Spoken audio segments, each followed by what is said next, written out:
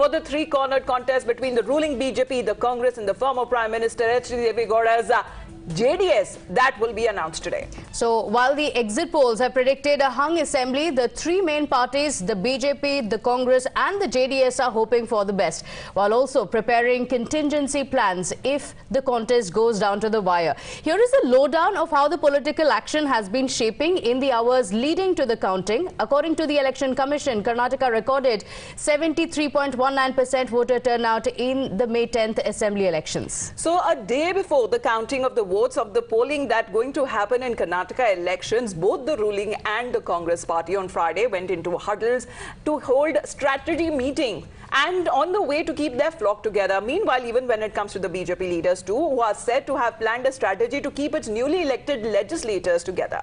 So while in front of the cameras, both the Congress and the BJP leaders are exuding confidence about getting majority very comfortably, the discomfort stemming from the awareness that the tide could turn anyway is visible. The biggest sign of this came from the State Revenue Minister R. Ashoka, who said that the BJP will form the government even if it did not emerge as the single largest party, and its plan B is in place. ಇನ್ನೊಂದು ವರ್ಷದಲ್ಲಿ parliament ಅದನ್ನು ಕೂಡ ಗಮನದಲ್ಲಿ ಇಟ್ಕೊಂತೀರಿ. Parliament ಚುನಾವಣೆಯನ್ನು ಗಮನದಲ್ಲಿ ಇಟ್ಕೊಂಡು ನಾವು ಪೂರ್ಣ ಬಹುಮತ ಬಂದೇ ಬರುತ್ತೆ ಅಂತ ವಿಶ್ವಾಸದಲ್ಲಿ ನಾವು ಆಗಲೇ ತಯಾರಿ ಮಾಡ್ತಾ ಇದ್ದೀರಿ. ಅಕಸ್ಮಾತ್ ಬರಲಿಲ್ಲ ಅಂದರೆ ಬಿ ಫಾರ್ಮುಲಾನು ರೆಡಿ ಇದ್ದೇ ಇರ್ತದೆ. ನ್ಯಾಚುರಲ್ ನಾವು ವೇರ್ ಎ ಪೊಲಿಟಿಕಲ್ ಪಾರ್ಟಿ, ನಾವೇನು ಸನ್ಯಾಸಿಗಳಲ್ಲ. ನಾವು ಬಿ ಪ್ಲಾನನ್ನು ready ಮಾಡಿರ್ತೀರಿ.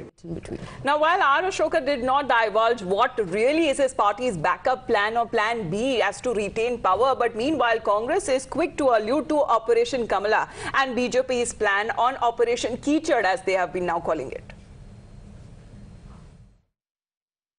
We are forming the government. The signals which are coming from the various exit polls are giving a clear-cut majority to the Congress party, and whatever Operation Kichad they want to do, they can continue, because Operation Kichad, whatever they had done in the past, had given a dent to the democracy of our country. So there is nothing like protection or disprotection. I am telling you, whatever BJP is telling, whatever they are saying is clear-cut frustration. Talk to Gundu Ravji, but I am telling you as an official spokesperson, we are very sure about our MLAs who are going to be elected tomorrow. We are confident of a majority. All our own surveys, even the central government intelligence bureau surveys, even all surveys are showing that we will be able to get a majority. So we are not too much worried.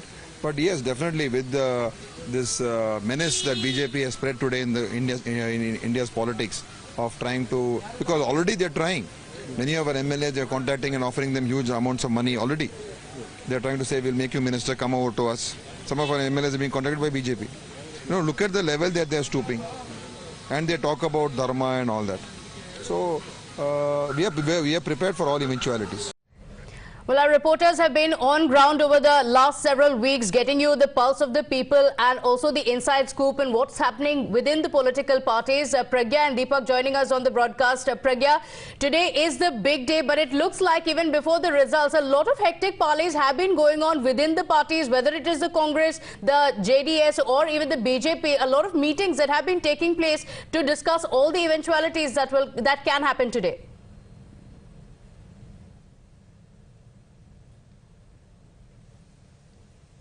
That they can get, and if there is any shortcoming.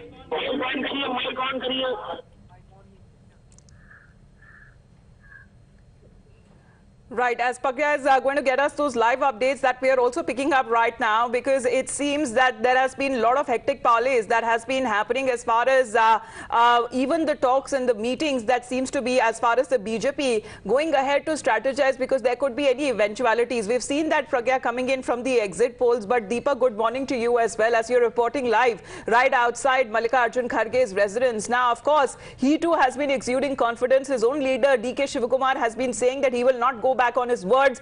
141 are the seats that the Congress party is now expecting.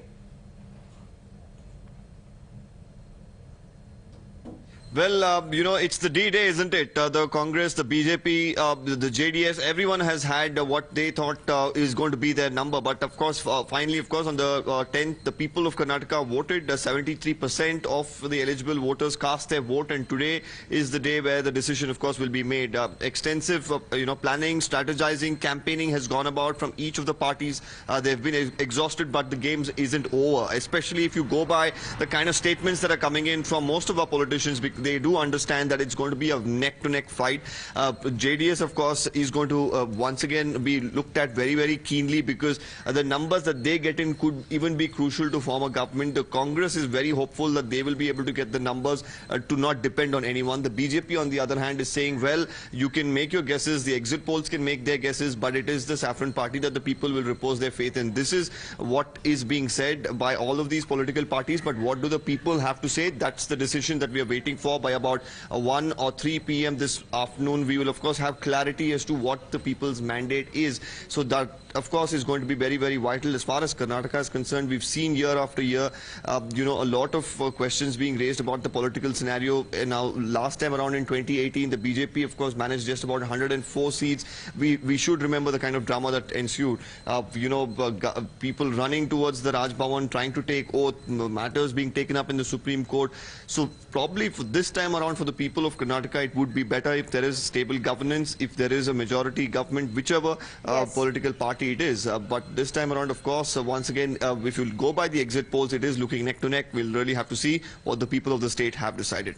Absolutely. And, we've also been keeping an eye on what has been happening within the parties. Extremely interesting with a close contest. The chances of a hung assembly also on the anvil. The JDS also appears to be weighing its options. Here is what Tanveer Ahmed said.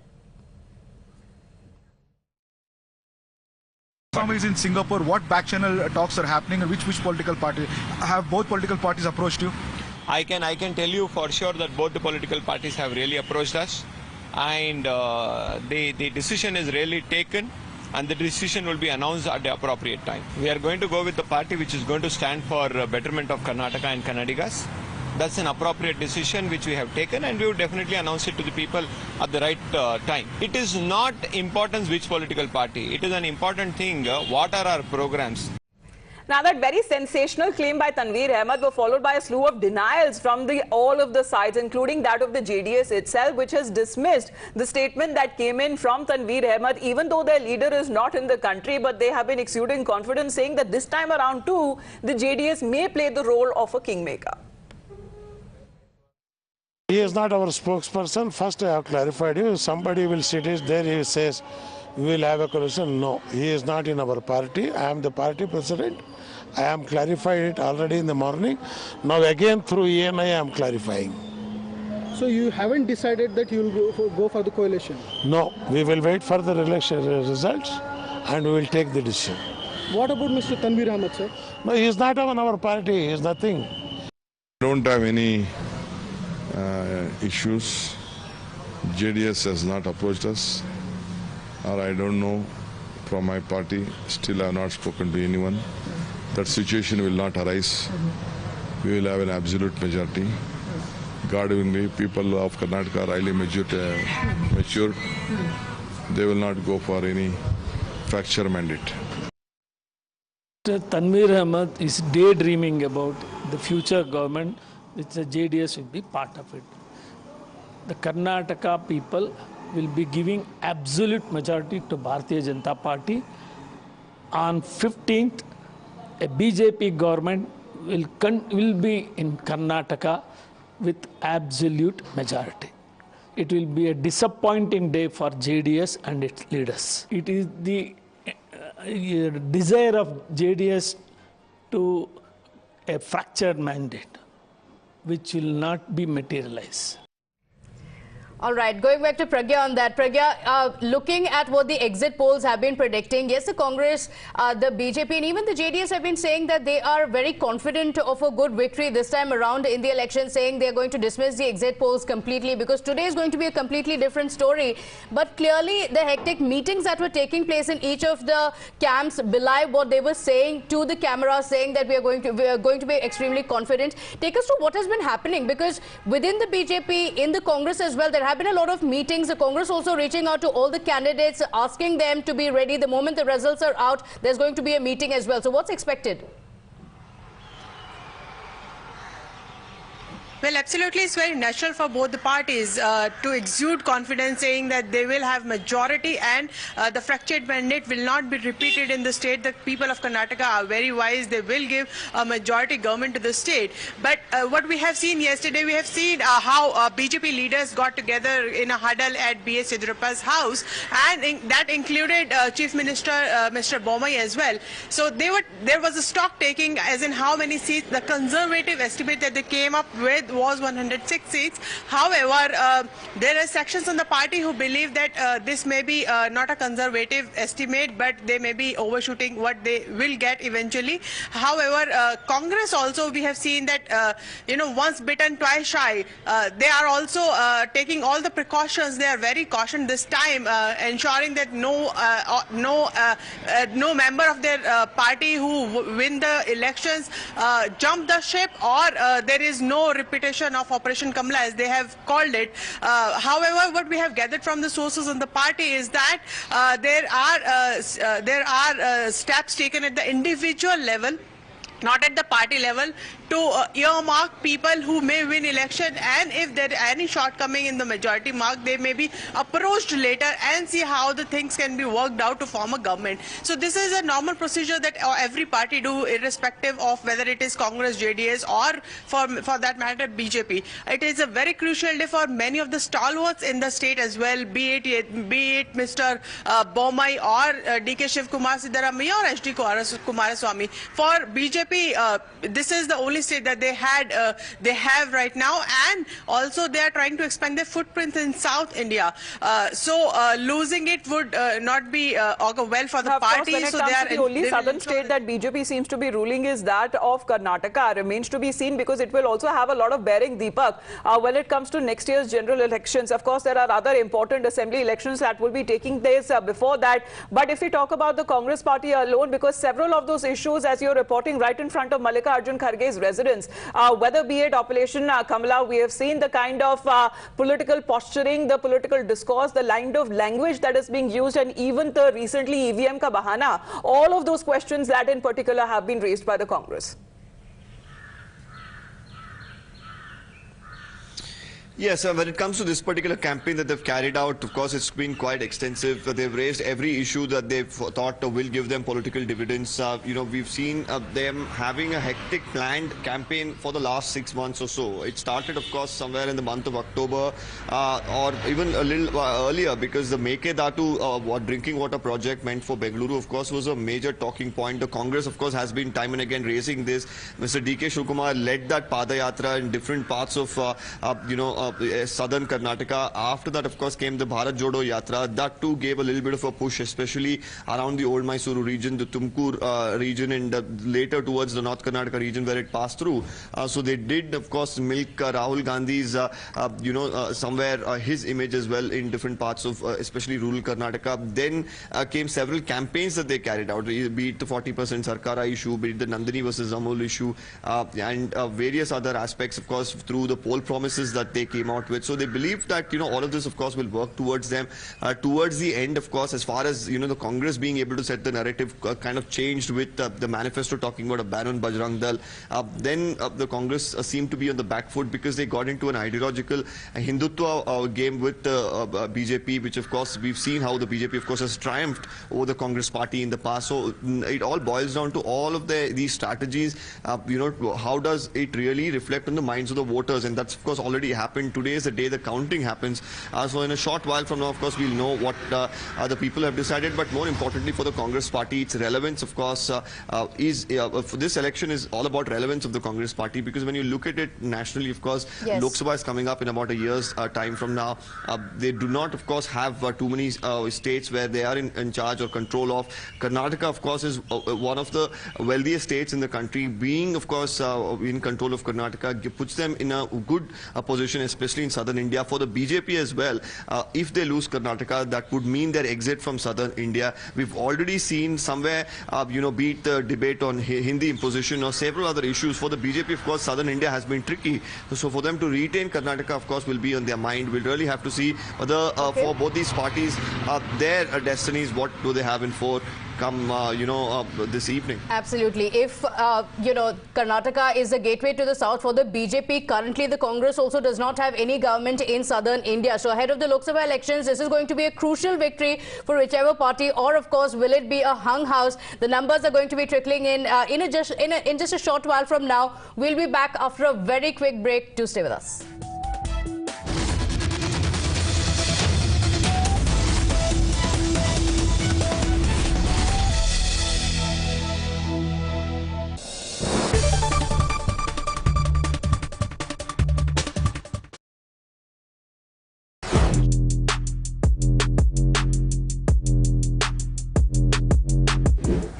Guys, MG Comet के interior की कहानी अब हम आपको सुनाते हैं। Fan को करते हैं थोड़ा स्लो और शुरू करते हैं किससे। ठीक है, तो यहाँ पे सबसे पहले आपको बताएं कि इसे स्टार्ट करने के लिए चाबी कहाँ गई भाई? चाबी मेरे पॉकेट में है। तो इसे स्टार्ट करने के लिए आपको कोई इंजन स्टार्ट स्टॉप बटन नहीं मिलेगा। क्यों? क्योंकि आप इस खूबसूरत सी क्यूट सी जो चाबी है उसका अनलॉक बटन दबाइए, इस कार में बैठिए, 2 बार ब्रेक पेडल को दबाइए और car is ready to go. तो एक ये इंटरेस्टिंग आपको एस्पेक्ट इसमें देखने को मिलेगा। इसके अलावा 10.25 इंच के आपको 2 स्क्रीन यहाँ देखने को मिल रहे हैं। इंटरेस्टिंग इंप्रेसिव चीज़ ये है कि यहाँ पे आपको जो लुक और फील है और जो फीचर्स है, एमजी की गाड़ियों में आपने फीचर्स वैसे भी काफ़ी जो लिस्ट रही है उससे लंबा ही देखा है उस लिस्ट को। यहाँ पे भी आपको हिसाब से ये लोडेड ही नज़र आएगी। एंड्रॉयड, एप्पल कारप्ले, ये सभी आपको वायरलेस भी आपको इसमें ऑप्शन देखने को मिलेगा। और जो फील है, जो इसका रिस्पॉन्स, वो मुझे काफ़ी अच्छा इम्प्रेसिव सा लग रहा है। और जो डिस्प्ले है वो काफ़ी वाइब्रेंट सा भी आपको देखने को मिलेगा। राइट साइड में जो इंस्ट्रूमेंटेशन की जगह, अब इलेक्ट्रिक कार है तो वहाँ पर इंफॉर्मेशन तो आपको अलग अलग सेटअप में मिलेगा। लेफ्ट साइड में वोल्ट, करंट और पावर वगैरह की जानकारी आपको मिलेगी। ऊपर जो है कुछ एक जो साइंस है उसमें एक यूनिक या एक अलग चीज़ आपको देखने को मिलेगी। पिछली सीट पर जब आप बैठे हैं, सीट बेल्ट आपने नहीं लगाया तो भी इसमें बीपर जो है आपको याद दिलाएगा। राइट साइड में यहाँ पर फिलहाल न्यूट्रल में है गाड़ी, वो दिखा रही है। स्पीड आपको दिखाएगी 72% बैटरी इसमें बची है। जो रेंज है वो 144 किलोमीटर इसमें देखने को मिल रहा है और ओडो इसका 199 किलोमीटर दिखा रहा है। यहाँ पर लेफ्ट में एक आप ग्रीन में छोटा सा देखेंगे इको मोड, उसे आप चेंज कर सकते हैं। यहाँ पर ड्राइव सेलेक्ट मोड है या ड्राइव मोड सेलेक्ट, इसे जब दबाएं तो यहाँ नॉर्मल मोड होगा, स्पोर्ट्स मोड होगा और इको मोड होगा। तो यहाँ पर जब मैं नॉर्मल मोड में दबाता हूँ तो रेंज इज 142, स्पोर्ट्स मोड में दबाया है तो range is 142। So I guess जब ड्राइव करेंगे तब शायद इसमें चेंज हमें नज़र आएगा। इसके परफॉर्मेंस के बारे में भी हम तब डिटेल में बात करेंगे।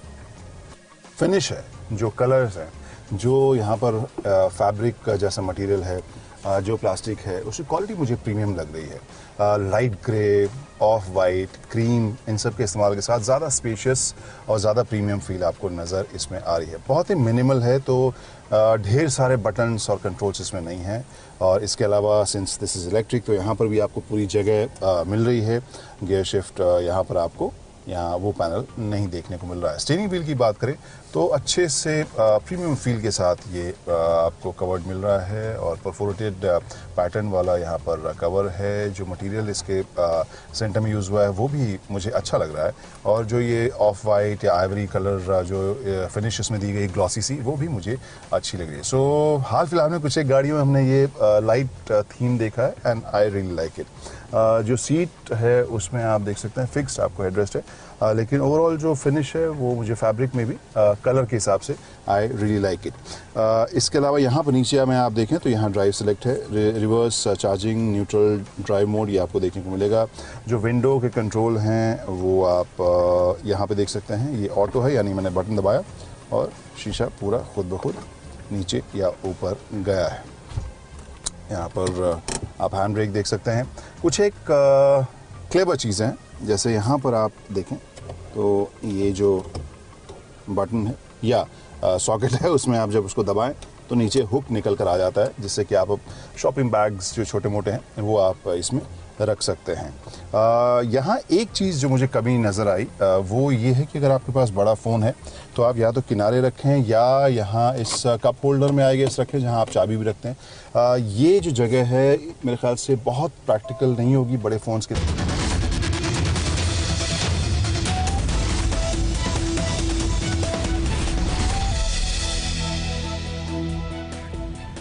Welcome back to our super exclusive coverage. Results Day live right here on Times Now, because there is over an hour left for the counting to begin, for the early trends to start to trickle in. Let's take a look at how Karnataka voted back in 2018. While also that time it was a hung assembly 5 years ago, the BJP, however, emerged as the single largest party with 104 seats, falling short of a simple majority by 9 seats. But in the post-poll maneuverings, the BJP lost out. The Congress with the 80 MLAs and the JDS with 37 MLAs stitched to a coalition sarkar, which lasted barely 15 months before it was brought down by a group of at least 15 of those rebel MLAs. And now, as the main players in Karnataka wait for the counting, let's also take a look at what they had to say to the exit poll predictions. With some polls giving the Congress an edge, the mood among the party leaders is loaded with a lot of expectations. While Chief Minister Bommai exuded confidence in the BJP's return to power in Karnataka, the Congress President Mallikarjun Kharge said that his party would win with a thumping majority. Consistently telling you that Congress party would get comfortable majority. The exit poll also tells Congress party would come to power. I have done political engineering, social engineering, hard work. I have done a lot of this one. I think my number will not change. It is 141 with the absolute majority. I don't go by the exit polls. I don't go by whatever this. I am a very practical man on the field. However, when it comes to the exit polls, that were not very encouraging for the BJP, but its leadership has apparently refused to accept any of those predictions, with the leader after leader saying that they have the view that they have gathered from the workers and from the people on the ground is quite opposite of what is being predicted in the exit polls. While most of the exit polls giving the Congress an edge over the BJP in Karnataka Assembly Elections, Chief Minister Bommai has been saying the ruling party will come back to power with a comfortable majority, as he was confident with the party's ground reports. Exit polls are exit polls, and even these exit polls are going very close finish. So, but our information on ground is very clear that we are going to get 100% complete majority, comfortable majority, and the real poll results will be there on 13th. I think everybody should wait till 13th. I'm very confident, my party is confident that whatever might be the exit poll, whatever might be their reports, surveys, it doesn't hold good. And we are of a lot of confidence. Bharatiya Janata Party in the state of Karnataka, again we are going to come back with a comfortable majority for the very first time probably. So far in all elections we never got the simple majority. But this time we are going to definitely get the simple majority minimum. That is the minimum what I'm mentioning. One of the biggest factors this time around is also going to be B.S. Yediyurappa and the fact that he is not in electoral politics this time around. He has been the Chief Minister 4 times in the state, and before he withdrew from electoral politics, he is confident and said that the exit polls don't really reveal the true pictures. Wait and see after the result. Even now I am 100% confident because the government of the state and I know the pulse of the people of Karnataka. Even now I am telling you that we are going to get absolute majority and we are going to form the government. The question of Hangam Assembly does not arise at all. According to me, we are going to get 115 to 117 seats. So that's why I'm telling you that question of joining with JDS at present does not arise. Let us see after the election result over, then we will take appropriate decision. Our national leadership is going to take decision. Well, it would be in a couple of hours, the picture will start to become a little bit clearer with the early trends that will give a clear-cut indication of exactly what's in store. But let's take a look back at the campaign as well, because we have been looking at the heat and the dust that kicked it up. Of course, extensive campaigning that has been done by the star campaigners of all of the three parties. It's a three-cornered fight that we are looking at taking place in Karnataka today.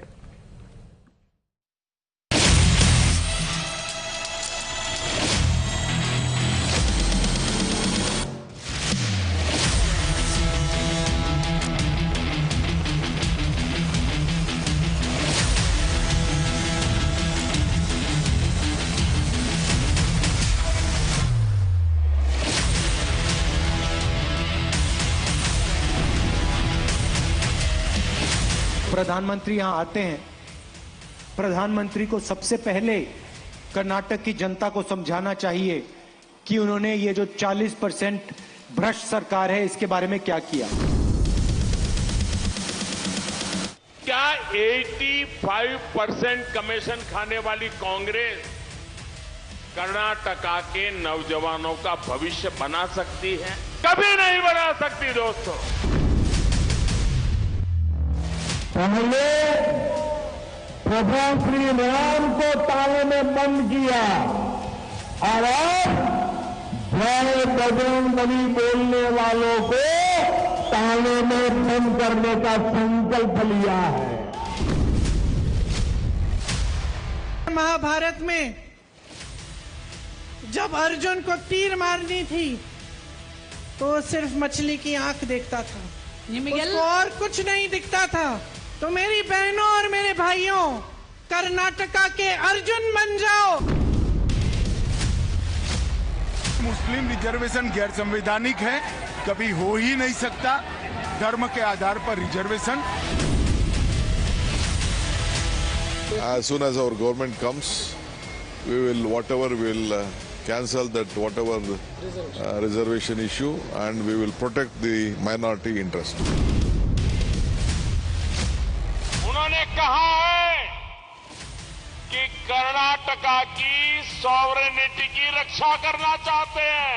Congress जो कह रही है इसका मतलब है कि कांग्रेस कर्नाटका को भारत से अलग मानती है। टुकड़े टुकड़े गैंग की बीमारी कांग्रेस में इतनी ऊपर तक पहुंच जाएगी, मैंने कभी सोचा तक नहीं था।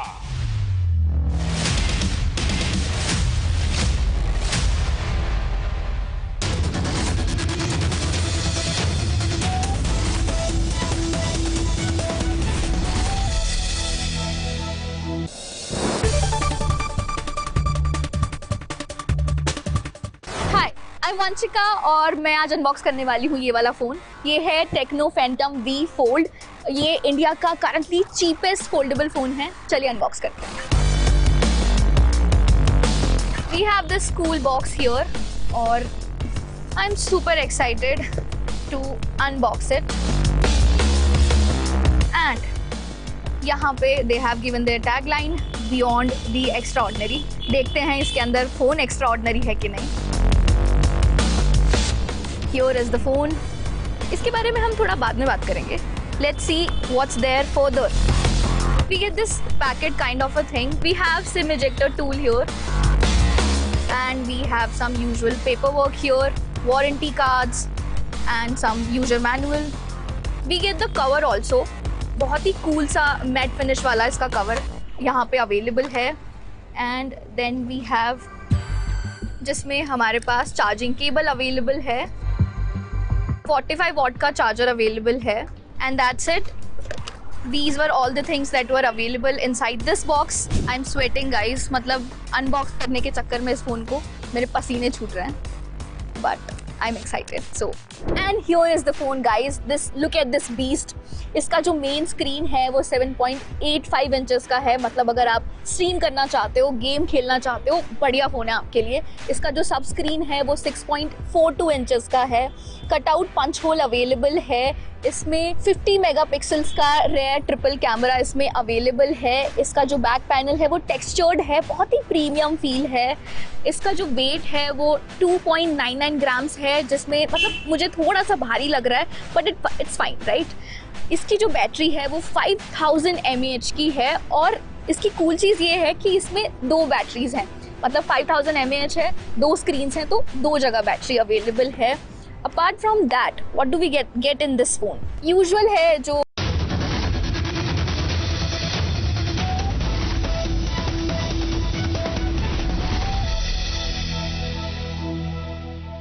Good morning, viewers, and welcome back. Today is Karnataka's big day, a day of reckoning for many in the southern state. Welcome to India's election news headquarters. Times now for the widest coverage of the Karnataka election result day. Stay tuned to Times Now for the most accurate and the fastest updates from across Karnataka. The results for the three-cornered contest between the ruling BJP, the Congress, and the former Prime Minister H.D. Devegowda's JDS will be announced today.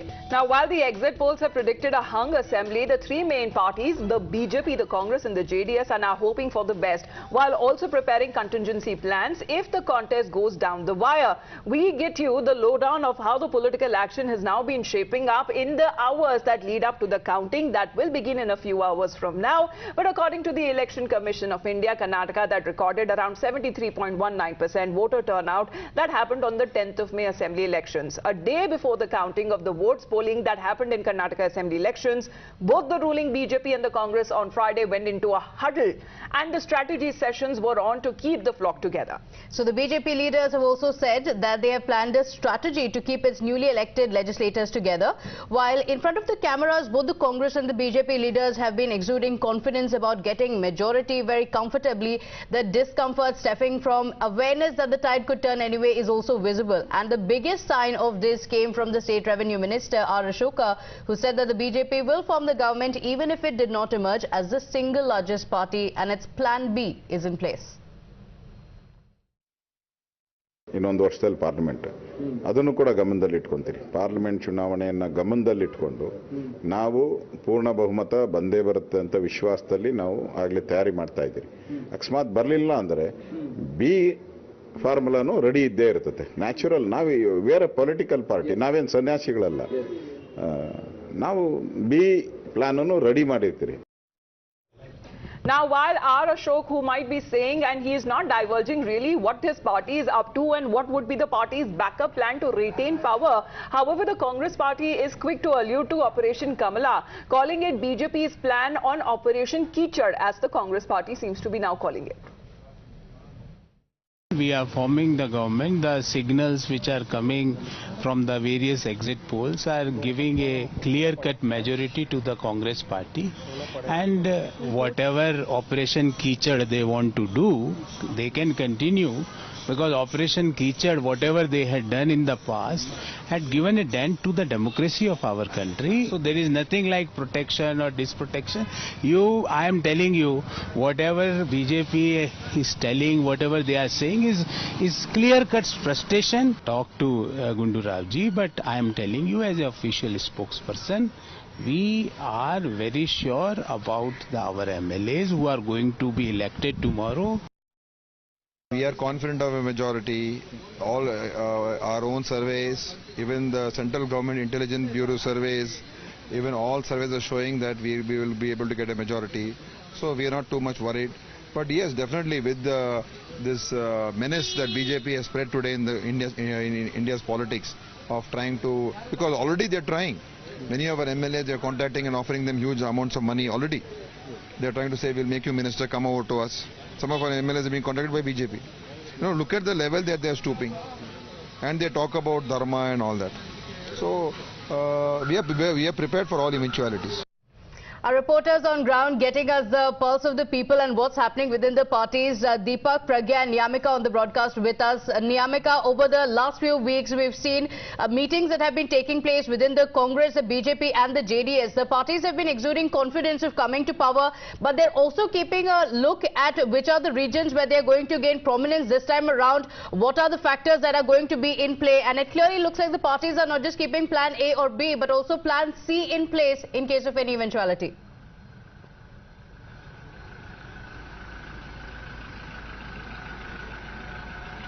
Well, absolutely. As a series of meetings took place last evening only in Bengaluru, we have seen that how the Congress party's senior leaders have started coming in Bengaluru, which also includes KC Venugopal, Randeep Singh Surjewala, and there was a meeting that took place between DK Shivkumar Siddaramaiah, Randeep Surjewala and KC Venugopal, as the Congress party has been clearly stating that they are prepared for any kind of eventuality, as they are also taking a plan B in action, because they are alleging that BJP can stoop so low that they can also try to contact to the MLAs of the Congress party. And for that matter, on the other side, we have also spoken to some of the leaders of the BJP as well, and they are saying that we are quite confident over the fact that we are going to get majority in this election as well. And right now also we are standing outside the residence of Chief Minister Basavaraj Bommai, and yesterday various statements have been come on the part of the Chief Minister himself, and he has also mentioned that we are quite confident over the fact that BJP is surely going to have majority in these assembly elections as well. But this is a crucial election, which if we talk about Basavaraj Bommai as well, because as per this schedule, we have got to know that he will first go to Haveri, where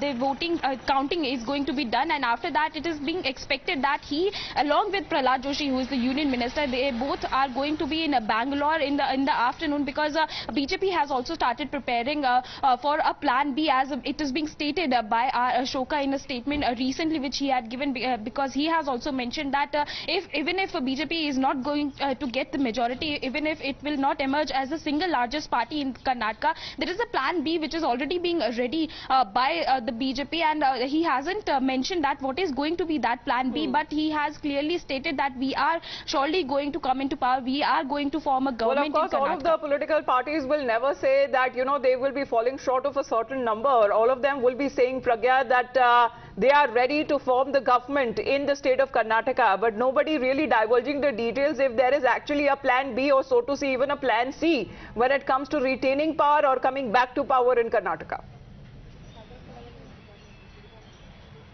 I mean, yes, we can see, both the camps are very anxious as well. They are anticipating, they're hoping for a majority government, but they're also anticipating a fractured mandate, and for that both the political parties need to be prepared. Interestingly, JDS also hopes to be the kingmaker. Whether it will emerge as a kingmaker or not, results will tell. We'll start getting the trends very soon, but BJP and Congress both are keeping their lines, back channel talks with their individual and as well as with the parties open. They have been, the top leaders in the state are in the process of speaking to their respective people who are close to them in other parties, if they can jump the ship. Obviously all these things will go on, and they will try to have at least some plan B as a backup, just in case there is a fractured verdict. So having said that, we are standing at the residence of Mr. B.S. Yedurappa, who is a very big Lingayat stalwart BJP leader in the state. We have seen how Mr. Bommai met him along with other senior ministers in his cabinet and top leaders of the BJP yesterday. They also did a stock taking. However, what they said that they had apparently given a conservative number of seats that they are going to win.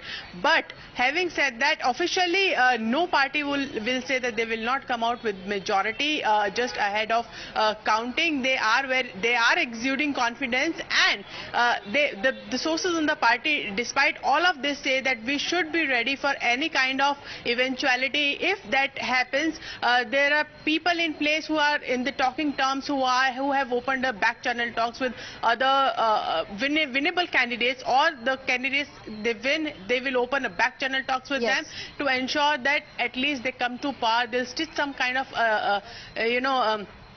the alliance, or if there are individual to individual marking, whether they can jump the ship or not. All these probabilities are still open in the state. And that's also one of the reasons why the Congress leaders also reached out to their MLA candidates. Yesterday a meeting took place, today as well. As the numbers start trickling in, the Congress party is going to immediately call for a meeting, as the leaders themselves have revealed. But remember, in the event of a hung assembly, the JDS gets to be the kingmaker and has a possibility of being the king as well, which is why a lot of focus was on the JDS, which also made a sensational claim yesterday. The Tanveer Ahmed, one of the leaders of the JDS, saying that we're keeping our options open, we are talking to all the parties. But that was met with a lot of denial from the JDS leaders. He is not our spokesperson. First, I have clarified you. Somebody will sit there, he says, we will have a coalition. No, he is not in our party. I am the party president. I am clarified it already in the morning. Now again through ENI I am clarifying. So you haven't decided that you will go for the coalition? No, we will wait for the election results and we will take the decision. What about Mr. Tanveer Ahmed, sir? No, he is not on our party. He is nothing. Don't have any issues. JDS has not approached us, or I don't know from my party. Still I have not spoken to anyone. That situation will not arise. We will have an absolute majority. God willing, people of Karnataka are highly matured. They will not go for any fracture mandate. Tanveer Ahmed is daydreaming about the future government, which the JDS will be part of it. The Karnataka people will be giving absolute majority to Bharatiya Janata Party. On 15th, a BJP government will be in Karnataka with absolute majority. It will be a disappointing day for JDS and its leaders. It is the desire of JDS to a fractured mandate, which will not be materialized. Well, Deepak, when we talk about the JDS here in particular, being a regional party, how big does a role that it plays, especially when it comes to a kingmaker? Because it happened back in 2018. However, we have seen on numerous occasions a very emotional HD Kumaraswamy, who has been saying that he was backstabbed by the Congress party. Now what happens? Yes, it's a precarious situation for the Congress party, especially when you look at how the relationship has become very sore, especially with Mr. Siddaramaiah. For Mr. H.D. Kumaraswamy to go back with Siddaramaiah at the helm of affairs is going to be a very, very tricky situation and quite unlikely as well. Now, for the Congress party, yes, there is a possibility, considering as far as, the party, both the parties branding themselves as secular parties against the BJP, they would, of course, be natural allies. But we've seen in different parts of the country, well, ideology and all of these issues, of course, are up until the elections. And once the elections are over, as far as government formations are concerned, every party, of course, goes beyond, that line that they have drawn for themselves in terms of ideology, in terms of what the party symbolizes or stands for, be it in Kashmir, where we've seen alliances which are quite different from the ideology, be it very recently with Mr. Uddhav Thackeray and the NCP and the Congress coming together, where, what the Shiv Sena really spoke about was completely against what the Congress or the NCP stand was, but then they came together to form a government. So here in Karnataka, we cannot rule out that the BJP and the JDS as well could go together. We've seen some, MLA or rather candidates themselves say that the BJP and the JDS have already had some sort of an understanding before the elections itself. So it's a very tricky situation to really guess what the JDS does. Of course, they will look at the interests of their own party because we should understand that apart from, back in 1994, they haven't been really able to make a dent by themselves. So they have somewhere been that party, especially in southern Karnataka, which has had a lot of prominence, just few pockets in Kalyan Karnataka as well. And using those, 30, 35, 40, around those seats that they've managed, they've wanted to, of course, be a part of governance. They've done that in 2009. We've seen them do that in 2018 as well. And they will hope that this time, if they don't, do very well for themselves, even then, they would be able to penetrate into the seat of power through a means that we've seen, that is a coalition. So which is a party that is going to get the backing of the JDS, so it will be all eyes on Kumaraswamy. That is, of course, if no party is able to get a majority here. But at this point in time, both the Congress and the BJP are saying, exit polls have predicted that the number of seats for the JDS have been reducing, but like Chief Minister Basuraj Bommai said, exit polls are exit polls, they're not the results. So today, as the numbers come in, then we will know what the exact picture is. Request you to stay on with us. We're slipping into a very short break here. We'll be right back with which are the regions to watch out for in Karnataka.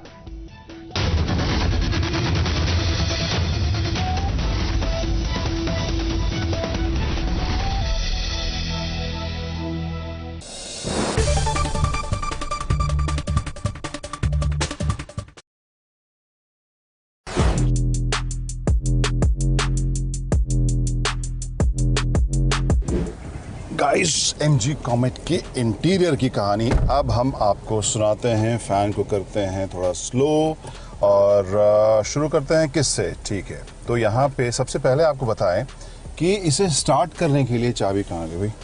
चाबी मेरे pocket में है। तो इसे start करने के लिए आपको कोई इंजन स्टार्ट स्टॉप बटन नहीं मिलेगा। क्यों? क्योंकि आप इस खूबसूरत सी क्यूट सी जो चाबी है उसका अनलॉक बटन दबाइए, इस कार में बैठिए, 2 बार ब्रेक पेडल को दबाइए और car is ready to go. तो एक ये इंटरेस्टिंग आपको एस्पेक्ट इसमें देखने को मिलेगा। इसके अलावा 10.25 इंच के आपको 2 स्क्रीन यहाँ देखने को मिल रहे हैं। इंटरेस्टिंग इंप्रेसिव चीज़ ये है कि यहाँ पे आपको जो लुक और फील है और जो फीचर्स है, एमजी की गाड़ियों में आपने फीचर्स वैसे भी काफ़ी जो लिस्ट रही है उससे लंबा ही देखा है उस लिस्ट को। यहाँ पे भी आपको उस हिसाब से ये लोडेड ही नज़र आएगी। एंड्रॉयड, एप्पल कारप्ले, ये सभी आपको वायरलेस भी आपको इसमें ऑप्शन देखने को मिलेगा। और जो फील है, जो इसका रिस्पॉन्स, वो मुझे काफ़ी अच्छा इम्प्रेसिव सा लग रहा है। और जो डिस्प्ले है वो काफ़ी वाइब्रेंट भी आपको देखने को मिलेगा। राइट साइड में जो इंस्ट्रूमेंटेशन की जगह, अब इलेक्ट्रिक कार है तो वहाँ पर इंफॉर्मेशन तो आपको अलग अलग सेटअप में मिलेगा। लेफ्ट साइड में वोल्ट, करंट और पावर वगैरह की जानकारी आपको मिलेगी। ऊपर जो है कुछ एक जो साइंस है उसमें एक यूनिक या एक अलग चीज़ आपको देखने को मिलेगी। पिछली सीट पर जब आप बैठे हैं, सीट बेल्ट आपने नहीं लगाया तो भी इसमें बीपर जो है आपको याद दिलाएगा। राइट साइड में यहाँ पर फिलहाल न्यूट्रल में है गाड़ी, वो दिखा रही है। स्पीड आपको दिखाएगी, 72% बैटरी इसमें बची है। जो रेंज है वो 144 किलोमीटर इसमें देखने को मिल रहा है और ओडो इसका 199 किलोमीटर दिखा रहा है। यहाँ पर लेफ्ट में एक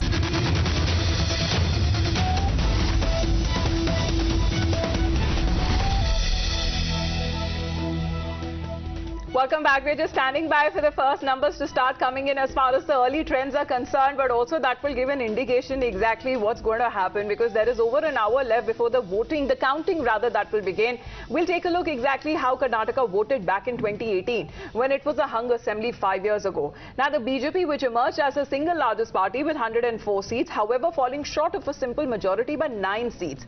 But in the post-poll maneuverings, the BJP lost out. It was the Congress with the 80 MLAs and the JDS with 37 MLAs that stitched a coalition sarkar, which barely lasted for 15 months before it was brought down by a group of at least 15 of those rebels time and again as they joined the ranks of the BJP. So unfortunately, resort politics has been synonymous with Karnataka over the last few years. But now, as the main players in Karnataka wait for the counting, let's also take a look at what they had to say about the exit poll predictions. Some polls giving the Congress party an edge. The mood among the party leaders is loaded with a lot of expectations.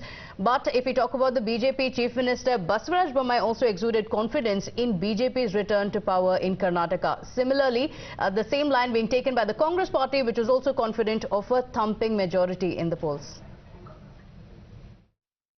Consistently telling you that Congress party would get comfortable majority. The exit poll also tells Congress party would come to power.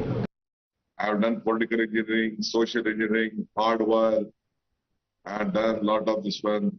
I think my number will not change. It is 141 with the absolute majority. I don't go by the exit polls. I don't go by whatever this. I am a very practical man on the field. Meanwhile, the exit polls were not very encouraging for the BJP, but its leadership, however, has refused to accept any of those predictions, with leader after the leader have been saying that the view have gathered is from the workers and from the people on ground is quite the opposite, which has now been predicted by the exit polls. With most of those exit polls giving the Congress a certain edge over the BJP in Karnataka Assembly Elections, Chief Minister Bommai has been saying that the ruling party will come back to power with a comfortable majority, as he is confident with the party's ground reports. Exit polls are exit polls, yes, and even these exit polls are going very close finish. So, but our information on ground is very clear that we are going to get 100% complete majority, comfortable majority, and the real poll results will be there on 13th. I think everybody should wait till 13th. I'm very confident, my party is confident that whatever might be the exit poll, whatever might be their reports, surveys, it doesn't hold good, and we are of a lot of confidence. Bharatiya Janata Party in the state of Karnataka, again we are going to come back with a comfortable majority for the very first time probably. So far in all elections we never got the simple majority, but this time we are going to definitely get the simple majority minimum. That is the minimum what I am mentioning. Even B.S. Yediyurappa, who was four-time Chief Minister before he withdrew from electoral politics, is confident and says that exit polls don't reveal the true picture. Wait and see after the result. Even now I am 100% confident because I go around on the state and I know the pulse of the people of Karnataka. Even now I am telling you that we are going to get absolute majority and we are going to form the government. The question of assembly does not arise at all. According to me, we are going to get 115 to 117 seats. So that's why I am telling you that the question of joining with JDS at present does not arise. Let us see after the election result over, then we will take appropriate decision. Our national leadership is going to take decision. Well, it's just a matter of a couple of hours that the early trends will start trickling in, giving in an indication exactly what's in store. But as far as the campaign is concerned, we're looking at extensive campaigning that was done by all of these three parties, in particular with the star campaigners that had the heat and the dust that it kicked up, especially when it comes to the BJP, in particular the Congress party as well.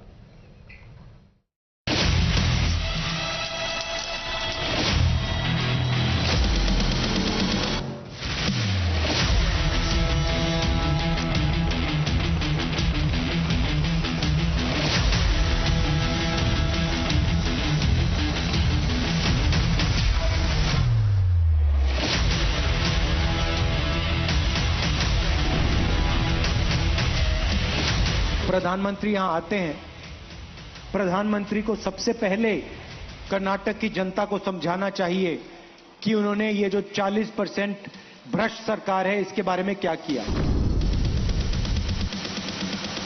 क्या 85% commission खाने वाली कांग्रेस कर्नाटका के नौजवानों का भविष्य बना सकती है? कभी नहीं बना सकती दोस्तों। पहले प्रभु श्री राम को ताले में बंद किया और अब जय बजरंग बली बोलने वालों को ताले में बंद करने का संकल्प लिया है। महाभारत में जब अर्जुन को तीर मारनी थी तो सिर्फ मछली की आंख देखता था, उसको और कुछ नहीं दिखता था। तो मेरी बहनों और मेरे भाइयों, कर्नाटका के अर्जुन बन जाओ। मुस्लिम रिजर्वेशन गैर संवैधानिक है, कभी हो ही नहीं सकता। धर्म के आधार पर reservation. As soon as our government comes, we will cancel that reservation issue and we will protect the minority interest.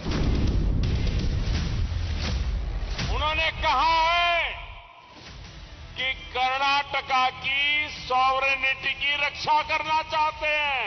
Congress जो कह रही है, इसका मतलब है कि कांग्रेस कर्नाटका को भारत से अलग मानती है। टुकड़े टुकड़े गैंग की बीमारी कांग्रेस में इतनी ऊपर तक पहुंच जाएगी, मैंने कभी सोचा तक नहीं था।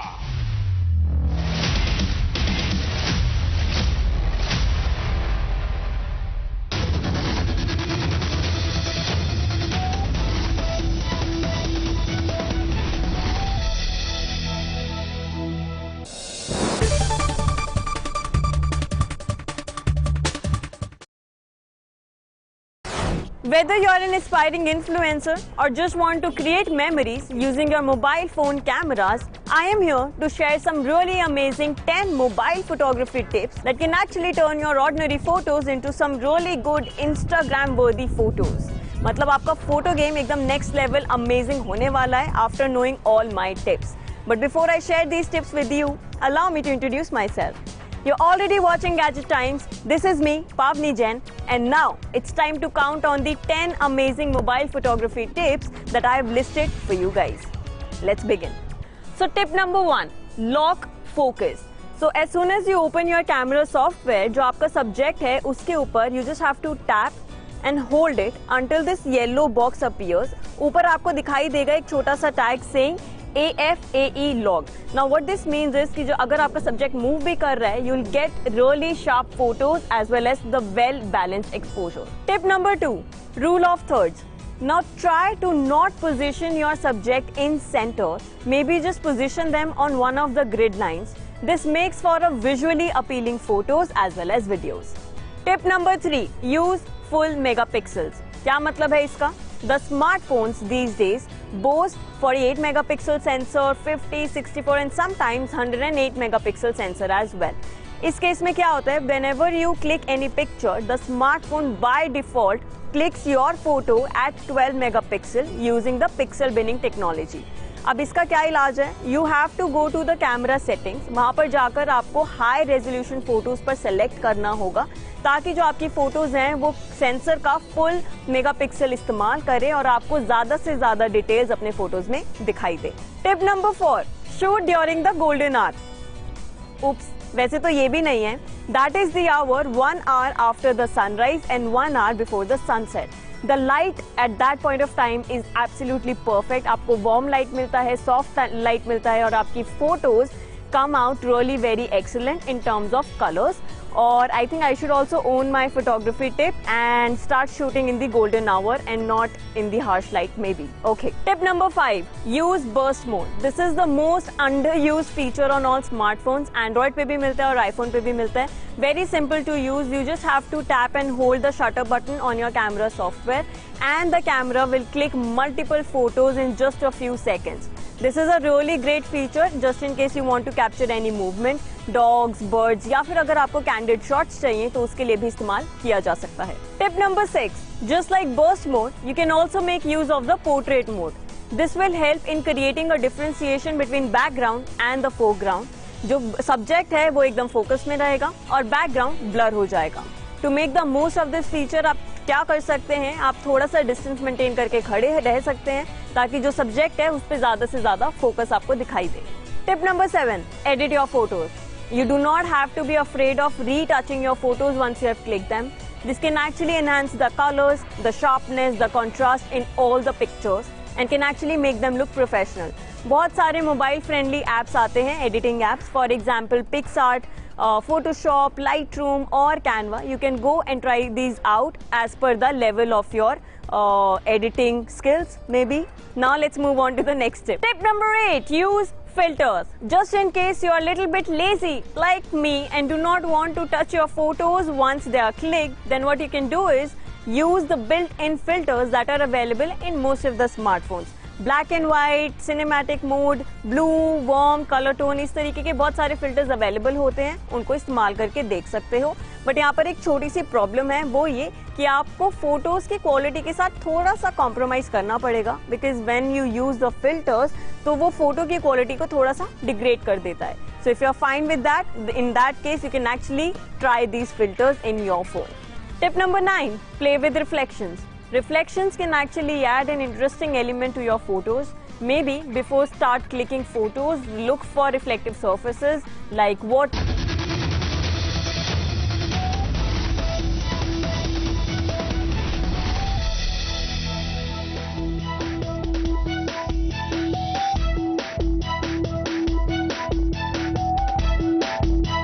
Very good morning to you viewers from India's election news headquarters. Over the next 12 hours, we are going to be bringing you the projections and the results for the Karnataka election. It's the big one. It's the first real major election of this year, and it promises to set the tone for the 2024 general elections. It's the big one, and obviously the stakes are very high. Why are the stakes high? Because, viewers, the Bharatiya Janata Party wants to convince all of us that it is truly the pan-Indian party, that it has now suggested that it lays claim to that title. The Congress party is perhaps has a chance only in this one particular state in the south. So Karnataka is really the gateway to the south, viewers.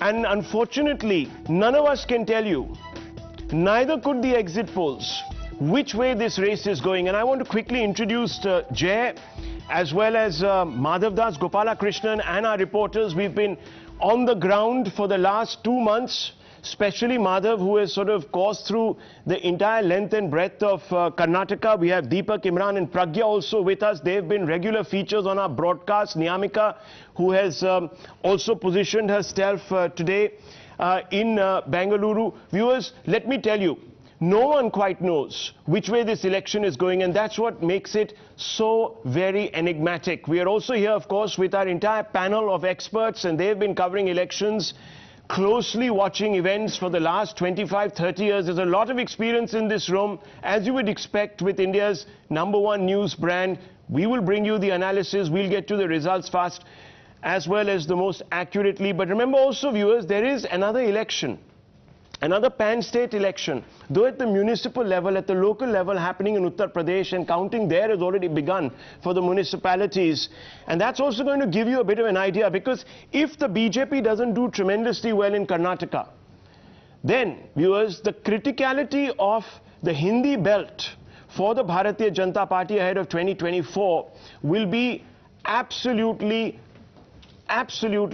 forward and forefront, because if they don't do well, then their best hope will be the Hindi belt, and there the first indications will start coming from today in Uttar Pradesh, because Uttar Pradesh, as you know, viewers, is central to the BJP strategy to return in 2024 with as much a mandate or perhaps greater. But let me quickly come across straight to you, Jay and Madhav. Madhav first, how open is this contest? Well, Rahul, I think this is perhaps, one election where nobody could have gone in with a foregone conclusion that this is one party that's going to win, A or B. It has been a close contest, even for the Congress, which I can tell you the exit polls are giving an edge to. Even for them, it has not been easy. Not just their internal, factions that have been fighting out with each other, but also the very fact that they've had to battle it out very hard. They've had to, for instance, face the heat and the backlash of issues such as Bajrang Bali, push back with their own temple runs and push, etc. It has been a very, very closely contested election, whether you talk about the JDS, whether you talk about the Congress, or you talk about the BJP. Whatever the results may ultimately do, both sides have really had to put their best foot forward. Remember, for the Congress, they've had to pull out Sonia Gandhi to come out and campaign for them. She's been on the campaign trail for after 4 years, in that big rally in Hubli. So big heavyweights as far as the Congress are concerned, but the Congress's troubles perhaps could be bigger more than before the election rather than after the counting once it takes place, because which of the regional satraps will they be able to satisfy? Because there always is a risk that if you satisfy one of them, two others could get upset, and that could be big 6% question that you sort of were talking about, suggesting that this election is not over, and one should never go by opinion poll projections, exit poll projections, because things can change, obviously, and it's always fraught with danger to second guess the electorate, Jet. So I'm just going to ask you simply this. The BJP has lesser ground to make up, in the sense that they have pretty good lead in the seats they hold. The Congress have held on to seats with tenuous margins, and therefore they'll have to make up greater vote share, won't they? Yeah. No, it's very interesting. This is the first past the post system. The lay of the land in Karnataka is such that the BJP is more concentrated than the Congress. Therefore, the vote to seat conversion of the BJP is more efficient than the Congress. So what happens is, if for the BJP the threshold to come to power is something like 33 or 34%, the same threshold to come to power for the Congress is about 40 or 41%. So therefore, unless that 40, 41 minus 33, 34, unless that 6% gap is maintained, the Congress does not go beyond a simple majority. That's very interesting, and we've got statistics, viewers, to back us up on that, and I'll just go to the plasma wall in just a few moments. I want to go straight across to Deepak first. Good morning, Deepak. You're outside DK Shivkumar's residence. He's a man of numbers. He's probably got his calculator out already, getting inputs from various centers. As we warm up to this day, in 1 hour, viewers, the counting will begin. Now, Deepak, yesterday, Mr. DK Shivkumar was very, very, very confident, and he seemed to suggest that he has his finger on the pulse and they are pulling through. But the 6% factor, that 6% buffer that the Congress constantly needs above the BJP, that's the one thing they're going to be looking out for, isn't it? Absolutely, and while of course he's exuberating a lot of confidence that they're going to hit about 140, but you know, Mr. DK Shivkumar has been the go-to man for the Congress party when the situation gets tricky, and even here, if there is a situation where the Congress needs a few MLAs or needs to protect its own, they're probably going to go to him first to ensure that they keep the flock together. We've seen him do that with the Congress MLAs in Karnataka. We've seen him do that when the Gujarat elections happened. We saw him do that even during Maharashtra election. So he's somewhere the man who keeps the Congress flock together, and contingency plans have already been chalked out is what we've been told as far as the Congress party. We've seen some Congress leaders outrightly say it, that well, we've seen BJP indulge in Operation Lotus or Operation Kamala as it's popularly called here in Karnataka, because it's happened so many times, and once again we're looking at a very neck-to-neck election. As far as Mr. DK Shivkumar, as soon as the numbers start coming in, he will be out there making his calls, ensuring that everything is in order. But we should also here understand, Rahul, as far as Congress is concerned, their troubles don't end even if they do get a majority, because Mr. Siddaramaiah, Mr. DK Shivkumar, two faces, along with also G. Parameshwar, another person of course who's thrown his hat in the ring, being a Dalit face of the Congress party. The race for who becomes a chief minister is another big cause of concern that the Congress will have to handle. So their troubles of course don't end there. The BJP on the other hand is saying, well, you can say what you want, the exit polls can say what they want. As far as on the ground the BJP is coming back to power is their claim. Okay, let me bring in Imran also, who's outside the KPCC headquarters, if I'm not mistaken. Imran, we'll look at those numbers in just a few moments, but the fact of the matter is that if it comes to a hung situation, the Congress will have to do business with the JDS, and we know that Mr. Siddaramaiah and perhaps even Mr. DK Shivkumar are not very well disposed towards the JDS or vice versa. So that's another added situation that the Congress will have to deal with, because as you know, JDS plays for king. They don't play to make kingmaker, they play to be king.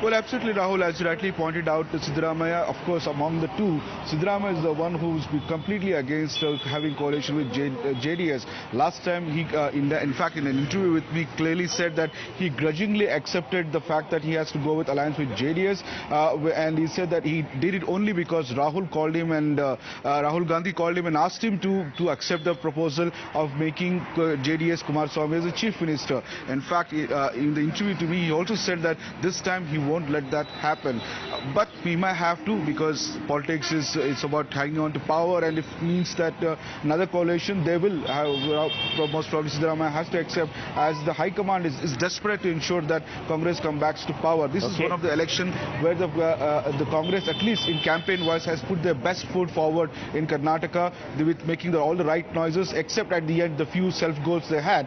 Apart from that, they have been very consistent in their campaign in Karnataka and been putting putting BJP on back foot, at least for till the when before Prime Minister entered into that as a last fray, when Prime Minister's rallies was quite an electrifying effect on BJP and especially on its workers. Ministerial factor is something that we'll have to account for. We'll have to look at that, because even in the last election in 2018, the Prime Minister did lift the Bharatiya Janata Party. Nonetheless, I'm going to go across to Pragya in just a few moments. Viewers, I'm just going to give you a quick overview of this 6% factor that the Congress really needs to surmount, because if they don't, there's a problem, and I'll tell you why. 1999, the Congress gets 132 seats with 41% of the vote share.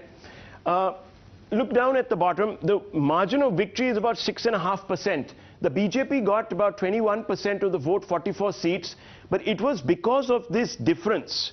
If you just add up JDU as well as the BJP, the alliance, you will see that it still amounts to, the Congress tally amounts to 6% more. That's the election they win. Now you come straight across here to 2013. Because this is a very interesting election, because here is when Yadurappa exits the Bharatiya Janata Party and takes away, the JDS gets about 20%, he takes away, Yadurappa takes away about 9 to 10% of the vote, the BJP has about 19. Add those two numbers up, and it's a difference of once again 6% between what the Congress actually got, which is 36%. So if they don't get this 6%, the Congress really gets stuck in a hung house situation. And that's really what happened here. And this is the fundamental aspect of it. And I really want to come across to all of you this morning. Good morning, Smita Prakash, Dr. Ranganathan, Ashutosh Ji, Mr. Raja Gopalan, and Dr. Suman C. Raman and Tehseen. Good morning. Very good morning to all of you. How are you calling this election? I really don't want to call an election ever in this country, because it is so unpredictable. And especially as Madhav was saying, that it is so closely contested, so bitterly fought, and so many issues. So I really wouldn't like to call it. But obviously the opinion polls, like we've been discussing, show that the Congress has an edge. But Mr. Kumaraswamy seems to have given an interview to a local daily in Karnataka, which says that the only way that he will support a government is if he's given the free run to do what he wants to as Chief Minister. The caveat being, it's understood that the only way he will support is if he is made Chief Minister. So it's interesting that he sees his role not diminishing in this election, despite what you showed in the plasma screen, that in 5 years he still thinks he's an X factor out there. Dr. Ranganathan, do you think we have a surprise tonight? Good morning. It's a very tough call, but I'm going to stick my neck out and say that ultimately I think Marriott is going to pip Taj and Oberoi's. Resort politics, you think it's going to come down to that, Ashutosh? Do you think it's going to come down to that? I don't think. I think it's a clear edge to the Congress party, and I don't see a close contest between the BJP and the Congress, because what opinion polls and exit polls are showing, that you are right, that if the difference between BJP and the Congress is more than 5%, I think every opinion poll and exit poll has shown there is a difference of 5%. If there is a difference of 5%, that means Congress is winning. And in a first past post system, it's almost impossible to predict how many numbers because once you cross that crucial numbers, critical numbers, then it can go to anywhere. Mr. Raja Gopalan, you set the tone. You set the tone this morning. And second thing, Rahul, my understanding, I will put it in very simple way. That's the only question I'm asking you. You're an insider. Simple way, I say, it's a hung house. BJP has an edge, and who is Sachin Pilot of Karnataka? Simple as that. Not Channi. Yesterday, day before yesterday, he went on Channi. Channi नहीं, चन्नी तो पंजाब है, ये तो राजस्थान है, उधर तो हरियाणा है, उधर तो कर्नाटका है. So who is going to be the Sachin Pilot in Karnataka? But I want to ask you, is Mr. B.S. Yadurappa on board fully? Yes, on board, 100%. 100%. Much more than Narendra Modi's. Okay, because there is talk. Madhav will tell you, and he has his ears very close to the ground there, he'll tell you that a large number of BJP leaders are second-guessing themselves on this one. Madhav? Well, absolutely. You know, one very important and undeniable fact is that Mr. Jagdish Shettar, who ultimately crossed over to the Congress, his ticket was being pitched for by B.S. Yadurappa. So there's questions over there as to what happened within the Lingayat camp. There's also this perception, this Brahmin versus Lingayat narrative that has been sought to be set up by people like H.D. Kumaraswamy. The Congress has time and again tried to capitalize on it, that Lingayats have been humiliated. Whether it actually works on ground is a completely different matter. And I can also tell you, I was there in Bangalore when Mr. B.S. Yadurappa comes for the manifesto release. All the leaders go up and they have have a meeting with the party president. Only Mr. B.S. Yedurappa sitting alone there on a sofa for 45 minutes refuses to go up. Why he didn't go, I don't know. Did you take but that image went viral. Did you take that picture? But that picture is there. It's there on the net. I can pull it out for you any minute. Pull it out. The body language of him sitting, with his shoulders tell hunched. 1,000 words. Absolutely. Yeah.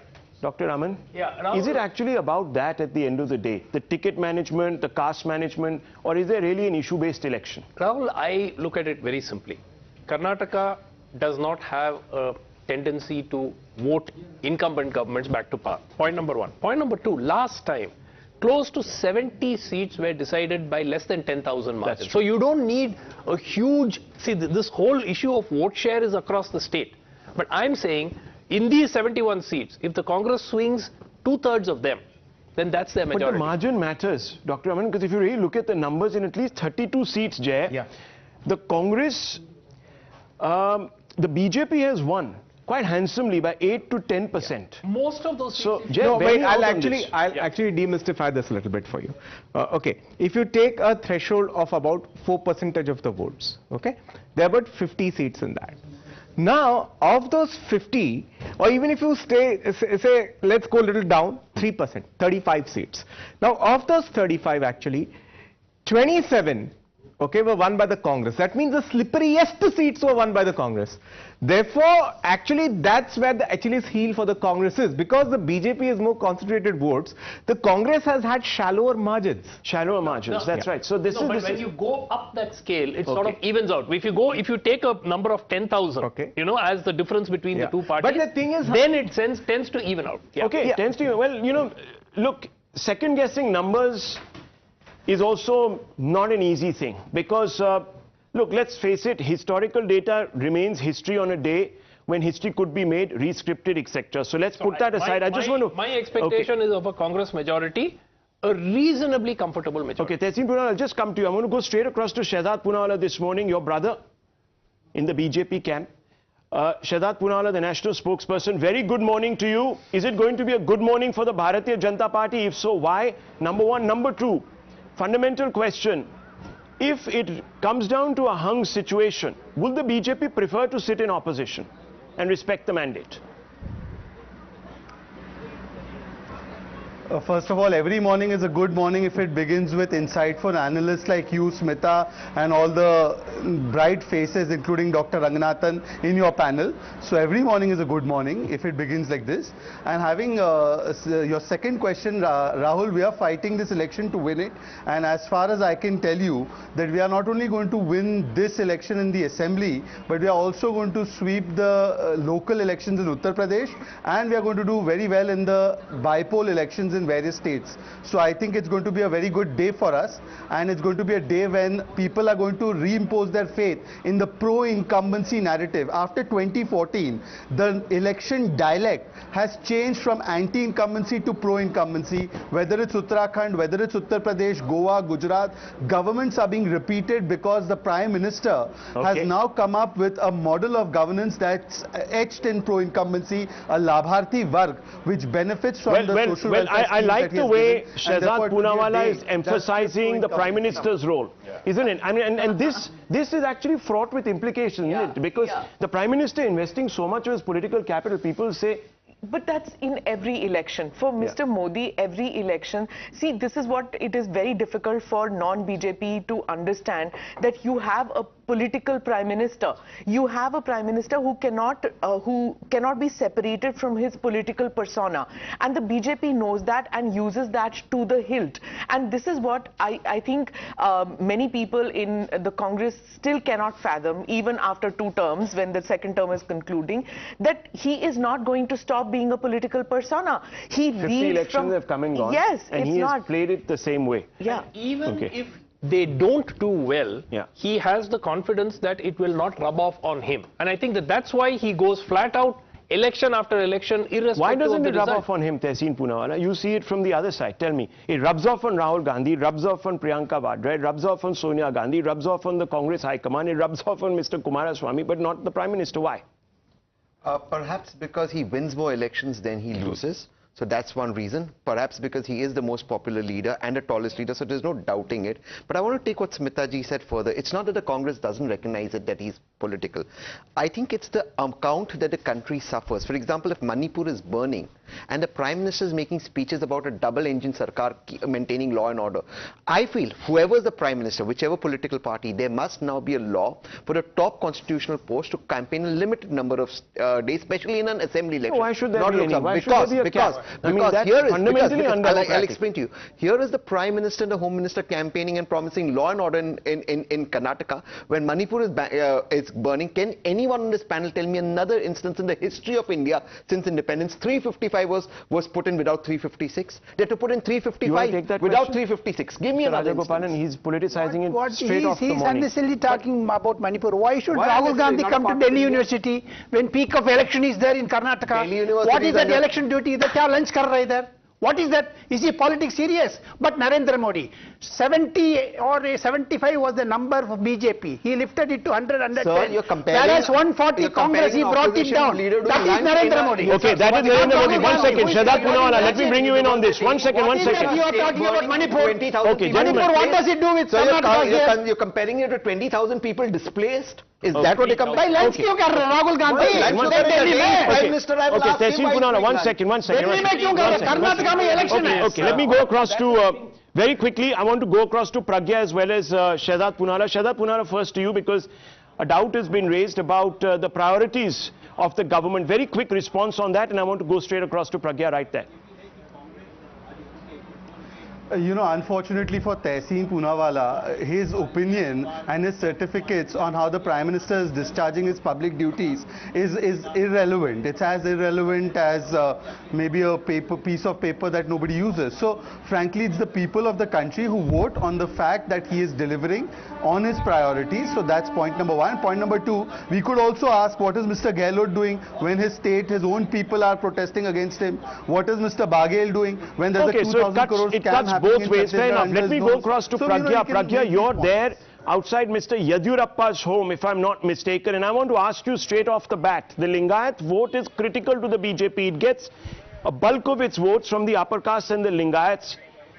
Are the Lingayats fully with the BJP? The last time in 2019, Jay, if I'm not mistaken, 70% of the 67% of the Lingayat vote or something like that went to the BJP? No, it's very interesting. In the assembly elections, it's always been above 61%. 61%. In 2019 Lok Sabha, it was 83%. 83%. So even I have sort of underplayed it. So Pragya. Even now, this time in the CSDS is in the Lingayat, 67% are still with the BJP. 67%.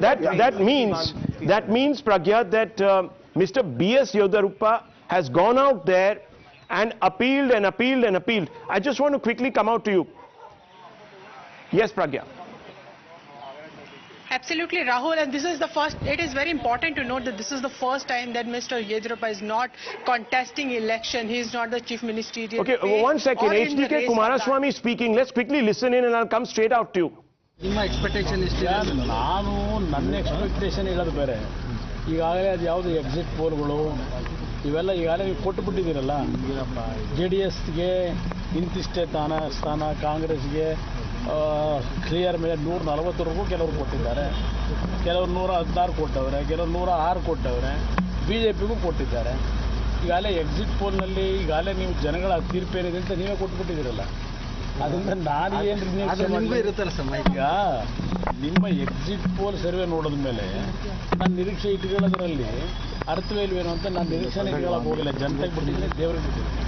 Kumaraswamy essentially saying that there are different positions that have been painted by exit polls. Can we really take them at face value? That's the primary question he's asking. What are all the chances for which party, which leader?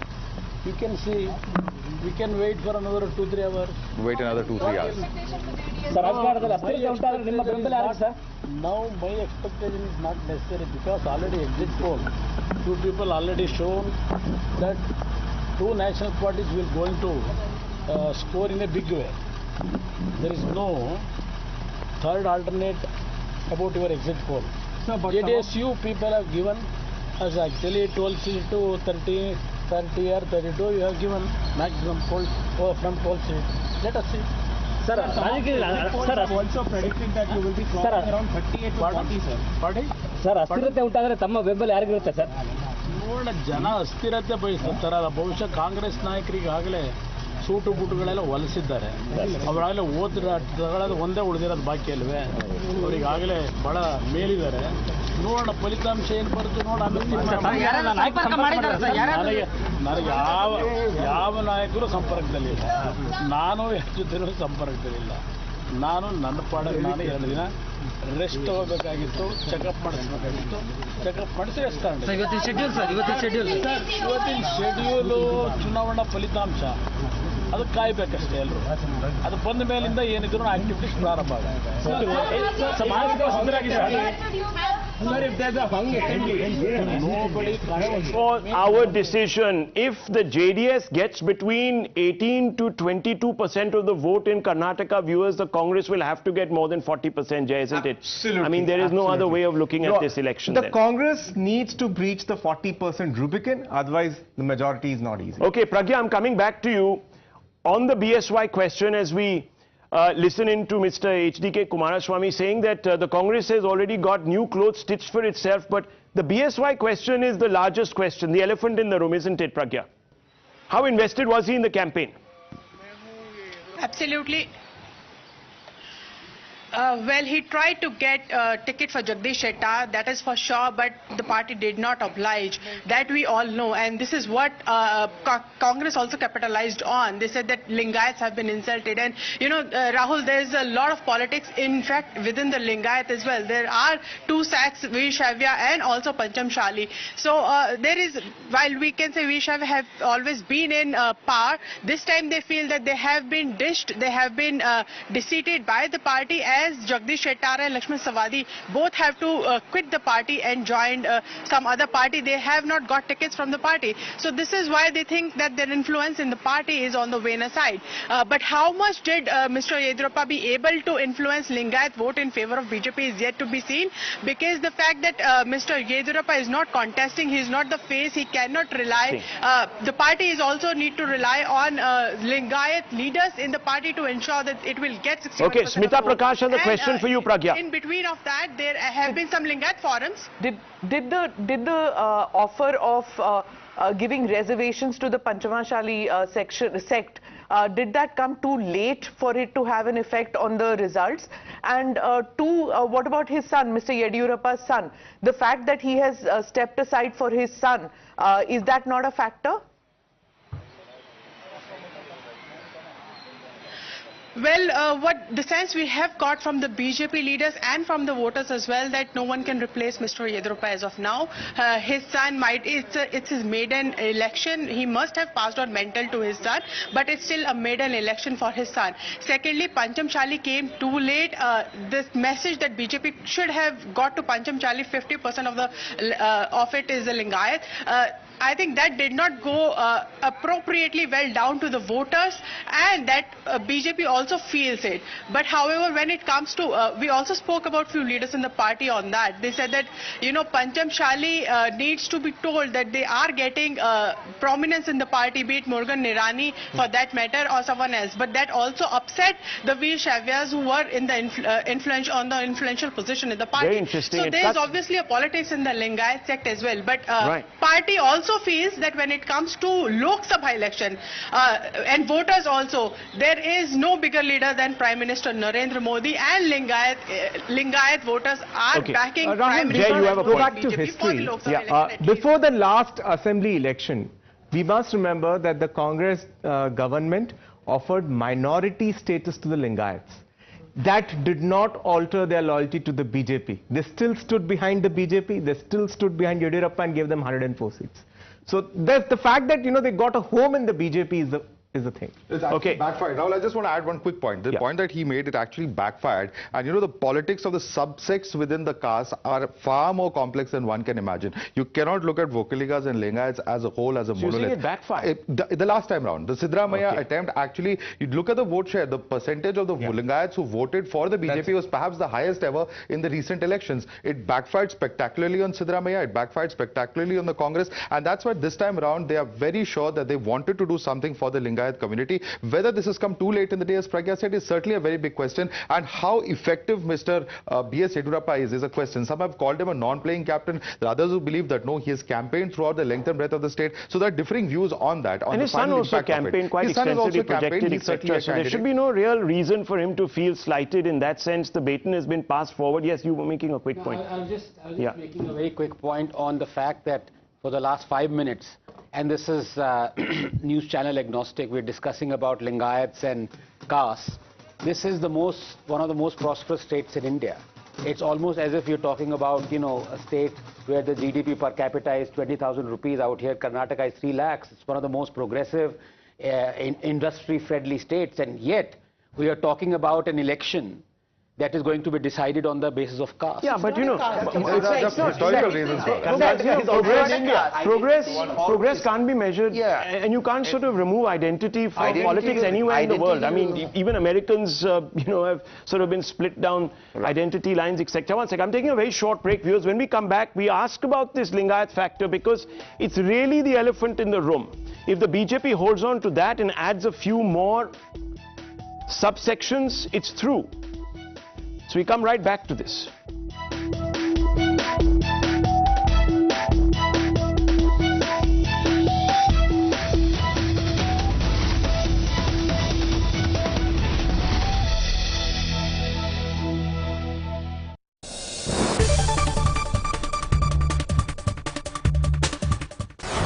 I'm Vanshika और मैं आज unbox करने वाली हूँ ये वाला phone. ये है Tecno Phantom V fold.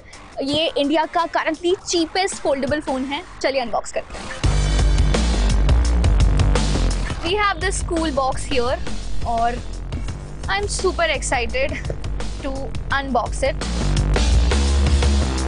And यहाँ पे they have given their tagline Beyond the Extraordinary। देखते हैं इसके अंदर फ़ोन extraordinary है कि नहीं। Here is the phone. इसके बारे में हम थोड़ा बाद में बात करेंगे. Let's see what's there further. We get this packet kind of a thing. We have SIM ejector tool here, and we have some usual paperwork here, warranty cards, and some user manual. We get the cover also. बहुत ही cool सा matte finish वाला इसका cover यहाँ पे available है. And then we have जिसमें हमारे पास charging cable available है.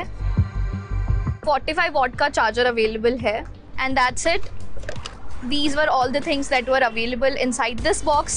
I'm sweating guys, मतलब अनबॉक्स करने के चक्कर में इस फोन को मेरे पसीने छूट रहे हैं, but I'm excited. So and here is the phone guys.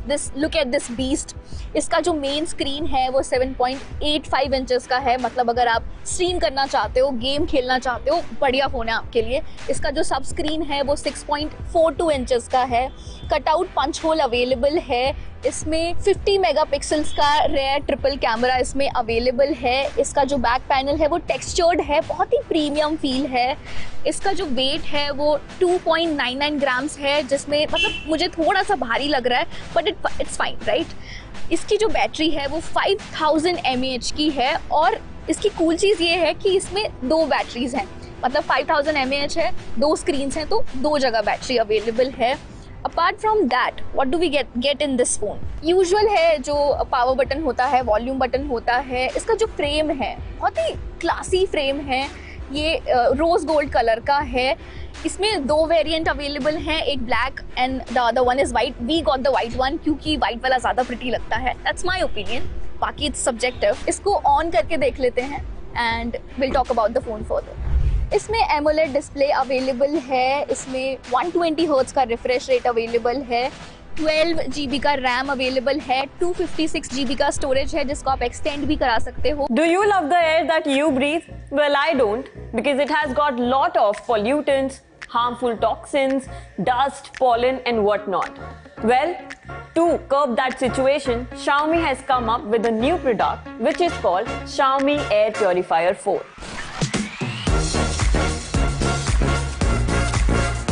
Hi, you're watching Edge Times. This is me, Pavni Jain, and this is the product I'm talking about, the newly launched Xiaomi Air Purifier 4. Company ने इसे हाल ही में launch किया है alongside Xiaomi Air Purifier 4 Lite, which is a toned down version of this device.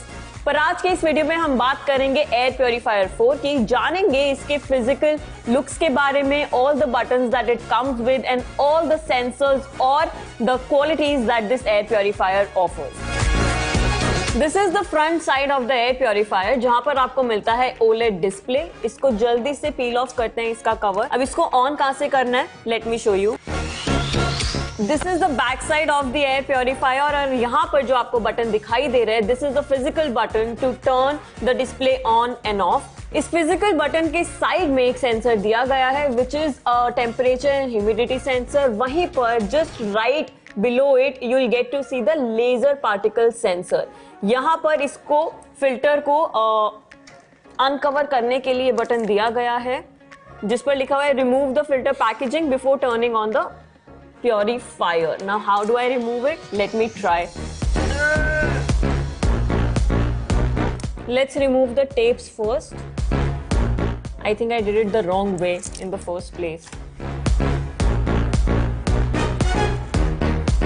So this is how the filter looks like. अंदर आपको मिलता है mesh fabric. Now let's just put the filter inside so that we can start using the product. Now we'll cover this up with filter compartment cover. Guys, this is very easy to put back the filter compartment. बहुत ही आसान था. This comes with magnetic, yes, magnetic boundaries. यहाँ पे magnet लगी हुई.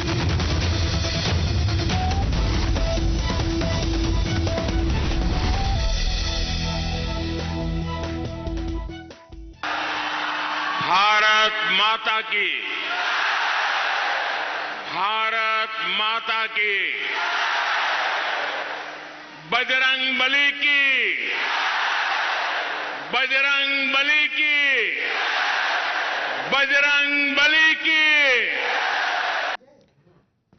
Where is this election going to be decided? Is it going to be decided in the Lingayat belt? Is it going to be decided in the old Mysuru belt? Is it going to be decided, viewers, by the defectors? Well, let me tell you, the defection matrix can throw up surprises also. A lot of people have been talking about how Shettar and Mr.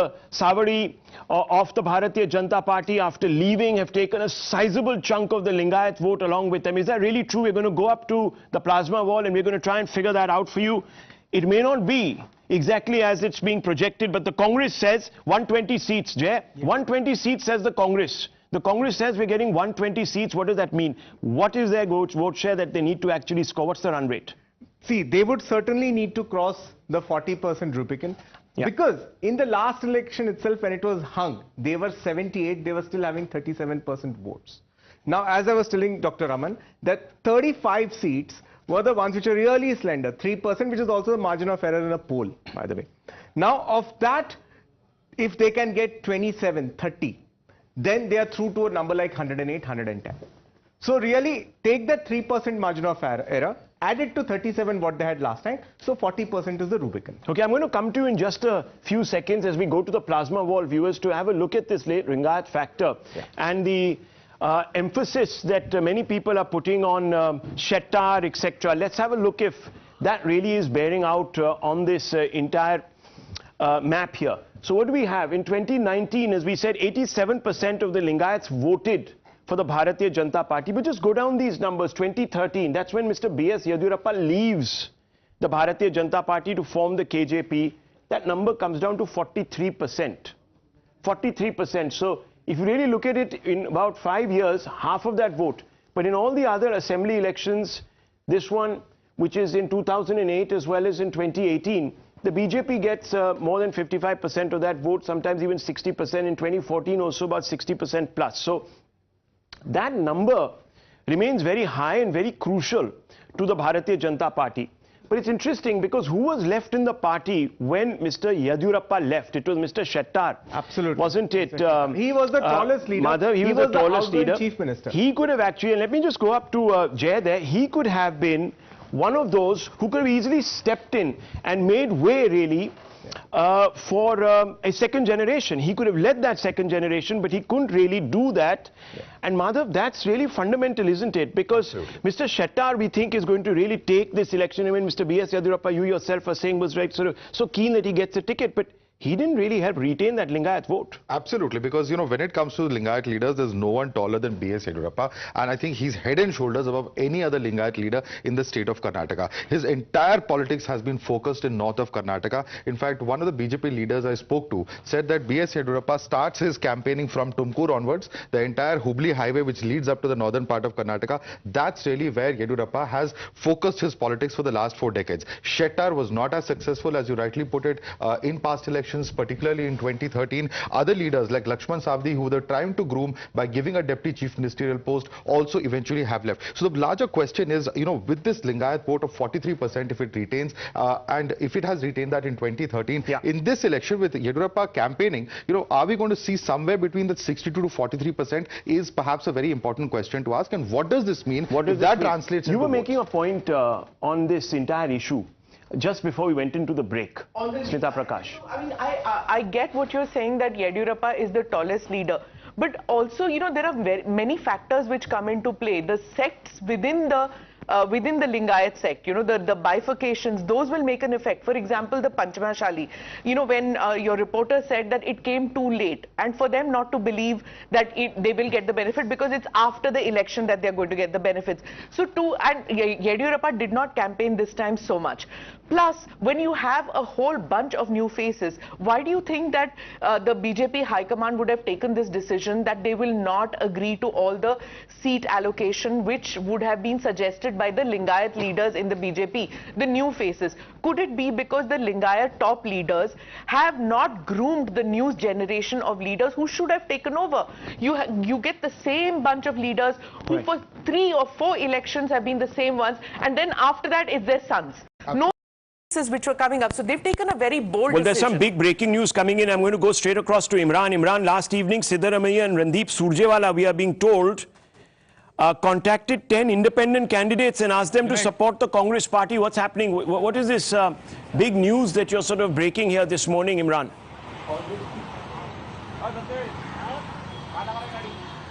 Well, Rahul, late night yesterday, Randeep Singh Surjewala and Siddaramaiah had a meeting at a Radisson Blu hotel here. And what we're getting to know from sources in the meeting which were participating, that Siddaramaiah himself called more than 10 independent candidates and asked them to support Congress party. They said that whatever their interests are, we will look after, but to support the Congress party. And many of the independent candidates who are chances of winning, no one is sure. And Surjewala strategizing. There is a plan B. There is definitely a plan B. For the past 1.5 days, the Congress spokespersons have been going on air very happy with the exit poll results, saying that we have no plan B in action. Let's ask Shehzad Poonawalla, what's their plan B? BJP plan B, Shehzad Poonawalla. Is there a plan B? You never play for a plan B. I'm asking you, Shehzad Poonawalla.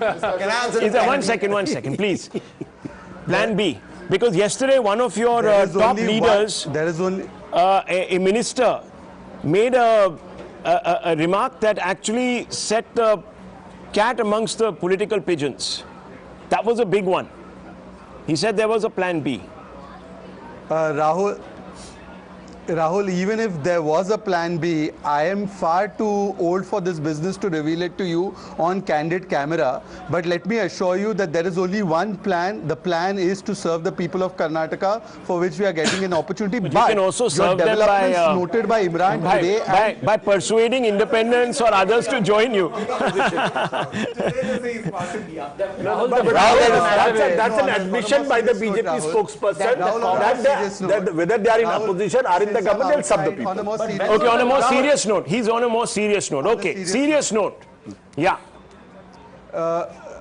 Rahul, the two developments that I have been seeing on your channel, yesterday the Embassy Hotel has been booked, resort has been booked by the Congress, and today with them contacting the independents, it betrays a sign of lack of confidence. So all of this bluster that Congress and their supporters, their stepneys come and provide on television actually doesn't match what is happening on the ground. Actually, you know, you're being a little unkind. What it could also mean, no, one second. What it also could mean is that the Congress thinks it's either very close or it's over the line. And this time they are being proactive. Let me bring in Pratap Kanagal of the JDS. Mr. Kanagal, your boss has come out and said that all options are on the table, but we are playing for king. Now, who are you more likely to support? Mr. Kanagal.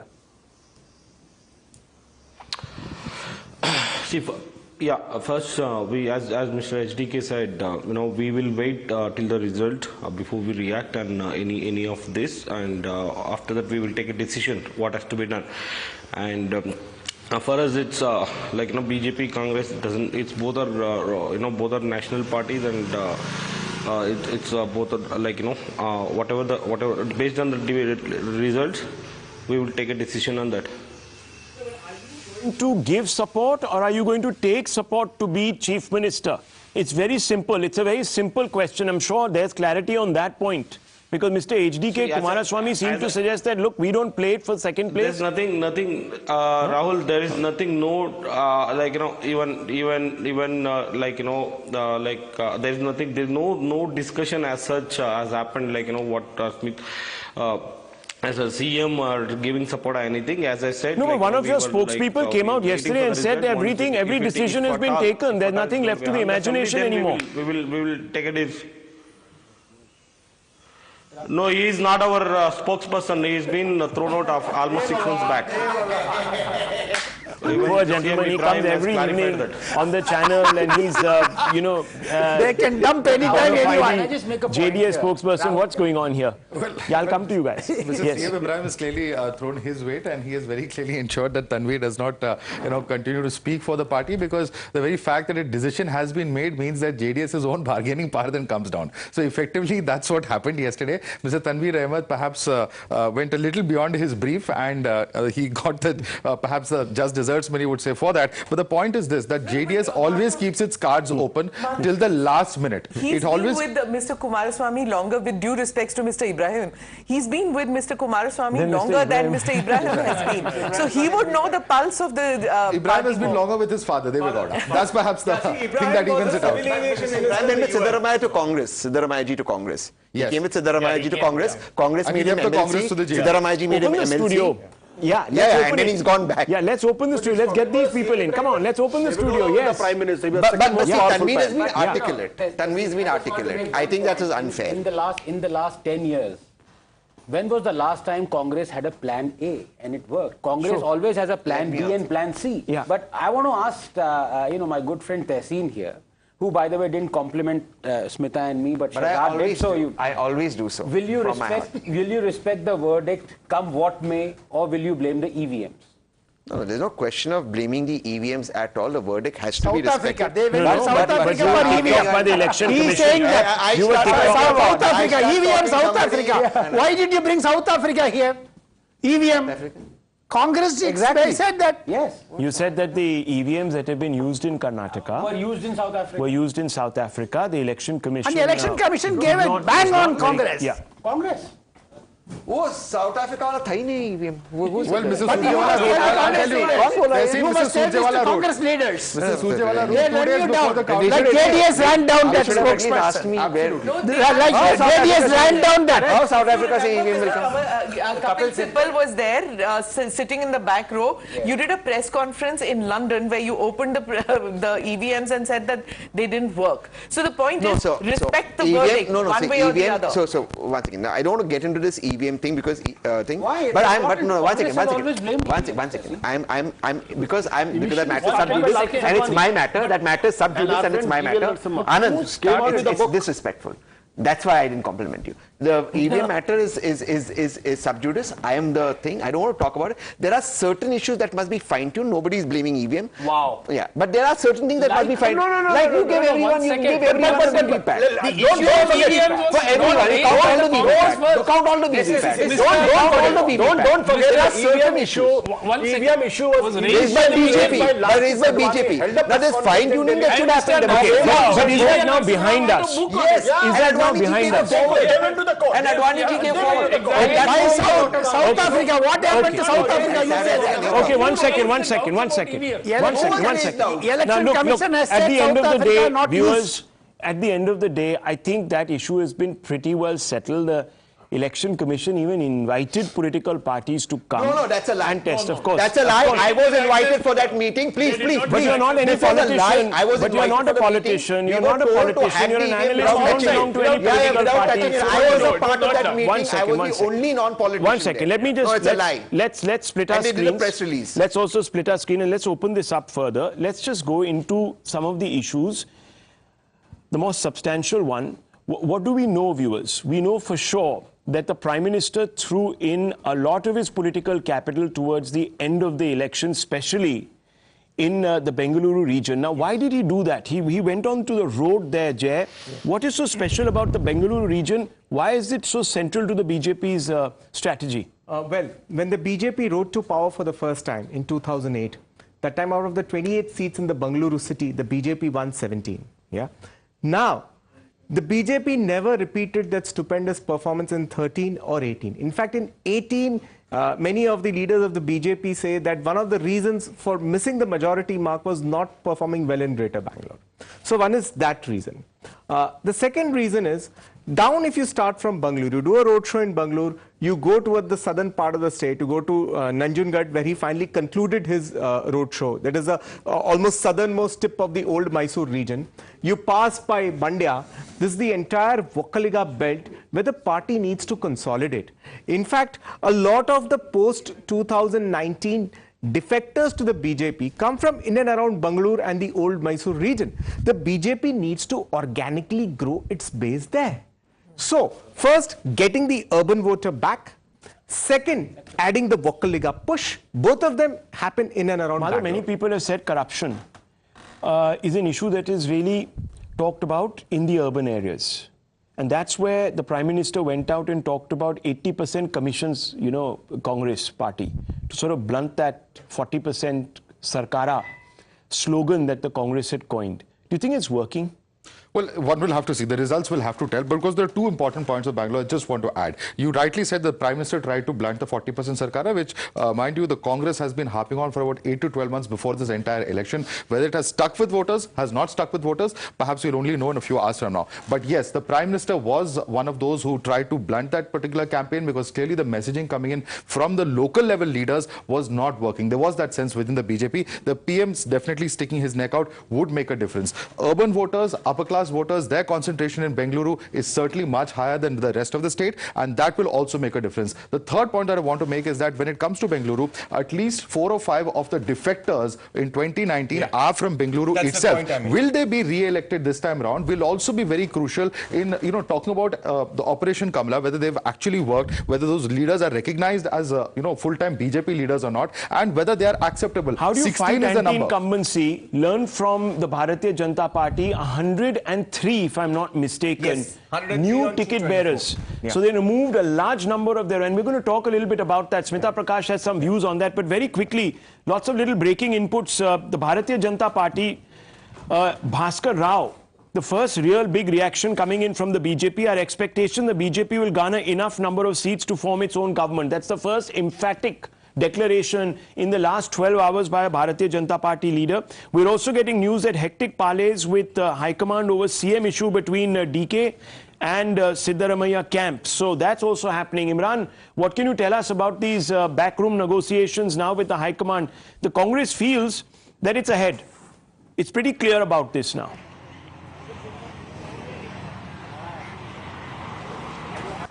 Well, absolutely, Rahul. It's Congress's feel pretty that they're confident that they're getting the safe victory margin number. The question is about who will be Chief Minister now. And since yesterday, after the DK Shivkumar's statement that he deserves to be the CM candidate, there has been a lot of activity between both the camps here, both DK Shivkumar and Siddaramaiah, and each camp followers are putting out info and also having parleys going on between the High Command. While the DK Shivkumar's camp is saying that he's the one who's made the party battle ready and spent money and ensured that it is to the state of affairs what is right now. The Siddaramaiah camp is sending feelers to High Command that Sidda is important if we're looking at larger picture, not just the state elections but also Lok Sabha elections. He comes from the Kuruba community, a strong leader, a mass leader, and if Sidda decides to move away, then they could affect 20 to 25 MLAs we are looking at here. So there is very clearly now already the fight is going on between who will be the Chief Minister candidate, and both the both the camps are now sending out feelers to the High Command as to why their person. We'll have to look at that again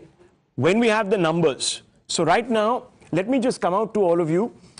Very important observations made about these new tickets that have been given to new contestants on the BJP front. Yeah, new tickets have been given, and also those who helped topple the Congress JDS government. Yeah. You know, there were 17 of them, out of that 14 were given tickets.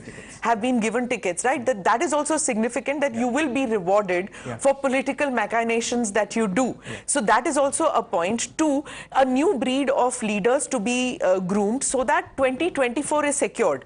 Because see, in the long run, what matters is that they need to win the Lok Sabha elections. So if 2024 is to be won, then winnability not just in the state elections, but what can you deliver in the next 1 year, so that the number of seats that you got in the earlier elections in Lok Sabha, you can get more. So I think they have two requirements of the people whom they've given tickets to. Mr. Rajagopalan, do you go along with that the BJP is really looking not so much at this election, but to build a sort of leadership for the next one? No, this is plus.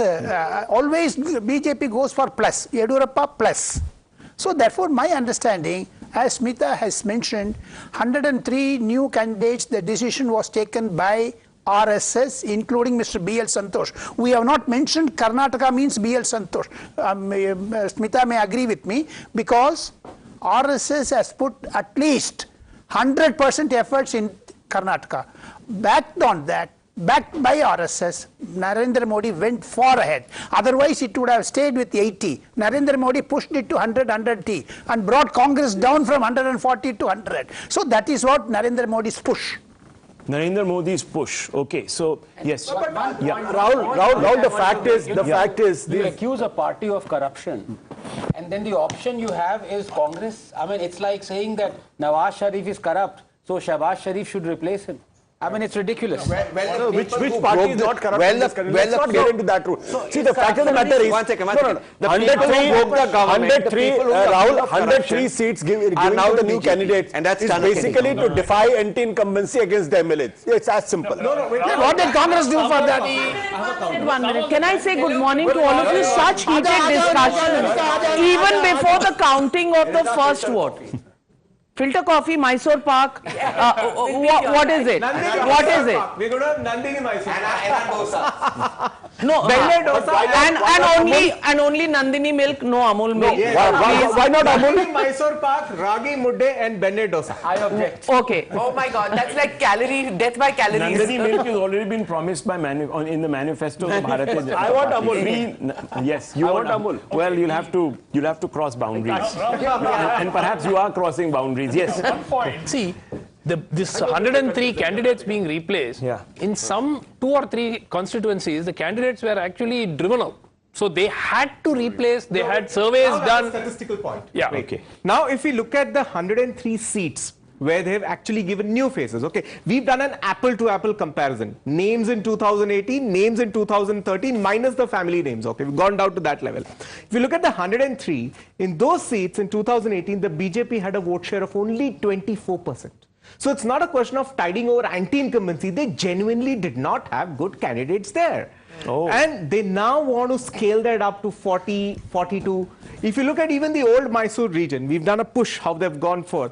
Of the 29 seats where they really come up with good candidates, 16 are new faces. Can you explain this? In the parliament election, the BJP has been consistently doing very well. In 2004, 19 seats. In 2009, 18 seats. In 2014, again 19 seats. In 2019, it's 25 plus. Yes. So in parliamentary elections, they are consistently getting more than 40% votes. Yes. And the Congress is coming down to 32%, 29%. Why it's happening in assembly elections? No, but his point is actually made out. Because the MP. The BJP's votes are concentrated. The points are made there is not entirely valid. Something is wrong with the state leadership there. No, hang on, Ashutosh. I will counter Ashutosh. But that is a given, Ashutosh, because they have gone from one chief minister to another. The fact that they don't have a sitting face like Yediyurappa anymore is a non-fact. Ashutosh, ruke. Ashutosh, I'll come to you. Ashutosh, I'll come to you. Ashutosh. When the Congress got 205 seats, even then, Ashutosh, I'm talking about parliamentary election. In parliament in 2009, Ashutosh, मैं उसी point का answer कर रहा हूँ. Ashutosh, give me a minute. Even there, I'll answer your point. 28, they got only 18. Ashutosh, let me make a point. Okay, I'll make your point. Even if you look at other states across India, including Gujarat, Madhya Pradesh, the normal state assembly election vote shares of the BJP are 40 to 43, 45. But you go to a Lok Sabha, the vote share goes to 60. This is a trend across India. The Modi factor applies across India. Sorry. In 2004, there was no Modi factor. In 2009, there was no Modi factor. Yeah, in 2004, the contest was closer. In 2004, the BJP had... No, I'm giving you numbers. In 2004, in Karnataka, in the Lok Sabha, the BJP had 43.67, the Congress had 41.15. They were only 2% apart. No, it's a number of seats. 19 seats out of 28. So that's the point we made first in the morning. The lay of the land is such that the BJP's vote to seat conversion is higher. That's the first point. That's what I'm Well, gentlemen, and the lady in the studio, let me just tell you, it's 8 o'clock.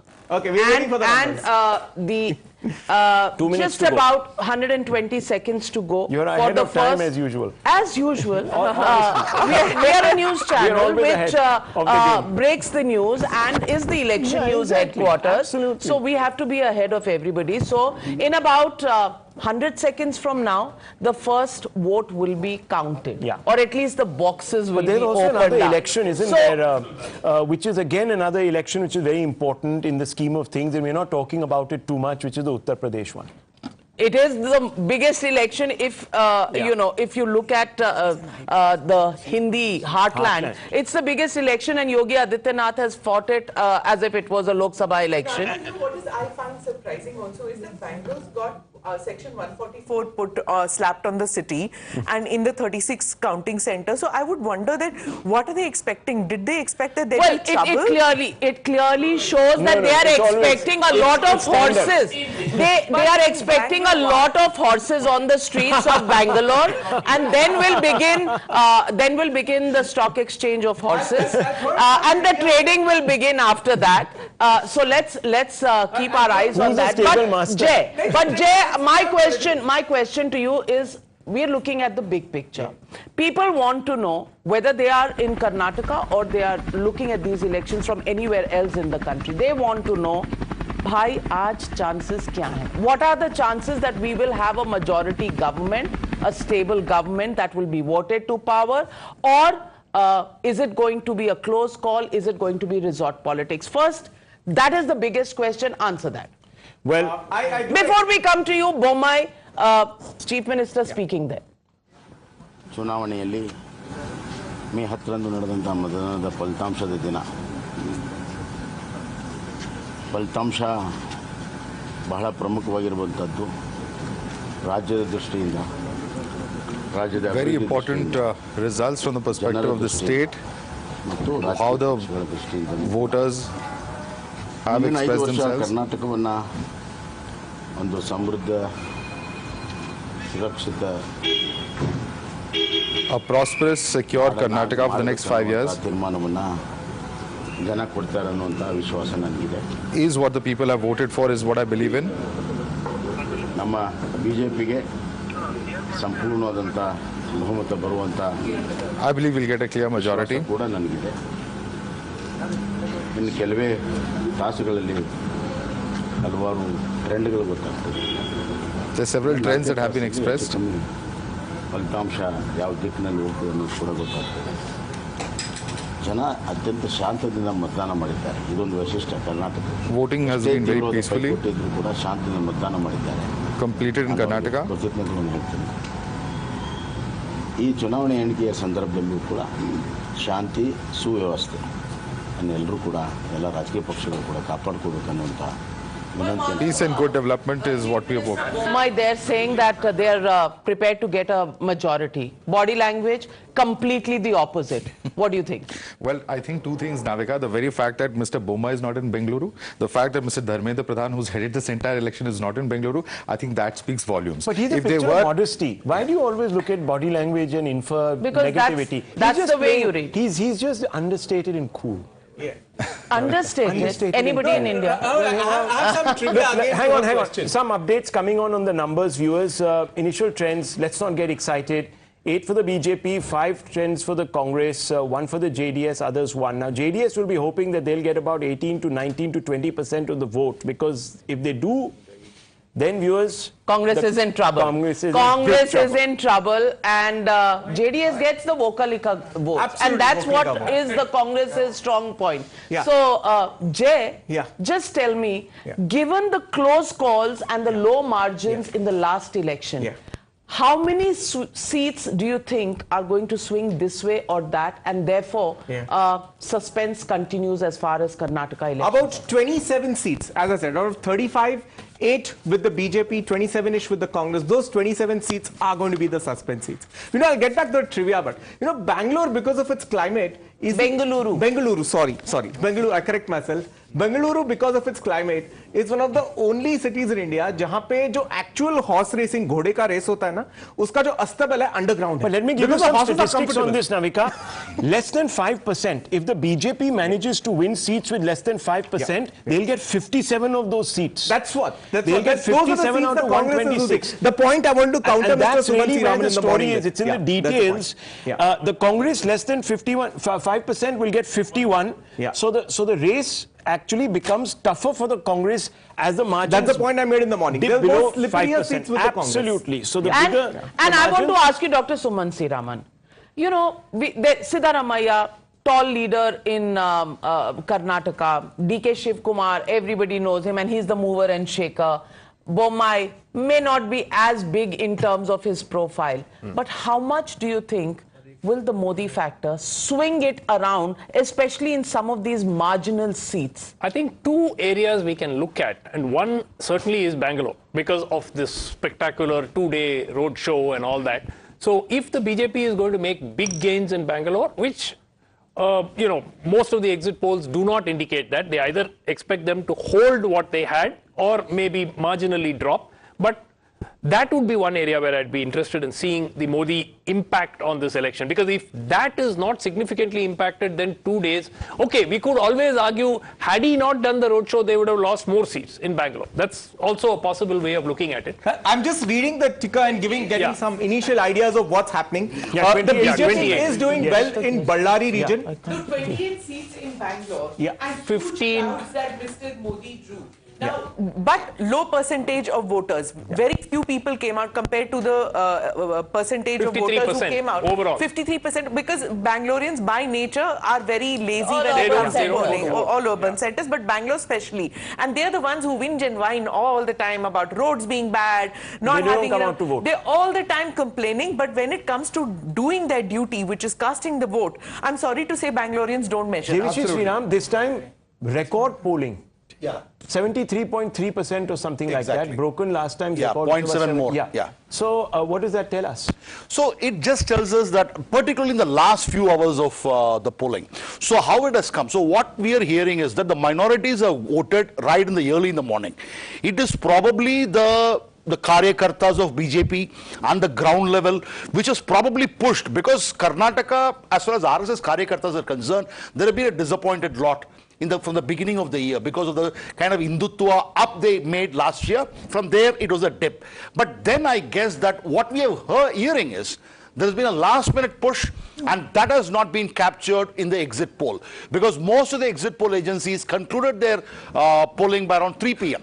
But there has been a humongous turnout after 5 p.m. But that's the coastal area. Mr. Sriram, that is also the thing that we picked up from the BJP handles nationally that bring out the voters. So they clearly saw an opportunity there. Also, my question to you would be what I asked Suman Siraman. Modi factor, is it only limited to Bengaluru? Is it as simple as that?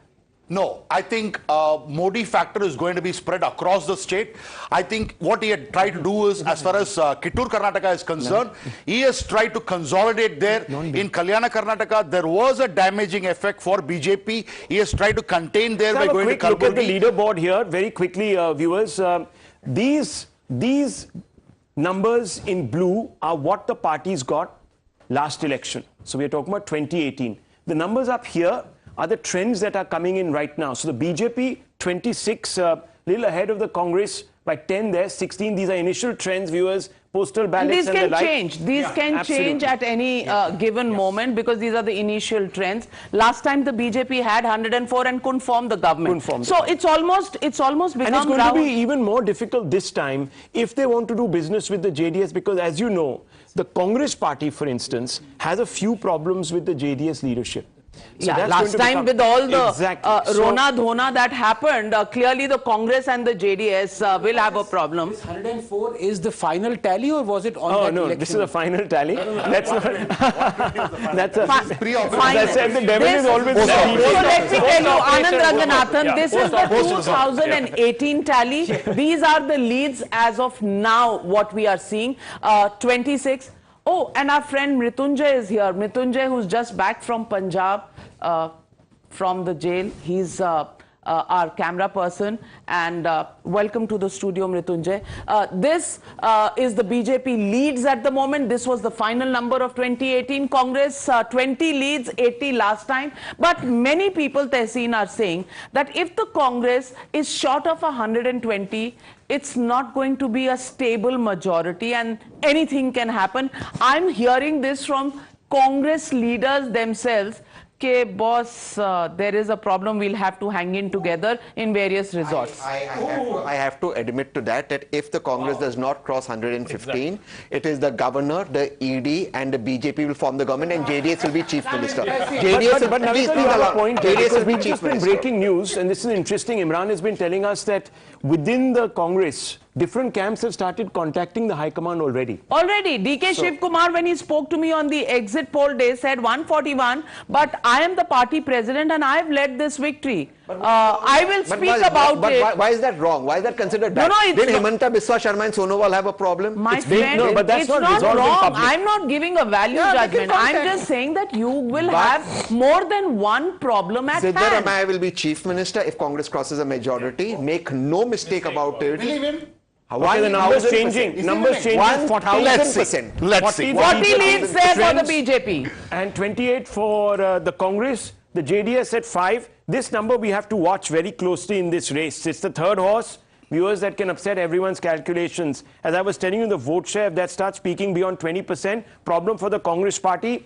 Hope for the BJP. But if the reverse happens, then everyone is in with a chance, especially these two. So 40 out of 104, well, 104, of course, the last time score. So let's not emphasize Rahul, that but much let too me much. tell you, 40 when you leads coming say, in. when you talk about the third horse, Yeah. let me just tell you, it's a very, very dark horse.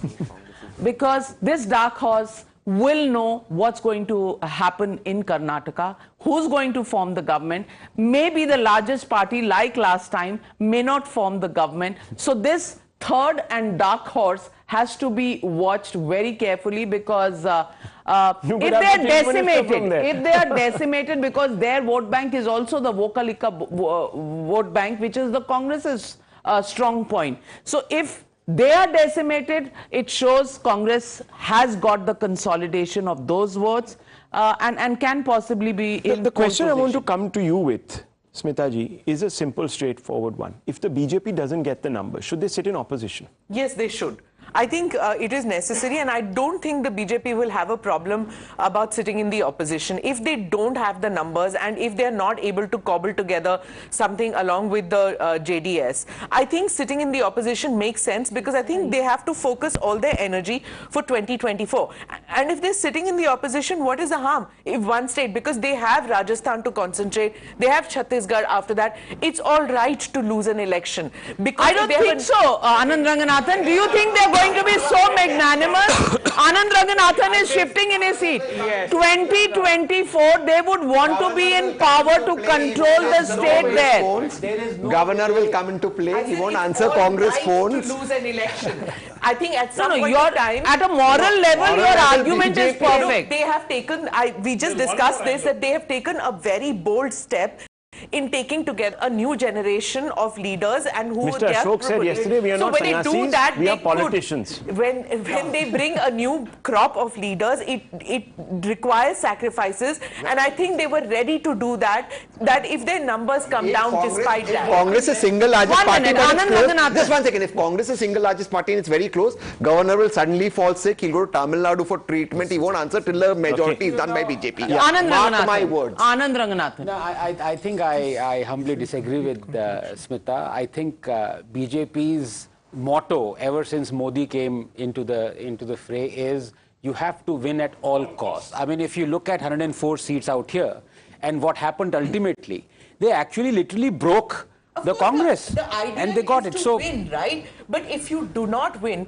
it is better to sit in the opposition and wait your turn, because there is a 2024. Win an election to No, but in a situation like this, that is really the delinking that happened over the years. I would say that point number one is not forming the government by BJP would enable Congress to use Karnataka as its ATM for 2024. And that is the reason why only Congress uses. Yes, BJP Congress is the richest uses party in the world. And number two, I would go with the I clearly think the BJP is not in any mood to give any walkover to anybody, even if they are not the single largest party. They would want to be in power, Rahul. Let's know that. But at the moment, let's look at the leads on your screen, ladies and gentlemen. 52 leads for the BJP, 45 for the Congress, 6 for the JDS, other 0. Jay, you're reading anything at this early stage? Yeah, I'll tell you, we've got, now this is very fast numbers, sometimes even the seats are not known, but from the seats I know, what it appears is that in this set of data, the BJP has actually gained a couple of seats from last time. I mean, it was like about, of the 10 seats that I computed for, the BJP had a +2 and the Congress had a -1 or a -2. Well, at this stage, it's getting tight now. Early. It's so tight, you're beginning to early. see the Congress pick up. There was a gap of about 10, 12, 15. Rahul, if I can just add, yes, too early, because if you remember in 2014, even Ashutosh was winning. Yeah. In the early, first 20 minutes or so. No, don't go back so far. No, but I can give you some region-wise breakups also, Rahul. Yes, okay. Let's talk about the region-wise breakups. Yeah. Okay. So what many of the exit polls speculated that the BJP wouldn't do as spectacularly well in Hyderabad, Karnataka. That seems to be the case. They are losing a couple of seats there in Hyderabad, Karnataka. It's in the top side. You can see some green patch over there, right? Yeah. I can come there also if you want. Okay, so you're talking about these leads.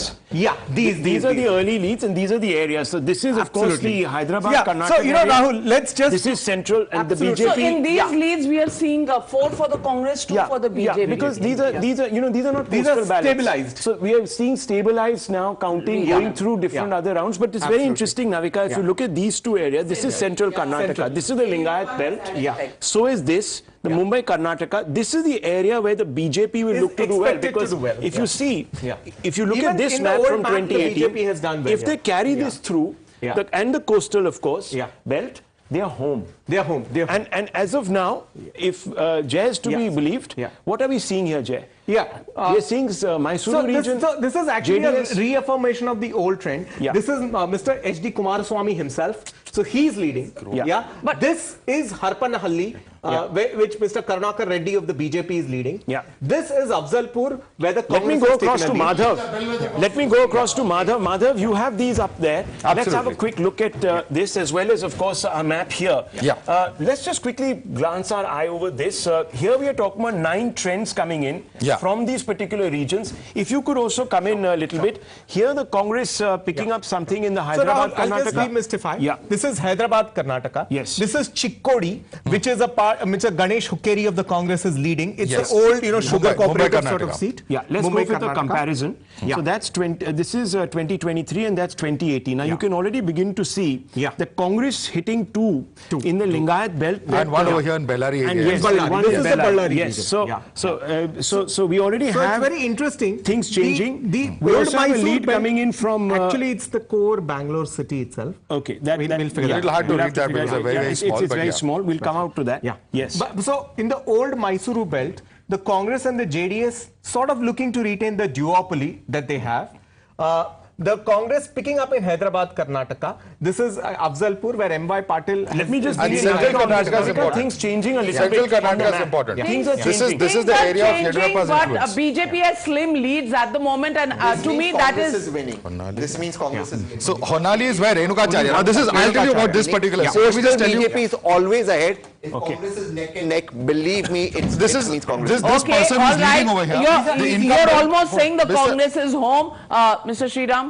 Absolutely no, because I would look at Belgavi district. One input coming in from our election desk. Exit polls gave 2 to 3 seats to BJP. All right. Now, even in 2013, when Congress formed the government, at Belgavi they could win just 6 seats. Madhav coming in with a important observation. Mr. Sriram, pay attention to this. This individual, Mr. Renukacharya, is very important because he was the incumbent here of the BJP. This seat has turned green. What does this mean? He's a political secretary to Basavaraj Bommai. He's been the political secretary of B.S. Yediyurappa. He's a very influential person, a person who also told us over the phone yesterday that we will form a government with the JDS, but he himself is trailing, and that should in fact tell us another story. This is another place, Chanagiri, where the incumbent is BJP, but look at it, it's turned green at the moment. It's the Congress that is it. Absolutely. This is Central Karnataka. And here is another one that is changing. Also is. It's and right here next is to another Shimoga. one that is changing, and let's just open that one. It's getting closer, even if you look at the top line numbers, 67 BJP, 61 Congress. Davangere North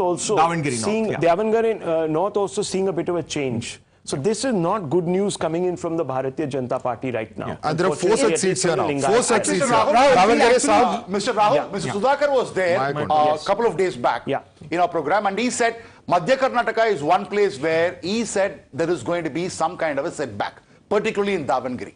He went on record. Yeah. Okay. That's so what does this mean for B.S. Yediyurappa? What does this mean for B.S. Yediyurappa? Because this is the area of his stronghold. So that's right, because Madhya Karnataka, BJP performed 21 or 22 seats in 2018. Let's just have a quick look at this number. Here you can begin to see, and Jay, you're beginning to see these 3 seats turning green for the Congress party, and that's really something that's going to worry. This is it. This is the area of concern right now for the BJP, isn't it? True. Okay. I think now we got the big map also here. Yeah. So if you come here to compare, and now we got the map here. So you actually look at this. Yes. This seat was the bellwether seat which Sriram discussed yesterday with Padmaja, Shirhatti. There the BJP is leading. By the way, this is of that replacement candidates. This is of the 103 that the BJP replaced. Correct. So somewhere that seems to be working. Now we come here to coastal Karnataka, Kundapura. This was another replacement seat that the BJP replaced. Haladi Srinivas Shetty was replaced by A. Kiran Kumar Kodgi. Mr. Tejasvi Surya publicly praised Mr. Haladi Srinivas Shetty for vacating his seat. Come here. This is Kanakapura, DK Shivakumar, as expected. Next to it is Mr. HD Kumaraswamy in Channapatna. Very tough election for him. Very tough election. We'll try and get. We got the Bangalore seat. It's Ashwath Narayan, BJP. But that's not a surprise. It's not a surprise. BJP stronghold. I mean, anybody would win from Malleshwaram, many would say. No. But it's #1 spectrum seat for the BJP, Mr. Ashwath Narayan. When we load the spectrum, I invite your attention now to the big numbers. 67 leads for the BJP. These are leads. We are not calling the election just yet. Too close to call. 67, 61, and the JDS at 9. And they've been at 9 for a while now. Sriram? Heartbeat is faster? No. See, as far as JDS is concerned, it is BJP which would decide whether they should talk with Revanna or Kumaraswamy. Because yes, now we got some leads coming in. Congress leading. 1 second. 125 plus. Okay, now new number 77, 69, and JDS is down to 7. What is this? Congress leads in Kampli, Bellary, and Shirugappa in central Karnataka region. So this is an update that is coming in from the ground. Some other leads in this region for the Congress: Davangere North, Mayakonda, Channagiri, Honali, Davangere South, Sandur, DK Shivkumar leading also in Kanakpura. This was a tough fight. Not surprising. But it's a tough fight not there for him. Not surprising. He's been right on top of these elections. He's facing R. Ashok, as you know. So it was, yes. Yeah. What we are hearing is if the JDS numbers are coming down, and that is happening with Congress going up, that is Congress taking away the JDS numbers, it's also going to make other regional parties all over the country a little nervous that the rise of the Congress means decimation of the regional parties. It sends out a signal to people like AAP, people like TDS, Bharatiya, what is it called, BRS, the Telangana party, they are all going to say that, oh, okay, so the Congress rising means we get lesser. So just remember, when you're talking about united oppositions, regional parties get nervous. They want to keep their numbers alive. So this is not good news as far as regional parties are concerned. And as far as what we heard is that who are you talking to in the JDS? Are you talking to Revanna, or are you talking to even within the JDS? BJP just ahead at 77 leads. And The Congress at 72. very, These very numbers are close changing out very there. quickly. Very close. Good morning, Mr. GVL Narasimha Rao. Good morning, Dr. Sanjay Jha. Mr. GVL Narasimha Rao, you're a cephalogist. I want you to wear your cephalogist hat and tell me, would you call the election at this stage? Would you say that the BJP is going to win? We've seen a very edgy, nervous BJP out there. What's your prediction today? And please talk like a cephalogist for just the first 2 minutes. Yeah, now that you have compelled me to wear the pollster's hat, I'll tell you your super excitement at this hour, I think I need to temper it a little bit. Because for the next 1 hour, whatever trends you may get, because 8 o'clock, actually, the 8 o'clock is the time when the machines are brought. The first batch of machines are brought onto the table, and for them to be counted, for the data to be retrieved, and for data to be known, it takes a while. 8:15, you don't get any trends. So therefore, I think until 9:30, if I were to be honestly doing an assessment, I would rather discuss Kerala story now, because Karnataka story will unfold only after 9:30. Even your trends might be showing us ahead, but that's not a reason for us to cheer about. No, but there are some initial trends that are coming in. I know it's very early rounds. Postal ballots and perhaps the initial 1 or 2 rounds. There are some trends coming in from central Karnataka, which will worry you a little bit, sir. Which will worry you. I'm only asking you because central Karnataka, as a cephalogist, you would know, extremely important to the Bharatiya Janata Party. Right or wrong, sir? Absolutely. See, Rahul, for us, because we have never won a majority in Karnataka. That's a fact. I have no difficulty in admitting. Yeah. Therefore, for us to improve in every region, for us to get a majority, we have to not only do well in our strongholds, we have to expand. And therefore, for us, we certainly will be interested in improving our tally in every region, including Old Mysore or Central Karnataka that you talk about. But I think the right time to look at such trends would be possibly after 10:30. I'm going to join you at 11 o'clock, and that's the time when possibly you will have at least 3 rounds of counting completed. Okay, Naika, let me tell you one thing, and it's an important point. Available by that time. The region where the BJP is hoping to break out, as Mr. GVL Narasimha Rao is saying, is the old Mysuru region, where on 29 seats, the Bharatiya Janata Party has really put a lot of emphasis. So if you start seeing some leads coming from there, then this is an open election. Let me tell you Dr. Sanjay Jha, what are you betting on? Navika, in my opinion, the exit polls will be on target. Then why are people being moved to Hyderabad? Well, I can tell you because I think Hyderabad is a great cultural city of India. But I do believe that the Congress is going to be at the end of today. The Congress ought to be not just in pole position. So Mr. Mohammad Salim also joining this broadcast. Mr. Mohammad Salim, how confident is the Congress party? What are you expecting? Is the JDS really going to crumble? Is it a fight to the finish for the Congress party? How are you looking at these elections? This is Salim Ahmed. Yes. Definitely we are confident that we will have the majority. And the last 3 years we have been campaigning against this corrupt 40% commission government, and also price rise and law and order issue Karnataka. And people wanted a change because they were very unhappy with the functioning of the state government, because there was no development, no programs, only thing was 40% commission. So these issues we highlighted to the people of Karnataka, and they have responded. We also announced our manifesto and 5 guarantees also. People responded, and definitely we will have a majority, comfortable majority, and form the government and give efficient and with good governments without corruption. But we're already hearing that you're fearing poaching, and that happens only if you don't have a majority. So why are we hearing that you're moving your MLAs from one place to another, resorts are being booked, if you're so confident? Who said you're poaching? We are not poaching. We are probably talking to our poached. MLAs. You are being the poached. candidates. There's nothing wrong in it. You have feedback of the constituency. It is breakfast. No. Last time what they did in Operation Lotus, for that we had to know this is what they did in Madhya Pradesh, what they did in Karnataka. This is a shameless government because it could not get the majority. They took our MLAs to Bombay and made the government. Okay, so well, did not have the mandate just also. focus on the This screen, also, 30 seconds. The BJP now just 10 short of its number in 2018 right now in the leads. 87 for the Congress there, 94 for the BJP. These are initial trends. JDS 8 and others 1. Where are these trends coming in from? Yes. Just one interesting point. You know, when I was speaking to leaders in Karnataka, they told me that they believe it's going to be 5 narrow seats where the margin is very less, where they believe this Bajrang Bali may actually have an impact. One of those seats is in coastal Karnataka, which we're talking about. This is Beltangadi.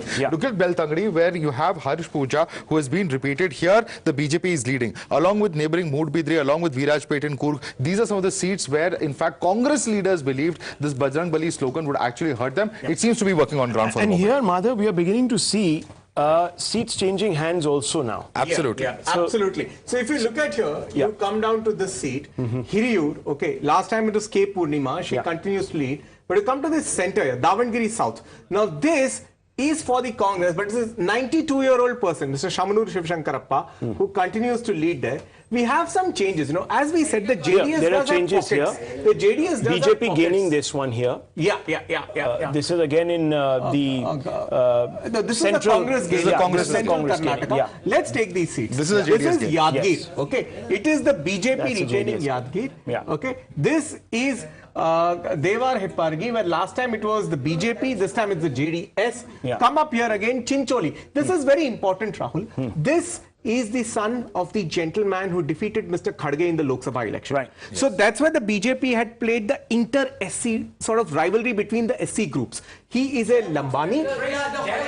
Between that 39 out of 224 and out here, we've already gone. No, so these are already trends that are beginning to crystallize where perhaps 2 or 3 rounds have begun of counting. So those are initial trends that are coming in does from. not start before 8:20, 8:30. Yeah, it's already 8:30, There's no sir. way 2 rounds It's already can be 30. completed. It's already 2 rounds will be 8:30. completed around It's already 9:30, 8:30, sir. It's not already earlier. 8:30. Things are, and you know, let me tell you, in Uttar Pradesh, counting had already begun in the morning before 7 o'clock. I think so, 8 seats or something. No, and the last election, in 2018, what happened is very clear. In 2018, once I just want to make a Election quick point, Commission Amita. is normally. In 2018, we had seen how the BJP was leading till 2:30. There were celebrations outside Yediyurappa's house. I was there. Suddenly, everything changed at 2:30.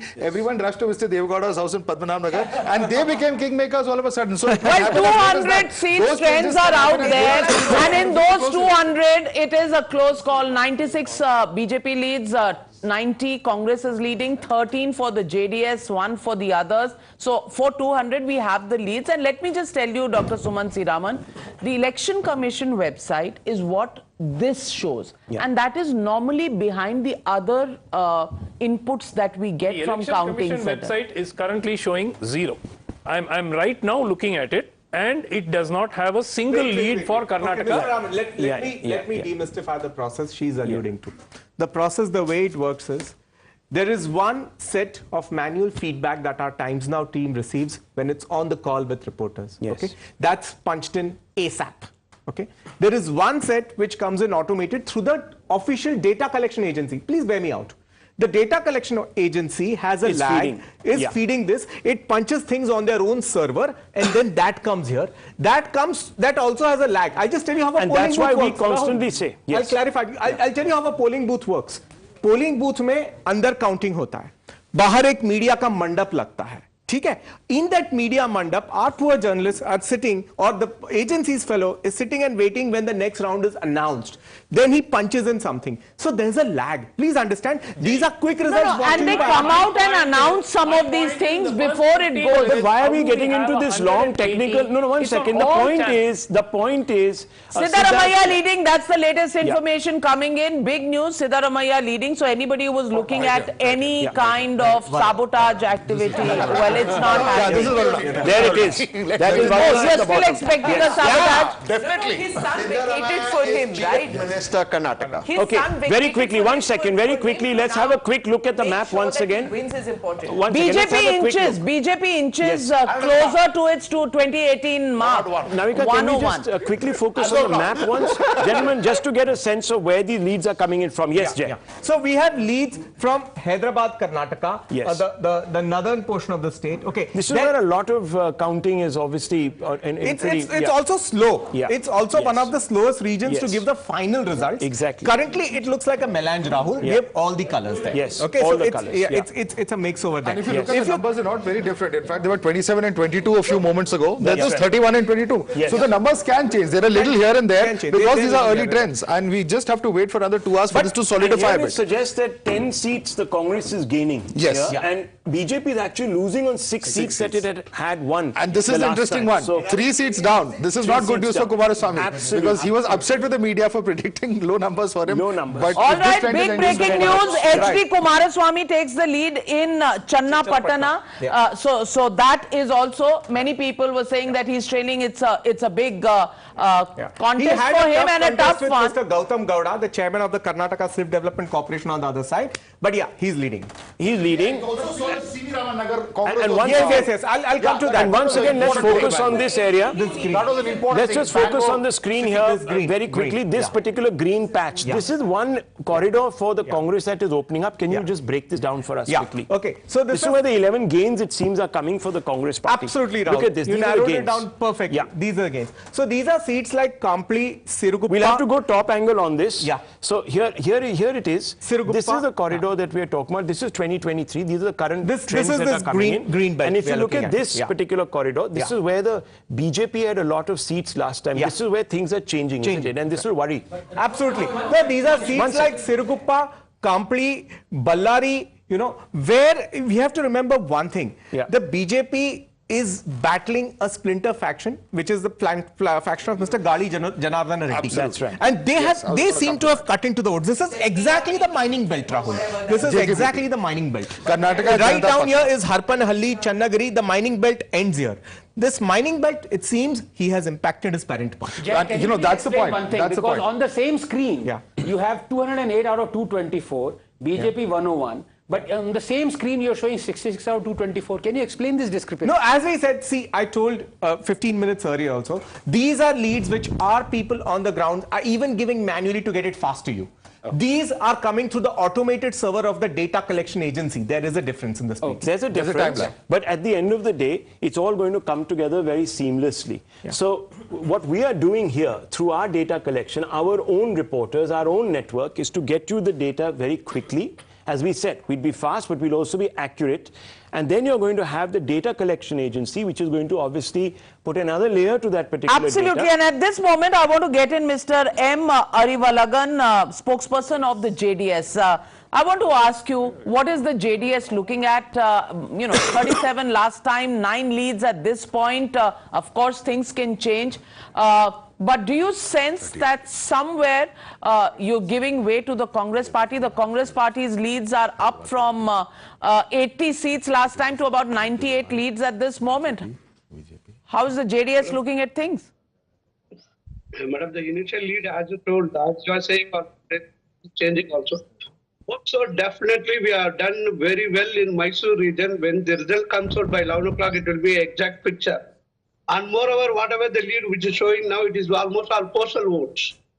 So definitely we'll wait for another 1.5 hours. Definitely even we'll get a very better. Well, the first time the Congress nudging ahead in the leads of the BJP this morning. This is the first time, 836, 99 leads for the Congress, 98 for the Bharatiya Janata Party, 10 for the JDS. Navika, things are changing on the ground even as we speak. Obviously, viewers, we're going to try and break down where these numbers are coming from for the Congress in the next few moments. But initially, Madhav, what do you make of this? This is sort of seems to be in line with some of the exit poll predictions that suggested that the Congress would perhaps get somewhere in the 100 to 120 seats. Absolutely. I think this is pretty much in that ballpark, and it's very clear if you look at the initial figures that are coming in here also of the solidified trends. Here also the Congress has got a 15 lead over here. BJP is down by about 7. And they picked up 15 seats. Yes, that's so very this is a number which will be of concern. It's not just this belt which Jay was talking about, which is in fact central Karnataka from Bellary right up to Shimoga, but it's also this belt. Look at the numbers changing over here as well.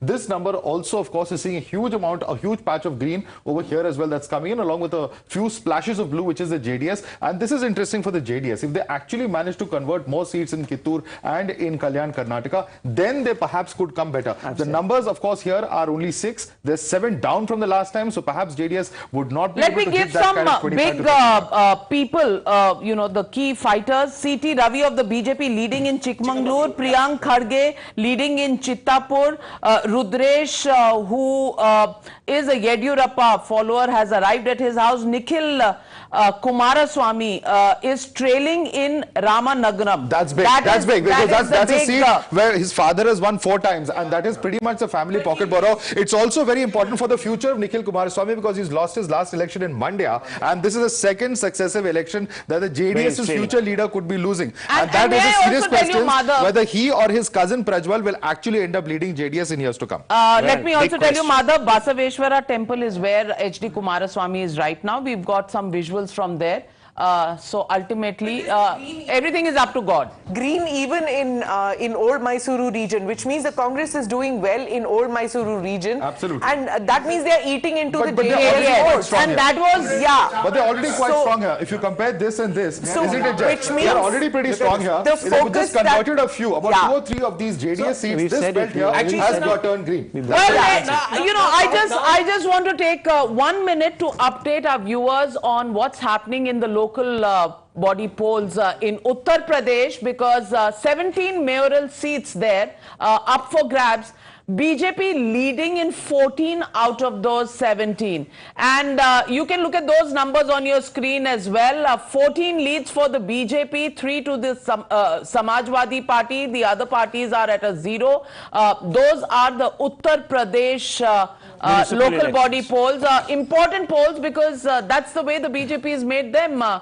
Every election, Dr. Anand Ranganathan, extremely important, even the local body polls. No, I think absolutely, and I reiterate that if it comes to, Tehseen might say 120, 130, but I am sticking my neck out and saying it's going to be absolutely the same.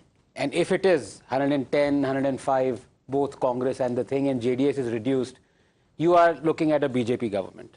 But you know, that's, look, whatever it is, the point is, why is Uttar Pradesh important in the larger scheme of things, and why are we having a conversation about it? The reason is that if the BJP doesn't pull it off here in the south, its ambitions of projecting itself as a party that has grown beyond and consolidated beyond the Hindi heartland will be slightly dented, and they will have to then once again go back to the drawing board and ensure, Navika, that the Hindi heartland remains their bastion for 2024. And that's why Uttar Pradesh is a very critical election, and that's why we are focusing on it so much. Let me also tell you, it's all in the temples at the moment. H.D. Kumaraswamy is in a temple. Bommai has visited a temple this morning. There is a Havan going outside the Congress headquarters.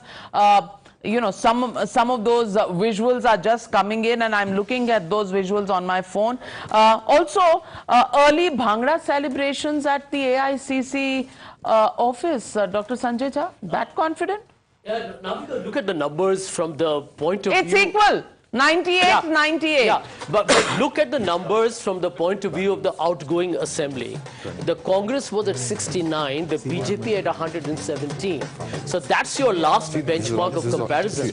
If from 69, and these are early trends, it's at 98, it's telling you there's a positive vote for the Congress and an anti-incumbency vote. Big news also coming in now from the Bengaluru region, viewers, where the Prime Minister has done 2 road shows, and we are beginning to see that map. 3. Yes, that's right. The map is colouring up for the BJP there. So that late push by the Prime Minister might have worked. Yeah, it does. Can we talk about this? So if you just stand here. Sure. Yeah. Now just let's look at the outer areas of Bangalore. Okay. We have Yellahanka, the BJP is retaining. Yeah. We have Yashwantpura, the BJP is retaining. We have Bangalore South. It's the southernmost constituency of the city. Yes. The BJP is retaining. We have Mahadevpura. Surprising, the BJP is retaining because there's anti-incumbency. The wife of Arvind Manjula is fighting there. Manjula, and she's wife. managed to retain that seat. That's very important. Again, Bommanhalli and Mahadevpura, they are both the IT corridor of the city. In both the IT corridor seats, the BJP is leading. You come to the center of the city here, Malleshwaram, the BJP is leading. You go still further into the city. I think this is Baswangudi. It's not showing up, it's very small. There also the BJP is leading. So what does this tell you? This tells you that what it tells you is that the corruption plank. It's a Brahmin. No, 1 second. What this tells you very area. importantly is that corruption plank has not really eaten into the BJP here in the urban areas. So that is the resonance of that corruption plank. Perhaps, and that's worrying actually, Shahzad. Let me also tell you 2 big leads that have come in. Ishwarappa leading in Shivamogga and Basavaraj Bommai chief. He's not contesting. Okay. No, the BJP is leading in the seat vacated by, sorry. So the Prime Minister's call worked, which PMO sent to everyone. You know me.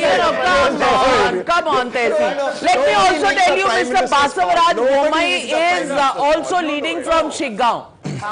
So those are the 2 leads that are coming. He hardly went in campaign. He only went for the last 2 days to campaign out there. He did not concentrate on campaigning in his own constituency. But obviously, it's had an effect that if he's leading out there, so Bommai is certainly winning. Dr. Sumant Raman, at least now, with the passage of time, believes the leads.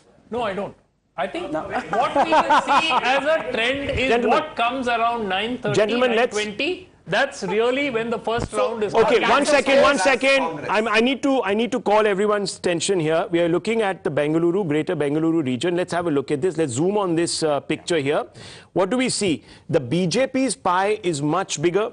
We are looking at 32 seats in the Greater Bengaluru region. As of now, trends coming in on 12 of them, 7 and 5. 7 for the BJP, 5 for the Congress. The Congress would have been really hoping to surge forward there. Overall numbers, the overall fixed trends that are beginning to come in, settled trends, 38 for the BJP, the Congress at 54, the JDS at 8. So already you're seeing the Congress now beginning to nip ahead of the Bharatiya Janata Party, even though the initial trends that are coming, the very early trends that are coming seem to suggest that it's a neck and neck right now, 102, 106, but expect the BJP to perhaps fall back a little bit as some of these leads begin to consolidate, Navika, and that's really going to be a side problem for the Bharatiya Janata Party. But as of now, at least where the Prime Minister is campaigned, the BJP holding ground quite firmly. Let's have a look at some of the other regions also.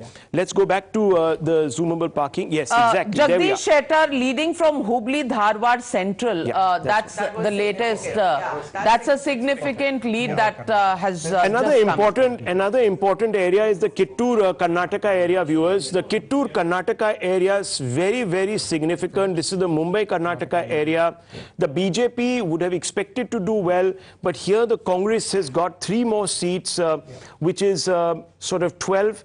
The BJP has 9 trends, total of 50 in this particular area. So very initial trends showing that the Congress... Again, another lead. Jay, this is very important. Very important. Just pull out H.D. Kumaraswamy's seat. I'm told that he's trailing at Channapatna. It's swinging for him. There it is. It's swinging for him. It's swinging. It's swinging. So when we have it here, it's still swinging. Yeah. You know, it's still swinging one way or the other. It's very important because Mr. that Rahul, means his own hold in his family bastion becomes lesser, and see, there is a competition between him and Revanna, his brother. So if he becomes weaker, that means the decision making in his family bastion, in his family hold becomes lesser, and Revanna becomes more important. And already you remember. So that is why we were discussing which faction are you talking to? Revanna faction. A quick look at the leaderboard. Channapatna a little bit more. Yeah. In Mandya, of which Channapatna is a part of, Sumalata campaigned for the BJP. Yogi Adityanath campaigned for the BJP. Yes. He's leading, but it's swinging. It's swinging. So, but it's swinging. It's a tough one, and the JDS is not doing so well. So this will again gladden Congress hearts. If the JDS is not doing well, it gladdens Congress hearts. Let's have a quick look at the leaderboard. 106 trends leading here for the Bharatiya Janata Party. 103 for the Congress. The JDS is frittering away, viewers. This could be an epical moment in Karnataka. You could then, from here on, have perhaps just a clash between the BJP and the Congress as we go forward into history. Here again is the assembly scenario. 106 trends coming in for the BJP, leading in those. 106, Congress in 103, JDS 11. JDS is the story that one needs to look at because that's really going to determine the election's outcome. Yes? Yeah, I just want to make a point. If Congress has to hit the magic figure, JDS will have to be less than 12. If JDS is less than 12, just let's watch Absolutely. I agree with you. Navika, that's the fundamental thing. If the JDS's vote share comes down, So let me tell you the Vokalika, 1 minute, let me tell you the Vokalika decisive seats. The Congress is leading in 11 of those seats, BJP in 3 and JDS in 2.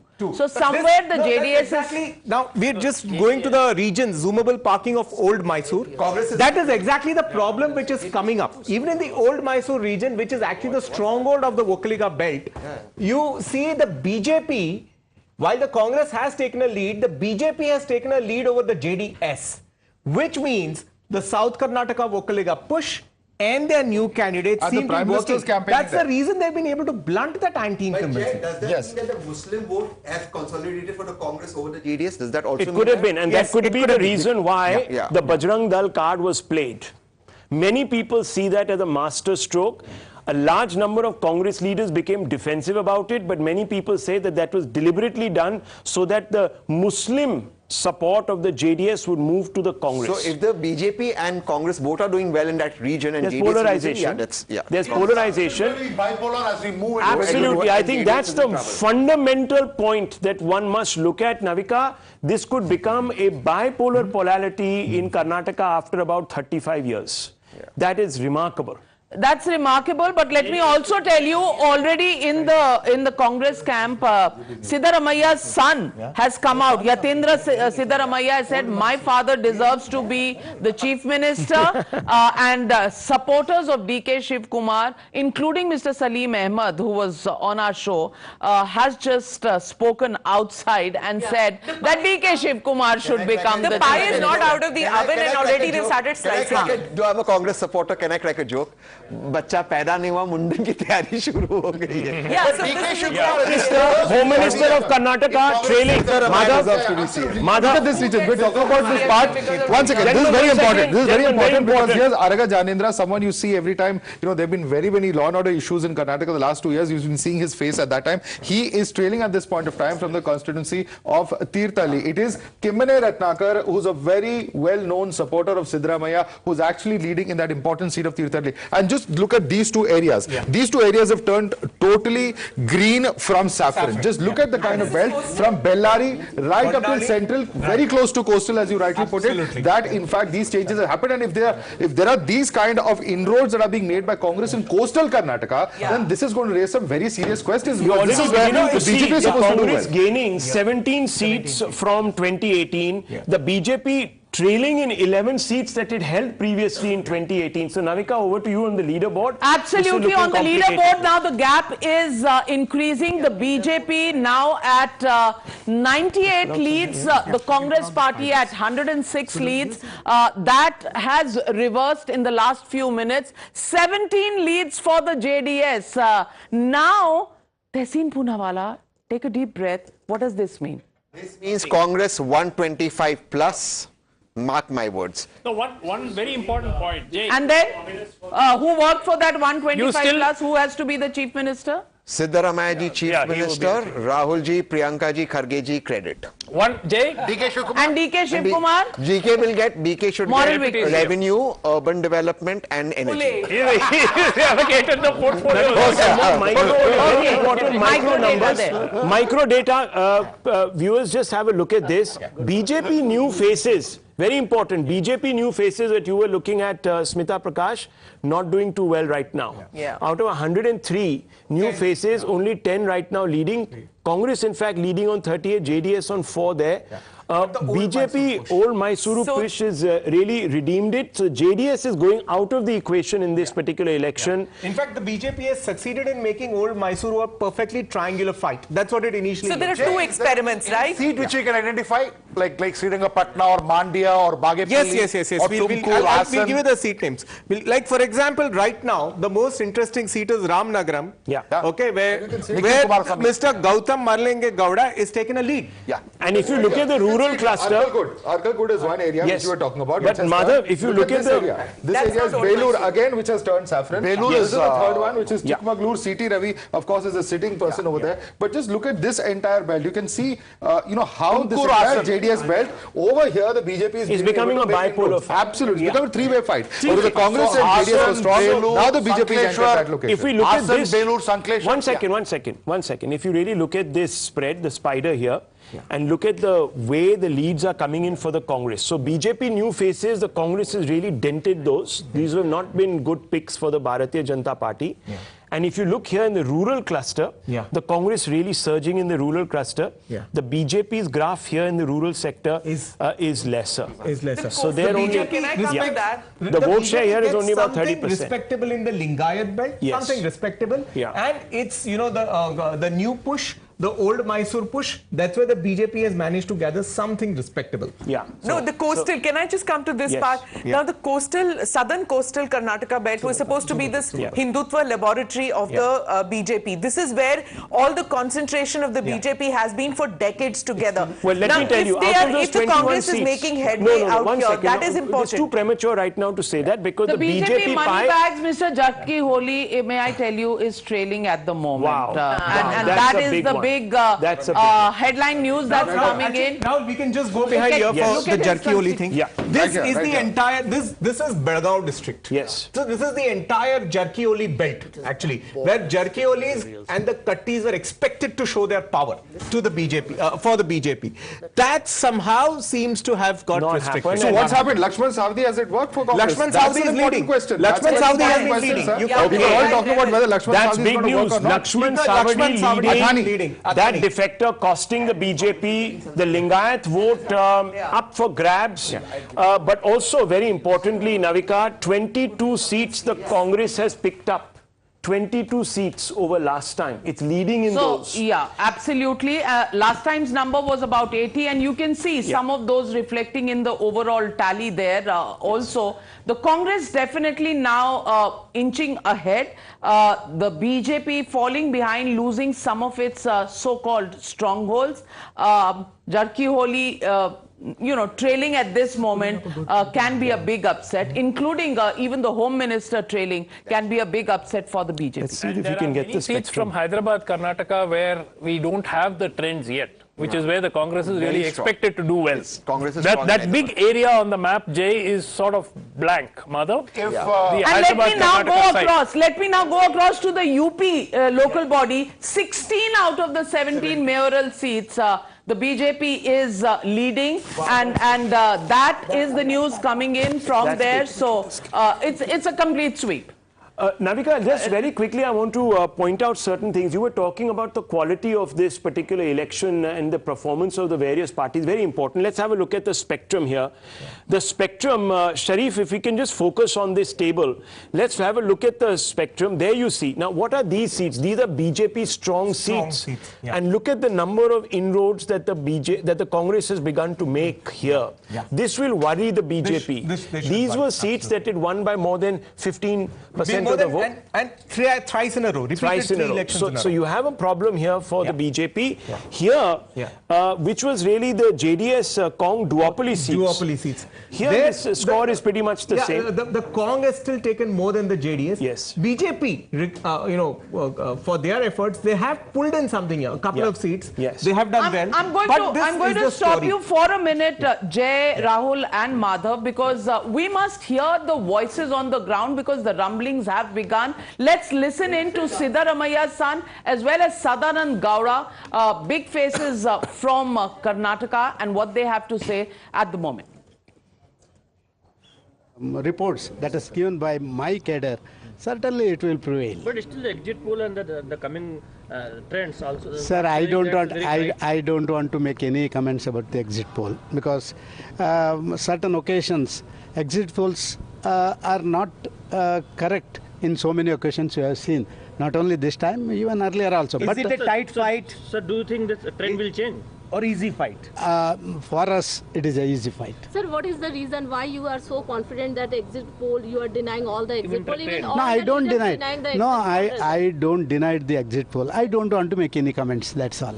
Okay. Thank you, sir. Thank you. Sir, just a minute.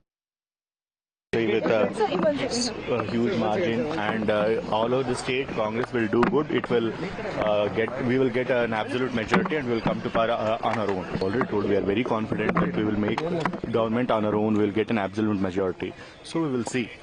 Everybody says that, but we are confident, and all the surveys, even the media surveys and our internal surveys, other party surveys, they have all said that Congress is going to get a majority. Okay, now Sadanand Gowda admitting that 25 seats that the Congress had lost this last time, they've won this time. Big statement, that's evident in the numbers. Well, this is Kalyan, Karnataka, and this is very important. We were just talking about this area. This is where Mallikarjun Kharge hails from. This is where the BJP had made inroads in the last election. And if these current trends are anything to go by, then it appears that Congress is doing reasonably well. Remember that he had actually campaigned here saying that I'm the son of the soil, just as Modi goes to Gujarat saying that, I'm a son of the soil here. You all have to make me win this election. That's been his emotional pitch, saying that it's his last election, so on and so forth. So that somewhere appears to have worked on ground in that particular region of Kalyan, Karnataka, where an overwhelming majority of the seats, according to the current trends, early trends at this moment, this is not the final numbers, of course. Jay, this is very significant because this would give a huge lead to the Congress party. Well, let me then come to the question here. DK Shiv Kumar has been through the election campaign saying that Mallikarjun Kharge should be Chief Minister. I want to now take a quick round across this table of experts on what do you think? If there is such a head-on fight and the Congress is in a position to form a government, do you think compromise candidate Mallikarjun Kharge will be the Chief Minister? Kharge answered it himself. He said he's appointing Chief Ministers. Why would he want to be a Chief Minister? In my opinion, he may not want to, but... No. I don't think Kharge was in the race. I think this is Siddaramaiaji and DK Shiv Kumarji. Between them, both have fought a good election, and I think Siddaramaiaji may get the chance. I feel. I'm fairly sure that Siddaramaiah will be the Chief Minister. Perhaps they may work out. He's also advancing in age, so maybe after 2.5 years, DK Shiv Kumar. Sriram, you agree? Over. I think, Kharge becoming Chief Minister is like Ashok Gehlot wanted to become the President and become the Chief Minister. So Kharge may also say he will be the President or the Chief Minister. The 2013 to Lokesh Jindal, welcome back to the studio. Thank you very much. What do you think? Well, 2013 to 18, Siddaramaiaji had done a fantastic job. He had delivered on 159 promises out of 165 that he delivered. And I think he would be the right candidate. He would be the favorite to become Chief Minister. And he will also be commanding the support of the vast majority of MLAs. So Smita, Are we going to see again an Ashok Gehlot versus Sachin Pilot playing out in Karnataka? And then they will blame Operation Kamalam. So the point is that DK Shivkumar has done all the heavy lifting. Yes. But Siddaramaiah is the person who's the senior most. So then ultimately the ball is always in the court of the Gandhi family. They are the ones who decide. The High Command decides. But I think this time DK Shivkumar doesn't want to be another Sachin Pilot. He doesn't want to sit waiting in the wings for 5 more years. DK Shivkumar is not a Sachin Pilot at all. Yes. He's not going to wait in the wings. Yeah, what does but this Navika, mean? I'll tell you something. Siddaramaiah does have a large number of legislators that are loyal to him. At the end of the day, it's about numbers. Let's face it, you can have what as much money. What about an Operation Shivkumar? Mr. Rahul, but that DK Shivkumar has got DK Shivkumar has got the money bags to buy all those MLAs. Well, true. That's what she's saying. Yeah, but I don't think it's going to happen. Very quickly, Bommai trailing now in Shigagaon. The Chief Minister, Shigagaon, yes, Shigagaon, Mr. Bommai trailing in Shigagaon. BJP National Secretary, General Secretary C.T. Ravi is now trailing in Chikmagalur. Ramesh Jharkholi is lagging behind in the second round too against Dr. Mahantesh Kadadi of the Congress. So big names of the BJP trailing. Big upsets that are being reported from the ground. These are trails. Low margin last time. These are not results right now, so they are trailing. Putturu Congress candidate. Meanwhile, the JDS is up to 21, and what does that mean, Mr. Sriram? So if it is about 21, I think, and if BJP is not falling like a pack of cards. That's the problem. If the BJP starts falling like a pack of cards, it doesn't make any sense. Then there is an issue. So at the moment, do you sense the BJP falling? It looks like, because of the big names like C.T. Ravi and Chief Minister Bommai is trailing. Murugesh Nirani trailing from Bilagi also. That's something important. That's an interesting one is here, Bangarappa, where former Chief Minister Bangarappa's two sons, Kumar Bangarappa and Madhu Bangarappa, they've been at it for the last 2 decades. But it appears now that Congress's Madhu Bangarappa is leading over BJP's Kumar Bangarappa. Kumar Bangarappa incidentally was earlier in the Congress and then went to the BJP. But an interesting fight, and this is right next to Shikaripura, where in fact Vijayendra leads. It's Yedurappa who was the incumbent there. Vijayendra is leading in this particular seat as well. So over here as well, in fact, we've seen in this entire central plus coastal belt, there have been some amount of splashes of green. Is also trailing, by the way, as of now. This was about 7 minutes back.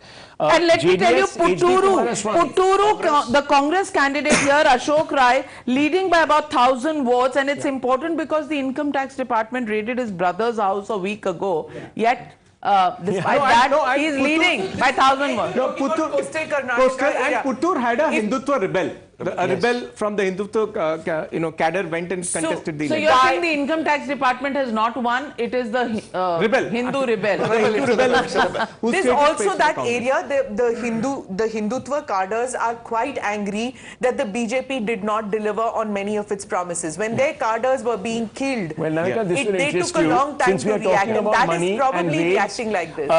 Background fact, recently cash, drugs and freebies worth over 2.5 crores were seized from BJP candidate Murugesh Nirani, and he is trailing from Bilagi. So drugs are not working. No highs are working. I think, if we look at the spectrum here, we'll just come briefly over, Madhav. I think something that should be worrying the BJP is that the Congress, the absolute left end of the spectrum represents seats of urban Bangalore, where the BJP really does well. You have Malleshwaram, you have Baswangudi, where the BJP really does well. But if you get a little away from that area, you go to another area of Bangalore, C.V. Raman Nagar. Okay, it's actually been with the BJP for 3 elections. Right now, the Congress is leading. You go a little further, Athani, now here your seats also start, which were traditionally with the BJP. Let's remember, they bought Mr. Mahesh Kumta Ali, but Mr. Savadi had himself lost Athani by just 2,000 votes last time. So now there, Athani, Mr. Savadi big BJP names trailing, viewers. Big BJP names trailing. You have crosses the halfway mark now in early trends, and you can already see that Navika up on our leaderboard also. Yeah. So there's a problem there. There's a real problem right now initially. Let's have a quick look at some of the other results that are coming in on the spectrum, viewers. This is the spectrum. This is extremely important. Can you talk us through this very quickly? Absolutely. I'll come to your side of the thing. Yes. Now see, these are hard BJP seats. They're mostly from the urban parts of the state. I mean, from Bengaluru and around, Malleshwaram, Baswangudi.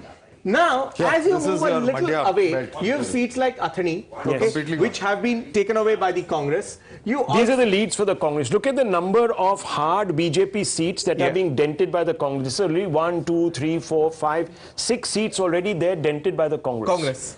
Okay. Now, come here. It retains some seats in Mangalore, in coastal Karnataka. But the mild seats have actually seen a change. I have also seen a change. Yes. So it's like the Congress has sort of managed to barge into the BJP territory. In the swinger seats where there were very small margins, it's the Congress green that is now beginning to dominate. Yes, very big green patch. And this is where the election is turning. It's those marginals that the Congress is beginning to pick up on. The Congress mild, they've been able to retain their own seats. And Congress strong, the strongholds. The BJP has only made 3 inroads into the Congress strong seats. That's fundamentally what we are talking about. Within the duopoly, it's just one solitary inroad. Otherwise, the Congress and the JDS have kept that fiefdom to themselves. So viewers, let's very quickly open this up. This election is now beginning to turn decisively. Smita Prakash, the BJP is not making inroads into Congress strongholds. The reverse is happening. Reverse is happening. See, traditionally, even in coastal Karnataka, which we were talking about, which became BJP because of the Hindutva laboratory that everybody talks about, it was the stronghold of the Congress. Karnataka was Congress for a long period of time. And then came the third front and things. BJP made an entry but has never had majority. For them to get a majority in Karnataka would have been a stupendous thing. And then, which we were discussing, they did this experiment of bringing in new faces. New faces, 103. Yeah, new faces with it's like long-term view in perspective, which is long-term in the sense of just 12 months. Yes. That's all that they have, a long-term perspective, the next election. If that gamble has not paid off in returns in this election, did the BJP already have that in focus, that it's all right if we lose this election, we can probably make it in 2024, bring a new crop of leaders? I think it's a futuristic way of looking at it. Well, the way I'm looking at things right now, my eyes are only on the numbers for the BJP coming down, the numbers for the Congress going up. At the moment, 108, this is a little tricky unless the Congress party really gets towards 118, 120. It could be a little tricky. They need a buffer zone. 23. Not yet open. Not yet. That's where Congress will get a lot of seats. 125 plus for the Congress. I told you all it is a 120 plus. I want to remind Poonawala and Sumantraman one thing. Last time in 2018, Nirmala Sitharaman had laddus by 1:30, and we know what happened by 3 p.m. That's right. So let's hold our horses. Mr. Ganesh Karnik, BJP spokesperson from Karnataka, joining the broadcast at this point. Mr. Ganesh Karnik, not going too well for the BJP. The Congress seems to be inching towards the halfway mark. No options open. How are you looking at these elections? Big names trailing at this moment in the BJP. Navika, thank you for inviting me on this debate.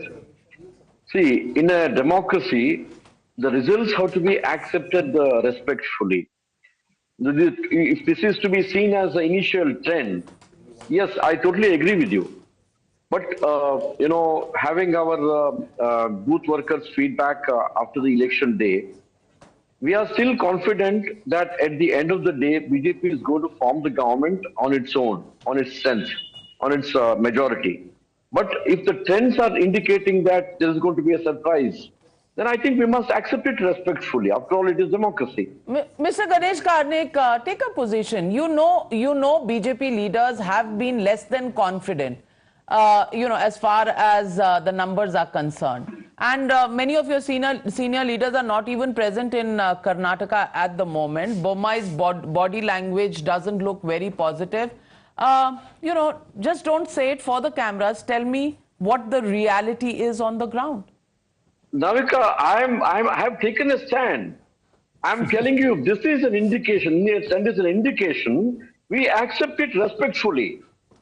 Is it not a stand, madam? Okay. I've taken a stand. Navika, some big takeaways. Okay, well, give me a second, sir. Some big takeaways. Congress has made inroads into Lingayat seats. JDS performance is not strong enough to hold the Congress back. The Congress has also secured a significant share of the Vocaliga seats. Yes. Navika, it could also be, one second, I'll come to you. It could also be that a significant chunk of Muslim vote has moved from the JDS to the Congress. Congress has eaten into the BJP share in central Karnataka. Let's have a quick look at Karnataka also. The big takeaway is also that 8 mantris in Karnataka are actually trailing at the moment, and that is a big number of ministers who are trailing, and that tells you the story of Karnataka. Absolutely, from the Home Minister onwards, a large number. In fact, this is the region that we need to see.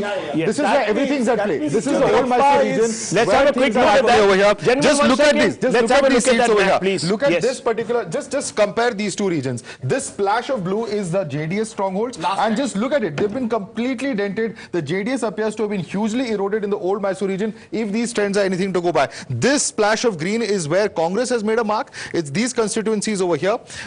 This one, RC Kare. If you can come further south, this side is of course RC Kare itself. The Shravan Belagola. There is other seats such as M.A. Gopalaswamy in neighboring Shravan Belagola as well. Okay. This is Nelamangala, Nagamangala. We were talking about leads and trails, the important one. CM Bommai trailing in Shigaon. BJP's C.T. Ravi trailing, BJP's Ramesh Jharkioli trailing, Navika, BJP's Murugesh Nirani is trailing, BJP V. Sumanna is also trailing, very important. Abhay Patil of Belagavi South is also trailing. So, both the places or only at Varuna? And Nikhil Kumaraswamy Varuna, trailing. I think he's trailing there. Jagdish Shettar is trailing. These are big upsets that are coming in, and you know, if these leads and trails hold for now, these are some big headlines coming in, and it's important to look at this entire election. Can we actually risk and call the election at this point, Ashutosh? I think so. You can? Yes. You're sticking your neck out? Yes, where will the Congress? See, the fact of the matter is that the JDS is doing badly in old Mysore. Yeah. That means the Congress is and getting the BJP across is the doing table. badly in central. Yeah, that means the Congress is getting across the table. Yeah. And if the Congress is gaining in coastal Karnataka, which last time they got more than 51% vote share, out of 20, BJP got 17 seats. If in coastal Karnataka, BJP is losing even 2 seats. Okay, some respite for the BJP. Okay, Bommai is leading now. That's the big correction. You know, old Mysuru, if the Congress is doing so well, remember this is a Vocaliga area. So if Congress is doing well, Vocaliga is taking, that means DK Shivkumar. DK Shivkumar has had an effect. I mean, of course, Sidramaiah is also from that area. I'll come back to you, but meanwhile, the numbers there. 130 plus, I told you on your Chief Minister. Okay, 200. 1 second. Trends coming in. Gentlemen, 1 second, please. Trends coming in from 200 seats. Yeah. Let's have a look at this. What is going on here? Now, in these, the Congress is having 106. So the Congress has picked up 53 from the BJP. From the BJP. It has retained 53 of its own, and the number is 106. 106. Let's flip to the BJP now, and let's have a look at the BJP's map there. This is a switch indicator. This tells you really where the election is headed, how it is turning. Well, before you go into that number, let me just refresh the numbers on the screen. We have 114 for the Congress, 92 for the BJP. Congress passed the halfway mark, 113 is the halfway mark. The Congress at 114. Wow. That's the first time on our screens that we're seeing the Congress winning. The JDS is down 20 seats as of now. The BJP is down about 15 seats. This number holds, the Times Now ETG exit poll would have got it spot on. We had given a range of 120 to about 100. Absolutely, and we had given a range. We had taken the median of the range at 85, but 92, it was about 82 to 92. 113 mean for the Congress. The Congress right now is 104. It's early days, viewers. Early days. But that means the Things Congress can change. has cannibalized on its ally, the JDS. ETG poll at the moment seems to be bang on. Didn't get wavered with all numbers. But will Jay dance like some of the other pollsters dance? At the end of the show. We don't believe in dances. We only believe in actual facts on the screen. We believe in the dance of democracy. The Bhangra is happening at the Congress headquarters. We believe in the dance of democracy. It should be some Karnataka. It should be, then go and tell the Congress headquarters that. If Smitaji joined, then you. There, the Bhangra at Congress headquarters. Well, so let's go back to the numbers. 91 leads for the BJP, 114 for the Congress, 18 for the JDS, 1 others. The Congress passed the halfway mark. Is it going to stay there? Is it going to consolidate? That's the only question left now. These are leads and trends, 2 to 4. Performance of the JDS, we got on the day of the exit poll at 6:15 itself. When Mr. Kumaraswamy said, about 25 winnable seats we are not winning due to resource crunch. I mean, the admission is that we are not doing well. So, ye jo number hai, 37 plumbing down to 18. For now, 20 as of now, was a sort of and this is where the map tells you the entire story. This is where the JDS does so well. Look at the blue patch over there. Look at the previous election. This is where the blue was, and it's now replaced by green. And look at the saffron here in central and this whole there is place, a huge green penetration there. Huge inroads of the green. So as expected, so the BJP vote has gone to the Congress here. Over here. It's pretty Absolutely. clear. Absolutely. And even the Hindu vote has gone to the Congress. If this region represents the Hindu vote. So Vokalika factor works for the Congress. But is it really about caste? Or is it really about the BJP not handling it well? People have gone in for change. The most reservation has gone against them is the non-performing BJP government. It's as simple, non-performing chief minister. At least that was the perception. So you're talking about trouble engine. You're picking up on the trouble engine. Bommai was the most uninspiring leader, chief minister I have ever seen. He might be a good person. Navika, the vertical reservation, the policy that BJP resorted to in order to reach out to left-hand Dalits, that backfired, because what was happening is in that particular scenario, it was aiming at consolidating some form of a Dalit vote base. And right-hand Dalits are with Congress. Now with left-hand Dalit, which BJP aimed at, it lost out on my sense, and Mr. Rajagopalan, I must ask you this. My sense is the BJP in most elections has a new caste of beneficiaries. In Karnataka, which is an affluent state, per capita incomes are higher than the rest of India. The beneficiary factor has not worked, and therefore they do not have a captive vote bank, and therefore it's a performance. You know, to just talk about caste and consolidation of caste, Dalit, Vokalika, Lingayat, maybe getting into an area where it's just simply judgment on performance of a government, the BJP, on that governance factor, I think the seems Congress to have lost beginning out. to turn the knife. Very, very interesting tweet coming from the INC handle.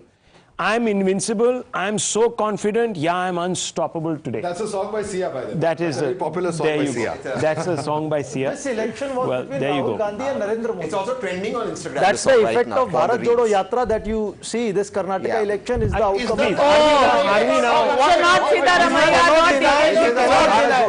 No. It's been the highest number of times. That's where Rahul it is Rahul Gandhi's victory. Rahul ji made a speech in the rain. Yes, viral times. It is Rahul Gandhi. It's only the local leadership. We understand that. It must be acknowledged today. Well, Rajagopalan, one minute. Ceasefire. Because of the Modi. Ceasefire. Narendra Modi's defeat Okay. by Rahul Gandhi. Victory is Rahul Gandhi's, losses are local leadership. No. This is loss of Narendra Modi ji. It is loss of Narendra Modi ji. Okay. Gujarat ka Rahul Gandhi has the right to speak. Democracy has to be kept alive. He does. But in Gujarat you put Modi ji and Rahul ji. So out here, why not you put Modi ji and Rahul ji as well? Absolutely. You called out Siddaramaiah, we put Siddaramaiah. The people of Karnataka, South Africa settled the score of defamation once. We wins. The EVM has win. EVM has win. Yes. South Africa EVM. What happens to the election South commission Africa now? EVM has won. EVM is alive. Apart the election commission okay, healthy. The Karnataka EVM Jindabad. EVM Jindabad. alive in India. EVM Jindabad. Rahul Gandhi has fought Narendra Modi a lesson. Look, I want एक second, काम नहीं करेगा. Navika, 1 second. Since Karnataka is getting Congress, I see 3 major aspirants for Rajya Sabha from here. Ashutosh, Naveen Jindal and Lokesh Jindal. Look at the social engineering done by the Congress. Siddaramaiya 26% OBC, DK Shivakumar 16% Vocaliga, and Mr. Mallikarjun Kharge another 20% SC community. And Muslims 13%. And Muslim automatically. Bajrang Dal and Muslims. What about the BJP? They had the Lingayats with them. They disappointed them by sidelining or marginalizing Yediyurappa. And where are the other castes? Yes. Can I just raise an objection to this thing that Kannadigas have proven that democracy is alive in this country. That is such a wrong thing to say, that democracy is alive only if there is an anti-BJP verdict that has come out. Democracy is alive because we've had a successful election and we've had a peaceful election and there's a result which is peaceful. It is not because of a verdict being pro or anti-BJP. And that's a good Karnataka speaking here. And sorry, I disagree. It's really unfair to say that democracy is alive only when the Congress Democracy is alive because a government which did not perform. That is wrong. What you said different. We've said about the government, but for the moment, the big picture, 118 for the Congress party. It's consolidating its lead. 78 for the BJP. And this is how, let's take a look at this. This is how the Vidhan Sauda in Karnataka is going to look. Lots and lots of green, very little of blue. Saffron reduced from the last time, and more or less expected result. Most exit polls had predicted. So for once, exit polls will also get some credibility. But your exit poll has said 104 to 120. And what about exact numbers? Exact number. So 3 cheers for the ETG Times Now exit poll. And for Jay. Jay got his numbers right. Jay kept putting his neck out. Good one, Jay. 1 second, sir. 1 second, sir. Mr. Jindal said Rahul Gandhi won it for Congress. Rahul Gandhi was told not to come 3 times to Kolar. Yes, 3 times. Because the moment 2018, it was Rahul Gandhi's campaign. Let me take it across. Let me take it across. Law and order problem. 1 minute. Calm down, baby, calm down. You put 1 Modi minute. and he's I'm going to the reporter on the ground.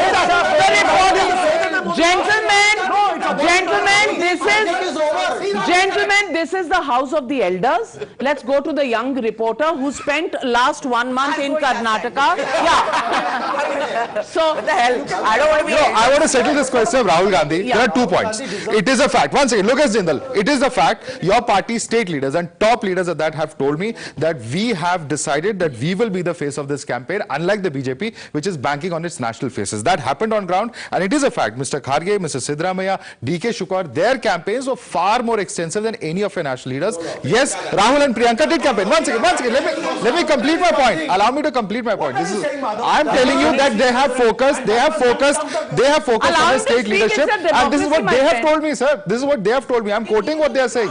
Okay, so let me just complete my point. The other major point is that Mr. Rahul Gandhi, for instance, unlike during the Bharat Jodo or some other campaigns, there was nothing controversial which he said which actually would have backfired against the Congress. That made a lot of difference as well, unlike other campaigns. Should we, 1 minute, Rahul, what about it? What about it? That is not an attempt to polarize. Just 1 minute, can we have the big numbers on the screen? Can we just take a moment to call the elections? Gentlemen, 1 second, please. 1 second. Think of 1 second. Mr. Rajagopalan. 1 minute. I'm going to silence all. all of you there who are very excitable there. I'm calling out the elections. Rahul, is it time to call out the elections? Should we just stick our necks out and look at this number here? 119 for the Congress. Do you think, Jay, it can reverse from here? Any major changes can take place? I do not expect a big reversal. Big reversal? No. A little bit of up and down, but they're not more. But they're past the halfway mark. They're past the halfway mark. It's safe to call the elections. Absolutely safe. Psephologists advice. Yeah, it's safe. Okay, safe to call the elections. 120. Well, 120 for the Congress, 79 for the BJP, 23 for the JDS. So the Congress seems to have taken more from the BJP than from the JDS. Yeah, actually the BJP has retained coastal. It has retained portions of central. Kittur, Bombay and Hyderabad, Actually, Karnataka. another way of looking at it is that the JDS has also been eaten into the BJP in different areas. Yeah, some pockets. You've had some pockets which but have, these were there last time around also. Perhaps some last time, but perhaps. it is this area, this central and the coastal area where the BJP retained, but the rest of the state, Bombay, Karnataka, Hyderabad, Karnataka. We'll have to look at some vote shares. Just a quick point. 3 seats in North Karnataka that you're referring to. This is what JDS does every time. It waits for BJP and Congress to release their list of candidates, and then JDS comes out third to pick up rebels from other seats. That's why you see in North Karnataka they mop up 2 or 3 of those rebel candidates, who are either those who have not got tickets. There have been some inroads. I don't know if exactly. There are 3 inroads. This seat was with the BJP gone this time around to the Congress party.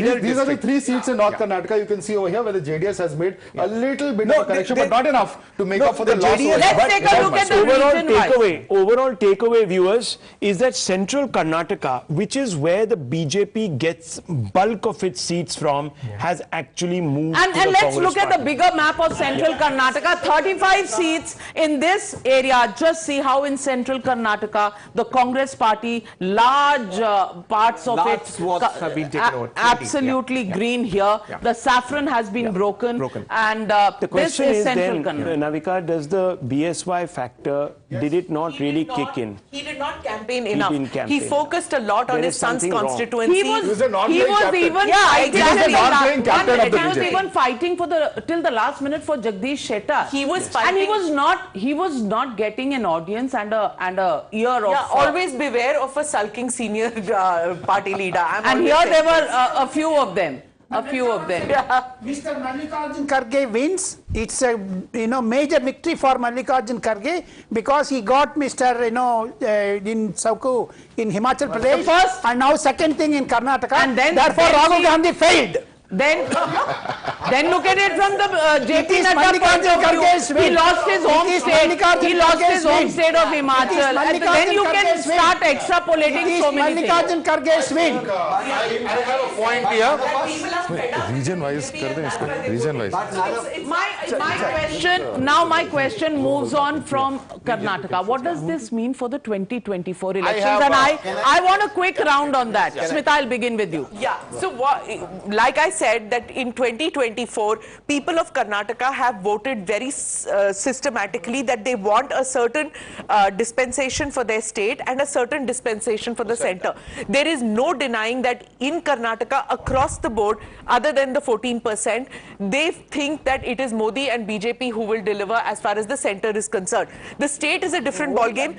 That double engine, the one engine was not functioning. The one engine has, obviously the results show that जैसे आपने कहा कि carburetor में मिट्टी जल गई थी, वही हुआ. So Ashutosh, no impact on Lok Sabha elections, or do you think this will impact Lok Sabha elections? See, what is worrying for the BJP is that since 2004 onwards, Congress has got more vote percentage, but Congress was declining. Here what is happening, if the Congress vote share goes to 40% or more than 40%, they get a majority seat. So that shows there is a disappointment with the BJP, and that can be a warning signal. Let's listen into Pawan Khera. He is the media head of the Congress. भारी बहुमत से, जैसा कि मैंने आपको कहा, हम सरकार बनाने जा रहे हैं. How do you see the trends coming in right now? Very encouraging, predictable, but very encouraging. We are absolutely confident of forming a government with absolute majority. So 5 guarantees worked, not Bajrang Bali. 5 guarantees worked. God has been kind, And the negative campaign, the divisive campaign of the Prime Minister personally did not work. So much. I'm joined by Congress leader.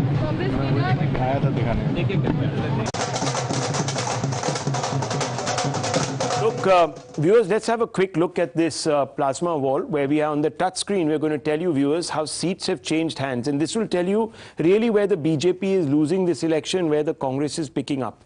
So let's go region by region. This is the Kalyan Karnataka region. This is right up north.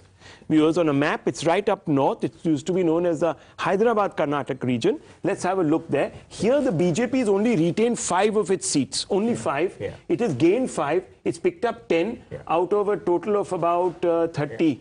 Yes, 31 seats. 31 seats. The Congress has retained 10 and gained 8 at the expense of the BJP. Absolutely. Total is 18. The JDS retains and gains 1. So as I said, the JDS perhaps picking up. Let's see where the JDS gain has come from and at whose expense has it come. JDS has picked Gurmitkal, it's a retention, and it's Devadurga, which the BJP has lost to the JDS. That's right. So one second. So the JDS picks up at the behest of the BJP there.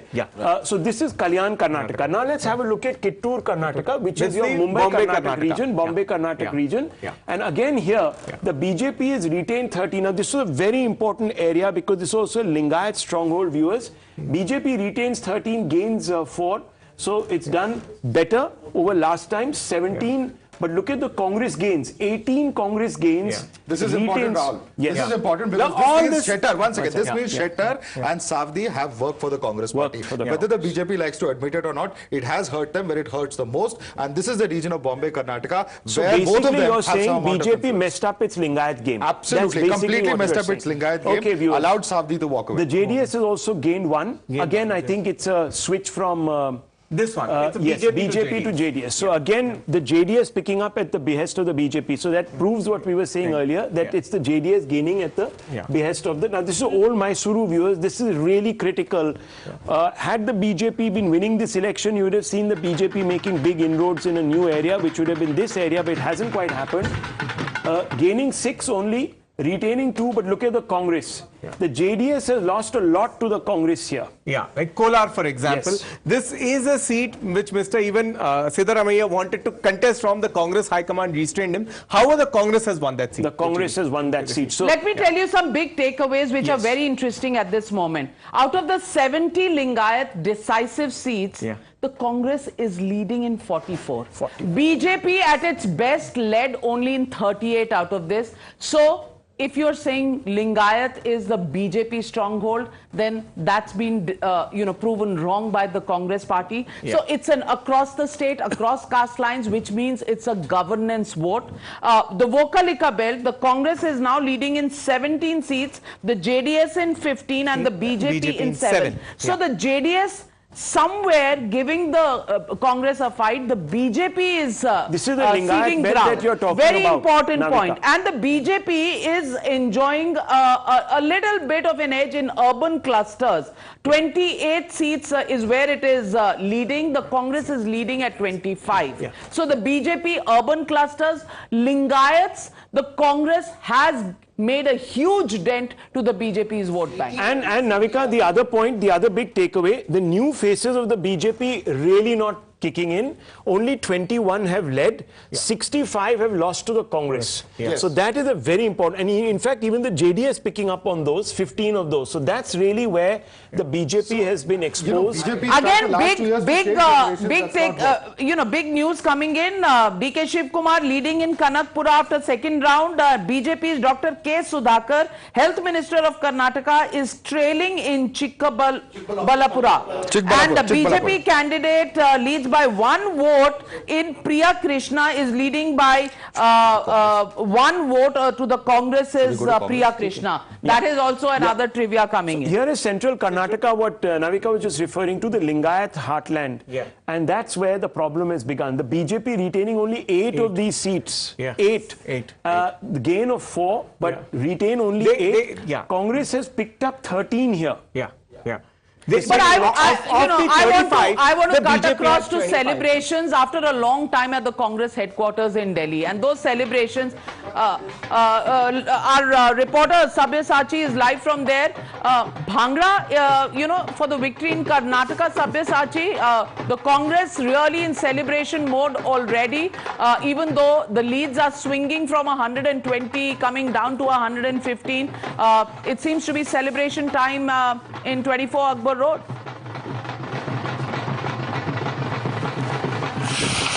Well, absolutely. The celebration started at 7 in the morning, and party workers started coming in large numbers. And you can see whole Gada are being played, Havan and Puja were being conducted in front of the AICC headquarters, and more Congress workers are coming into the AICC headquarters, and there has been the celebration since morning. The party workers are confident that the Congress party is going to win, and that is the reason why the party high command had called in large number of party workers to be present at the AICC headquarters throughout the day and celebrate. T-shirts of victory are also being distributed here at the party headquarters. Celebration time. Karnataka needs the Punjabis and the Bhangra. Let me make that very clear.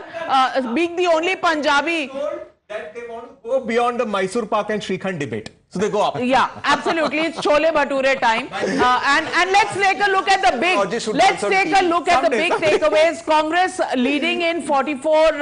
I think this is the Lingayat seats, not the Vokalika.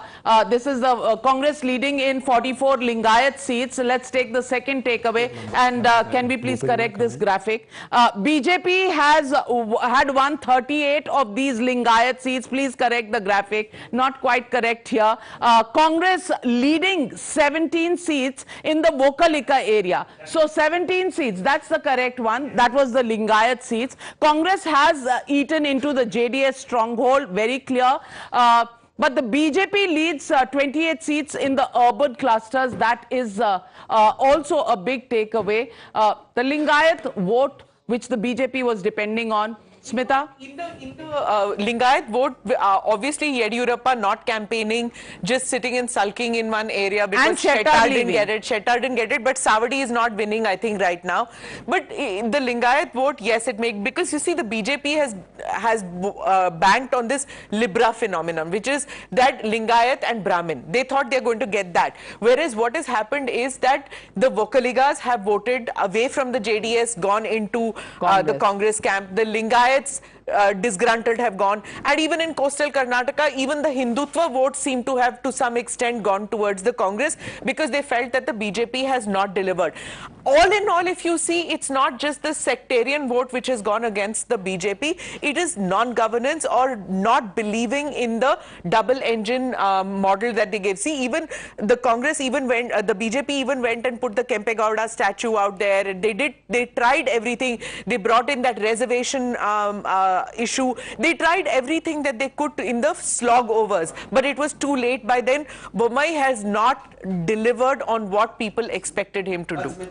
But this is a sabotage. Also, you know, C.T. Ravi was went so aggressive against Yediyurappa ji in the entire Lingayat leadership until Amit Shah ji. So he said tickets will not be decided on a breakfast table. Amit Shah ji had to go to Yediyurappa ji's house and sit there and, you know, make that point. So this entire fight that happened there. Can I? Because I'm saying how I think Congress is 125 plus. Tasin, why we are shying away from telling the reality? The fact of the matter is, who messed up in Karnataka? Amit Shah. Who marginalized Yediyurappa? Who has appointed Bommai as a chief minister, a non-performing chief minister? Who did it? Amit Shah did it, Modi did it, or B.L. Santosh did it? Who did it?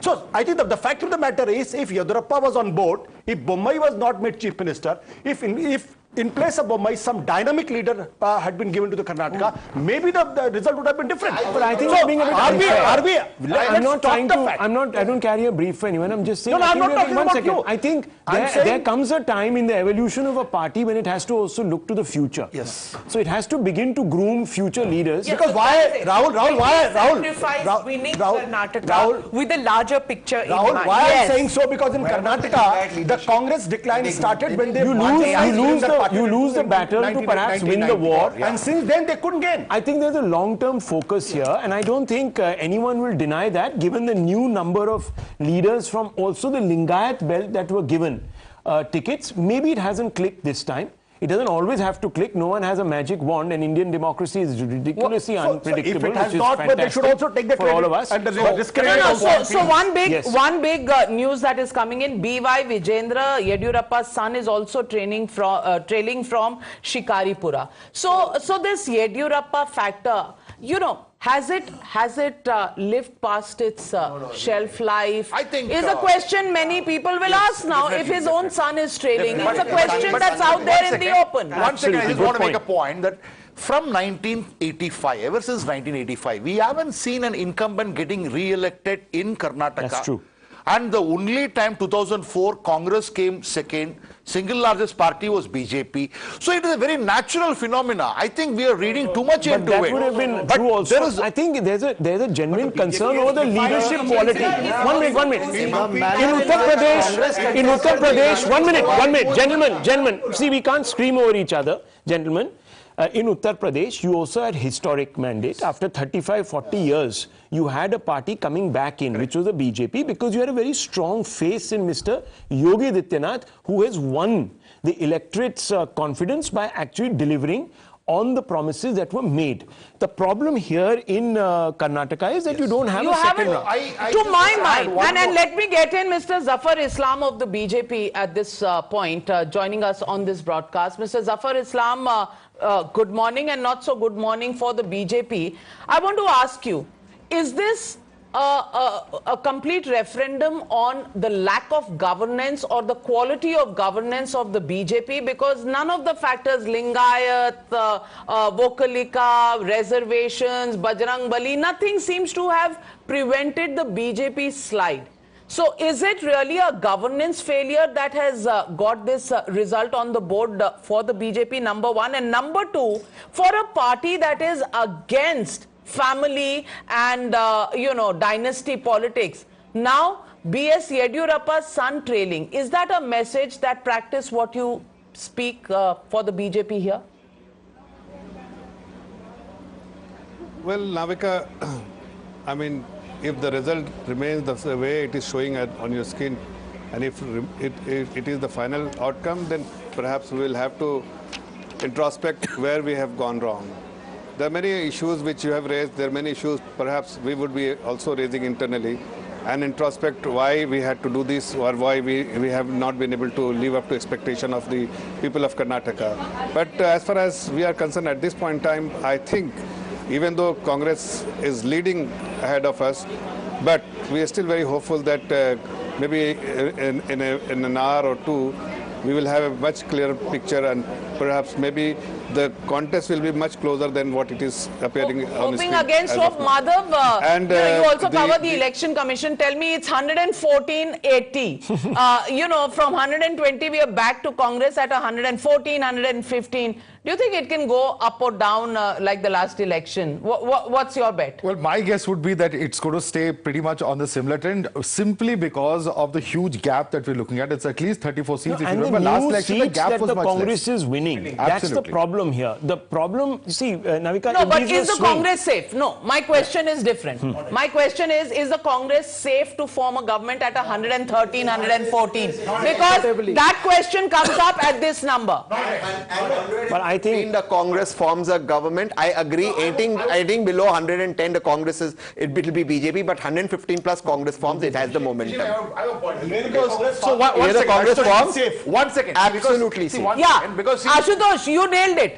Is the government of 115 MLAs going to be safe for the Congress in the long 5-year term? It'll be 125. 1 minute. See, if Shiv Sena with 59 seats can't be safe, 48 MLAs are switching to the other side, then any number is not safe. No, that depends upon how they keep their house in order. What they do with DK Shivkumar. This is the important thing. This is amazing. You don't keep. I will do robbery because you didn't close your house. मैं चोरी करूँगा. मैं चोरी. गलती आपकी अपने घर बनने क्या? Amazing logic in politics. You want to keep your house in order. But can I say something? Just one reality check. I'm not saying this is going to happen. I just wanted to put a proposal there to see how the fight heats up. Navika, is Karnataka as divided for the Congress as Rajasthan has been? No. Now, just so 1 minute. Now, with the divide, one second. Where is Sachin Pilot? Sir, Who is please. Sachin Pilot? One second. Who is Sachin Pilot? Please, sir, please. Who is Sachin Pilot? Given the big fissure, They are all dancing now. the Congress has been able to, one second, gentlemen, please. The Congress has been able to pull through, however palsied a manner, however jaundiced a manner, in Rajasthan for now close to 5 years, despite this massive chasm in the middle of the Congress party. Are we saying that D.K. Shiv Kumar and Mr. Siddaramaiah have the same sort of relationship as Mr. Pilot and Mr. But Gehlot? Karge will spoil it. Karge will spoil it. The problem in Rajasthan Mr. is Mallikarjun Karge will Sachin spoil Pilot has shown Karnataka. lot of immaturity. In Karnataka, D.K. Shivakumar is an ambitious politician, there's no doubt about it. But he also knows that if the Congress goes down in Karnataka, he will be in Tihar jail. But I think, so he understands that logic. Because he has been in Tihar jail. D.K. Shivakumar has been in Tihar jail. I'm going to ask you all to take a deep breath, pause, because there is news coming in for the BJP from UP. And in UP, if you look at the mayoral seats, the Samajwadi Party is at 0, the BSP is at 1, the Congress is at 1, and the BJP is leading at 15 seats. 15 seats. Samajwadi Party is not, the BSP is sneaking in there, the Congress is sneaking in there. That's also a space to watch out for, and those elections also, for the BJP in Uttar Pradesh, everything counts. Let's actually bring those numbers up on the screen. Let's put those numbers up on the screen. On the screen, there they are. There they are. Now the BJP at 14, everybody else has 1-1 each. 14 leads for the BJP. That's a big vote of confidence. That's a big vote for BJP. again 15 and Samajwadi Party. Remember, viewers, of course, these are municipalities which are mostly city and town centric. So you're not talking about rural areas, but no, the there fact are some is, yeah, these are mayoral, but there are panchayat elections also. That's true. Which we. Minister was campaigning in Karnataka while these elections were no, but he was even campaigning here. It was quite clear that they were going to win. This is also in UP. the dare I say, this is also the post Atiq Ahmed. Yeah. Okay. So the reason why But the point is that the BJP will take a lot of heart from here. Especially in the northern belt. No, they will be very disappointed, Rahul, because Karnataka was a gateway to South India, and for them to lose Karnataka and to lose any election, as we discussed, BJP doesn't like losing. No party likes losing, but the BJP especially so doesn't like losing. So, and then, now of course it's going to start that dekho bahar kar diya, south se bahar kar diya, it's a north of the Vindhyas party. That whole narrative can we gets run away from muscle. that? Can we run away from that reality? Yeah, well, let's just go across to our colleague Imran, who's joining us from the Karnataka Pradesh Congress headquarters. We'll just cut across to him, but those are visuals of celebrations going up in Karnataka already. So, extremely gung-ho Congress party has got a victory in Karnataka, and that would do a lot to really buck up their confidence. And also the larger, and also Karnataka politicians also, that there are no dancing. One second. Let's not jump to conclusions. The fact of the matter is, viewers, that it's going to galvanize the opposition ranks, Navika. Will it? Whether we like it or not, you're going to have, maybe it'll play in the hands of the Congress. The Congress might actually become more assertive in dictating to its partners. Absolutely. And doesn't that then suit the BJP as well? It does suit because the BJP would rather fight against the Congress than any of the regional parties, Dr. Precisely. Nitish Kumar. Nitish Kumar is doing that job in lobbying. Nitish Kumar has failed because he met Mr. Biju Janata Dal chief. Biju Janata Dal chief, next day he reported everything to Mr. Narendra Modi. Therefore, opposition is not going to be safe. So, opposition politics will fail. Karnataka, whether it gives impetus or not. Actually, the Congress's ascendancy now is bad news for opposition unity. No, it will not. Opposition unity in the sense that Congress is now in the driving seat. Absolutely. If there is a united opposition, it is the Congress which is in the driving seat. So, ambitions of the other the regional leaders now has to set back because they have to now say. Bittersweet moment for the opposition. KCR, Mamata Banerjee will have to step back. Will they do that? And they have to also realize that if the Congress could do this to the JDS, take away their votes, the Congress can do that in Telangana. I think the TRS is going to... I'm going to Imran. Imran is on the ground. Is it a good election to lose for the BJP? Yes. We'll go to that question. First going across to Imran Khan. Imran joining us from KPCC headquarters. Straight off to Imran. Imran, what are you seeing around you?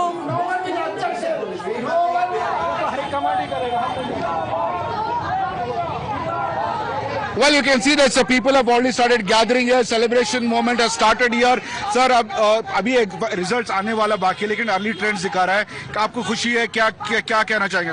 जो कर्नाटक की जनता ने result दिया, इसके लिए हम पहली बार उनको बधाई देते हैं और 100% कांग्रेस की सरकार बनेगी. मिनिमम 120, मैक्सिमम 140 तक जाएगा. 140 तक जाएगा. अर्ली ट्रेंड अभी भी मामला 19-20 का है, लेकिन आपको यकीन है कि पूरा कांग्रेस आएगी? लेकिन 100% कांग्रेस ही बनाएगी. कौन सीएम रहेगा? सबसे बड़ा सवाल है कि कौन सी आपके दिल में क्या है? नीतीश कुमार है, बोम्मई है? ये सबसे बड़ा सवाल का जवाब जो अपना हाईकमांड ही देगा. हाईकमांड के अलावा कोई नहीं बोल सकता नाम. काफी पॉलिटिकली करेक्ट जवाब दे रहे हैं आप, लेकिन आपके दिल से बताइए आप किसको सपोर्ट करते हैं, बोम्मई या नीतीश कुमार? कर्नाटका की 6 करोड़ 6.5 करोड़ जनता ने इस महंगाई के ऊपर वोट दिया है कांग्रेस को भरोसा करके, तो हाईकमांड भी कांग्रेस को अच्छे सीएम को डिसाइड करके हाईकमांड डिसाइड करेगी. क्या कहना है, नीतीश कुमार बनना चाहिए कि हमारे खड़गे साहब डिसाइड करेंगे. कर्नाटक के और राष्ट्रीय कांग्रेस के अध्यक्ष है और हमारे पास बहुत सीएम के कैंडिडेट है, एक जने नहीं है, बहुत सीएम के कैंडिडेट है और कांग्रेस में अभूतपूर्व जीत होने वाली है.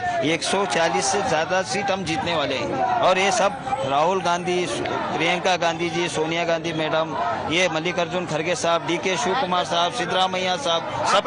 आपका क्या है? News coming in. Imran, H.D. Kumaraswamy is holding a key meeting with few JDS leaders in he's in a Bangalore resort after seeing the trends. Final decision will be taken after the picture is clear. What decision is he going to take?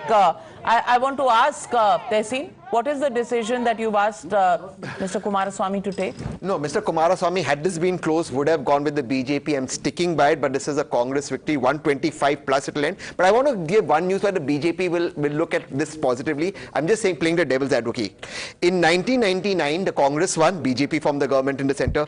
2004, BJP won, Congress formed the government in the center. 2008, BJP won, Congress formed the government in the center. 2019, 2013, Congress won, BJP formed the government in the center. 2018, Congress formed the government, BJP formed the government. So whoever wins Karnataka, the opposite forms the government in the center. So BJP will market that to you, but I'm still requesting you, Rahul Gandhi and Modi ji's vote to please. That's the trend historically. Yes. It is not going to change. You want everything your way, Tehseen. That's not possible. But I told you, Wandrini, you cannot deny that. Now Tehseen says that whoever wins Karnataka does not win the center. No, that's a trend. That's a trend, but all rules are broken. These kind of things, like I said, Karnataka votes differently. They think they vote the BJP to the center. I'm telling you, Modi will still be a factor when it comes to the center. Okay, Sriram. There are two things. One is why I said we should wait for some time is leaders like C.T. Ravi or Bommai, when they're trailing, or Vijendra, it can happen in a booth or two. But overall, maybe they can catch up. So we need to wait for probably a 30 to 1. We're waiting. We are here. And second thing. Cobra was found in Bommai's house. And before Bommai was coming. And second thing. That was standing there at the doorstep to greet him. The cops had to remove the snake. The visuals. And we can play out those visuals. We can play out those visuals. That is a visual that we must try and get in. But Ashutosh, it's a cobra. See, about the parliamentary election.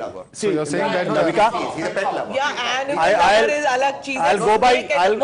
One minute. I'll go by history. If Congress numbers touches 140, then certainly it's a warning signal for 2024. Yeah. If Congress numbers remains between 115 to 120, BJP should not worry about parliamentary elections. Yeah. Okay. Rajagopalan ji, are you worried? Sometimes Ashutosh speaks the right thing. Okay. But sometimes. I didn't use the word Rahul. So how can I be right? Rahul, suniye, this 24 is Narendra Modi's election. Can we show the picture of the snake? Rajya Sabha, you are coming from Rajya Sabha. I'm Lok Sabha material. I'm not Rajya Sabha material. Hey, Rajya Sabha. I'm Lokesh Jindal. See, if the Congress is getting above 130, then one thing is certain, that people of Karnataka, they have rejected the Hindutva card that was being played by the BJP. From the last 5 years, whether it is Azam, no, 120, 125 plus, I say that the seat tally will go up till 130. So with this particular trend. Because you look at the entire scenario, BJP, Congress has broken into BJP stronghold. 135 say you revised it to 125. No, 125 to 130. 125 to 130. I said 120. Because even in coastal Karnataka. Those are visuals. Let's just play those visuals. That's a cobra, not just a snake. Is there a oops. Oh, is it more than just this snake? Are there others out, to greet Mr. Bommai? That's also a question. Yeah. So this was found at Bommai. No, not at his residence. He went to Haveri to visit someone there, and it is there that this particular visual was found. I'll just tell you the name of the candidate who he went to. Karnataka, Maharashtra. Yeah, this is the residence of somebody called Shivraj Sajjan, and there was a snake waiting at the doorstep. You'd rather deal with this. Honestly, at least these are. Well, so those are visuals from this morning at the residence of a candidate that Chief Minister Bommai visited. Will he stay Chief Minister for long? We'll have to wait and watch. At the moment, Congress at 190. Priyanka Gandhi Vadra in Simla at a Hanuman temple. Yeah. Bajrang Bali. Temple. Bajrang Bali ke dwar par. So it was only Bajrang Dal and not Bajrang Bali. So they are not banning a Bajrang Dal. And incidentally, Priyanka Gandhi Vadra spent a lot of time in Karnataka shooting campaign in UP. That's quite interesting. Because Mr. Yogi Adityanath cancelled his last leg of campaigning in Karnataka to focus on the UP local body polls. But Priyanka continued to be there in Karnataka. I think that's a clear sign of the priority. The numbers for Uttar Pradesh are at the bottom of your screens now, viewers. 15 for the BJP, those municipal bodies, the BJP is sweeping there out of 17, 15. That's a mayoral poll. Congress is getting which mayor? Well, we'll just come back to you with that. The Congress leading in one. We'll just find out. We'll find out that in just a few moments. Is it the Anur seat which is showing blue? Wait. It is the I'll first start with the story of vote shares. Yeah. The theory which you put in the morning has actually held. See, guys, it's very interesting. Of course, though, I know everybody is saying that BJP has, lost a day. But in terms of vote share, the BJP has retained its 37. Yes. It's the Congress which has crossed that 6% Rubicon. It has got 44. It's got 7. So you are absolutely right. Yeah? And it's got that purely by cannibalizing the JDS. The JDS has collapsed from 18.5 to 11.1. There you go. Okay. So JDS has lost 7. Gone to the Congress, the net figure, the BJP has retained its 30. So you're saying JDS has lost its stronghold seats to Congress and picked up a few in other regions from the BJP. These are stray and freak pickups. Right. In terms of vote share, it's actually lost substantially to the Congress. So the JDS is facing an existential crisis right now. Absolutely. And this is coming from their own traditional Vocaliga stronghold. Absolutely. Because that shows that the polity in Karnataka is changing very quickly. It's going to become a bipolar. Just one point. Let me ask a question, JDS. Yes. That means if the BJP retains 36% votes that it had in 2018, and if it's gaining 1%, that means Lingayats are there with them. No, this is that logic. This is the net figure. I would actually put it something like the other way around. That if the vote share is static at a gross level, okay, there are additions and minus down. At a gross level, it is static, which means that more or less the committed voters have remained with the party. Whatever it is, that 66 may become 61, but more or less the committed voters. Among committed voters, Lingayat has a substantial chunk. 1 second, Lingayat has a substantial chunk. To my mind, there is a tectonic shift in the politics of Karnataka, and I read it that Mr. Kumaraswamy has only played a role of a kingmaker in the last couple of elections. Coming in and out of 10 Janpath with a handkerchief on his face. Last time making this, government, even though the BJP was the single largest party, it's not worked well for him. So I think Karnataka has decided why need a kingmaker. decide on one of the two larger parties, because the JDS is never going to be a majority party. Navika, one more Mysuru region. Navika, one more thing. I think the Muslim consolidation in the old Mysuru area has been in favor of the Congress and ditched JDS. Because they don't no longer, they want to be with the winning party. They don't want to be with a marginal party that only decides on its whims and fancies, where it wants to go. But Navika, this is important for two reasons. A, you have seen Devagowda campaign in a wheelchair, and he has gone on saying it's his last election campaign. The grandchildren are not doing very well when it comes to the polls. So the people are also seeing that. Is it just enough that they have a former prime minister who represents one particular dominant caste in the state? They perhaps want a lot more. They want a bigger stake in power. And the former prime minister of 1996. Absolutely. Outside the when we were starting our career in JDS does not have a Parliament, when Devagowda was in, the new generation doesn't quite relate to that. Sorry, I think, I have one point to make. The vote share of BJP remaining as it is. The reason could be that they may be losing something in Kittur and Kalyana, but they are gaining a lot in Old Mysore. Probably they are gaining a lot of vote share. Vote share. So that's the solace. Yeah. This is where the Prime Minister campaigned extensively in Bengaluru. As expected, look at the numbers Congress here. moving to the Eagle Resorts. Yeah. DK Shiv Kumar in business, and we had said resort activity is going to increase, and that's what is happening. That is the latest that we are getting, with the Congress hovering around 113, 114, 116.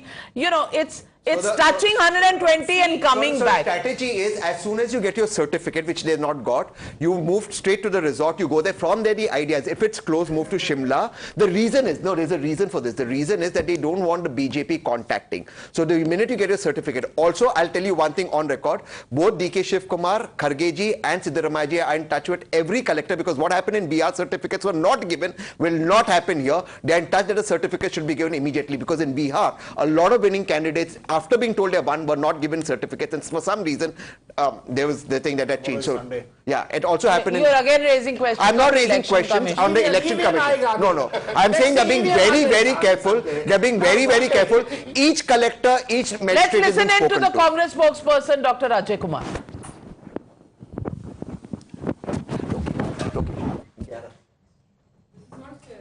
Okay, some errors in the audio. Smita, ANI audio, there is an error. Maybe you can ask them to fix that. No, ask them to fix that. But yes, Congress being very careful, down to 115, just 2 more than the halfway mark. Is it anybody's game? Would you stick your neck out? Definitely yes, I would wait for another. Sriram, you're an optimist. No, I'll wait for. See, I'm not saying that BJP is single largest party. I agree that Congress is single largest party. Are they touching the magic figure, or would they be less by 5 or 6? Is what I want to see. Okay. Because the PM campaigned extensively in Bengaluru. Just look at the numbers here. They've done very well in Bangalore. In the Greater Bangalore, they're at 19. Congress is at 11. JDS is at 1. The total of 32 seats, where the BJP was only at about 17 or yeah. So that's very interesting, because they've actually managed to better their performance, and therefore the PM can actually pull a lot of votes for the BJP if he campaigns in the way that he does. Is that not the case? 19 out of 32. This includes Bangalore Rural, which is 4 seats. Yes. Yeah. So we've added 4 into a Greater Bangalore. Now, even the defectors, as I said, in and around Bangalore, they've brought in their supporters. So you will have RR Nagar here.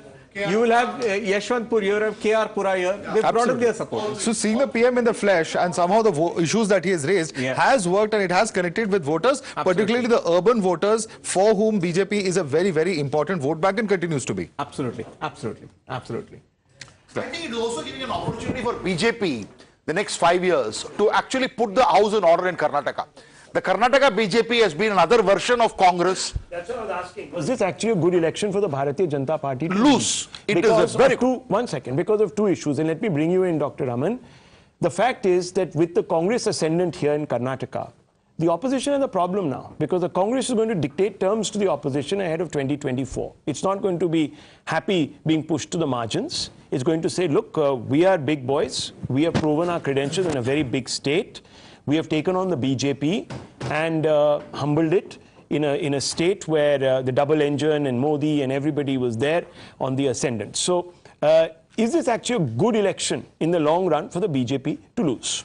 Before you go to that, just some updates. Siddaramaiah leads in Varuna. BJP's Somanna trailing by 2,700 votes in Varuna. BJP's ST Somashekar trails in Yeshwantpur. He's a minister. Congress's Jagdish Shettar trails in Hubli. BJP's Basavaraj Bommai leads now by 5,500 votes in Shiggaon. BJP's Ramesh Jarkiholi leads in Gokak. So Mr. Jarkiholi is back in the leads. Go ahead. Yeah, you were making a point. Point is that as far as any election is concerned, there is no party that goes into an election wanting to lose it, right? So this whole idea that, maybe it's a blessing in disguise, I don't agree with that. There is one benefit for the BJP though, that, there will be some level of anti-incumbency, even though it will only be 10 or 11 months when the Lok Sabha elections come in Karnataka, because there will be a Congress government there. The second very important point is that the Congress is not at this point of time, at least the way I see it, going to make up their minds on anything in terms of being the big brother of the opposition and so on. There are 3 very crucial elections coming up in November, December, which is much closer to the Lok Sabha poll. So you've got Rajasthan, Madhya Pradesh and Chhattisgarh. The results there, and Telangana. So those what will worry decide. the Congress is that the BJP hasn't lost significantly as far as vote share is concerned. No, Jay, I beg to correct you on that. Some very interesting information that's coming in from our reporters. They're saying that Mallikarjun Kharge is on the phone line constantly for a minute-to-minute report from Karnataka. As Tehseen said, certificates have to be taken and reported to the Congress headquarters. There are choppers and chartered flights that have been kept available in different parts of Karnataka. In fact, we're being told that there are certain areas, Dharwad, Hubli, Belgaum, Gulbarga, Bellary, where choppers have already gone out, that as soon as the certificates are given to these candidates, they have to report to Bengaluru. They have to do it. They have to do it. They have to do it. Yeah, because so sad. 116 is wafer thin margin. So it is because they have made major gains in Kittur, Karnataka. And Kittur, Karnataka, I'm sure Jay will agree with me that it's a, cradle of adjustment politics. And these are guys who can switch over. I love the way you call it adjustment. Wait. It's very interesting, Navika. I need to elaborate on Sriram's point. I need to elaborate on Sriram's point, and I'll start with the big picture. I'll start with the big picture. Okay, and then I'll elaborate on Sriram's point as well. Okay. Now, look at the big picture. This is actually a gain for the BJP. Mr. Modi's roadshow in Bangalore has worked wonders. Here, the BJP was at 12 last time. It's at 20. It's a huge gain. It's the only region of the state, Greater Bangalore. In Greater Bangalore, we've taken 28 seats of the city and added 4 of the rural, which have a commercial connect with the city. It's 20 on 32. Even in coastal, all said and done, it's lost, but it's worked. I mean, their pitch has worked. They are 14 on 21. Okay. If they have lost somewhere, even in Kalyan, Karnataka, by the way, they are only 2 less than the Congress, and they were the same last time also.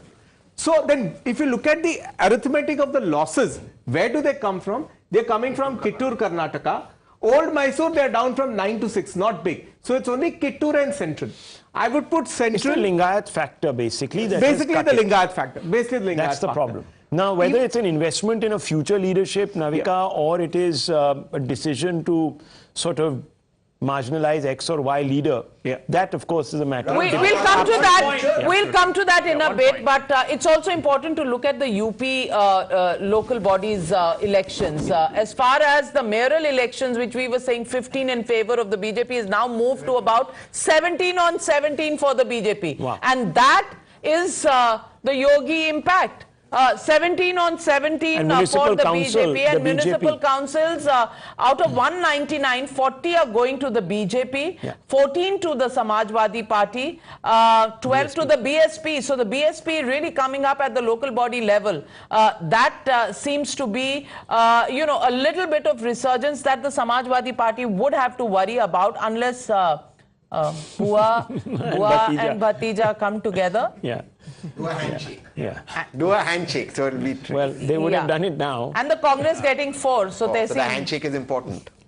Dr. Sanjay Jha. Well, Navika, in my opinion, the elephant in the room so far, I don't know how the results will finally play out, is Mr. Modi himself.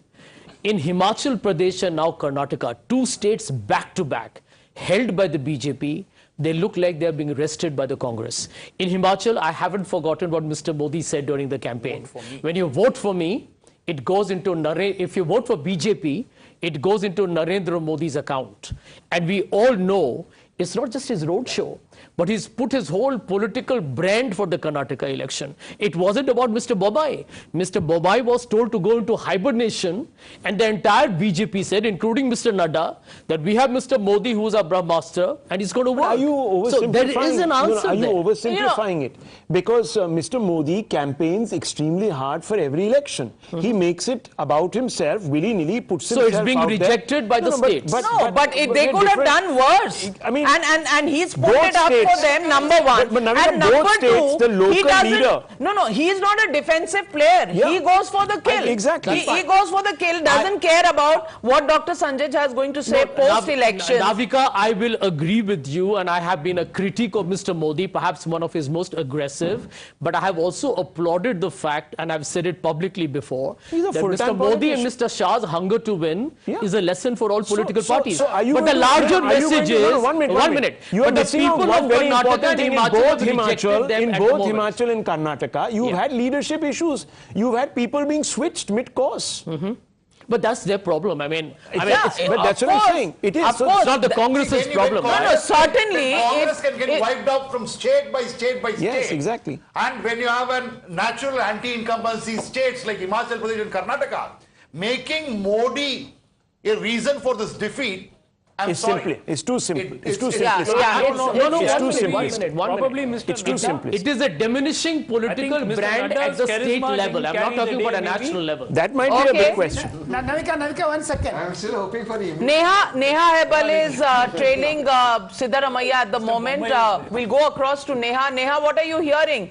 117, Congress not leaving anything to chance. What are the next points of action for the Congress party at this stage? 110 out of 209. Neha? Yes, as the preliminary trends, right now are suggesting that the Congress, may be taking a lead here. The Congress party, of course, does not really want to leave anything to chance. We're going to try and, again, get in a word here from Mr. Siddaramaiya. We've been chasing him from the morning while he refused to, react earlier. He was in a very good mood. We saw him smiling as well earlier. And, we're just going to quickly get there, try and get in one word from him here. And, of course, speak with him, try and understand. He stopped here at a coffee shop, interestingly, and we'll just try. Sir, can we have one word with you, sir? We are live. Sir, live alidhivi, sir. Sir, live alidhivi, sir. Just okay, all right. Well, of course, Siddaramaiya here, refusing to react. He stopped at a coffee shop right now, but of course, let's come back to talking politics. What we do know is that the Congress party reportedly has booked the Eagleton Resort over here in Bengaluru, of course on the outskirts. They're not going to be leaving anything to chance right now, of course. They're going to keep all their options open in the likelihood, like a few exit polls had predicted, in the likelihood that it is a hung assembly over there. Then the Congress, of course, would really not like to let go. They would do everything in their capacity to try and keep the BJP out of Karnataka, because that's one place that the BJP has managed to retain power in southern India. So we'll really have to, of course, wait and see. Yes, while he's in a relatively good mood here, Siddaramaiya, and that's of course something which as reporters we get to see very rarely, considering that he's known to be quite arrogant in the past. Siddaramaiya there not giving in much from his expression, and I'm somebody who likes to read body language. Body language, confident, watchful, not wanting to say anything because he knows even if the Congress wins, his eye of the fish is the Chief Minister's kursi, and he is not going to say anything at this point because numbers are still you know, fluctuating a bit. Unless he's past the 120 mark, do you think he's going to actually come out, smile and talk to reporters? You are looking at the next Chief Minister of Karnataka.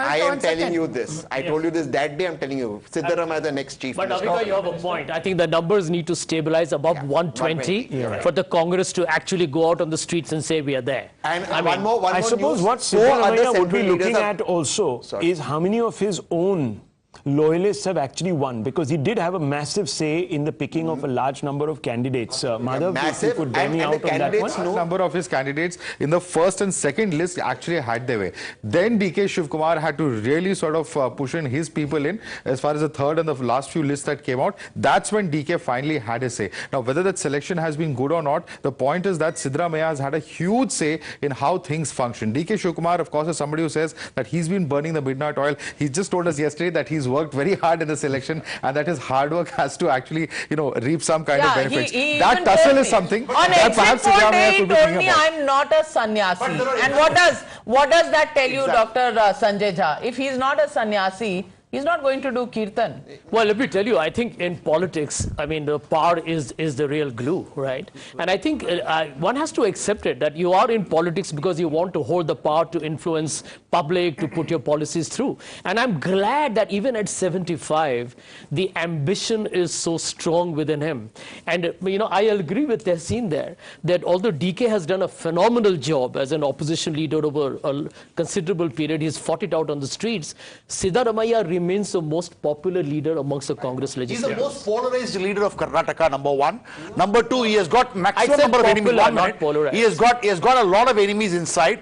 Dr. Parameshwara was denied the chance. He was beaten in 2013. Mallikarjun Kharge, he was beaten by Siddaramaiah. How Siddaramaiah came from Congress in 2013? Mallikarjun Kharge was denied the chief ministership. So everybody is paying for the blame.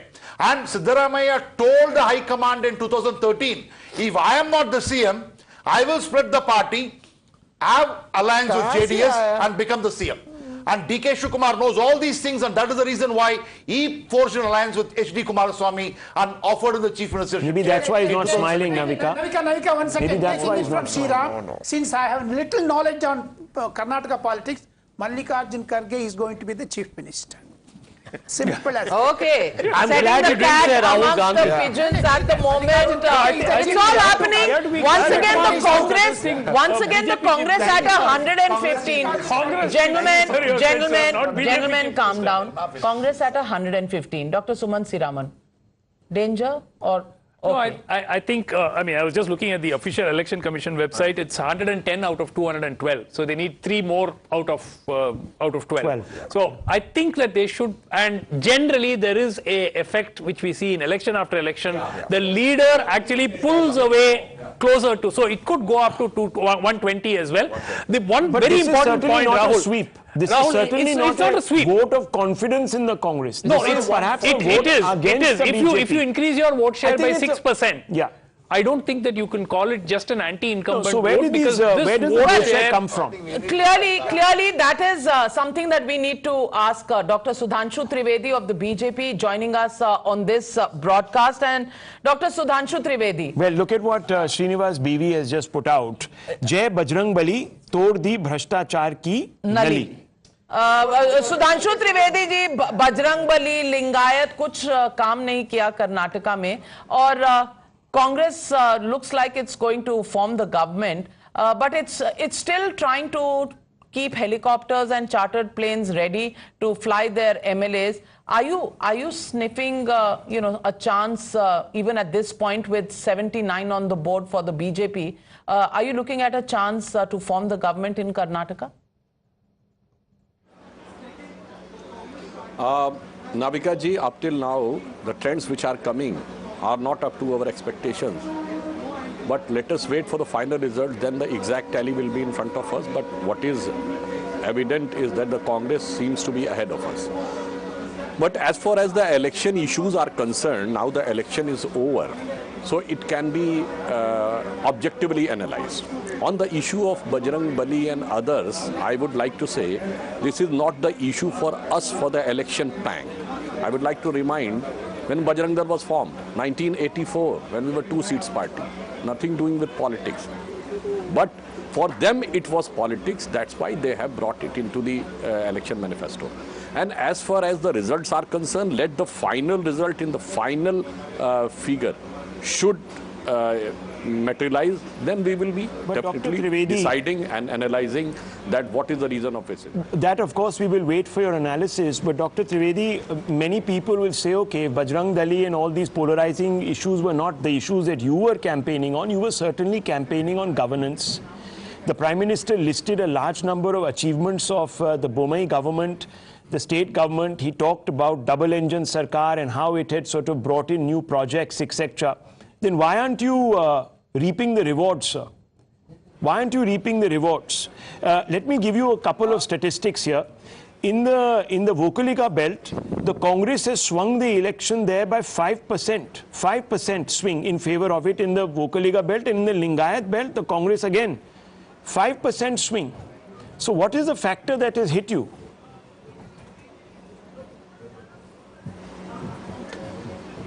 Actually, in case of any event, a single reason cannot be attributed to any eventuality.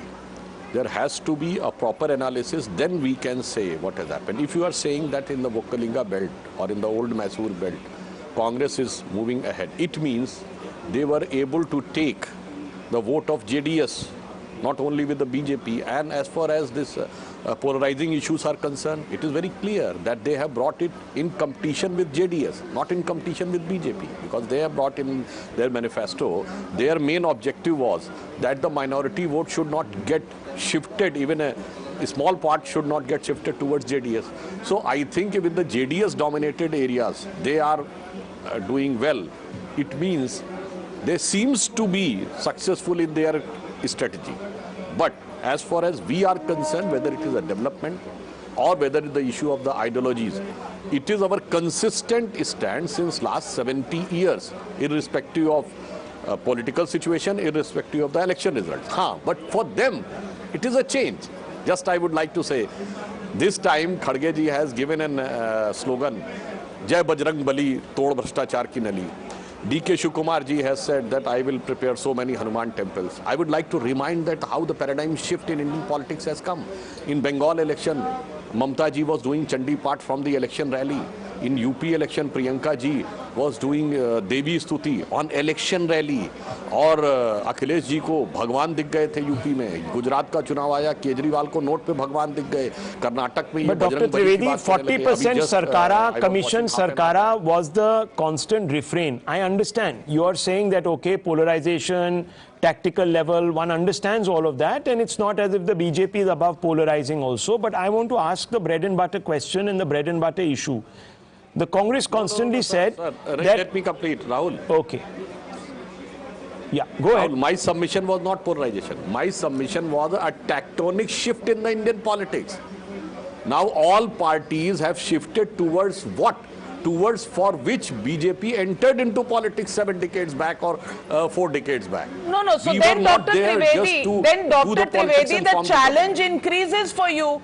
Because if Hindutva was the pillar on which the BJP, politics rested, then now there are others who are going to take away and slice away things from there. And if Karnataka is the example, then you can actually lose on the Hindutva plank alone. You will have to deliver governance. Isn't it now more complicated for you? No, Navika ji, I have given example of 6 states. In which most of the states we won. It's not the issue.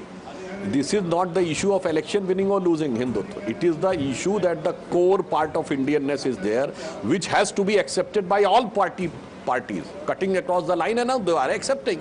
As far as the development aspect is concerned, whatever we have delivered, if they get the opportunity to form the government, what they will be able to deliver, we will see. I just remind, Microsoft or the IT superpower India became Bengaluru became IT center during Vajpayee government and become a digital center of the global center of the digital technology. It has become under Modi government. If they are capable, they can show that what industry. But Dr. Trivedi, does it bother you that the BJP, an international industry, that the BJP has lost its gateway to the south? Does that bother you at all? Because many people will now say, Dekha, BJP is only a north of India's party. It's not a pan-national party at all. That's what they will say. Rahul ji, I have heard so many times this argument. But if I ask you, in how many southern state Congress was there just before Karnataka? None. Zero. All the 5 states. Zero. They are not in Kerala, they are not in Telangana, not in Andhra. And with an exception of Karnataka in 2013, because we were divided and Yedurappa ji was out of the party, they managed to win. Otherwise, if you see, and the undivided Andhra in 2009, in the 21st century, how many southern states they have won? In Tamil Nadu, they are not in power since 66 years. In Kerala, they used to come and go, but this time left front again came in Kerala. So for the first matter, I can say that the Congress is first time entering into southern politics. If you just leave around the example of 2013 you can't win a debate with Dr. Sudhanshu Trivedi. But Asaduddin, state spokesperson of the JDS, joining us on this broadcast. And Mr. Asaduddin, the JDS below expectations strike rate, and this time around, no kingmaker, no king, nothing? Ma'am, if I heard you right, you are asking about our position as a kingmaker. I want to make a submission that these are early trends. Let the figures stabilize. We are still hopeful that we will be finishing maybe around 40 or 45. And I want to make one more submission. Mr. Sudhanshu Trivedi was telling that both the JDS and the Congress were competing with each other to polarize the voters, which is not right, because he cannot give even a single example wherein JDS has tried to polarize the voters. It was the BJP who said that it is an election between, Mr. C.T. Ravi said, it is an election between Tipu Sultan and ODR. And Mr. Nalin Kumar Katil said that... but Mr. Asaduddin, you were at 37 seats last time around in 2018. This time you're at 26. Not once over the last few hours since results have been coming in have you really crossed that mark. So you're about 11 seats down, and at this point, Dr. Suman Siraman, please look at the tally. 113 is what it went to, back to 114. Do you think, Mr. Asaduddin, you're from Karnataka, do you think this is a safe region for the Congress, and do you think that you've ceded ground to the Congress party in your strongholds?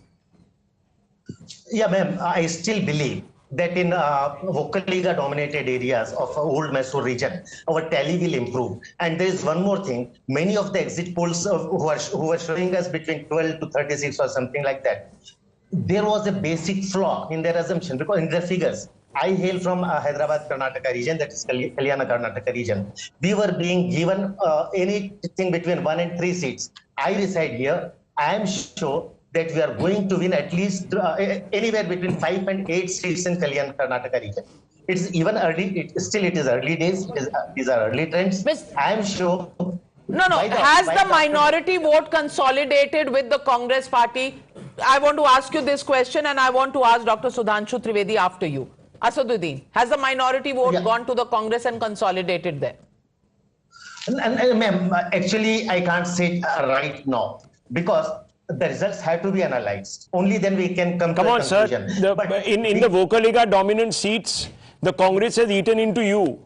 In fact, that Bajrang Bali, Bajrang Dal, entire controversy was not actually used by the BJP to polarize. It was used by the Congress to take your vote away. Now, will you support a party that undercut you? A fellow secular party? Unable to hear you properly, sir. There is a problem with the audio. So that always happens. That always happens. But you know, Navika, I want to just point out a couple of things to you. There are some very interesting details. Now, you were talking about how that razor edge 114. Now, I'll just tell you about certain seats where the margin is less than 5,000. So you have Ganesh Prakash Hukeri, Congress leading in Chikodi, Sadalga, with 3,847 votes only. No wonder Siddaramaiah is sitting there in the car very, very quiet. Watchful. Balachandra Jharkirori again. Leading by 4,000 votes. Uday Garudachar of the BJP leading in Chikpet by 2,996. H.K. Patel leading of the Congress leading by only 3,627. Rizwan Arshad of the Congress leading by just 2,666. Darshan D leading by 3,202 votes of the Congress in Nanjangud. So this is not over. Sudhanshu Trivedi ji कोई startup options available हैं कर्नाटका में BJP के लिए? देखिए, first I would like to clarify what JDS representative was saying. I have never said that the JDS tried to polarize. I categorically said it was Congress tried to polarize. They have put in their manifesto in fear to JDS. So दूसरी बात जो आपने कही नाविका जी, बहुत अच्छी बात। अभी देखिए, आप दोनों लोग कह रहे हैं कि 5,000 से कम में इतनी सीटें हैं और एक स्टेट जो 37,000 के वोट के अंतर से स्टेट जीत ली गई और उसे कहा गया कि historical victory and the historical defeat for Modi ji. I am talking about Himachal Pradesh. So this can be said that what uses to be the real statistics and what uses to be the interpretation afterwards, depending upon the convenience of the political parties. Even that Mr. Siddaramaiah is only leading by about 2,000 votes right now. So this is Mr. Ashwath Narayan leads by 12,000. Again, I am coming to that aspect. Yes, sir. Go ahead. Sorry, I was just trying to bring in a fact. Actually, if you are saying that the Vokalinga vote is shifting to Congress and some more Lingayat vote is shifting to Congress, if the Vokalinga vote is more shifted to Congress, so whether it will be DK Shiv Kumar who will be given the credit or the Siddaramaiah's leadership will be given the credit. I think this will has to be decided by the Congress पर आपका startup किस पे dependent है? आपका startup किस पे dependent है? क्योंकि बहुत से लोग कह रहे हैं स्टूडियो में कि अगर 113, 114 रहा तो आपके पास ना सिर्फ JDS है, आपके पास तो ED और CBI भी है. देखिए नाविका जी, हमारी सरकार आने के बाद 70,000 स्टार्टअप्स हैं और 100 से ऊपर यूनिकॉर्न हैं, तो किसी एक स्टार्टअप के ऊपर हम लोग बहुत डिपेंडेंट नहीं हैं. आप आश्वस्त रहिए, फाइनल रिजल्ट आने दीजिए, उसके बाद देखते हैं क्या होता है. No, Dr. Sudhanshu Trivedi, are you in the game to form the government? That's the big question I'm asking you at this moment. I need a yes or no answer. Let the final picture crystallize in a discrete numeric quantification, then we will be able to say something. At 76 and Congress at 114 and the JDS inching up to 29 So at now. this stage, Congress is looking well ahead of us. Well, let me tell you. At this stage, Congress is looking well ahead of us. No, but the Congress at 113, and let me also tell you that that majority could be tested there because there are 1,000 seats, Navika, where the Congress, sorry, 1,000, there are 1,000, there's a margin of seats where the lead is less than 1,000. So we are looking at Arsikere, where the Congress is only leading by 999. Ashwin Kumar M. Leading with 977 votes. Sunil Hegade of the BJP leading with 964. Prabhu Chavan of the BJP leading by 951. Beli Prakash of the BJP leading by 946 votes. And HD Kumaraswamy leading with just 93 votes.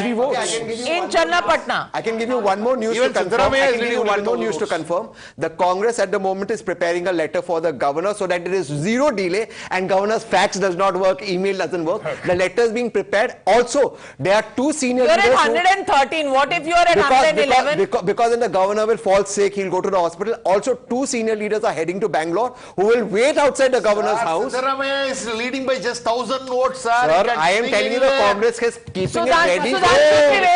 Sudhanshu Trivedi ji, Tehseen Poonawala says they are keeping the letter for the governor ready. Otherwise, the governor may just feel a little feverish and move to some other state. Navika जी, तहसीन भाई ने लगता है कि गाड़ी को घोड़े के आगे लगा दिया. अभी तो लेजिस्लेटिव पार्टी की मीटिंग होगी, then the legislative party leader will be elected officially. He can sign the letter for governor. Letter ready करेंगे sir. And you are saying letter ready. Ready by whose sign? The Who is letter having will the be ready, signature? appointment to seek an appointment, everything Before will be the done. constitutional requirement of the leader of the legislative The cart is party, before you the horse, selected. Dr. Anand Ranganathan. Anand Ranganathan. I want to make 3 points here. Number one. नहीं, पहले तो घोड़े की बात करो. काट आगे है कि घोड़ा आगे है? देखिए राहुल गांधी और प्रियंका गांधी आगे हैं, बाकी सारे घोड़े गधे पीछे हों उसका कुछ फर्क नहीं पड़ता. But 3 points here. Number one, let's not beat about the bush. Clearly, this is a mandate which is for the Congress. No doubt about it. The BJP. You can't say that. I'm sorry, I'll disagree with you. You can't say it's for the Congress. Anand and I are on the same page. Yeah, 1 second. It's not for the Congress because at this moment there is no clear majority. It's at 113, and with these waivers, but Rahul, which is a majority. But Rahul, there's 44 more seats. Sir, can I allow me, sir? Okay. Let me finish because I have some information that is coming through. That number might actually go down for the Congress in the next few moments. So just hold your horses. Literally hold your horses. Don't park them in whichever resort you want to, because you never know what's going to happen. But yes, and you had it said is a this. vote against the You BJP. had predicted this, that whoever gets 113, the BJP will form the government. Do you stand with that? And I was just about to add to that. When I say the mandate is for Congress, I don't necessarily mean that it is a landslide. It is a combination of a few factors. But let me also say this: a strong Congress is good news for Modi. Please understand. That's right. The person who is aggrieved today is not Modi if Congress forms a government or wins, but actually Mamata. And number 3, if JDS is 30 now, if JDS is 30 and it stays that way, Congress leaders would be sleeping with one eye open tonight. That's right. Well, let's go across to Sadanand Gowda, who's just spoken to our reporter, and they're not conceding defeat anytime soon. Let's listen in. Leader Sadananda Gowda on the results that are showing as the Congress is leading or probably nearing to form the government. Sir, what would you like to say on the current, the leads that show Congress forming the government? Earlier, the lead for Congress in the second round and all that, it was nearly 121. Now it has come down to 109, 108. BJP's number was in the initial stage, it is around about 75, 80. Now it has gone up to 88, 89. So gradually the fluctuations are there, and it is too early to come to a conclusion that we may not be able to form the government, Congress may form the government. I don't think so. Ultimately, certainly BJP will go beyond 113, the magical number. More than 115 to 120 seats we will get, and we will form the government of our own. So we saw BJP pitching for the Bajrangbali, card at the final stage of the election campaigning. How do you see this particular thing, the card and the pitch that did not work for the BJP? I don't agree with your, because it was raised by the Congress. In their manifesto, they wanted to touch an organization which is in the larger interest of the country. And most of the Hindu people, they believe in praying Anjaneya, that Lord Hanuman. Unnecessarily they provoked us, and the people against the provocations made by the Congress party. It is not our fault. It is their fault. They did it. It was because they started to compare it with the PFI. How they can compare the Bajrang Dal with the PFI? PFI is the anti-national organization. Bajrang Dal is in the larger interest of the nationalistic approach people. That organization is there. So they themselves, it is a so-called suicidal attempt by the Congress. So are you still saying that you're hopeful of the magical number? 100% we are hopeful. By 3 o'clock we will be able to see that we will cross 113, the magical number. But in case, if there's a hung assembly, are you in touch with the JDS leaders? Did you have any talks with them? No, I don't think this is not the right time to talk with some other. When we hope that we will be able to form the government, why should we think of that? It is not the case. And all the final decisions will be taken by the central party leaders, and we will follow them. Right, thank you so much for joining with us. So clearly the BJP seem to be still confident despite the numbers that showing the Congress taking the lead. But the BJP does definitely seem to be confident enough, and they say that they need to wait for some more time. Camera person Thompson, Pinky Rajpurohit, Times Now, Bengaluru. Well, viewers, the reason the Bharatiya Janata Party still thinks it has a chance is because of the nature of this mandate. Wafer-thin margins are keeping the entire state of Karnataka on tenterhooks. It's keeping all the three players in extreme suspense. The Congress hovering around that majority mark, but we are being told that a large number of seats are hanging in the balance, and that number could actually come below 113, and that will really set the cat amongst the pigeons in Karnataka. Absolutely, and as the numbers stand right now, the ETG Times Now poll bang on target. But let's go across to Deepak Bopanna, who's joining us from DK Shivkumar's house. And Deepak, I'm told sweets are being distributed regardless at 113.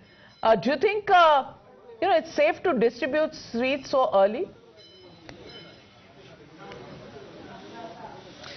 Well, probably a little premature, like you said. 113 also not something that the Congress themselves would consider completely, safe at this point in time, considering we are still around round 4, round 5 of counting, so several rounds to go. Just 2-3 minutes ago, several Congress, supporters, DK Shivkumar supporters who were here began to distribute sweets. Let me show you the mood here. Already there are pictures being taken. People, of course, smiling. They feel that the Congress, of course, it has an edge and it will only continue. Here you see all of them, of course, glued. Some of them glued to the television screen, some of them getting pictures together with some of their leaders. You have some of the close associates of Mr. DK Shivkumar who, of course, gathered here as well. And let's try and get in a word from some of them. Madam, you all remained very close to Mr. DK Shivkumar through the campaigning and through the last few years. How confident do you feel looking at these numbers? Do you feel it's safe right now to say Congress? I'll talk in Kannada so that it is. ಸಾಹೇಬ್ರು ಅಧ್ಯಕ್ಷರಾದಾಗಿಂದ ಕೂಡ ಇಡೀ ಕಾಂಗ್ರೆಸ್ ಪಕ್ಷದಲ್ಲಿ ಒಂದು ದೊಡ್ಡ ಸಂಚಲನ ಮೂಡಿತ್ತು. ಆ ಸಂಚಲನ ಅವ್ರ ಗೆಲುವಿಗೆ ಕಾರಣ ಆಗಿದೆ. ಸಾಹೇಬ್ರು ಒಂದು ಶ್ರಮ. We lost that link, but big breaking news coming in. Jagdish Shettar trailing. So Dr. Sanjay Jha, what does that tell you? 11,000 votes is what he's trailing by. Difficult to make up that kind of a margin? Yeah, Navika, I'm also looking at the Election Commission website, and it's very clear that although the Congress seems to be holding on to its lead, I still feel it will take an hour for us to get a clear mandate. Not sticking your neck out? No, I do believe the Congress will form the government. So you're saying the Congress, looks to be winning the election, but the Chief Minister's post, who wins Raj Bhavan, no one knows. Well, I have a feeling Siddaramaiah is definitely the front runner by far. And sweets are being distributed at DK Shivkumar. I personally am a little conservative by nature. I don't believe in premature celebration. Come on, what a Pyrrhic victory. Let me slightly take the wind out of your sails. Let me ask you a couple of provocative questions. Sure. With all that DK Shivkumar, with all Mr. Siddaramaiah, with all of Rahul Gandhi walking miles, in fact, the Bharat Jodo Yatra spent the most time in Karnataka. You have a Pyrrhic situation where Mr. Siddaramaiah is sitting in a car at a juice center, sweating buckets, coffee shop, sweating buckets, filter coffee, needing a quick shot of caffeine to make sure that mera hausla bada hua hai. Well, I can tell you, filter coffee is a great adrenaline pump. That's right. Why do they need it? Rahul, I'll tell you something else. I mean, do you want to put it into the EVM machine as well? No, but I'll tell you, Navika, the big message for the Congress is when you have strong regional leaders, you're always going to have an advantage. You'll always be sweating it out. You won't know if you're going to get the Chief Minister's post. Is that what you're saying? I can tell you the tailwinds are clearly in his favor. If you look at the numbers right now, and it's 116. It's looking good. I have a feeling a lot of those narrow seats you're talking about will probably end up going more to the Congress. I think that is a point, Rahul. I don't know how you can look at it and say that this will reverse. Provocative. Because I know, but by and large, and Jay will agree, usually the front runner drags some more seats as the counting goes on. The momentum sort of builds. Jay, can we go into the numbers and see those seats? Gaurav Gogoi has tweeted and said congratulations to all the senior leaders, district leaders and ordinary party workers who persevered and never gave up. Karnataka is going Congress way. So one thing which you want to observe let me put one caveat. I began by saying that the Congress has won the election, no doubt about this. But have they won? That's the question. The Chief Minister's chair. That's the question. I mean, it's scary that such a question is even being asked. A party that wins the majority gets the Chief Minister's chair. I mean, on what basis are we even raising such No. Hang on. Have you forgotten 2018? No, have you forgotten 2018? 2018, the Congress was at 80 and they formed the government. The BJP was at 105. So morality doesn't apply to the BJP. How scary. No. The morality questions only applies to the BJP, not to the Congress. 130. You can't compare You can't compare. Acha, so 80 can go, 104 cannot go. It's a majority. Because it's a majority. No, we don't know. We don't know. Hang on. Just a minute. The Election Commission itself says that they have not counted 3 seats right now. You yourself saying this. I'll have to look at the election. Now it's at 115. 115. Okay, 115, 2 seats are still to be counted. That number could slip back down. There are 20 seats. One minute. But listen to me, there are 20 seats where the margin is less than 1,000 or 5,000. No, but in the momentum, Congress will pick it up. In the momentum, more Congress will likely, get bulk of them. More likely, because the momentum Jay, is Congress. Does that bear out? In the bulk of it, Congress will get more because the momentum. Let's go to Jay. Let's go to Jay. Yeah. Let's go to Jay. Jay, let's have a look at some of these close wafer-thin margin seats. Let's pull out some of the data there. Yeah. Now, let's have a look. If you look at the last 10 minutes, okay, these 2 seats in Bangalore have changed. Okay. So this is Dasarahalli, which is change for? It is switching between the blue JDS and the BJP. There you go. Similarly, Mahalakshmi layout is switching between the JDS and the BJP. Neela Bangla is switching between the Congress and the JDS. So actually there's been a fair deal of narrow fights. For example, in Bangalore itself, Madhav was large number of big places. Mr. Harris is one who was trailing. Dinesh Gundurao is trailing. So those seats going from the Congress to the BJP. I mean, Dinesh Gundurao is unexpected. These are all heavyweights. There you go. Heavyweights. Of course leads. Yeah. So it's not over by the shouting. One second. Yeah. One second. I just have a point to make a point. Mother, 1 minute.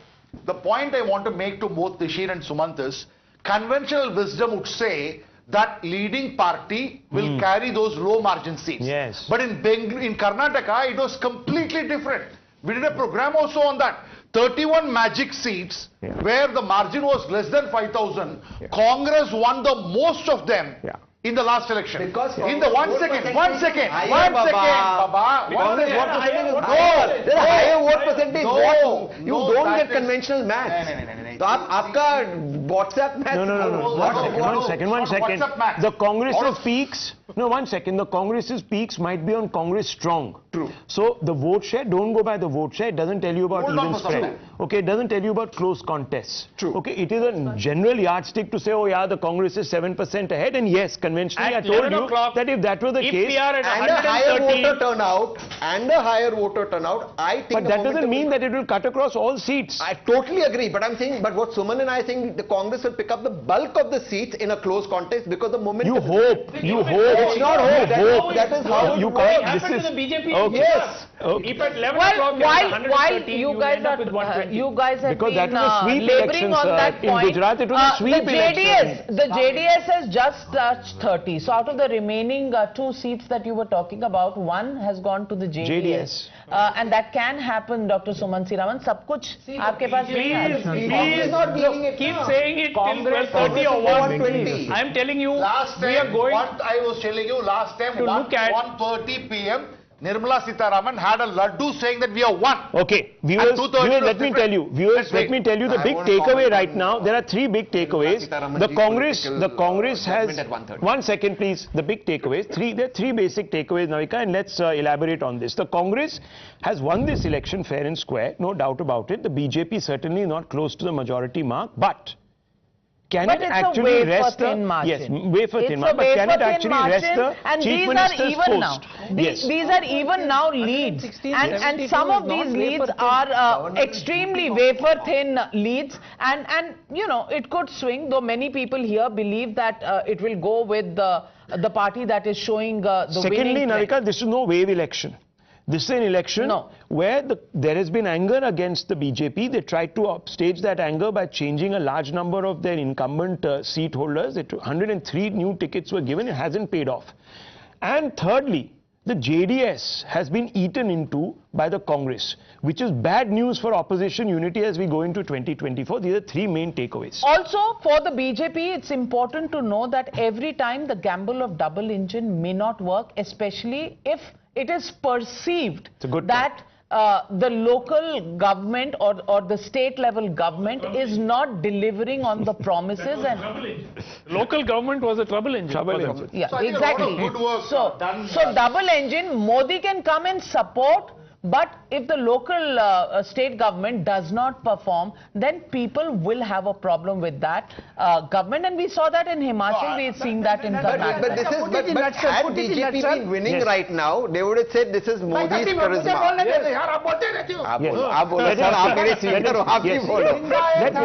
BJP. Lingayats have failed BJP. No, governance has because, failed. No, governance party Sarkara. My understanding is Lingayats have backstabbed BJP. Backstab? 40% Sarkara, the Very strong word, Of course, Lingayats have done. I object to that word. Because you got the votes. No. Because you got the votes. This is arrogance. The minorities have gone out of JDS and gone to Congress. This side. And also consolidation of the minority. When you, sir, 1 minute, listen to it. Sir, 1 minute. Making a public confession. Let's don't take the moral high ground on that one. Tomorrow he will come into that. Congress plays politics just as well. Okay, so just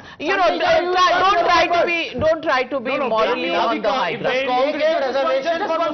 If the Congress party is ending, just secular party gives reservation to Muslims. If the Congress party is getting 43.2% of the votes, 5% more than the last time, 7% more than the BJP, which is the second largest party, it tells you that its popularity is cutting across Lingayat. Which is why I'm saying it's beyond caste. It's actually a governance referendum, Anand Ranganathan. Maybe, as I said, let's be very honest about it. I think Sanjay is right. Any party that gets 42 to 43% vote share deserves to form the government.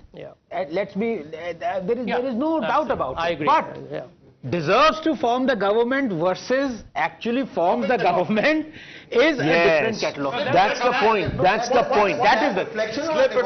Oh, come on. No, come on. What do you mean? What do you mean in Maharashtra? No. In Maharashtra, in Mr. Tehseen Poonawala, in Maharashtra, there was a pre-poll alliance. Let me finish. Between the BJP and the Shiv Sena. What happens? The governor called the No, 1 second. What happens? What happens? The Shiv Sena goes and ties up, does a complete ideological... No. Let me finish, sir. Let me finish. Please. Sells their own icon down the tube. Correct. Mr. Savarkar. And goes into an alliance with the Congress and the NCP, and you're talking about morality. No, that is defending democracy. And when the BJP does it, then it's...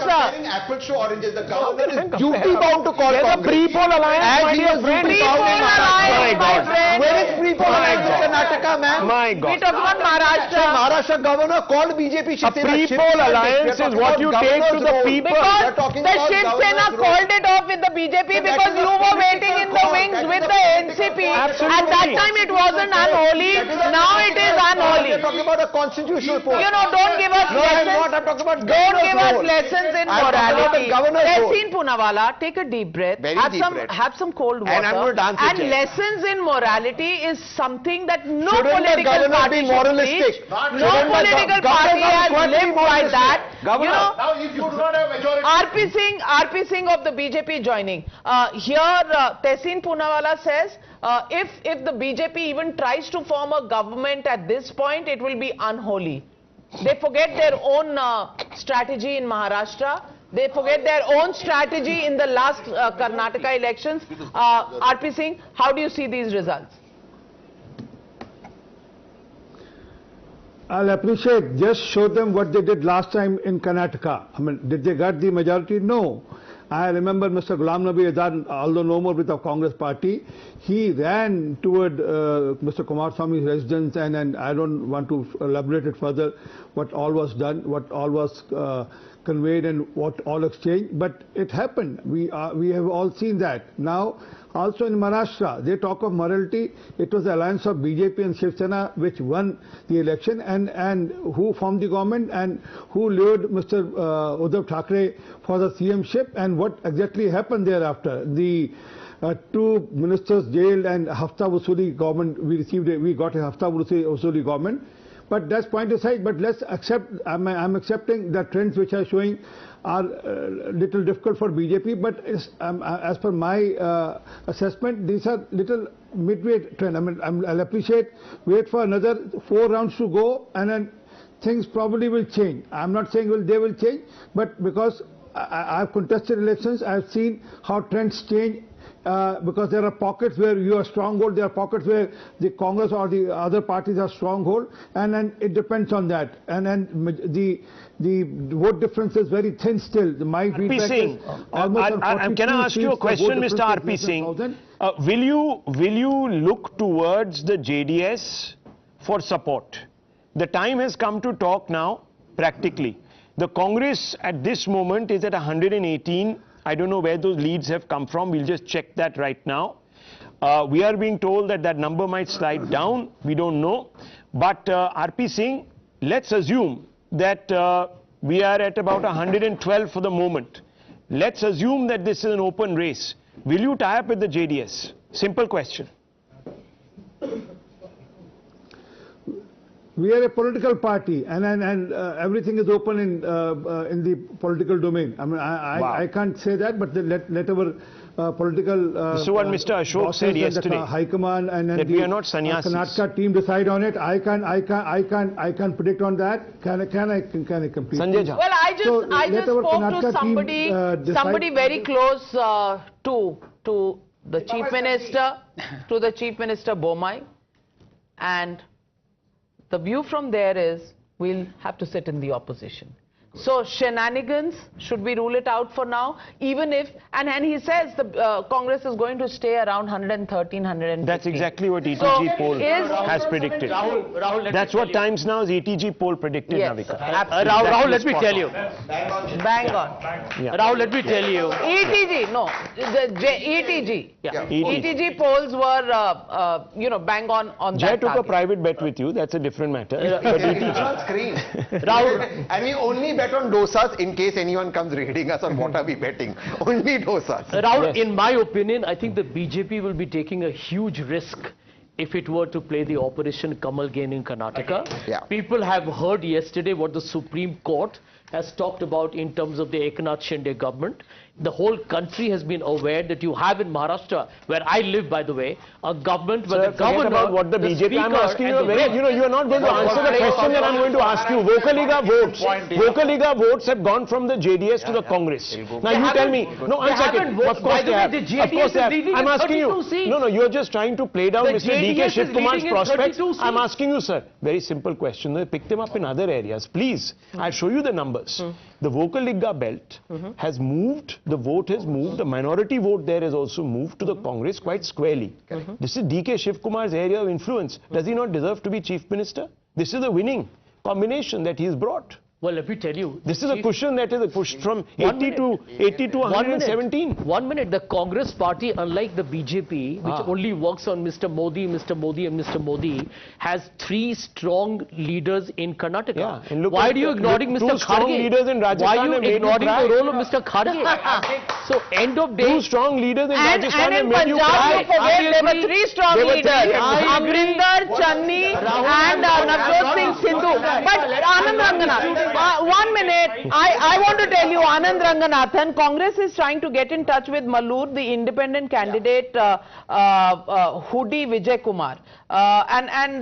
They're already trying to bolster because they know their margins are thin at the moment. 116, not really safe zone because, in Karnataka things happen. But I want to ask you, from now till 24 elections, roughly a year, 12 months to go, do you think it will actually work in BJP's favor if it does sit in the opposition in terms of the picture that it can paint of Karnataka in the 2024 elections? So 2 points here. Number one, let's be absolutely honest about it. There is zero nada morality in politics. For some people to say that one has to be moral and ethical and this will go against the BJP if they try to break it all is complete hogwash. So Sanjay might no. Well, these are the times we live in, right? Yes, these are the times we live in, and we've lived in these times for a long time. From the JMM support to the Narasimha Rao government, don't shake your head. You know the Congress has lived in that kind of zone for a long time. Worse than Dr. Raman, something worse than something. I think we should worry about our political and public. You worry, but worry about the Congress as much as you worry about. I think Madhav has a point. Madhav, let's go across to point that Madhav. Sanjay was making. This is about old Mysore region. Just one quick 2 minutes. I'm going to quickly take. Just look at the old Mysore region there and here. The JDS has obviously been decimated. It is the Congress that is replacing them. But where does the JDS get its numbers from? Just look at outside of the old Mysore region. They just had 5 seats or 6 seats over here. Yeah, there are a total of 5 seats. They have actually been successful in about 8 seats now, where they have compensated for some amount of their losses over here. This is very significant because certainly the Congress has made inroads. One point. I want to add one point. You see the last fag end of that seat? Yeah. Anur, I think it is. Yeah. And that seat, the business, JDS does not have any business to win there. It's the Lingayat dominated seat in Anur. But what happened? 1 second. It is basically the adjustment politics between Congress candidate and BJP candidate that enables the candidate to win there.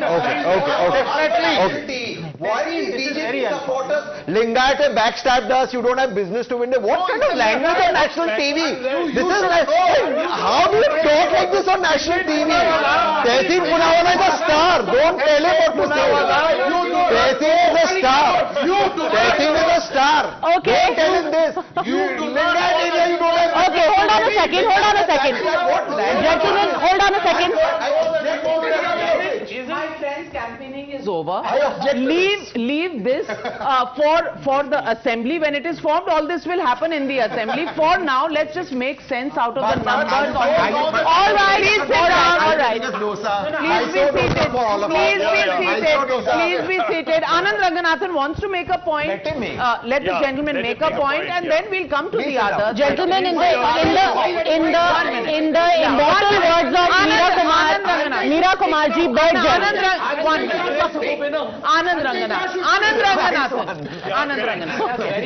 I always believe the winner should show grace and dignity. Yes. You are trying your damn best to become the Deputy Chief Minister of Karnataka, but please, it won't. Yeah, first you have to be unsuspended. No, 2 points. As far as Doc saying that there are red lines, Doc, worse than somebody being denied despite getting majority is post-poll alliance. It is a crime because the mandate is against you, and we have seen state after state, BJP, everyone going for post-poll. That is criminal. Now, number 2, if you look at BJP plus out here, BJP plus, I mean JDS plus others, 500 crores each, others into 7, that's 3,500 plus 72. They're not doing that bad. 109. Okay, gentlemen, we are just about to hit 11 a.m. Can I? Good morning, everyone. Dr. Suman Raman, Dr. Ranganathan, all the doctors here in the studio and all the non-doctors, including myself.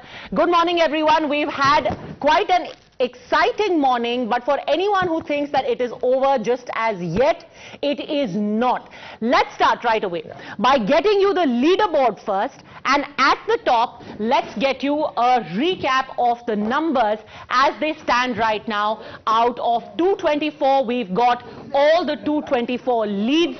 Jay, you've been on your feet literally since morning, and I suspect, going by how the close margins which we have in several seats, which we're going to talk about next, you're going to be on your feet for several more hours. But what are the overall numbers right now? The BJP is at 71. The Congress has gone comfortably past the halfway mark. It's at 117. It's actually varying between 114 and 120 for the last 1 hour. For the last 1 hour, it has not gone below the halfway mark, which is a good thing for the Congress, but it would have wanted this to be 120 plus. For a wave election, for a Congress wave election, for a massive anti-incumbency wave election, this should have been 120. But let's be gracious, they are at 117, well past the halfway mark. JDS is at 29, which is important because this isn't a wipeout as was being predicted. So things are quite curious, and others are also at 7. But JDS is a sort of a little bit of a freak phenomenon. When we check the vote share on the Election Commission's website, the vote share is around 12%, which is a steep decline from the 18.5% they had last time. So in a way, the JDS's whittling down has contributed to a majority for the Congress. That seems to be the broad arithmetic. So we will look now more specifically at the different areas, because the old Mysuru region, which we have extensively focused on, the BJP took a gamble there. They said we will go all out. They fielded Mr. Modi, Yogi Adityanath, JP Nadda, Amit Shah went all guns blazing. But that ended up bringing the JDS down, and instead of the reciprocal benefit coming to the BJP, it has instead come to the Congress. Absolutely. Has that been seen in terms of the seats being gained by the Congress in Old Mysuru region? We will check that out in just a bit. But let's also take a look at the vote shares that we have as of now. These are as far as the seats is concerned. Okay, the Old Mysuru seats are here up with us. So we've got the Congress at 30. The BJP will be very, very disappointed with this 4 which is up on the board. It was at 9 last time. Yeah, so instead they were hoping to make this 9 into a 2025. Instead, they have actually been whittled down. The JDS is at 19. From last time, how much did they have last time? 27. They had 27. So they have lost less than 10 seats. They have lost about 8 seats. 8 seats is what they have lost. Is the big gainer. Congress is the massive gainer over here. The vote shares are here now behind us. Look at this. The Congress has gone to a 42%. This is the gross vote share on 224. It's not just Old Mysore. So 42% is the Congress's vote share. Across the states, the BJP, interestingly, has pretty much held on to its vote share. The JDS at 13%. As I said, 12 the Election Commission said, it's a 13. I mean, the number is just stabilizing. But it is certainly down from the 18.7 it had last time. A big number. Now, here you observe the point that Rahul was making in the morning, that it needs to cross the 6% Rubicon to get the majority. And 6 is exactly the difference. It's 6.7%. So the Congress somehow seems to have hit that 6% factor. The Congress has managed to get it. Now, since we are focusing on the Old Mysore region, these are the vote shares in Old Mysore. The JDS is at 30%, but here again, the Congress has a massive lead in terms of vote share over both the BJP and the JDS, 11% over the JDS, and about 20% over the BJP. Now again, I'll go to the BJP's case. It was 19.6 last time. So it has taken a 2% gain, but the fact that the JDS has been cannibalized by the Congress in a sizable manner has created this mandate. You know what, Parmesh, if I may just interrupt. You know, you were saying that why is it that all these bigwigs of the BJP went and campaigned out there but didn't result in seats? I would guess what happened was that in December, somewhere in December or January, they realized that it's low-hanging fruit. People are dissatisfied with especially the Vocaligas. They are dissatisfied with the JDS, and here is low-hanging fruit. We should be able to pluck it. So they went out there thinking this is virgin territory. Let's grab it.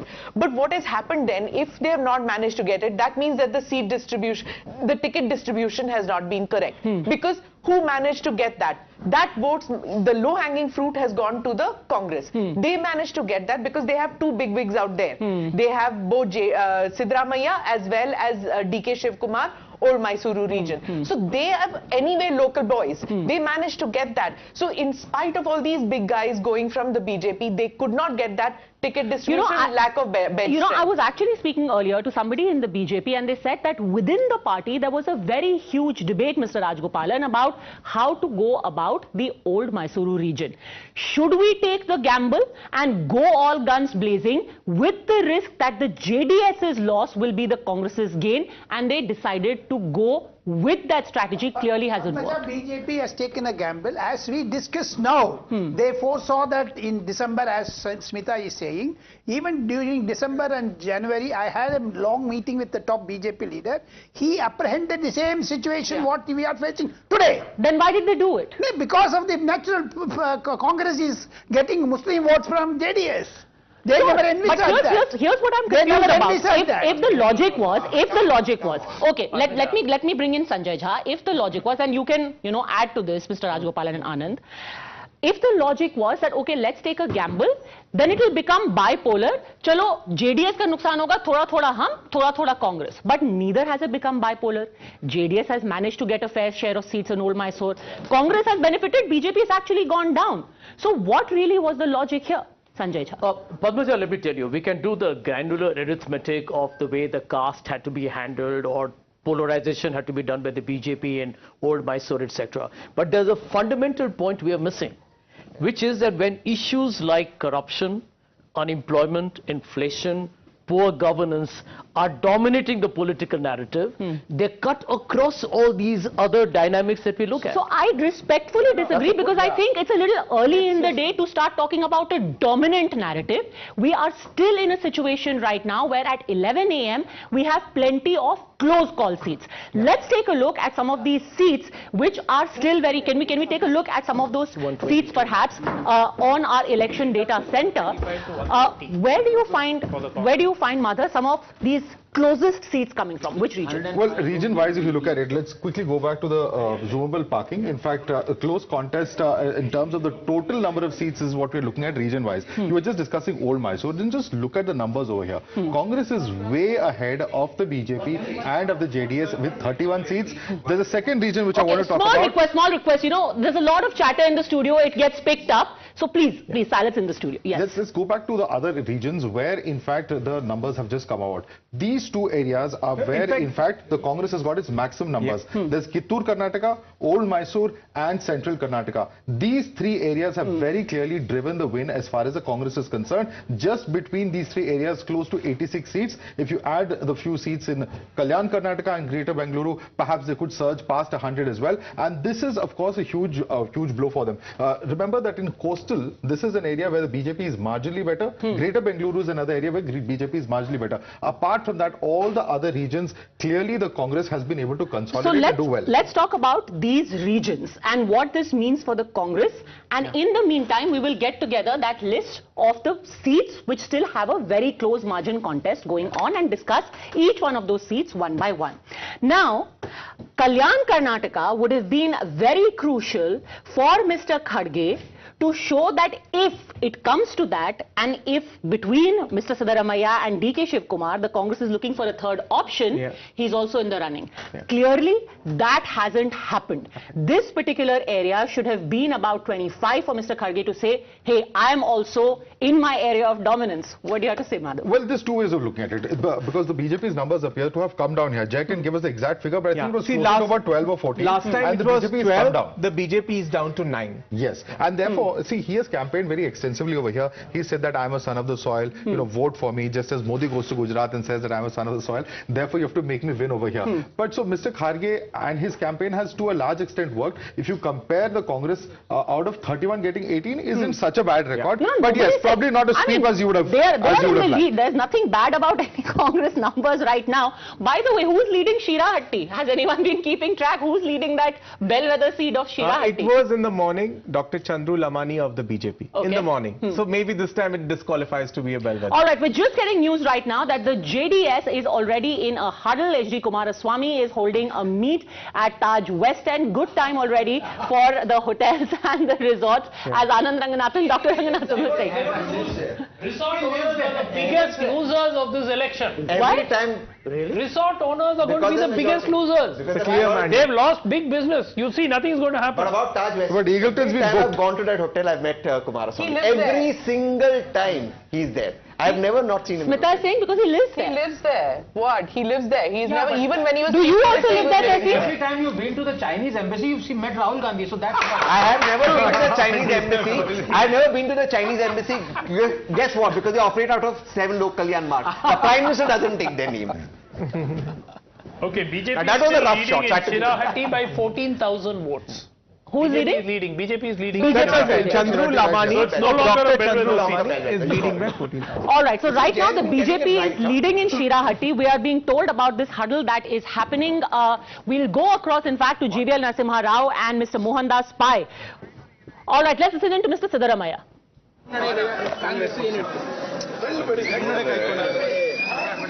Congress ಪಕ್ಷ ನಮ್ಮ ಅನಿಸಿಕೆಯಂತೆ ನಮ್ಮ ಲೆಕ್ಕಾಚಾರದಂತೆ ಮುನ್ನಡೆಯನ್ನು ಸಾಧಿಸಿದೆ. ನಾವು ಬಿಜೆಪಿಗೆ 65-70 ಬರ್ಬೋದು ಅಂತ ಲೆಕ್ಕ ಹಾಕೊಂಡಿದ್ದು, ಆ ಥರನೇ ಟ್ರೆಂಡ್ ಇದೆ. ಈಗ ನಾವು 120ಕ್ಕಿಂತ ಜಾಸ್ತಿ ಬರ್ತೀವಿ ಅಂತ ಹೇಳಿದ್ದು, ಅದೇ ತರ ಟ್ರೆಂಡ್ ಇದೆ. The trend that we had predicted for BJP of getting about 65-70 seats is coming true. We had said we would get over 110. That's also happening. So Congress party 120 ಮೇಲೆ ಸ್ಥಾನಗಳನ್ನು ತಗೊಂಡು ಗೆಲ್ತದೆ. ಈಗ initial stage 5 round 6 round 7 round ಹಿಂಗೆಲ್ಲ ಆಗಿದ್ದಾವೆ. ಇನ್ನೂ ಜಾಸ್ತಿ ರೌಂಡ್ಗಳಾಗಬೇಕು. So ಅದರಿಂದ margin may increase with subsequent rounds of counting. 120ಕ್ಕಿಂತ ಜಾಸ್ತಿ ಸ್ಥಾನಗಳನ್ನು ತಗೊಂಡು ಅಧಿಕಾರಕ್ಕೆ ಬರುತ್ತದೆ. ಸ್ವಂತ ಶಕ್ತಿ ಮೇಲೆ ಅಧಿಕಾರಕ್ಕೆ ಬರ್ತದೆ. ವರ್ಣದಲ್ಲೂ ತುಂಬಾ ಲೀಡ್ ಇದೆ. ವರ್ಣದಲ್ಲಿ ಈಗ 3 ರೌಂಡ್ 4 ರೌಂಡ್ ಆಗಿದೆ. 8,000 ಲೀಡ್ ಇದೆ.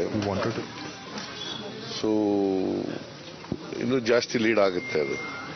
ಚಾಮರಾಜನಗರದಲ್ಲೂ ಅಂತಿಮ ಪರಿಸ್ಥಿತಿ ಇದೆ ಸರ್. ನಿಮ್ಮ ಶಿಷ್ಯ ಪುಟ್ಟರಂಗ ಶೆಟ್ಟಿ ಅವರು, ಪುಟ್ಟರಂಗ ಶೆಟ್ಟಿ ಅವರು ಕೂಡ ಗೆಲ್ತಾರೆ ಅಲ್ಲಿ. ಸೋಮಣ್ಣವರು 2 ಕ್ಷೇತ್ರಗಳಲ್ಲಿ ಸೋಲ್ತಾರೆ. Somana, the minister is going to lose in both the seats. That's what Siddaramaiah is saying. ಚಾಮರಾಜನಗರದಲ್ಲೂ ಸೋಲ್ತಾರೆ. ಸರ್, ಟೋಟಲಿ ಒಂದ್ ಕಡೆ ಕೇಂದ್ರ ನಾಯಕರು ಬಿಜೆಪಿ ಪರವಾಗಿ ಬಂದಿದ್ರು, ಅವ್ರ ಅಲೆ ವರ್ಕೌಟ್ ಆಗಿಲ್ಲ ಅನ್ನೋದು ಇಲ್ಲಿ ಸ್ಪಷ್ಟವಾಗಿ ಕಾಣ್ತಾ ಇದೆಯಾ? ನಾನು ಹೇಳ್ತಾ ಇದ್ದೆ, ನರೇಂದ್ರ ಮೋದಿ ಅವರು ಎಷ್ಟೇ ಸಾರಿ ಬಂದ್ರು ಕೂಡ How many times the Prime Minister came here? And how much? ಕರ್ನಾಟಕದ ಮತದಾರರ ಮೇಲೆ ಏನು ಪರಿಣಾಮ ಬೀರಲ್ಲ. ಯಾಕಂತಂದ್ರೆ ಜನರು ಬೇಸತ್ತಿದ್ದಾರೆ ಬಿಜೆಪಿ ವಿರುದ್ಧ.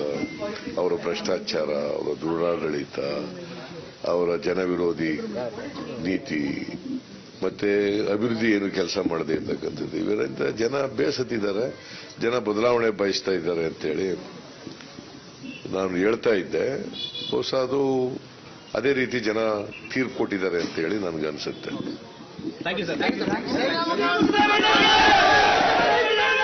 All right, so Mr. Siddaramaiah, finally since morning, at least he has started smiling. In the morning, he was looking fairly grim. Interesting, Dr. G.V.L. Narasimha Rao and Mr. Mohandas Pai both joining us now. Again, Mr. Siddaramaiah saying the Prime Minister came to Karnataka, he spread so much poison. Look the result, people have rewarded the Congress. Mr. G.V.L. Narasimha Rao. No, Padmaja, the Congress party can interpret the verdict the way they expect, the way it suits them. But the reality is that people have not given them a huge mandate as the Congress was claiming, number one. Number two, where is the anti-incumbency? If the BJP vote share remained intact, what is anti-incumbency? If a party in power loses significant popular strength, that is called anti-incumbency. And if our vote share were to go down below 30% or below 36, way below 36, you could say, okay, people have turned against the BJP, our vote share is intact. It's purely a local arithmetic which has certainly worked against us so far from whatever trends we have. You see, the JDS, I think this is something that you should look at carefully. What is the local arithmetic? Then are you saying, Mr. Rao, your local leadership did not measure up to your expectations? GVL. What is this local arithmetic that you're talking about? I'm saying something else. I'm talking about arithmetic. Where JDS is strong, where they have been winning seats, in those areas JDS has retained its votes, but in non-core areas of JDS, their vote has transferred to the Congress. 5% down JDS and 5% up for the Congress. Not okay, there are questions for you in the studio. One by one. Hold on a second. One by one, please. Yeah. Sanjay Jha, yes. Yeah, GVL, this is Sanjay here. I have a question for you. You talked about arithmetic. So let me tell you one, looking at the numbers on the screen that you can see. Right now, it says BJP at 72. You know, you were 117 in the outgoing assembly. That's a loss of 45 seats. 45 on 117 will be over 35%. What kind of arithmetic is that, and what is it telling you in the BJP? Go on, G.V.L. Narasimha Rao. Why are you not looking at the other arithmetic? The vote share of the BJP is intact. What does that tell you? You are talking about unemployment, public perception against the government.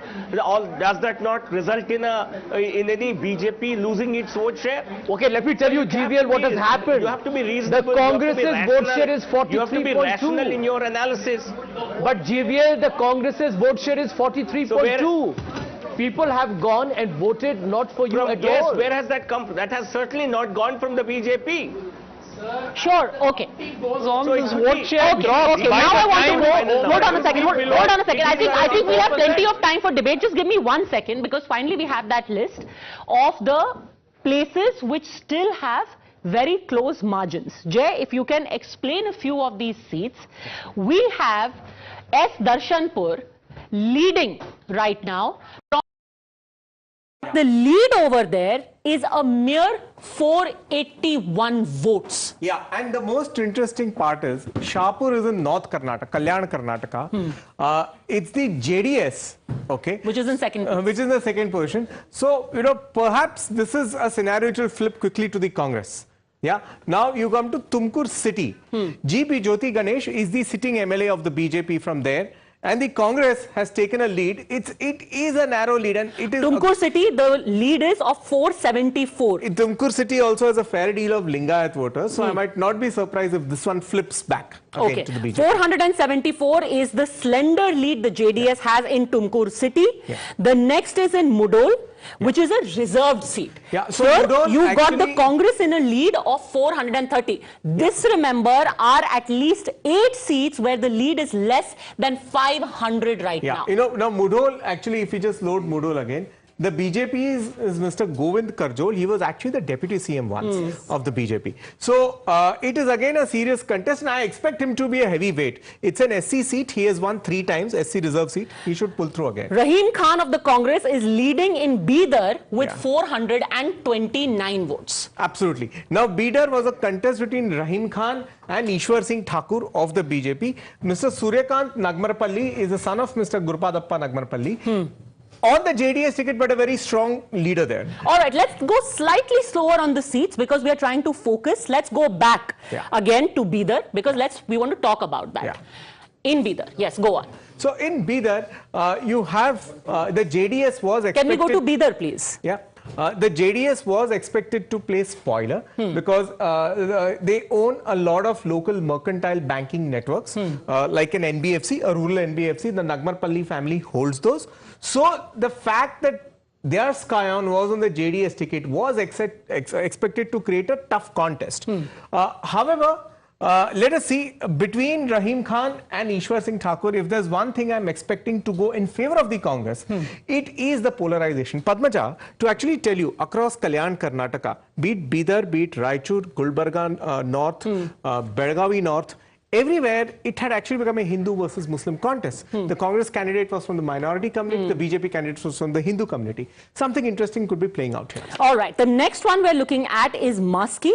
In Maski, we have the Congress in a lead. This again is a tribal seat. 314. We're down to a lead of 314. The Congress is in first place. What we must also notice in all of this is that in these seats, which are close contests, the BJP, in a majority of them, is at 3rd place right now. No, I think we'll just ask our desk to check this up. What we're actually looking at is Mr. Pratap Gowda Patil, who was actually the incumbent Congress MLA last time. He migrated during Operation Kamala. He lost the bypoll. However, the BJP accommodated him again. Isn't Maski one of the bellwether seats as well? Same Pratap Gowda. Same Pratap Gowda. All right. So that is as far as Maski is concerned, 314 votes. And Suresha BS of the Congress is leading in Hebbal with 272 votes right now. 272 votes. The final seat that we are looking at is Hebbal. Yes. Hebbal. So Hebbal is a part of the Bangalore region. It is a Congress stronghold. Now, throughout, as Madhav and I were even looking at the data early in the morning, the BJP has actually improved its performance in the Bangalore city region, especially where Mr. Modi has campaigned.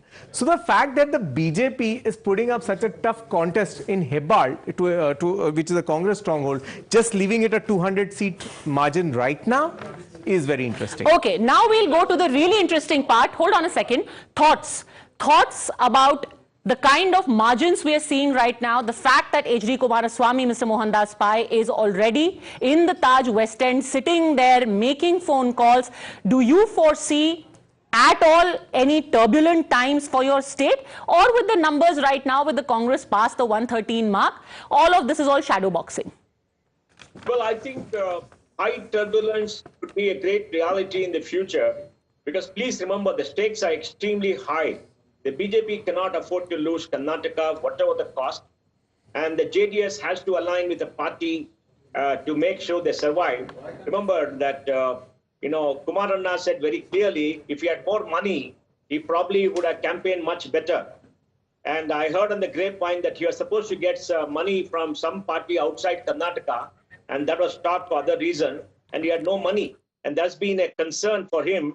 And the only way to recoup their party coffers will be to make sure they come to power, and the Congress will not come to power with them.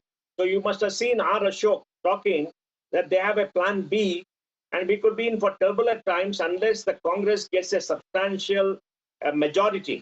So I think despite whatever happens, we have to wait and see what happens to government, because this is a very critical election for India. The Congress does not come to power, they lose a very rich state where they can make a lot of money for the 24 elections. Remember, the we're just getting shots. Very expensive. Where the money going to come? Yes, that is the shots we wanted to go to. Let's go across to DK Shivkumar. Congress comes to power, they can make money. BJP comes to power, it's critical for them. This must stop. Congress will make money, ATM. This is ridiculous. Why doesn't the same language be used for the BJP? Adani क्या हो गया? Adani. Hindenburg report क्या हो गया? Okay, he is entitled to his views. This is something that was said in the election, that you have to watch out because Karnataka will be turned into an ATM. It's a viewpoint. You don't agree with it. So ultimately, people's mandate. This kind of people's mandate. Reason that there was no money for the Gowda family to say we don't have money is the biggest joke of all. All right. So Deepak is with us. One quick announcement. We're going to see Siddaramaiah speaking in a press conference. His victory speech in just a few moments, but let's quickly go across to Deepak Boppana, who's with us. Deepak, take us through what's happening. I believe Ab Ki Baar DK Sarkar is the slogan there at his house. Please, Deepak Boppana. Yes, Madhav, you can see right now jubilant mood outside Mr. DK Shivkumar's house. Yes, these are initial numbers coming in, probably round 7, round 8 of counting that's going on, but the Congress is looking optimistic. Most of the numbers show around 120 for them at this point in time. That's the number that they're thinking is safe, and they're hoping that this number sticks around for the next couple of hours.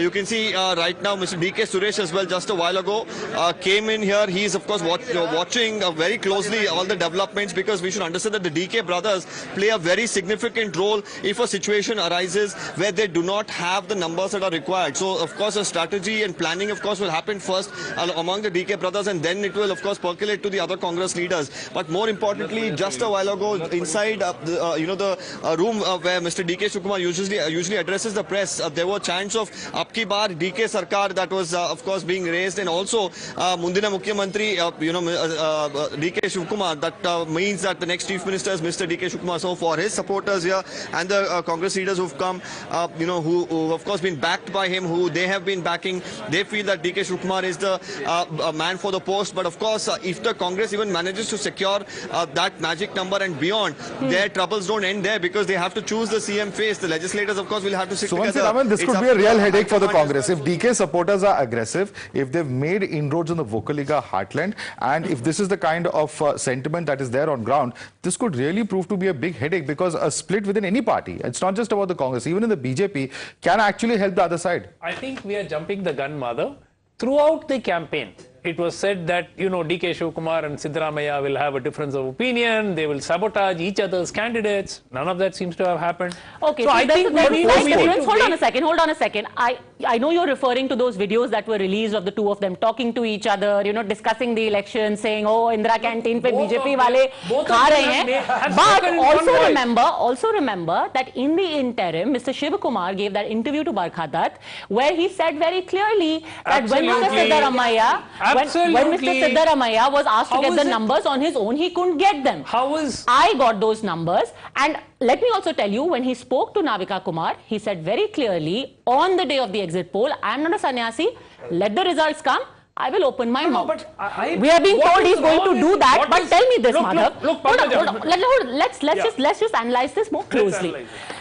Is there a possibility that if this stays between 115, 120, then Mr. Shivkumar will clearly say, listen, 2024 is nipping at your heels. You need a man of resources. Who's the man of resources in Karnataka? Well, he's certainly going to try and extract his point of view. So There's no two ways about it. He said that even this morning. He's in fact said that I've worked very hard and I want that I be given the result for that. And certainly, of course, when it comes to Mr. Siddaramaiah, why the party would certainly be a little concerned about it is the fact that A, he is aging, B, they have to look at the future leadership, and C, Siddaramaiah will always come out and talk about how there is a possibility of him splitting the party. Yeah. There's all sorts of conversation about what role he played in the year 2019. So there are a number of questions. I think DK Sarkar slogans are again being raised. Let's listen to it. Over to you, Deepak.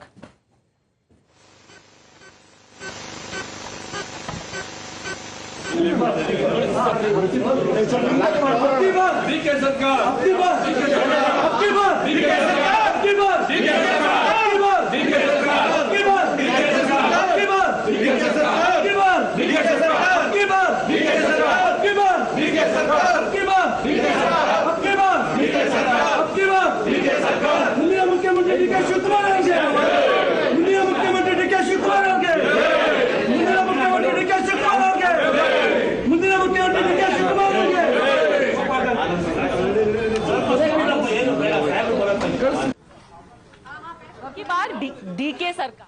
There's nothing wrong. What is wrong? It's a good thing. Who's saying there's anything wrong? We're just saying who's what going is to the be party CM. going to do? One CM. What is the party going to do? My argument, my point is, you are straight away taking a few supporters raising slogans saying this man is going to be the chief minister to equate it with a split in the party which has just won a majority, which is ridiculous. I'm saying what is the party going to do? This is obviously a headache at the hand. They will have to resolve this. Both of them have spoken in one voice. Will be chief minister. I've been telling you this since yesterday. I'm repeating it. It will be done. So DK Shivkumar. He's going to be Rajya Sabha.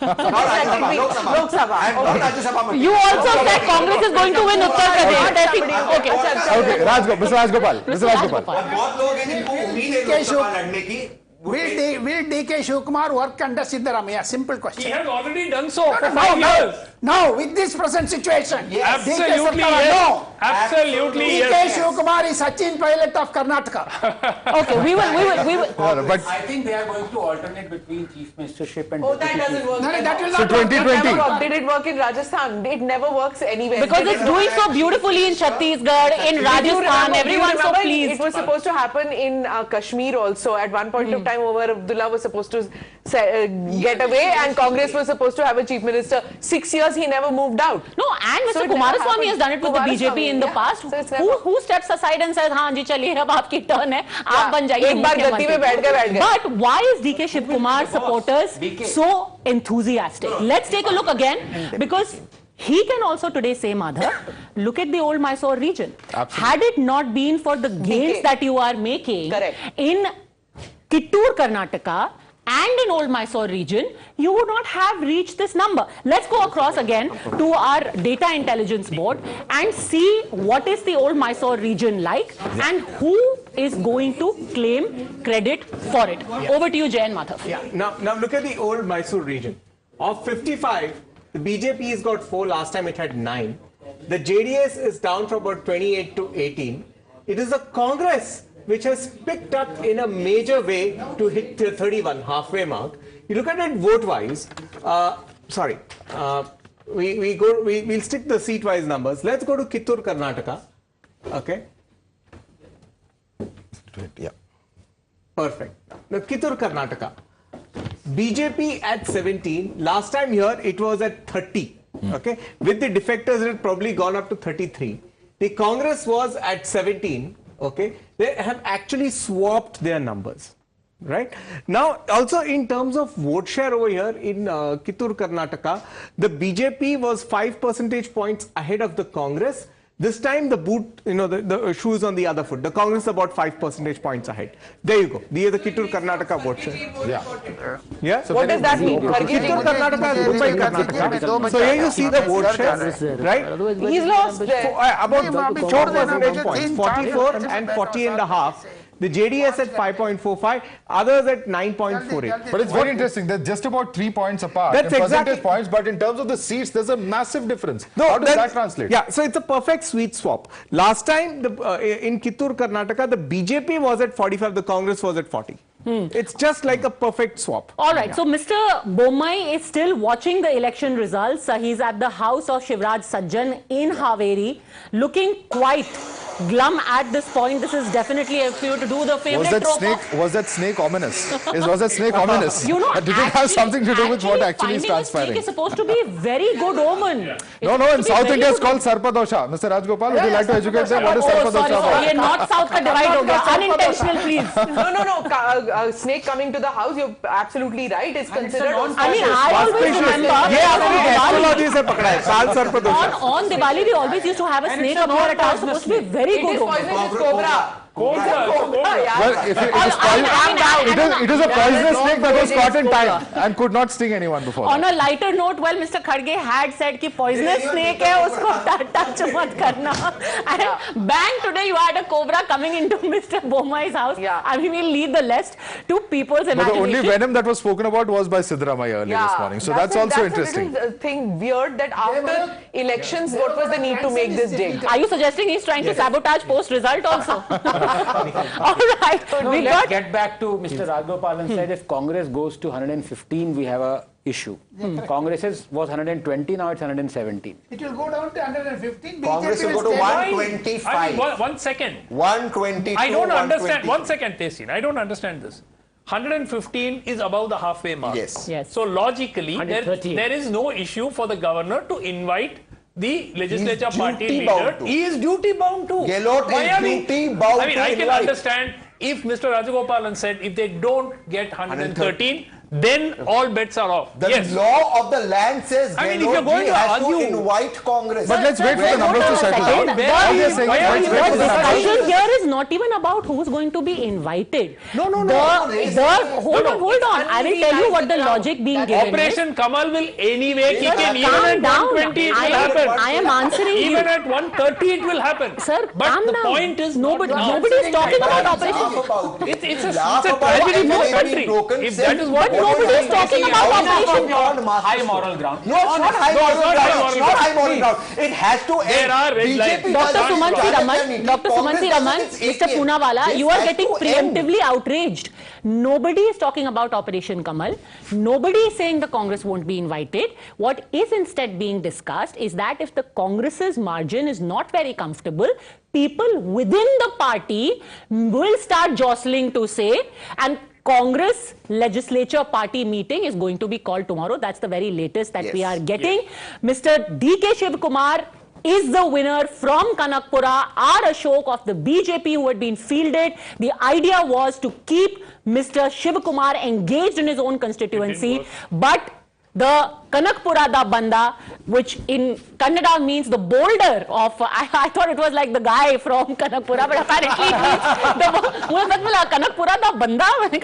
This is very nice. And the Congress is celebrating the Punjabi. So apparently it's the boulder. Mr. T.R. Prasad Gowda of the JDS is with us. Gaurav Bhatia from the BJP is here with us. It seems as of right now, the Congress does not need you, Mr. T.R. Prasad Gowda. And you, Mr. Gaurav Bhatia, have some soul searching to do about what went wrong. Do you still have hope in Karnataka from the small margin seats, or you've called it a day? Mr. Gaurav Bhatia. Yeah, First of all, we are I hoping think it is a victory. It is a victory of our democracy. Can I respond? Can I respond? Yes, please go on. Some interruptions. Yes, go on, please. Yes. Gaurav Bhatia. Yes, we need to understand that elections are the festival of our democracy and it is a victory of our democracy. But I would say that it is too early to say that BJP has lost the elections. I think we should wait till all the results have come and we can see after that who has won the election and who has not. I must also say that no matter what the election results are, the BJP has always accepted with dignity, being graceful, the verdict of the people. We will not blame the EVMs. And I must tell you that 60% of the votes are still to be counted.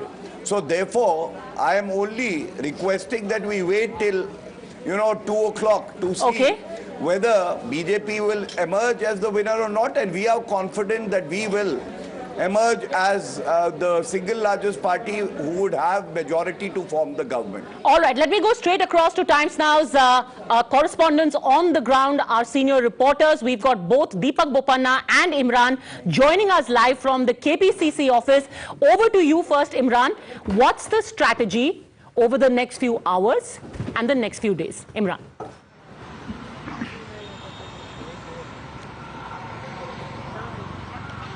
Well, with the first strategy is to keep the MLAs together in Bangalore as we speak. As soon as the certificate is given from the Election Commission, all the MLAs, not even bus, train, they'll be flown straight to the Bangalore. They'll be kept at the Hilton Hotel. Tomorrow is the Legislative Party meet at the Eagleton Resort, or that's what the Congress is getting, Eagleton Resort or Shangri-La. And tomorrow the first thing is to the Legislative Party meet, and the question about who will be the Chief Minister is that will be decided. And what we get to know from sources is that unlike last time when there was a ballot which decided who will be the Chief Minister, this time when the Congress is High Command is likely to name the successor, name the Chief Minister candidate. Now there is already, D.K. Shivakumar has already claimed that he should be given, he deserves to be the Chief Minister as he has brought the party to power. But Siddaramaia's supporters saying that he is the tallest leader, and he is as far as 2024 is also concerned, Siddaramaiah should be made as a Chief Minister as he is a tall mass leader, and also he belongs to one of the leader of the largest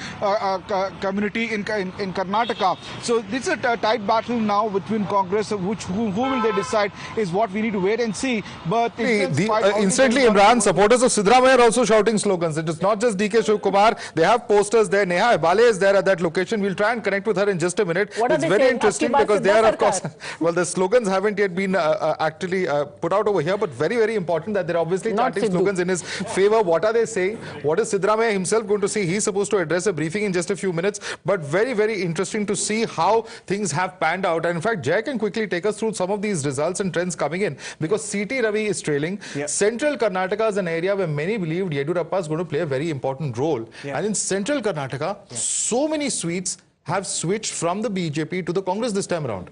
Yeah, lots of switches. In fact, even I was trying to observe for the rebels, just below central Karnataka into the old Mysore region. A lot of the defectors to the BJP, like Dr. K. Sudhakar of Chikkaballapur, he has lost. So, I mean, what is interestingly emerging is that the ability to tide over the anti-incumbency has not been there with all the candidates. Even in the Kittur Karnataka region, if you look at the reversal of tallies, a lot of the strongholds or a lot of the strong seats that the defectors bought with themselves don't exactly seem to have gone back to the BJP. So there is some sort of an anti-incumbency. There is a disconnect where an assumption was there that the local leaders with their own mass base would be able to overcome the anti-incumbency. That doesn't seem to have happened. Okay, now we're going to take a look at some of the VIP seats. Many of these seats were keen contests. How have the respective candidates fared in those seats? Among them, of course, are Varuna, Shikaripura, we've got Chittapur. Let's quickly see who is ahead in those seats and whether the exit poll projections that we had done are coming true or not. All right, so V. Somanna is trailing in Varuna versus, of course, Mr. Siddaramaiah, the man of the moment. It is Mr. Siddaramaiah who went to Varuna. This was pitched as a very close contest. His son vacated the seat for Mr. Siddaramaiah and he's made good on it. Vacated the seat, and in fact, Mr. Siddaramaiah actually wanted to contest from Kolar. Yeah. Okay, let's go back, please, to Varuna for a second. We will tell when to move on. Yes, go on. Go Anjay. Yeah. So he actually wanted to contest from Kolar. Varuna does have a sizable number of Lingayat votes also. The BJP was backing on it. In fact, a faction of the JDS worked with the BJP to defeat Mr. Siddaramaiah, but none of it has worked. All right. So, can I tell you one point? Mr. Siddaramaiah, even now is not there. He knows he was going to win. All this make-up story that it's a close contest. He told that it's going to be a massive. Do you see how much? No, that is not true. Mr. Siddaramaiah did go and campaign. Of course he went and not only did he go, he took along Darshan also to campaign with him. So he took along film stars to campaign. Right now he's not even there. He's managed it. He knows he's winning. He's winning a big margin. All of this is media story. In fact, this morning we were told he's going to lose from Varuna. One of your analysts told us. Who's a pro-BJP, I believe. It'll be interesting. It'll be interesting to see. It'll be aggressive with me. He said Siddaramaiah is losing. Okay, it'll be interesting to see what the margin of victory is over there. Leher Singh Saroya, BJP MP in the Rajya Sabha, is just speaking. Very, very interesting what he said. Listen in. Feel sad and shocked. So there's no hope, no line of hope for BJP at all, no plan B, nothing at all? No, plan B will be never there. Our party never said that there will be a plan B. Some individual person might have said it, but there's no plan B as such. All right. Okay. Sir, did you speak to central leadership as well, sir? No. Did you speak to central? Did anyone speak to central leadership? No. I will not. Our bosses will speak to them, not I. I'm very. But do you blame anti-incumbency on the present government? No, I don't blame, but it seems the result shows that. I don't blame anybody, but result shows that it must be anti-incumbency because people love Bharatiya Janata Party even today. Because I moved around and there is a love for the Bharatiya Janata Party and Modi's work and all that. But still, because we are not getting enough seats, it seems to be anti-incumbency. All right. So that was BJP leader Leher Singh also. Very, very big. The person who is perhaps the closest to Mr. B.S. Yediyurappa saying that he is a little shocked. This is anti-incumbency that the BJP has suffered from. Dr. Ranganathan, do you think again that there will be a little bit of, thinking? I will come to you on that as well, Mr. Gaurav Bhatia, that maybe Mr. Yediyurappa had another election in him. I think 2 points here. Number one, can I slightly correct my good friend Sanjay when he was talking about the election issues and the reason for anti-incumbency? He talked about inflation. Well, in Karnataka, the inflation has been 2 percentage points below. Corruption first. I'm coming to corruption, but you talked about inflation, you talked about unemployment. That's right. And I will tackle all three. So and in social Sanjay, and economic. this Okay. Please. Okay. Just because you are Okay. next Deputy Chief Minister of Karnataka doesn't mean you should interrupt a common man. Okay. So as far as the inflation goes, Karnataka, it's 2 percentage points below the national average. Unemployment, it's 5 percentage points below national average. So for Congress to say that these were the issues, it's away from what the data is telling you. As far as corruption is concerned, I have said it from the day one. The moment BJP formed the government, it was on the foundation of corruption. They weaned away 15, 17 Congress MLAs, made them resign, made them fight again, and they formed the government. So corruption is an issue. As far as corruption is an issue that led to the anti-incumbency is a question that I posed it earlier, a week ago, as you know, but now I'm inclined to believe yes. Let Mr. Gaurav Bhatia answer that. Now you have a close confidant of Mr. Yediyurappa saying he's shocked, it's anti-incumbency. Mr. Gaurav Bhatia. So I would say that as the national spokesperson of the party, we are hopeful that these trends would change in our favor. And I would be the last man standing till all the election results are declared. Or the number of results that are declared show that Congress has already attained majority. और मैं इतना ही कहूँगा, picture अभी बाकी है मेरे दोस्त कहूँगा, जहरीला सांप नहीं कहूँगा किसी को. And I must make it very clear on Times Now that, we need to understand one thing. What were the issues? We said that Karnataka cannot have separate sovereignty like Sonia Gandhi and Congress party had tweeted. We maintain that. You cannot abuse the election is the over. Please, whoever is speaking like this should be told that that person needs to be quiet now. Basic civility. Somebody is leading and they think they can turn into dictators. Let's be cordial. I waited for my turn. I have the right to make my points.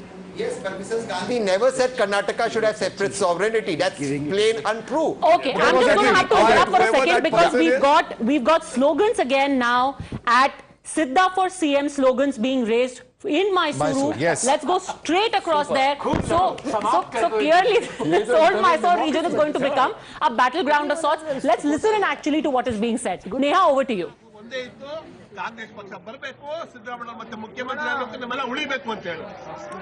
Yes, well, you have supporters of Mr. Sidramaiah over here going on to shout slogans in his favor. And, this is, of course, important right now because you have them. They've come out over here with posters as well.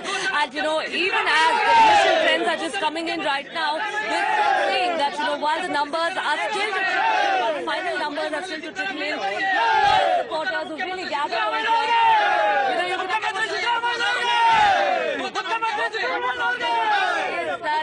They're quite literally terming Sidramaiah over here as the Chief Minister. We'll try and speak to one of them. Upcoming Chief Minister Sidramaiah.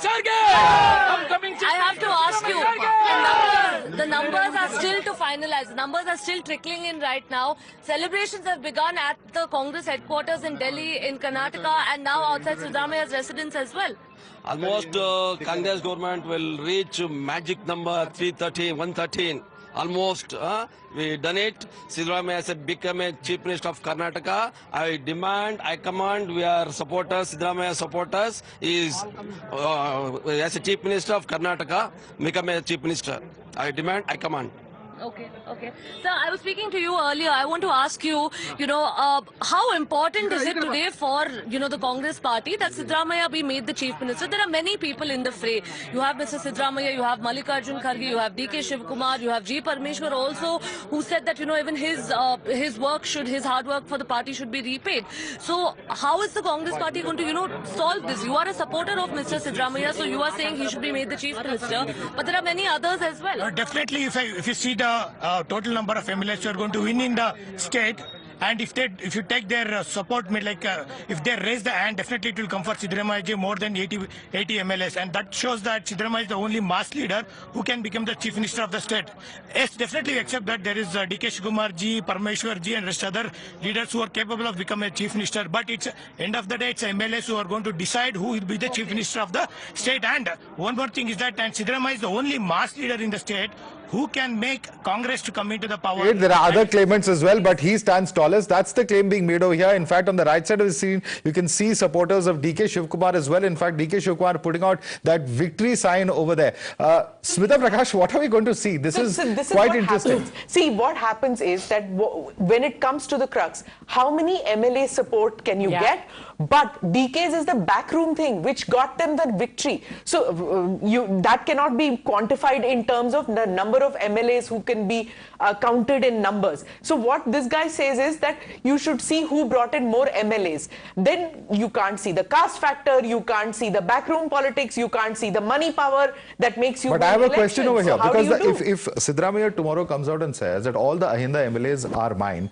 Mr. Kharge can also come out and say that the SC MLAs are because of me. Exactly. So what happens Hyderabad, in that Karnataka scenario? is all, you're talking about Hyderabad, Karnataka, which has gotten a significant number for them. So what happens there? Because Kharge is the one who's got those numbers, and Kharge is senior to Sidramaiah. Absolutely. If Kharge and DK join hands, and they very well can, what happens in that scenario? Can they outwit Sidramaiah? Can I also one second. See, I think one important point that if Congress forms the government, then we have to also take into account, factor in that all those 17 or 18 Congress MLAs that were wrenched away by the BJP, what happened when Mamata won the TMC and they went back to the TMC. Exactly. You might have a possibility where BJP right now is 70 odd, might become 50 odd. Yeah, and how many of them have actually won? How many have actually won is also a very important question, isn't it? And again, hold on a second. When it comes to Mr. Sidramaiah versus DK Shivkumar and saying, how many MLAs are mine? Both of them come from the same region. So who's going to take credit? And elections are not just about how many MLAs won, it's also who helped them win. You can't be in a situation where in a year from now... Why did Siddaramaiah not help them win? He is the most popular leader. You also need resources, Tehsil. Resources so if was the Bharat the Jodo Congress Yatra party's went through 7 districts, and somebody had to organize it, right? No, somebody paid for it. Somebody organized it, gave you the resources. Padmaja. I want to ask you, are these resources coming from homes? No, it's the party that does it officially via the election commission accounts for it. Nobody comes. From the party paid for it. The party paid for it by check. अगर नहीं होता तो income tax और ED की raid होती. Okay, so there are no election funds that were spent in Bharat Jodo. No. But anyway, okay. I think let's take a deep breath. There are many stakeholders when a party wins an election. Let's not look at just resources. There is strategy, there is tactics, there's back office, there's leadership. There are the number of people who support you. And incidentally, I don't know why we're making such a hullabaloo about, DK's supporters screaming for him and Siddaramaiah's supporters screaming for him. That's the way politics is. If you think there are only 2 people who are fighting to take credit, already you have Mr. Gehlot. Absolutely. No, that's what it's all about. We already have Mr. Jairam Ramesh and Ashok Gehlot saying Bharat Jodo Yatra ka effect ho chuka hai. But Jairam Ramesh was quite prophetic. My point. Yesterday he said that JDS should be decimated. And then he was proven right in some way that, they wanted to do it with or without JDS. I think this last JDS, interestingly, you mentioned that they're down to 25 from about 29, 30 that we were discussing a short while earlier. So the numbers have actually come true. Those predictions are actually true. Okay, so very quickly, I think there is a little bit of interest also in trying to look at some of the more individual seats. We've already seen 2 of them. We've seen Varuna. We've seen Shikaripura. Let's go to Shikaripura next. We've also seen Mr. Siddaramaiah, of course, is leading in Varuna. We've already seen that. Next, we are seeing Shikaripura. Hardly any surprise over there. Vijendra is leading. He was up against Mr. Narayan Raju Gowda, important rebel, but he's got through. Okay, the next seat we are going to take a look at, again, Shikaripura. We can move on from Shikaripura. We already know that Vijendra is leading from there. The next seat, all right, the next seat that we are going to take a look, we are still stuck at Shikaripura. I knew this morning you're winning because of Madhav. He's wearing the green pocket square. Oh, please. So if this pocket square was saffron, the BJP would have won. You would have come with that. We knew the internal mechanics. He was the real bellwether. He was the real bellwether. One interesting story. He's the Kerala story. Moved Ashok to take on DK Shivkumar in Kanakapura. Okay, this is interesting. We have at Hubli Dharwad Central Mr. Jagdish Shettar. So at least one of those predictions is coming true. Jagdish Shettar is trailing. And his erstwhile protege, Mr. Tengikai, is the one who is leading right now. For the Tengikai actually means coconut. Coconut? Yeah. Okay. Tenginakai. Mahesh Tenginakai. Mahesh Tenginakai. All right. So he is leading there for the BJP. And Mr. Jagdish Shettar is in second place. Also interesting that from Varuna, Mr. Siddaramaiah has got a pretty decent margin right now. He is leading by about 7,000 votes over Mr. V. Somana. It's very important, which means that they were right in not giving him the ticket, for which Mr. Yediyurappa was sulking because he wanted Shettar to be given a ticket. So which means that the high command of the BJP did the right thing. But there's also the offset factor in the entire Kittur Karnataka region. It didn't work for him, right? But also the BJP put in a lot of effort to make him lose. So Shettar in the Congress is not the same as Shettar in the BJP. No, there's another perspective to it. Even in Bangalore, the BJP, with all this talk of anti-incumbency, has done better than 2018. So basically, across urban swaths, Hubli Dharwad is urban. Across urban swaths, it's actually a loyal party vote, very little to do with the leader. Congress is sweeping Belgavi, it's sweeping Bijapur, it's sweeping Bellary, it's sweeping Mysuru, it's sweeping all this. So I don't... And Jay, are you now seeing that the numbers seem to be stabilizing? Yeah. Because I'm not seeing the numbers fluctuate anymore. So this has, in the last 1.5 hours, this has not gone below 115. Yeah. And it's right now 119. 119. Okay, Shiggaon, you have Mr. Bommai leading. I think, yes, he is leading Shiggaon because both the Congress and JDS are trailing over there. So the snake was lucky. Snake was lucky. See, no Kala Sarpadosh over there. Also interesting, if you see at the bottom of your television screens, you can see the Uttar Pradesh local body elections where the BJP is very comfortably, and this has been the trend over the last several local body elections as well. They have repeated it. BJP, Yogi Adityanath managing to power through almost all of the different wards and seats. Your thoughts, Mr. Mohandas Pai? It's not just, there was a very interesting perspective that somebody gave that among all the metro cities that we have in the country, Bengaluru was the only one that was with the Bharatiya Janata Party. Mumbai also, yes, now they are in government in Maharashtra, but BMC is not with the BJP right now. Do you think that this loss is going to be felt more acutely and in more ways than one? Well, I think it could be possible because please remember, we pay 60% of the taxes of Karnataka, 65% of GDP. We produce the highest jobs. Neither the BJP nor the Congress have invested in Bangalore adequately. They're 50 years behind. Now we get a Congress government. They promised 60 crores of subsidy, 2,000 rupees or 2 crores per every month. The economy is not have enough money. All kind of engineering takes away the money paid by citizens of Bangalore. So Bangalore is not in for good times unless we see the enlightened leadership. If DK Shivkumar possibly has some influence, I think he could invest in Bangalore because he's from Bangalore. He understands that his future is linked here, and definitely he's going to be a future chief minister for the Congress. But right now, we are in the same situation we were, irrespective of which government comes to power. Take a look at the numbers. We're talking about the numbers stabilizing. Yeah. The BJP almost at the spot where the Congress was earlier. Congress was at 69. The BJP is now at 74. The Congress has reached 119. You wanted to give some insights, Jay? Yeah, actually, if you look at the breakup of the numbers, Padmaja, it's really fascinating. We earlier talked about the urban swaths remaining somewhat loyal to the BJP. Most of the defectors, barring three of them, were from the rural areas. There, it's anti-incumbency all over. Now, BJP had 16 of them, on tickets. Only 5 of them have won. The Congress has won more than half, 9 of them. You even come to the actual places where the BJP suffered a setback to get to the tally. We tracked about 70 Lingayat dominant seats. The BJP has only 21 of them. The Congress has nearly the double, 40 of them.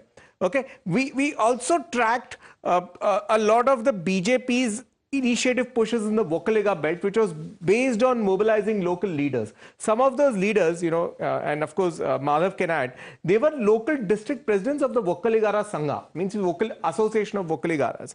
Yet, out of 39 such seats, the BJP is mobilized just 4. So basically, its inability to completely hold over the Lingayat dominant seats. Also, in the mining belt, I think the Kalyan Rajapaksha, along with anti-incumbency, has harmed the BJP. Out of 26 seats, which are completely, where mining is the main economy, the BJP is pulled in just 5. The Congress has pulled in 18. Before we go into a quick break, just quick look at the tweet. In fact, DK Shivkumar has put out a tweet with his entire team. They all put up their thumbs up. We can just pull that up on the screen to show that to our viewers before we slip into a very quick break. It's a victory sign. Come back. Absolutely. Victory sign, his entire team that he's being shown. We're going to come back to. We're going to come back to all of you in just a few moments. We have to slip into a very quick break. But with that, with those so it's slogans definitely a Congress Sarkara, but the MLAs will be saying, "Kaun hai CM hamara?" At least for the next few hours. Taking a very quick break. On the other side, we're going to take a look at the local body election results in Uttar Pradesh. What that means, what do we take home as the story from the UP results? Back in a minute, don't go anywhere.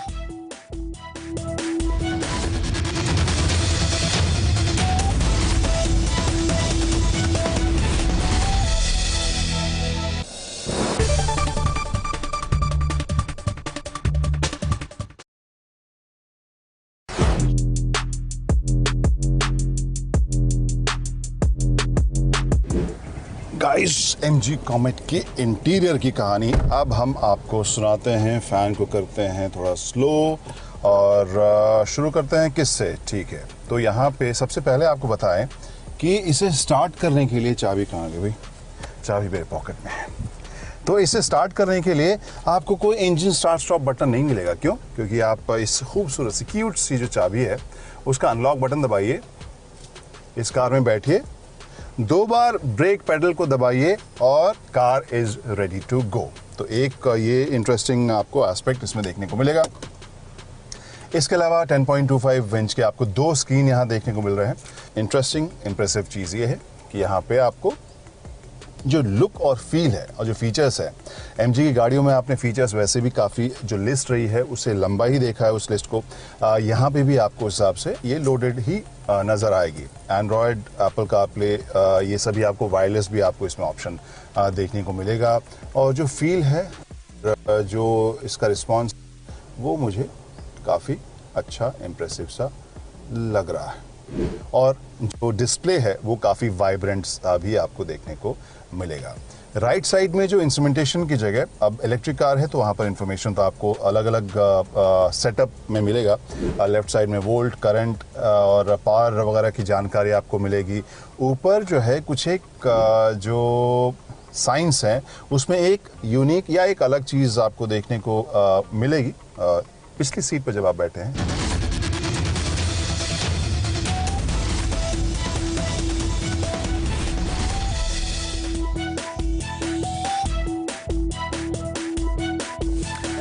Hello and welcome. You're watching Result Day Live. I'm Padmaja Joshi. With me, my colleague Madhav Das Gopala Krishnan. And today, while the entire country is focused on Karnataka, another very important result is coming from Uttar Pradesh, a by-poll in Jalandhar as well. Let's get you started with the headlines. Congress breaches BJP's South Bastion. Trends give them a comfortable victory margin. Celebrations begin. Even before final results, Congress infighting begins. Ab ki baar DK Sarkar, chance counter Sidda for CM post as Congress CLP to decide tomorrow. Ban on Bajrang Dal and vowing to bring back Muslim quota seems to have paid off for the Congress at the cost of the JDS. An incumbency wave hits BJP hard. Congress breaches even BJP's Lingayat bastions, but BJP still clings to hope. JDS's dreams of being the power broker fizzle out as Congress sails past the victory mark. Siddha Ramaya laughed off HDK's kingmaker hopes. In a massive boost for the BJP ahead of the 2024 polls, Yogi maintains his dominance in the heartland. Uttar Pradesh sweeps all 3 municipal polls.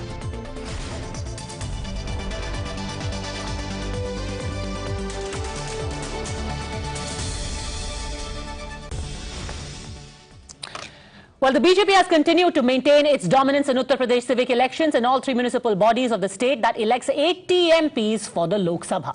And in fact, in these mayoral polls, the BJP is leading in over 15 seats out of 17. In the municipal council and in the Nagar Panchayat polls, the Saffron party maintains a clear edge from the opposition. The elections ahead of the 2024 Lok Sabha polls project that voters have reposed their trust in the double-engine government. Well, in most of the interesting seats, you have the BJP maintaining a lead in Ayodhya, in Varanasi, in Mathura, in Prayagraj.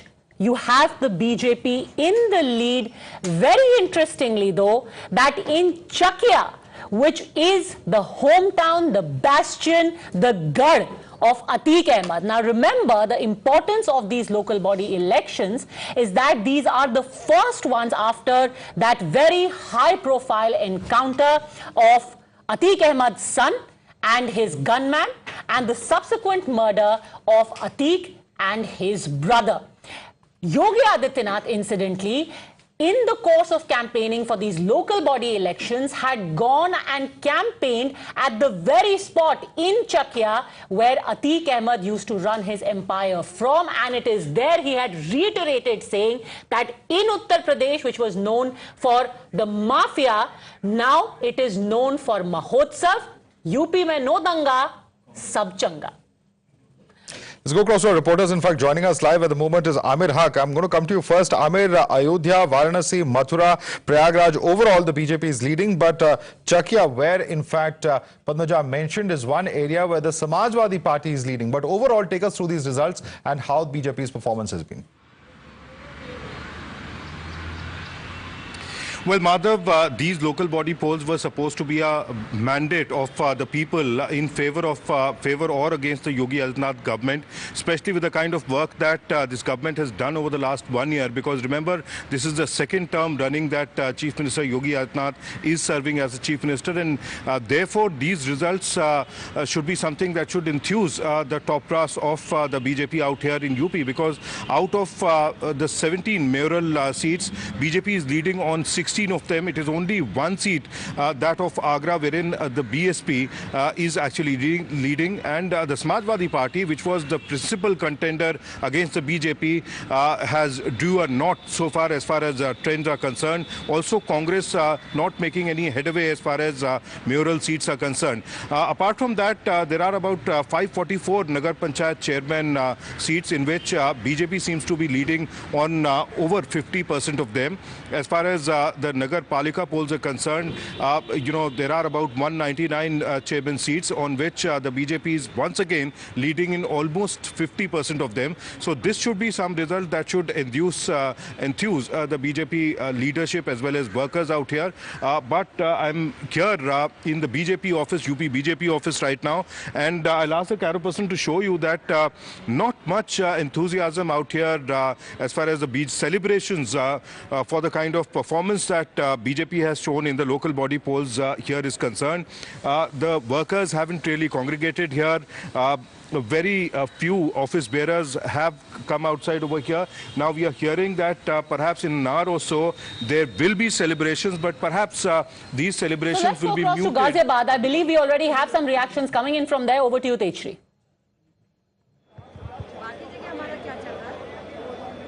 Oh, well, yes, I am standing at the counting booth in Ghaziabad. Remember that there are 17 municipal corporations in Uttar Pradesh, out of which the trend is showing, as Amir also quoted rightly, that 16 is led by BJP. And here I am being joined by the mayor from Ghaziabad, who, if I would read out the counting as of now, so the BJP's Sunita Dayal is as of now at 83,971, BSP is at around 25,000 and SP is at 17,000. So it's pretty much clear by the afternoon trends that Mayor of BJP, Ms. Sunita Dayal ji, is at the winning trend. What's your first reaction? आपकी पहली प्रतिक्रिया क्या होगी? How would you react to this?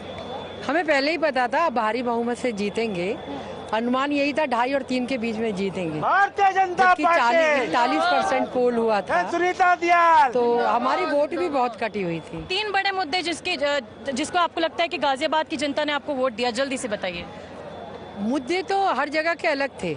मैंने एक ही बात कही थी कि सबका साथ लेकर इंदौर को पीछे करके हम आगे आएंगे.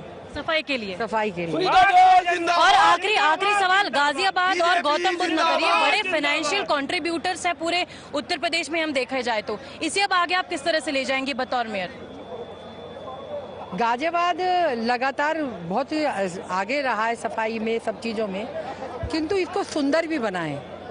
कहीं कहीं ब्यूटिफिकेशन के बहुत चांस हैं, उसको भी करेंगे, ज़रूरतें भी पूरी करेंगे. बरसात आ रही है, सबसे पहले मुझे लगता है जो ज़रूरत है जल भराव को रोकने के लिए, नाले पटे पड़े हैं गंदगियों से, उनकी सफाई तुरंत कराएंगे. मतलब ग्राउंड लेवल पे आपका फोकस है? पहला फोकस ग्राउंड लेवल पे, फिर ब्यूटिफिकेशन पे, फिर अदर फैसिलिटी पे. All right, so this was Sunita Dayal mentioning that her focus will be on the ground issues, and that is what the Uttar Pradesh fought for, that on the basic issues. You remember that all the big faces from Uttar Pradesh, say it be Yogi Adityanath, Keshav Prasad Maurya, say it be Samajwadi parties, Akhilesh Yadav, all extensively campaigned for this particular election. Right. And that is why we could see that in this municipal corporation election. Well, extensive campaign, as you rightly mentioned over there. Let me take this across to Prerit also, who's joining us from Muzaffarnagar. Prerit, इस वक्त मुजफ्फरनगर में क्या position है बताइए, और क्या कह रहे हैं वहां पे लोग? What are the big issues in this urban local body election that have actually made a difference? Prerit. हाँ बिल्कुल, देखिए कि मुजफ्फरनगर में जो 4 नगर पंचायत है उसमें से 2 पे भाजपा अभी बढ़त में है पहले राउंड की अगर काउंटिंग की बात करें तो, और 1 में निर्दलीय प्रत्याशी, दूसरे में जो है वो जो है समाजवादी पार्टी की तरफ से. लेकिन मैं आपको बताना चाहूंगा कि देखिए मुजफ्फरनगर जो पश्चिम यूपी के राजनीति में बहुत मायने रखने वाला क्षेत्र है, क्योंकि यहीं से जो है पश्चिम यूपी की रणनीति तय की जाती है, और इसी इलाके से राकेश टिकैत भी आते हैं, और इसी इलाके से जो है वो जो यहाँ के जो तमाम जो चाहे वो तमाम जो नेता है वो भी यहाँ से आते हैं, जो तमाम अलग अलग तरीके से चीजों को करते हैं, चाहे वो हिंदुत्व को लेकर के हो, चाहे वो किसान को लेकर के हो, जिस तरीके से मुजफ्फरनगर की जो पहचान रही है। लेकिन इस बार ये जो नगर निकाय जो चुनाव जो Cut across to Bengaluru. Sorry to interrupt you there, Prerit. DK Shivkumar is out of his residence. He's in fact waving to his supporters. He's live at the moment. Let's quickly cut across to those pictures. Deepak, I think, is there at that particular location. If we can quickly patch in Deepak as well. Let's get those pictures where DK Shivkumar has come out of his balcony in Bengaluru and in fact is perhaps expected to address his supporters in just a few minutes. Those are the pictures there. He's addressing his supporters. Let's quickly go across to Deepak. If you can hear me, Deepak, DK Shivkumar expected to leave. What exactly are we looking at? What are we expecting to happen in Karnataka at the moment? Is DK going to go to his party's head office? What are we expecting?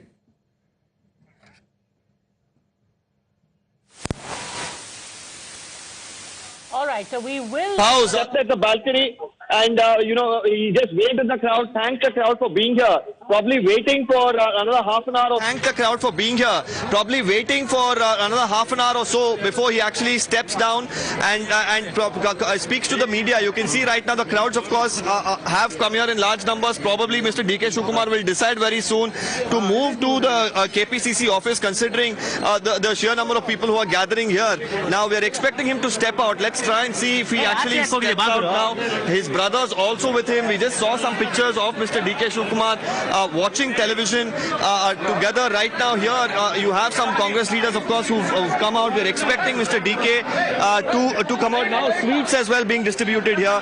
Here you can see some laddus out already. You're already out with the sweets. Already sweets. Forget about it.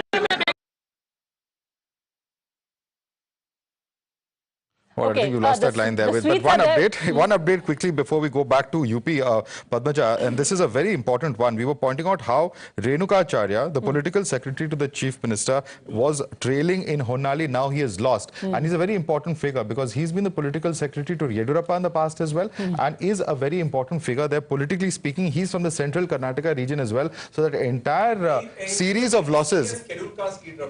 Now, yes, let's take a look at some of the other leads that we have, and maybe then you can also take a look at these seats more closely. In Hubli Dharwad Central, Jagdish Shettar is trailing. In Athni, Lakshman Savadi is not just leading, he's leading with a pretty healthy margin of 25,000 right now. 25,000 is his margin. Chikmagaluru, we have HD Tamaya, who defected to the Congress. He is leading but with a very slender 452 votes. In Hirekarur, UB Bankar, who was a loyal member of the Yedurappa camp, he is now leading with 6,598. But in the face of Operation Kamala, Mr. Banakar had to contest on a Congress ticket. So, let's just take a look at the comparison that we are seeing. These are four of the leads or trailing that we have of people who either switched over, some of the rebels. These are rebel results that we are giving you. Again, we have K.S. Kiran Kumar, who moved to the Congress. Here you have the JDS actually leading. In Shahapur, Guru Patil switched to the JDS. He is trailing by about 12,401 votes. Look at how close all of these are, Padmaja. The JDS person who you mentioned from Chiknakinhalli is just 21 votes. Just 21 votes. It could swing one round and it could completely swing the other way. Look at the other seat we were talking about, Puttur, where Arun Kumar Putila Fighting Independent is leading with just 649 votes. In Malur, Vijay Kumar is trailing with 20,000. That's, of course, a huge margin. And Bail Hongal, where Vishwanath Patil Fighting Independent. So, large number of independents who are emerging. There were rebel candidates on both sides, over a dozen rebel candidates, if I remember correctly, from both the BJP and the Congress. That seems to be hurting both parties. Let's take a look for a while now at the comparative map to see where the changes have come in from and what this is telling us. Jai Shri Ram, we had both of our analysts, Jai Mrug and JVC Shri Ram, analyzing the Karnataka elections with us. Here, the map is changing, JVC. This is not what you would have even expected because you've also traveled across. So, let's first see where the changes have maximum come from and what this is telling us. Jai. Okay, let's start with this. Hiriyur. This on your left, viewers, is the 2018. This is what it was last time. Yeah. You take a look and the substantial chunk pretty much evenly spread, but largely here where you have coastal Karnataka and a very large part of central and the north, which is Kalyan Karnataka, was where the BJP belts, where the saffron belt was. Now, you see this large part, central and north, has all gone green. This has gone to the Congress. Even the JDS's blue over here, the JDS's blue chunk here in Old Mysore is now dotted by a substantial amount of green, which means that the Congress is nibbling away at the saffron chunk here, at the blue chunk here, and has managed to turn it green. Jay. Absolutely. Let's go, a little bit of sort of seat by seat. Let's take this one here. Bagepalli. Earlier, the incumbent, okay, they're just loading it fast. Okay, let's take one from coastal. I'm just going to come back to you. We just going to focus once again on UP and look at the kind of numbers that we're getting at. In fact, there are a lot more, in fact, that we're going to bring to our viewers in terms of the developments in Karnataka. But I want to quickly take this across to our guests and ask them also for their perspective on the kind of results and numbers that we're looking at. Mr. Rajgopalan, how are you looking at UP and the results and the numbers that have been thrown up? And how significant is this? Is this actually a result that has some kind of meaning? Because we're looking at BJP virtually sweeping, at the moment at least. No, the UP result is totally different from Karnataka. Absolutely. UP has two major factors. One is Yogi Adityanath. Second thing, Mitti mein mila dunga. That slogan has gone very wild, like the road roller, like that, many trucks which is going to be held on the other side. So therefore, Yogi stands tall. Yogi has been silent for the last 6 months. That silence paid more dividends, and moreover, Yogi, according to this result, will give majority of 80 to BJP in the Lok Sabha. That is how you can convert that. Local, state, central, all are with BJP. Okay. Yeah, quick response from you as well. I think the BJP continues to be strong in the urban areas. Number two, Samajwadi Party appears to be, as of now, the only formidable opposition against the BJP. The BSP has clearly weakened, there's no doubt about it. And that irrelevance of the BSP is helping the BJP more than it's helping the Samajwadi Party. The Congress, of course, has a long and hard battle ahead. All right, okay, Ashutosh. 2 o'clock. I think we should quickly put out the numbers. Let's take a look at the numbers here and what the vote share of the BJP is. The BJP's vote share is only growing with time over the last few. Here we are taking a look not at this time's vote share, but showing you a comparison of how it has grown over time. The municipal corporation from 32% in 2006, in 11 years they have grown to a 45%. In the municipal councils, while there was a dip in 2012, which remember is before Yogi Adityanath's time, now it has grown to a 17%. And in town panchayats, it has doubled from 6% in 2006. It went down in 2012 to 4%, which was largely because of the performance of the Samajwadi Party. And now it has rebounded from 4%, it has gone up to 12%. We're also being told that Yogi Adityanath is going to be going to the BJP office in Lucknow. Ashutosh ji, you follow Uttar Pradesh very closely, and you also, of course, live in Uttar Pradesh. So UP में सब चंगा? हम सारे लोग तो उत्तर प्रदेश में ही रह रहे हैं। इस वक्त तो हम लोग नोएडा स्टूडियो में देखिए, चंगा का प्रश्न नहीं है। उत्तर प्रदेश के अंदर दो चीजें बहुत इंपॉर्टेंट है। एक तो उत्तर प्रदेश से नरेंद्र मोदी जी बनारस से चुनाव लड़ते हैं, दूसरा योगी आदित्यनाथ भी हैं। और पिछले दिनों 4-5 सालों के अंदर अगर एक नेता जो बहुत मजबूती के साथ राष्ट्रीय पटल पर उभरे हैं, that is Mr. Yogi Adityanath. And Yogi Adityanath has really come up as a strong leader. I do not agree with his tactics. I do not agree with his strategy, the way he has been talking about. He's using extrajudicial methods to eliminate mafia and all that. But the fact of the matter is, he has proved to be a strong leader. And in North India, people like strong leaders, and especially those who are willing to take walk extra miles. That way, UP is with the BJP. Right. But right, contrast with Karnataka. In Karnataka, BJP didn't have a strong leader. So that has UP was actually the real double engine that the BJP keeps talking about. It was the perfect example, and that picture, if you remember, in the lead up to UP, where the Prime Minister had gone to Lucknow and he had put his hand on Yogi's shoulder and he said, UP plus Yogi, Upyogi. It was very clear that this is their idea, कि हर state में ऐसा double engine मिल जाए. There are only two double engines. Double engine in Karnataka. There are only two. Trouble engine. No. In fact, I don't know whether you saw that there was a write-up where they said there are only two double engines. One is UP and the other is Assam. And all the others, the second engine is pulling in the opposite direction, which is the local government, state government of the BJP. All right. What are the big takeaways? Since we are talking about, how Yogi Adityanath, and it's very clear, like Ashutosh ji also just said, that he has on his own emerged. Now, in the BJP, there are very few chief ministers who have a vote-catching ability of their own. Himanta Biswa Sarma is one, and he's doing it for all of Northeast as well. And Yogi Adityanath, inarguably, is the second one because he's being fielded now as star campaigner in other states. He went and campaigned for the BJP in coastal, in Old Mysuru region. Voters are reposing confidence in this double engine that we were talking about. Yogi Adityanath's stature and confidence has both grown over time. The BSP and the Congress are failing to make a dent in the mayoral polls, pretty much like they have failed to make a dent in any poll in the recent past in Uttar Pradesh. Massive win for the BJP in UP. Important because this is bringing 80 Lok Sabha seats. And this is not to try and be petulant, but Lokesh Jindal, Priyanka Gandhi, the fifth takeaway is psychological win for the BJP ahead of 2024. Yes, it's a big local body election and the BJP has won it very handsomely. Priyanka Gandhi's launchpad. While yes, Karnataka is a great win, all credit will go to the Gandhis along with the local leadership, perhaps more to the former than the latter. But UP was her original launchpad. Assembly election, nothing. Lok Sabha election, nothing. Even local election, nothing.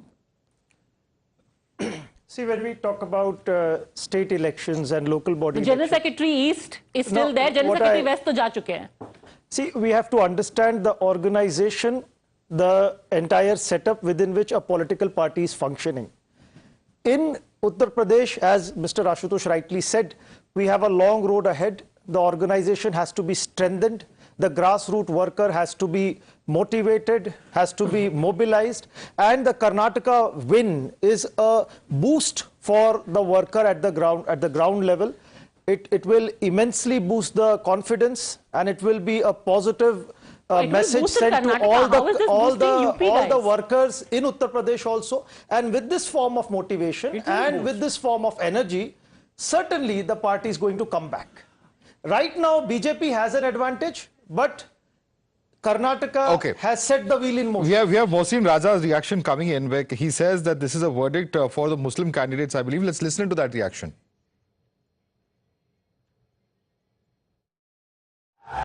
देखिए, जाहिर सी बात है, आपने देखा कि बड़ी तादाद में निकाय चुनाव में मुस्लिम समाज को टिकट देकर हमने ये एक बात साफ कर दी है कि जैसे आप भी लोग उठाते से सवाल कि क्या मुसलमानों को आप चुनाव नहीं लड़ाना चाहते, जो लड़ने में सक्षम है और जिसने अप्लाई किया है और वहां से जो रिपोर्ट आई है संगठन के लोगों ने जो नीचे से रिपोर्ट दी ऊपर, और उसके तहत उनको टिकट दिए गए हैं और हम उम्मीद करते हैं कि बड़ी तादाद में वो जीत कर भी आएंगे, क्योंकि अब एक जो दौर था वो बदल चुका है। क्योंकि विपक्ष भ्रमित करता था कि भाजपा को वोट ना दीजिए, भाजपा आपकी विरोधी है। अगर विरोधी है तो आपने क्या किया था? 4-4 बार सत्ता आपने बनाई थी, 3 बार बहन जी ने बनाई थी, आप लोग 7 बार मुख्यमंत्री रहे उत्तर प्रदेश के। कांग्रेस 30 साल तक लगातार उत्तर प्रदेश में अपना मुख्यमंत्री देती रही, तो आपने तो कभी उनको आच्छादित किया नहीं।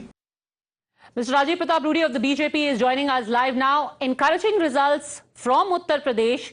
You would be hoping that in time, not this year, but in time, Mr. Rudy, you are able to get the same kind of double engine in Karnataka as well, of the kind that you have in Uttar Pradesh.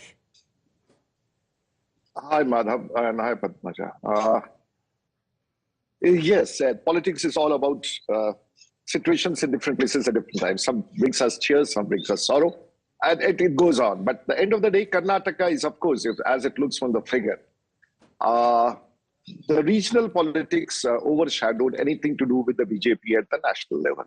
And that possibly is what we never work on. We work for the state and the center to work together.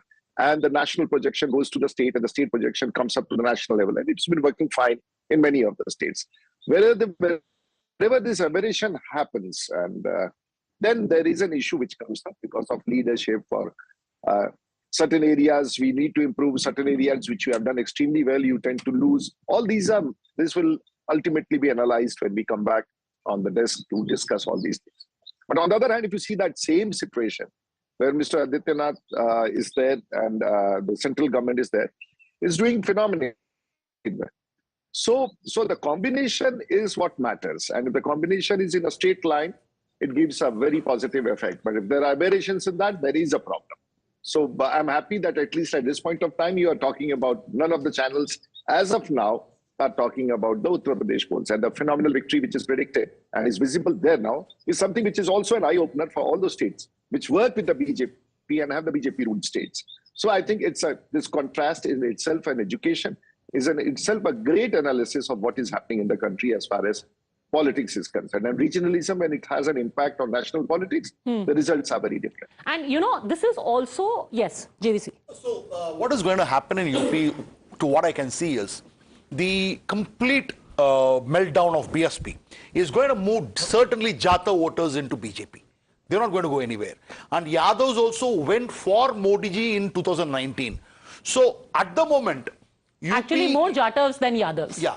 In 2019 results, there were more Jatavs, more non-Jatav Dalits voting for the BJP. Yes. Now non-Yadav OBCs. Yeah, and non-Yadav OBCs, exactly. So now Yadav's also significant portion will come. Jatav also will come. As a result, I think 76 plus is what you can look for out of 80 in Uttar Pradesh in 2024. You know, let's just talk for a bit about the leadership style. Mr. Rajgopalan and Mr. Sanjay Jha, let's talk about the leadership style of Yogi Adityanath. Ashutosh ji said, I don't agree with him, but he's made the message very clear. Look at the kind of seats which are being polled on today. One, the municipal polls are happening on the backdrop of the encounter of Asad Ahmed and, you know, Atiq Ahmed being convicted, etc. Where Yogi Adityanath went to Chakia and he said कि यहाँ दंगे होते थे, यहाँ mafia होते थे, अब यहाँ पे महोत्सव होते हैं. Second, the bypoll which is happening for Lok Sabha in Uttar Pradesh is Suar. Why was that necessitated? Because Abdullah Azam finally got convicted and then he was disqualified. Azam Khan, when he was campaigning for the Samajwadi Party for these bypolls, he said कि अब हमें तो रगड़ के ही रख दिया है, अब बस क्या करना है, गोली मार दो हमें आकर के. So people who used to run riots, Sanjay Jha, earlier, under earlier governments, are today in a position where Yogi Adityanath is saying, boss, I am the person who calls the shots in this state. And people seem to be responding to it. Padmaja, I have a simple answer to that. Nobody's going to deny that Uttar Pradesh has suffered from lawlessness for a long time. But you know, it swung between two pendulums. On the one hand, you had that acquisition of a Gunda Raj kind of a culture. On the other hand, you have something equally reprehensible in the bulldozer politics of Mr. Adityanath. I mean, no matter what he claims about cleaning up crime and, you know, the mafia rule, the use of extrajudicial authority is frankly a vicious anti-democratic stance for any political party to endorse. Sorry. Just 1 minute, just 1 minute. My second point was what Mr. Rudy mentioned. You know, he talked about the fact that, you know, our strategy to make Karnataka benefit from the BJP's national image didn't work. Well, there's a message there. It hasn't worked in Himachal Pradesh and it hasn't worked in Karnataka, two states that the Congress is winning from the BJP. And look at the manifesto of the BJP closely. You know, whatever they said, the Congress talked about welfare, guarantees, we'll talk about, we'll stay away from Karnataka for the next 10 minutes because we want to focus on Uttar Pradesh. I promise you, we will go back. We will go back to Karnataka with Mr. Rudy and with you, Dr. Sumansi Raman. Let Mr. Rajgopalan respond to you. And also, it's interesting you talk about the bulldozer because you know what Yogi did?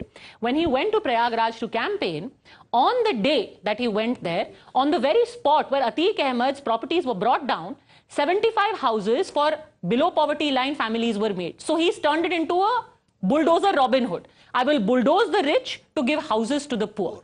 Mr. Rajgopalan. Yogi Adityanath has brought a branding style of bulldozer, mitti mein mila dunga, this type of destruction activities. But I would also say that Yogi Adityanath's brand image in other parts of the country, apart from Uttar Pradesh, is also for construction of Ram Mandir. Therefore, he goes by destructions as well as construction. Therefore, his image is intact. He is not. And very interesting, very interesting. Akhilesh Yadav has tweeted. I just want to read out, one second. I just want to read out Akhilesh's tweet. Akhilesh has tweeted on Karnataka. He says, Karnataka से संदेश है कि भाजपा की नकारात्मक सांप्रदायिक भ्रष्टाचारी अवनोन्मुखी महिला युवा विरोधी समाज बंटवारे वाली झूठे प्रचार वाली व्यक्तिवादी राजनीति का अंतकाल शुरू हो गया है. But there is no tweet coming in from the UP. क्या संदेश है? This is nothing. This is absolutely nothing which mentions or is related to UP at all. Do you find that interesting? In fact, sir, when you see this coming in, adjectives over here: nakaratmak, sampradayak, bhashtachari. Mr. Shriram, you find this interesting? Must be really but crying. if you look at the figures of the local bodies election, I think BJP should not rejoice, because 236, 143 SP, BSP 30, Congress 34 and 43. If you combine all those anti-BJP things, that comes to around more than 200 seats. No, BJP is celebrating too early. What happened? Let me complete. Let me complete. If the BJP has to come back to power in 2024, the BJP has to score out of 70 out of 80. With these figures, can they come? Can yes, they because ultimately the figure that will really matter is the mayoral polls. How many mayors do they manage to get elected? And they've swept the mayoral polls pretty much. 16 out of 18. Only urban. It's only urban. What about the rural? The last time in assembly elections, the BJP has been... Where BJP wins matters. Where opposition wins doesn't matter. That's the bottom line. Okay, let's get the view from Mr. Shriram. You can answer the question. Let Mr. Shriram respond to that. Last time it was said when the BJP won, everybody said BJP has made inroads into the rural hinterlands. BJP has inroads into the most backward and other backward caste. Now, if you are only focusing on the urbans, I belong to the UP and I know 60-70% UP. Okay, Mr. Actually, let's try and pull up a comparison. Your response to Ashutosh. Hold on a second. Let's first try and pull up a comparison between the local body elections of last time as compared to this time. Let's pull up those comparisons. Yes, go on, Mr. Shri. What I want to ask Ms. Sanjay Da is, at the end of the day, the women in the UP particularly say that my children are able to go and in the evening and come back to home. That's more important. There is no crime there on the road. And that has to be stopped. And the Mulayam Singh Yadav's government, Akhilesh Yadav government, Mayawati's government, everybody turned on Nelson's side towards this crime and mafia. And this was stopped only by Yogi. And Yogi has stopped it. Are you aware of the NCRB data on attacks on women? Okay. Are you aware of the data on attacks on women in Uttar Pradesh by the NCRB? I do have. One second. Which is the state which is the highest? No. See, the point is that, see, at the end of the day, you can say whatever you want to say. Yogi, everybody said probably that in 2019 with Mahabharata. No, I am giving a political rhetoric. The political rhetoric is the same, I'm telling you. Okay, I really think we should cut across to our colleagues who are on the ground. I think Tejshri has people already there reacting to this, at least some cheer for the BJP supporters. Ashutosh bhi hamare saath hain. Ashutosh pe bhi jayenge. Tejshri, first over to you. 129.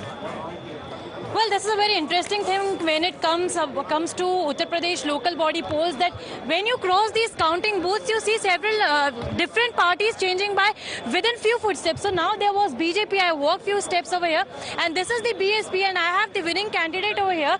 आप कहाँ से पार्षद किस तरह जगह से चुनकर आई? Ward number 18 से. तो बहुजन समाज अभी फिलहाल भारतीय जनता पार्टी ट्रेंड कर रही है, लेकिन बीएसपी की जीत आपके लिए क्या मायने रखती है फिलहाल? बीएसपी की जीत मेरे लिए बहुत बड़ी मायने रखती है. बहन मायावती कुमारी जी की वजह से हम लोग जीत में हैं. उन्हीं के वजह से आज हमें पदवी भी मिली है और इस पूरे देश का उसका विकास करने का जो जिम्मेदारी मुझे दी गई है बहन माया कुमारी. 17 में से सिर्फ एक ही है जो बीएसपी अभी फिलहाल लीडिंग में नजर आ रहा है. 17 में से 16 बीजेपी ट्रेंडिंग में है जीत के लिए और एक जो है वो बहुजन समाजवादी जीत पर है. ये हमारे लिए सबसे नंबर 1 के लिए बात है, हमारे अपनी प्राउड फील करने वाली बात है. बहन मायावती की जीत है ये, और इस जीत से मैं ही नहीं, मेरे जितने भी भाई लोगों ने मुझे सपोर्ट किया है, जितनी भी मेरे समाज ने मुझे सपोर्ट किया है, उन सबके लिए मैं तहे दिल से धन्यवाद करती हूँ। All right, so you see, this is the Bahujan Samajwadi Party's candidate who is leading as of now, and I would like to show you the visuals over here. That these kind of the visuals that we can see, but we have to remember this fact that Uttar Pradesh local body election play a major role in the 2024 election, and that is what several leaders have been saying. Say it be BSP, say it be SP, and say it be Bharatiya Janata Party, and this is a roadmap indeed for the 2024 elections, because you see 80, the largest number of seats for the Lok Sabha election counts here from Uttar Pradesh, that is 80. We'll also try to speak to several candidates who are in the leading trend over here, and from the several counting booths that we are giving you. Come back to you in a second, Techri. Ashutosh, आपने जो local body election है, Ashutosh my colleague on the ground, आपने local body election बहुत closely track किए हैं। यहाँ जो हमारे गेस्ट है वो कह रहे हैं कि 236 अगर बीजेपी का आंकड़ा अभी आ रहा है और 143 समाजवादी पार्टी का आ रहा है, तो इससे खुश होने की बात नहीं है बीजेपी के लिए, क्योंकि कांग्रेस भी जोड़ ली। हाँ, सिर्फ दो अलग अलग बात करिए कि 236, क्योंकि दिख रहा है कि गांव में उनका समर्थन कम हो रहा है। आपने इसको ट्रैक किया है कई सालों से, क्या ये सच है? क्या ये आंकड़ा और समर्थन कम होता दिख रहा है? देखिए, ये आंकड़ा अभी बहुत ऐसा कम नहीं होता नजर आ रहा है। हालांकि देखिए, पहले से ही जो शहरी मतदाता रहे हैं वो एक तरीके से जो उनका मूड और मिजाज रहता है वो भाजपाई रहता है, और खासतौर से अगर जो बड़े शहर हैं जैसे जहां पर इस वक्त नगर निकाय के चुनाव हो रहे हैं, आप देख सकते हैं कि 17 में से जो 16 सीटें हैं वो बीजेपी एक तरीके से जीतती हुई नजर आ रही है। हालांकि एक सीट है वो बहुजन समाजवादी पार्टी के खाते में जाते दिख रही है, लेकिन 16 सीटें ऐसी जरूर है जहां पर बीजेपी पूरे तरीके से लीड कर रखी है। सिर्फ यही बात नहीं, देखिए जिस तरीके से पिछले कुछ सालों के दौरान उत्तर प्रदेश को माफिया मुक्ति की ओर योगी आदित्यनाथ ले जा रहे हैं, उससे जो लोगों के मन में जो एक विश्वास है कानून व्यवस्था को लेकर, वो बहुत तेजी से एक तरीके से रिएक्ट करता हुआ दिख रहा है, और उसका जो असर है वो चुनाव में भी हमको देखने को मिल रहा है, क्योंकि इस चुनाव को सेमीफाइनल के तौर पर देखा जा रहा था और ये कहा जा रहा था कि इस चुनाव से उत्तर प्रदेश का जो मूड है वो समझ में आएगा। तो कहीं ना कहीं जो अभी के जो परिणाम है वो उत्तर प्रदेश खासतौर से भारतीय जनता पार्टी के लिए संतोषजनक हो सकते हैं। हालांकि बहुत अपेक्षित परिणाम की जो उम्मीद योगी आदित्यनाथ शायद कर रहे होंगे उतनी तो नहीं मिली है, लेकिन फिर भी जिस तरीके से उन्होंने पूरी मेहनत की है, खासतौर से अगर वाराणसी की बात करें तो प्रधानमंत्री के इस संसदीय क्षेत्र के जो बीजेपी का एक मजबूत गढ़ है उसको बचाने के लिए योगी आदित्यनाथ एक हफ्ते के अंदर उन्होंने 3 दौरे किए लगातार। जो मंत्रिमंडल के लगभग आधा दर्जन से अधिक जो मंत्री हैं वो बनारस में डेरा डाले हुए थे, और न सिर्फ वाराणसी बल्कि आसपास के सभी जिलों की अगर हम बात करें, चाहे आजमगढ़ हो, चाहे चंदौली हो, चाहे मिर्जापुर हो, चाहे गाजीपुर हो, इन सभी जिलों में योगी आदित्यनाथ हो या फिर जो डिप्टी सीएम जो थे वो लगातार दौरे कर रहे थे, और लोगों के बीच में जो कानून व्यवस्था, जिस तरीके से आतिक अहमद की हम बात करें या फिर अशरफ की बात करें या फिर उसके पूरे फैमिली के ऊपर जिस तरीके से कार्रवाई की गई, इसके अलावा मुख्तार अंसारी के परिवार के खिलाफ जिस तरीके से कार्रवाई की जा रही है उसको एक तरीके से भुनाने की कोशिश की गई, और कहीं ना कहीं बीजेपी इसमें कामयाब भी होती हुई दिख रही है। हालांकि कुछ मसले जरूर हैं जिसको लेकर जो अभी ग्रामीण मतदाता हैं वो जरूर नाखुश दिख रहे हैं, खासतौर से महंगाई का जो मुद्दा है, बेरोजगारी का मुद्दा है, क्योंकि ये ऐसे इलाके हैं जहां पर बीजेपी थोड़ा सा पहले से भी कमजोर रही है। उन इलाकों में बीजेपी अभी उतनी पकड़ मजबूत नहीं कर पाई है। उसका असर, उसका सबसे बड़ा कारण ये है कि बीजेपी का जो केंद्रीय एक तरीके से जो बड़े जो नेता हैं, खासतौर से जो जिस तरीके से नरेंद्र मोदी का इंपैक्ट रहा है उन क्षेत्रों में, वहां पर अभी जैसे जैसे उनके दौरे होंगे, जैसे जैसे चुनावी जनसभाएं होंगी, तो उत्तर प्रदेश की जो फिजा है कुछ और बदलेगी, और बीजेपी को ये उम्मीद है कि 80 में से 70 सीटें वो एक बार फिर से लाएगी। तो लोकल बॉडी का जो ये इलेक्शन है वो कहीं ना कहीं सेमीफाइनल के तौर पे देखा जा रहा था, और इस सेमीफाइनल में मैं ये कहूंगा कि बीजेपी लगभग जीत की ओर जा रही है, और इसका जो असर है वो लोकसभा चुनाव में भी देखने को मिलेगा। Ji, Ashutosh, Techri, thank you both for having joined us. We'll keep a close eye when Yogi Adityanath in a while is expected to come to the BJP office. But the big story right now developing is in Karnataka. We had DK Shivkumar a while ago coming and waving to his supporters. So it is a Siddaramaiah for CM versus DK for CM, a kind of contest at least between their supporters, which absolutely. And in fact, you know, that is one power struggle that is on the balcony. In fact, you know, some of the supporters were shouting, "Twinkle, twinkle, little star, Siddaramaiah superstar." That's what Neha Hebale is reporting from Mysore. But I want to first go across to Deepak Bopara, who's with us. All right, we have reactions coming in of Mr. Mallikarjun Kharge. Let's listen into that first before we go across to Deepak. ಜನ ತಾವಾಗೆ ಎದ್ದು ನಮಗೆ ಬೆಂಬಲ ನೀಡಿದ್ದಾರೆ ಮತ್ತು ಕೆಟ್ಟ ಆಡಳಿತ ವಿರುದ್ಧ ಜನ ರೊಚ್ಚಿಗೆದ್ದು ಮತ ಹಾಕಿದ್ದಾರೆ ಬಿಜೆಪಿ ಮತ್ತು ಇದರ ಮೇಲಿಂದ ಗೊತ್ತಾಗ್ತದೆ ನಮ್ಮ ಕರ್ನಾಟಕದ ಮತದಾರರು ಎಷ್ಟು ಪ್ರಬುದ್ಧ ಇದ್ದಾರೆ ಅಂತಕ್ಕಂಥದ್ದನ್ನ ಇದರಲ್ಲಿ ಗೊತ್ತಾಗ್ತದೆ. The wisdom of the people of Karnataka is there before us. ಚುನಾವಣೆಯಲ್ಲಿ ಪ್ರಧಾನಮಂತ್ರಿಗಳು, ಹೋಮ್ ಮಿನಿಸ್ಟರ್ಗಳು, ಅಕ್ಕಪಕ್ಕದ ಚೀಫ್ ಮಿನಿಸ್ಟರ್ಸ್ ಇವರೆಲ್ಲರೂ Home ministers, neighboring state chief ministers were all brought in to campaign by the BJP. Power, ಆಮೇಲೆ ಮಟೀರಿಯಲ್, ಮಸಲ್ ಪವರ್ ಎಲ್ಲ Money power, material, muscle power was all used by them in this election. ಯಾವುದಕ್ಕೂ ಮೋಸ ಹೋಗಲಿಲ್ಲ. ಅವರು ಒಂದಾಗಿ ಕಾಂಗ್ರೆಸ್ ಪಾರ್ಟಿಗೆ Despite that, they could not cause us any damage. ಅದಕ್ಕೆ ನಾ ಎಲ್ಲ ಅಭ್ಯರ್ಥಿಗಳಿಗೆ ಗೆದ್ದಂತ ಅಭ್ಯರ್ಥಿಗಳಿಗೆ Congratulating all the candidates at the moment. ಈ ಸಂದರ್ಭದಲ್ಲಿ ಅವರಿಗೆ ಅಭಿನಂದಿಸ್ತೇನೆ. ಮತ್ತು ಯಾರು ಸೋತಿದ್ದಾರೆ, ಡೆಮಾಕ್ರಸಿಯಲ್ಲಿ ಸೋಲು ಗೆಲುವು ಇರ್ತದೆ, ಅವರಿಗೂ ಕೂಡ ನಾನು ಮುಂದೆ ಅವರ ಪ್ರಯತ್ನಗಳಿರಬೇಕು, ಒಳ್ಳೆ ಕೆಲಸ ಮಾಡಬೇಕು ಮತ್ತು ಜನರ ಸಮಸ್ಯೆಗೆ ಸ್ಪಂದನೆ ಮಾಡ್ತಕ್ಕಂಥ ಕೆಲಸ ಮಾಡಿದ್ರೆ ಅವ್ರಿಗೆ ಗೆಲುವು ಆಗ್ತದೆ ಅಂತಕ್ಕಂಥದ್ದು ಇದು. ಒಂದು ಕಾಲದಲ್ಲಿ ಕಾಂಗ್ರೆಸ್ ಪಕ್ಷಕ್ಕೆ ಅಮೃತಗಳಿಗೇನ ಇಲ್ಲಿಂದ 2024 ಎಲೆಕ್ಷನ್ ಚೇಂಜಸ್ ಆಗುತ್ತಾ? 3 ರಾಜ್ಯದ ಎಲೆಕ್ಷನ್ ಬರ್ತಾ ಇದೆಯಾ, ಮಧ್ಯಪ್ರದೇಶ, ಛತ್ತೀಸ್ಗಢ, ರಾಜಸ್ಥಾನ. ಇಲ್ಲಿಂದ ಕಾಂಗ್ರೆಸ್ ಫ್ಲಿಪ್ ಆಗಿ ಚೇಂಜ್ ಆಗುತ್ತೆ, ಒಳ್ಳೇದಾಗುತ್ತೆ. ನೋಡಿ, ನಾನು ಅಮೃತಗಳಿಗೆ ಆಗಳಿಗೆ ಅಂತ ಹೇಳೋದಿಲ್ಲ. ಜನ ನಿಮಗೆ ಒಳ್ಳೆ ಕೆಲಸ ಮಾಡಿದ್ರೆ ಎಲ್ಲ ಬೆಂಬಲಿಸ್ತಾರೆ. ಮತ್ತು ಯಾವ All right, so that is the National Congress President, Mr. Mallikarjun Kharge, in fact, briefing reporters right after these results, welcoming and in fact thanking the people of Karnataka. But let's listen into outgoing Chief Minister Basavaraj Bommai and what he had to say, virtually conceding defeat, saying that Congress has been able to make a mark. We'll do a detailed analysis once all the results come out as a political party and see what gaps and deficiencies were there. Listen into Bommai. Congress has able to make the mark, and we'll do the detailed analysis once all the results come, because they're all trends are there now.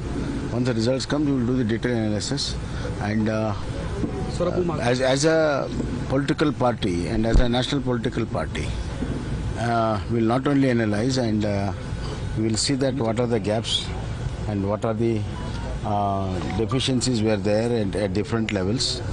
We'll look into that and improve upon it, and we'll take this result in our stride, and we'll go ahead and reorganize the party and come back during Lok Sabha election. Senior leader of the Congress party, Mr. B.K. Hariprasad. Sir, Congress is looking for a comfortable win now. Yes. Would you ascribe the victory for, sir? Well, it is the defeat of Mr. Narendra Modi, defeat of Mr. Amit Shah, defeat of Mr. Nadda. They campaigned here as a local leaders, even at the, almost like a district leaders. It is the defeat of these leaders who thought that they want to impose Gujarat model and the UP model. People of of Karnataka have given a befitting reply. So what do you think what led to the downfall of the BJP side?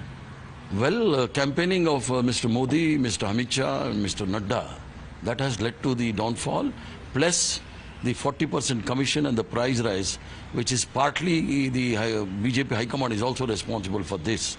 So they have thrown both local and the national leaders out of Karnataka. This election result is an indicator for the 2024 in Karnataka? Definitely. It's all, whenever the country was in crisis, whenever people worked against the constitution and the ethos of the constitution, Karnataka people have voted against them. So what is the way forward for Congress party now? What is it? Can you take us to what is happening now in the party, especially the CM issue? No, there is no issue at all.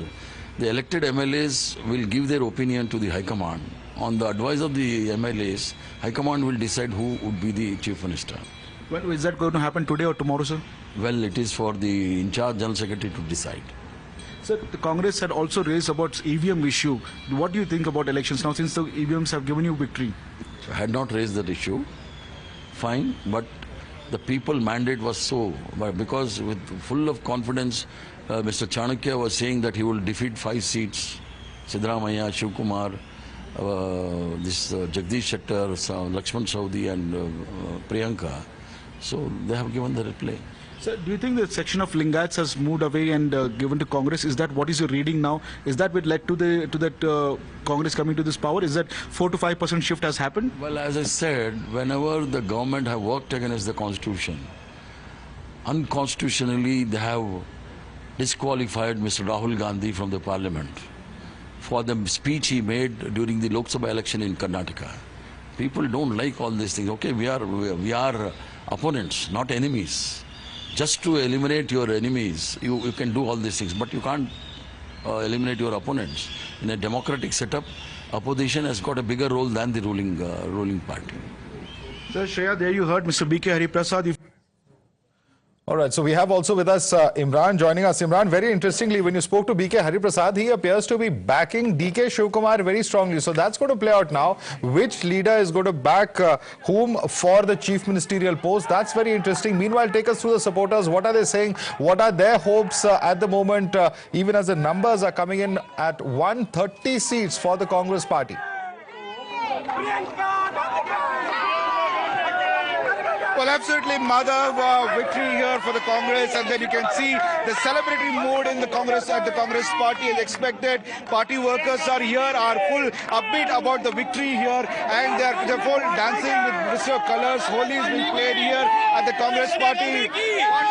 आपको कांग्रेस की जीत पे के लिए हम लोग को बहुत खुशी हो रही है कि कर्नाटक में कांग्रेस की जीत है। मोदी वाला चाय लेके बेचने के लिए तैयार है। बेचने के लिए जाने के लिए बोलो मोदी जी को। भ्रष्टाचार बीजेपी थी इतने दिन कर्नाटक में अभी 40% गवर्नमेंट को बिट सर ಈಗ ನಮಗೆ अभी हम लोग को क्या लग रहा है कौन सीएम बनेगा आपको आपका सपोर्ट को भैया वो तो कांग्रेस पार्टी का भी है वो बड़े लोग आएंगे बड़े लोग ये करेंगे फिलहाल अभी खुशी है रे कर्नाटक में कांग्रेस जीती है बीजेपी चले गई है भ्रष्टाचार बीजेपी चली गई है अब कांग्रेस की पूरा खुशी हो गया जीतेगा बने चाहे खारगे साहब बने चाहे सिद्धरामैया जी बने हमें खुशी है जो भी सीएम बने हाईकमांड जो तय करे वो हमें कोई भी सीएम बनेगा इधर हमारे सबको ले खुशी है Madhav, victory, they do not care about who becomes chief minister. They were just happy that Congress, after a long time, is seeing such a victory and a joyous occasion for the Congress workers here at KPCC office. Now we also have Mr. Pratap Kanagal and Amit Malviya of the BJP, both joining us now. Amit Malviya, this is even beyond, or rather below, the estimates that many in the BJP themselves had got. The best hope you had was between 90 to 100, although publicly you were saying it will be 113 plus. What is the reason for this? This is clearly a wave in favor of the Congress. Well, Padmaja, from the numbers that are out at the moment, it does seem that the Congress has an edge here, and the numbers are clearly not in line with what we would have expected them to be. We'll naturally go back to the drawing board and understand what really caused this kind of an outcome. But for now, we are just looking at the leads, which happen to be quite slender, and hoping that some of the final numbers that we see would be much better than where we are at the moment. Many of our panelists here have been talking about is that possibly it's some tough decision making. There is, of course, a generational change happening within the BJP. It's perhaps those tough decisions that have led to, for instance, giving a large number of new faces tickets. All of those decisions haven't really yielded the kind of result that the BJP would have hoped for.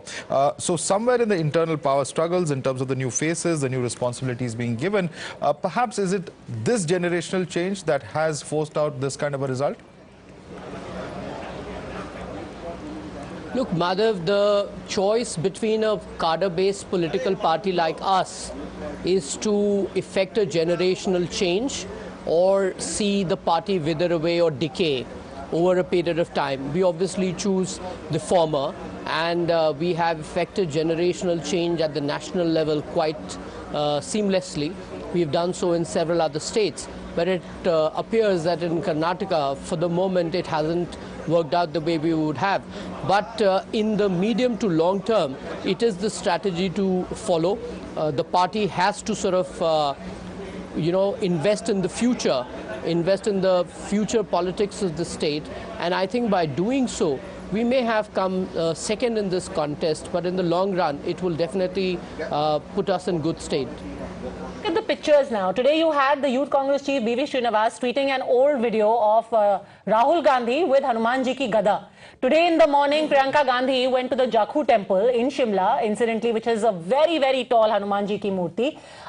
You think this was a misstep? Ironically, the whole Bajrang Bali controversy, which, the BJP picked up on after the Congress released its manifesto, Mr. Malviya, worked in the Congress's favor. What it has done for them is that the Muslims have completely consolidated, in addition to others, behind the Congress. So, Padmaja, there are two things here. One, that the Congress has now been forced to realize that Hindus exist in this country and that you cannot trample on their beliefs, which is why today the Congress has chosen to highlight Rahul Gandhi's temple hopping, and Priyanka Vadra has been, on a temple visiting spree. Secondly, if this is a strategy of the Congress party to polarize the Muslims, the minorities in particular, if the appeasement politics is going to be the template that the Congress is going to work on, then one has to see how effective it would be on a larger canvas. The fact is that the Congress has promised to take away the reservations from Lingayats and Vokaligas and give it to the Muslims. The Congress has also promised to increase the reservation for Muslims, which is brazenly and blatantly unconstitutional. Karnataka may have voted for a party other than the BJP for several other reasons. Okay, wait, but I think quickly some people here in our panel want to respond to you. There are many, many people, starting with Sanjay Jha, then Ashutosh, then Dr. Sumansi Raman. Go on. Yeah, Mr. Malviya, I take very strong objection to the use of your language on the show right now. You talked about the fact that the Congress party has recognized the importance of Hindus. What are you trying to convey? What are you trying to convey? That the people of Karnataka who have voted don't belong to multiple communities? And by the way, it's your party, and let me just put it on record, it's your party that promoted hijab, halal, azan. You played games on Tipu Sultan, cow slaughter. You talked about people working near temple premises. You brought in reservation that the Supreme Court has stayed. I mean, it's about time you recognized that even when the Prime Minister, who takes an oath on India being a secular country, actually tried to politicize that by making it religious. When Congress talked about banning potentially a Bajrang Dal, which is a religious militant outfit, it was the Prime Minister who talked about Jai Bajrang Bali. Okay. And you got a response. Then we have more questions. Yes. Look, just because you want to sound all outraged does not mean that it takes away from the fact that the Congress is a party that thrives on Muslim appeasement. The BJP will definitely and most certainly oppose Congress's bid to put young Muslim girls in hijab. We will definitely protest and not let the Congress polarize the Muslims on the issue of halal. We will definitely protest if you ever dare to ban the Bajrang Dal. I want to be very clear that the BJP is ideologically committed to these issues. We may win an election, we may lose an election, but there are some issues there's going to be no compromise. Amit Malviya has forgotten, maybe he doesn't want to remember. BJP in Karnataka is losing because of the Hindus. He has forgotten what Dingaleswar Swami of the Fakireswar Mutt, a Lingayat Mutt, what he said. He said a 30% cut is being asked from the Mutt, from the Lingayat Mutt. Is it the Hindutva politics they are trying to pursue? So Hindus are very upset in Karnataka with BJP politics and the kind of politics they try to pursue. All right, I want to quickly go across to our reporters. One second. Our reporters are with us. There's a press conference. I'm going to come to you. They should answer. I'm coming to you, sir. And we have all day for this. Let's go to the reporters. Yeah, let's go to our reporters on ground, because remember in this DK versus Siddaramaiah power struggle, DK has perhaps fired the first salvo. He started to cry meeting his supporters. I don't know if this is a strategy, if it's an outpouring of emotion. I don't know what it is. Why are you saying starting to cry? Maybe well, he started overwhelmed. Possibly overwhelmed. with emotion. But let's go across to Varuna, where in fact at Siddaramaia's residence, Neha Hebale is joining us. Neha, what exactly are we expecting? Are we going to see Mr. Siddaramaiah coming out, briefing the media? What's happening around you? Take us through that.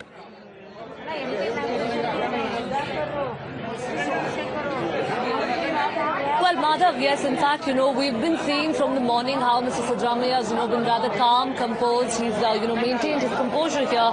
We saw him stepping out of his house for, a round of coffee there. He's come back and upbeat, about the fact that there are these many supporters really who've gathered right now at his residence. We'll try and get in a word. Of course, earlier, we brought you just sheer frenzy and chaos outside his residence where supporters, were screaming slogans demanding that he be made the next chief minister. Sir, अगर आपसे आज पूछते हैं तो Congress camp में बहुत सारे लोग हैं सर जो लीडर बनना चाहते हैं, जो सीएम बनना चाहते हैं. आप सिद्धरामैया के सपोर्टर हैं तो आपका क्या कहना है? Siddaramaiah must become chief minister of Karnataka. Full term of 5 years. We don't want any other leader. But sir, every other leader's supporters say the Kumar supporters want him.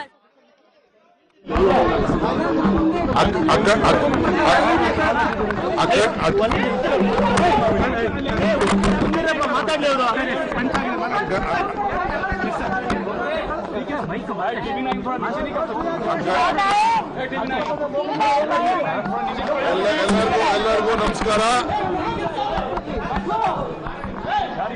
ಎಲ್ಲರಿಗೂ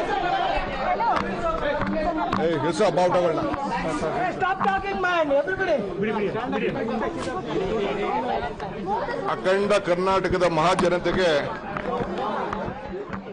thanking the voters of Karnataka, ನನ್ನ ಸಾಷ್ಟಾಂಗ ನಮಸ್ಕಾರಗಳು. bowing before them, ನಮ್ಮ ಮೇಲೆ ವಿಶ್ವಾಸ ಇಟ್ಟು for reposing faith in us. ಕೊಟ್ಟಿದ್ದಾರೆ. ನಾನು ಸದ್ಯಕ್ಕೆ ಈಗೇನು ಮಾತಾಡೋದಿಲ್ಲ. ನಮ್ಮ ಕಾರ್ಯಕರ್ತರೆಲ್ಲ ಆವೇಶದಲ್ಲಿದ್ದಾರೆ. ನಾನು ನನ್ನ ಎಲೆಕ್ಷನ್ ಸರ್ಟಿಫಿಕೇಟ್ನ ನಮ್ಮ ಏಜೆಂಟ್ ಕೈಲಿ ಈಸ್ಕೊಂಡು ಬಾ ಅಂತ ಕಳಿಸಿದ್ದೆ. ಸೊ ನಮ್ಮ ಕಾರ್ಯಕರ್ತರೆಲ್ಲ ರಾಮನಗರದಲ್ಲಿ ಗಲಾಟೆ ಮಾಡ್ತಾ ಇದ್ದಾರೆ. ಆಗೋದಿಲ್ಲ, ನೀವು ಯಾರ ಕೈಗೂ ಸರ್ಟಿಫಿಕೇಟ್ ನೀವೇ ಬಂದು ಇಸ್ಕೋಬೇಕು. My supporters are asking me to come to Ramnagara. They have been clamoring for me to go there and receive the certificate. So ಅದಕ್ಕೆ ನಾನು ಹೋಗಿ ಬರ್ತೀನಿ. I'm going to go there, pick up the certificate, meet them. ದೇವಸ್ಥಾನ ಕಾಂಗ್ರೆಸ್ ಕಚೇರಿ, ನನ್ನ ದೇವಸ್ಥಾನ ಕಾಂಗ್ರೆಸ್ ಕಚೇರಿ. ಕಾಂಗ್ರೆಸ್ ಕಚೇರಿಲಿ ನಾನು ಅಲ್ಲಿಂದ ಬಂದು ತಮ್ಮನ್ನ ಉದ್ದೇಶಿಸಿ ಮಾತಾಡ್ತೀನಿ.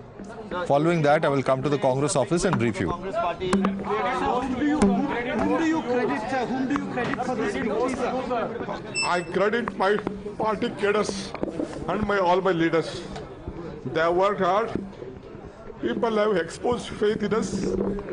The leaders have supported us. It is a collective leadership and we have jointly worked. I have said in the beginning, joining together is the beginning. On the day I took the oath, thinking together is the progress, working together is the success. That is what I said on the day. I assured Srimati Sonia Gandhi, Rahul Gandhi and Priyanka Gandhi that, and Mr. Mallikarjun Kharge, that I will deliver Karnataka to their fold. I can't forget Srimati Sonia Gandhi coming to meet me in jail when all these BJP people put me under jail. So I rather choose to be in jail than having an office. That is the confidence what Gandhi family and the Congress party in the entire country restored on me. I thank all my leaders in the state, including Mr. Siddaramaiah, all the MLAs, all the party officers and the workers from the block to the booth level who took up the responsibility. It is not one effort, including my ACC office bearers, my general secretaries, in-charge general secretaries, secretaries. They work like a block Congress office bearers, and all of them are responsible. I have a lot of things to tell. I will come later. I will meet you in my Bharat Jodo Bhavan and I'll meet you and discuss with you. Your supporters have come in large numbers. They are all saying what will you tell your supporters? It is, I don't want to tell anything. There is only one support, Congress support. So one thing was a very, very emotional DK Shivkumar there. And Padmaja, you asked me that is this something that is an outpouring of emotion? Is there some kind of strategy involved? We don't know. Is this, as Padmaja was just mentioning, is this cry CM or cry future CM? What's happening? It's a message to Mr. Siddaramaiah. It's a crocodile tears. No. Okay. These are crocodile. Okay. One by one. Coming to each of you. Sanjay Ja, coming to each of you. I'm coming to you, gentlemen. Sanjay Ja, one by one. Coming to each of you. Sanjay Ja. I think, Madhav, we can't be so cynical. I know for a fact that DK has personally gone through a terrible time with the kind of threats he worked under. Just a minute.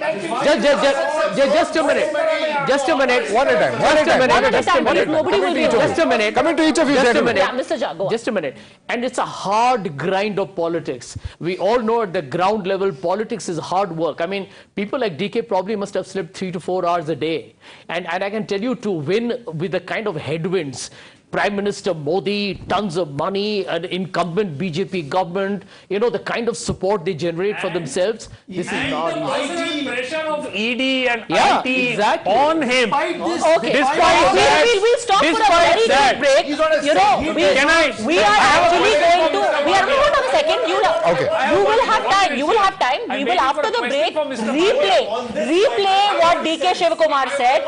We will replay what DK Shivkumar said, because there is much to be decoded and deciphered in that. Taking a quick break, back in a minute. Don't go anywhere. Everyone will have their say.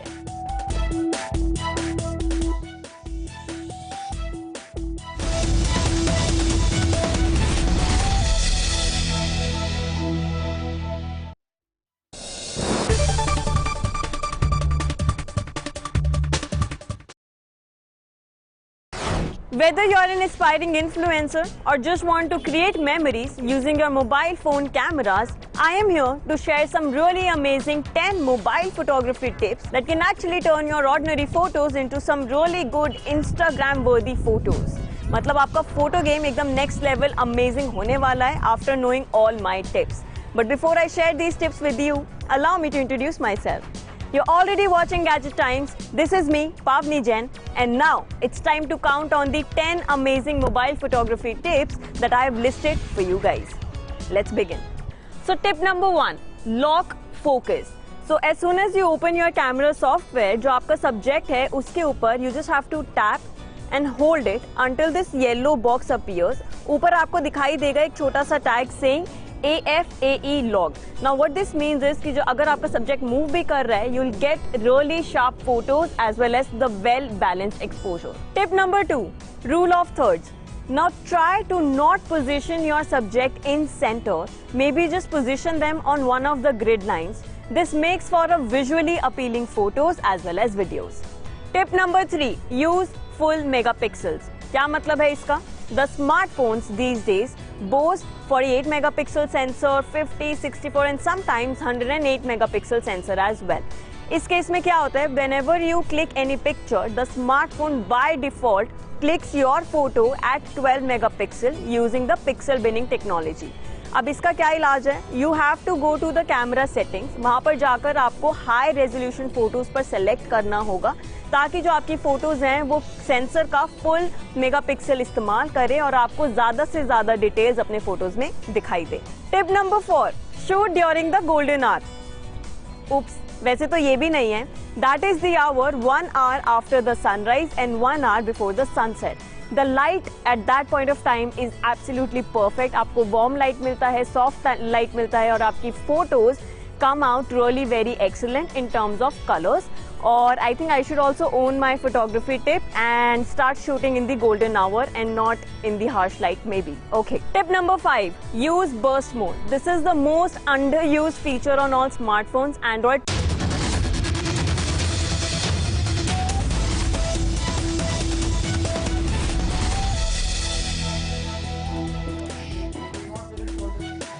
Well, Congress breaches BJP's southern bastion as trends give them a comfortable victory margin. Celebrations begin. Even before final results, Congress infighting begins. Ab ki baar DKS Sarkar chants counter. Sidda for CM posters. Congress CLP to decide who's going to be the Chief Minister.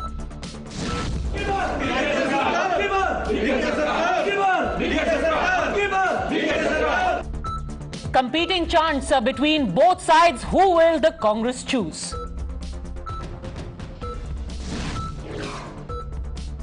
Ban on Bajrang Bali and vowing. Ban on Bajrang Dal and vowing to bring back Muslim quota seems to have paid off for the Congress at the cost of the JDS. Incumbency wave hits BJP hard. Congress breaches even BJP's Lingayat bastions, but BJP still clings to hope. JDS's dreams of being the power broker fizzle as Congress sails past victory mark. Siddaramaiah laughs off HDK's kingmaker hopes. Massive boost for the BJP ahead of 24 elections. Yogi Adityanath maintains dominance in Hindi heartland. Uttar Pradesh sweeps all 3 municipal polls.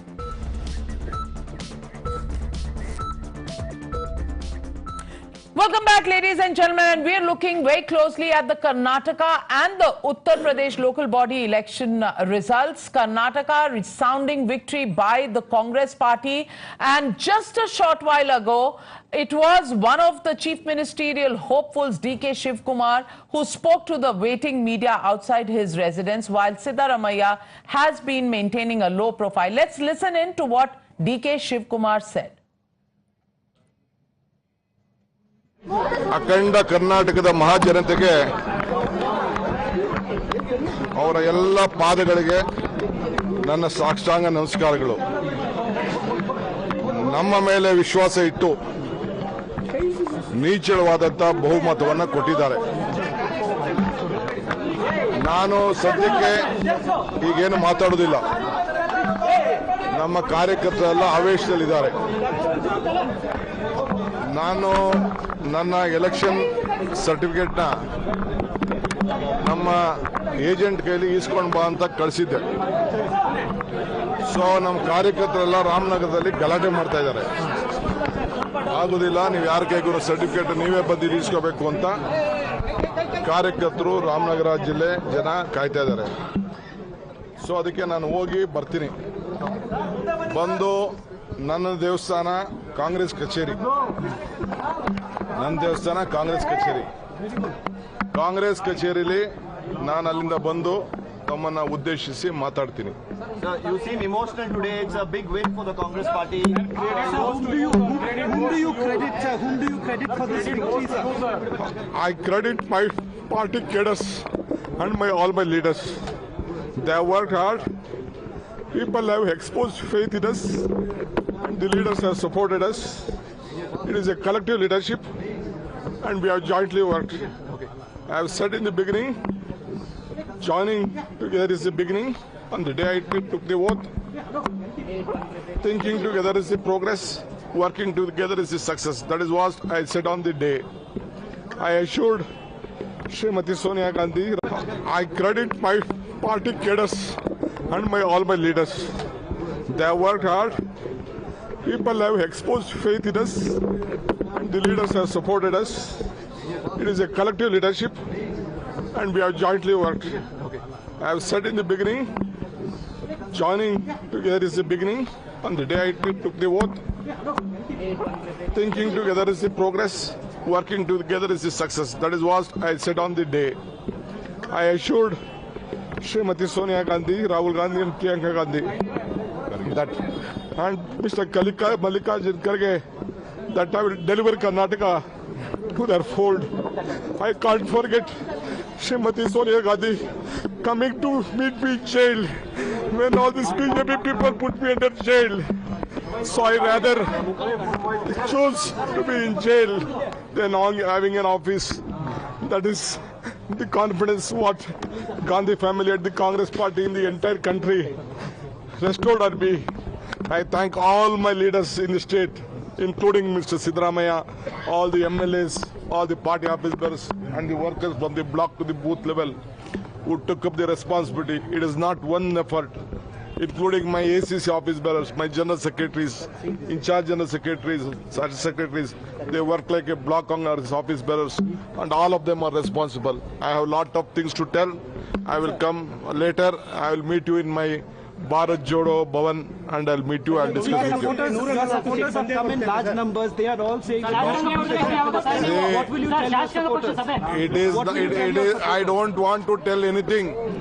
There is only one support, Congress support. So one thing if you know their voters. That's an emotional DK Shivkumar clearly remembering Sonia Gandhi during his days in jail, in the ED case. On the other hand, we can see Siddaramaiah getting ready to hold his press conference. Ecstatic Congress party, and that's our reporter Neha Hebal is sitting right in front, getting in a word with Siddaramaiah. Off record, what he said, we'll find out later. But let's cut across to Siddaramaiah.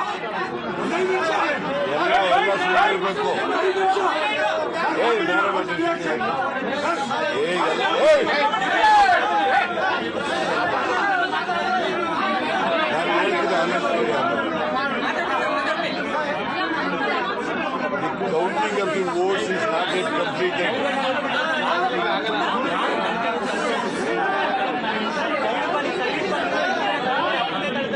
The trend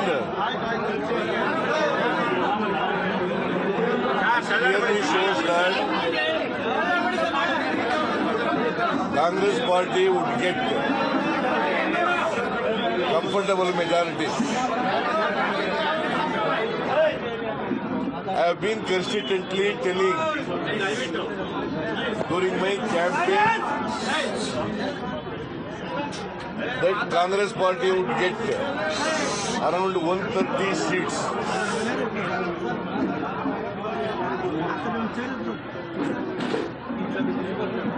That was my assessment of the situation in the state.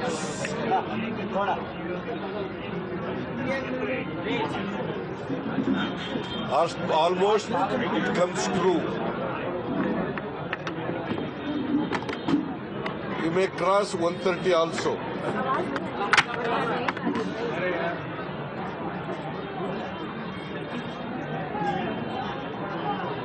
It's a big victory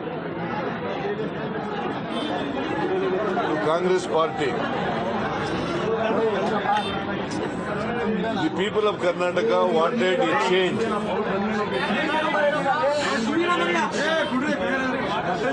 In Karnataka, because they were fed up with BJP government. There was a strong anti-incumbency against the BJP government. The BJP did not come to power. Whether it is in 2008 or in 2018, there was no mandate by the people, BJP party. In 2008 also there was a fractured verdict. In 2018 also there was a fractured verdict. In 2008 also they came to power through Operation Kamala. In 2018 also Operation Kamala. They have spent a lot of money in Operation Kamala. The BJP asked some of the MLAs who defected from Congress and JDS by giving them money, and all MLAs who are defected and involved in Operation Kamala, they were all sold. Many of them were taught a lesson in this election.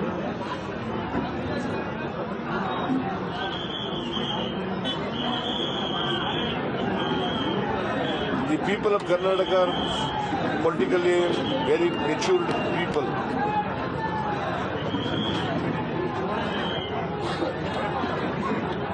They know which party would save the state, because there was a threat by the BJP to the secular fabric of the state. There was a hate politics.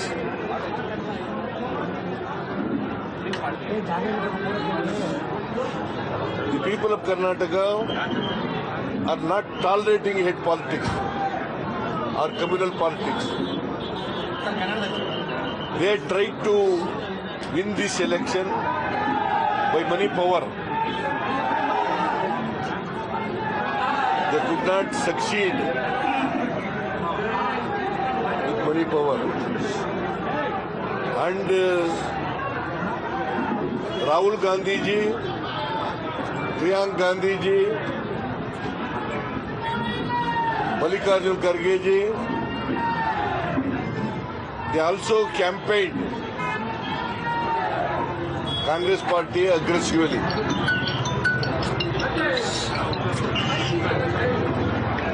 The Padayatra of Rahul ji also helped. It enthuses the workers, the cadre in the party. I think this election is a very crucial election.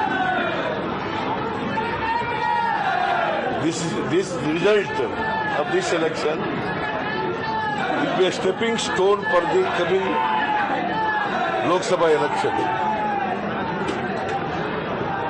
I hope that all non-BJP parties come together and see that BJP is defeated. I also hope that Rahul ji may become the Prime Minister of this country. Is this mandate against the Modi and Amit Shah campaigned aggressively for 45 days? Definitely, 100%. It is a mandate against the Narendra Modi. It is a mandate against the Amit Shah. It is a mandate against the Nadda. It is because Narendra Modi has come to Karnataka 20 times. He addressed 20 rallies. No Prime Minister will be back. That's campaign like Narendra Modi.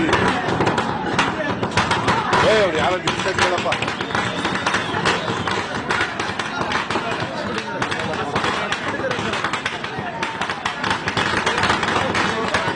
Vidalla dochkutir karala.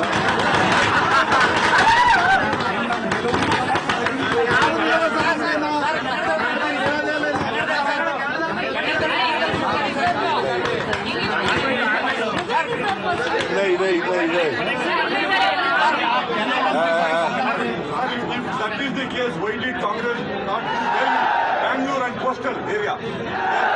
Congress has not done well in these 2 years. What is the reason? See, in the last election, we won only 1 seat in Bangalore. This time we expected 3 to 4. But Ramanath Rai, Bankwal, we expected. And also Beltangdi, you think others get it?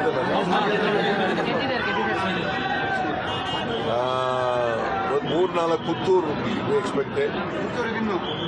ಆಯ್ತಾ ಆಯ್ತು 4 ಗೆಲ್ತೀವಿ ಅಂತ ಇತ್ತು. ಉಡುಪಿನಲ್ಲಿ 2 ಗೆಲ್ತೀವಿ ಅಂತ ಇತ್ತು. ಬೈದೂರು ಏನಾಯ್ತು? ಬೈದೂರು ಎಲ್ಲ ಹೋಗುವ.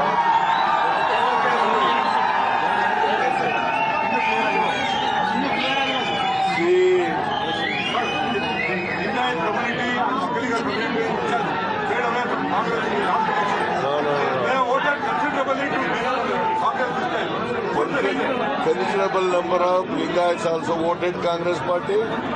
Considerable number of Okligas also voted Congress party, including Brahmins. See, Congress party is a party. This is the only secular party in the country which is taking the votes of all communities, all religions. It is the only party.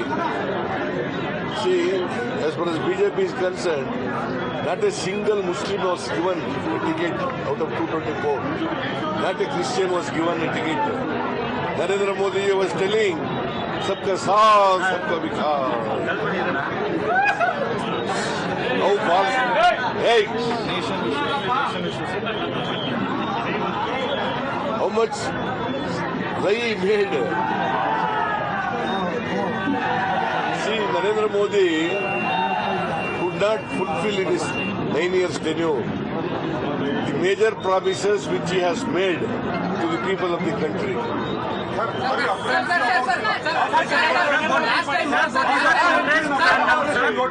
No, I was not apprehensive. I had no apprehension that Operation Kamala will do it because BJP is known for it. With money power, they will go to any extent. But I was not under the apprehension of that BJP is going to make this Operation Kamala because Congress party would win in this election and more than 130 seats. That's what I expected. So that is what happened also. It's going to be happened. In 130 means, see, JDS less than 25 seats. That is what I said, 20 to 25 seats. BJP 60 to 70, 65. That is what my calculation. You are more powerful than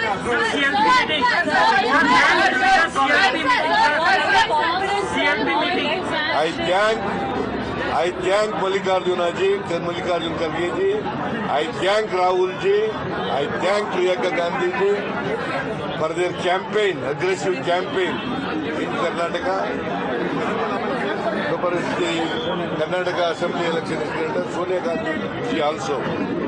And all the general secretaries, particularly Venugopal, Surjewala, and other secretaries who are in charge of Karnataka, I thank all of them.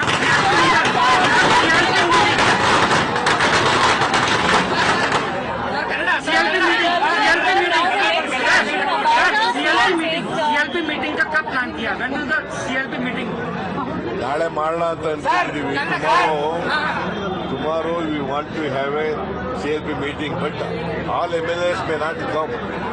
Newly elected MLAs may not come tonight. Therefore, we'll think over it. Anyway, CLP meeting is called.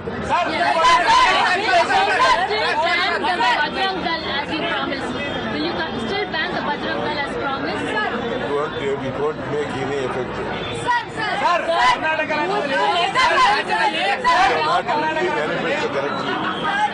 We're not read the manifesto. What we said was the organization belonging to Hindus like Bajrang Dal and PFI, if they do hate politics, such organizations should be banned. That's what we said. Third question. Very important and emotional. The next on the last election. So what's the next? Both of you are asking. The next CM. One at a time. Same thing, sir. What is like an emotional moment for you? You said that this is going to be your last election. Next question in front of you is who is going to be the CM face, young face. Or people are going to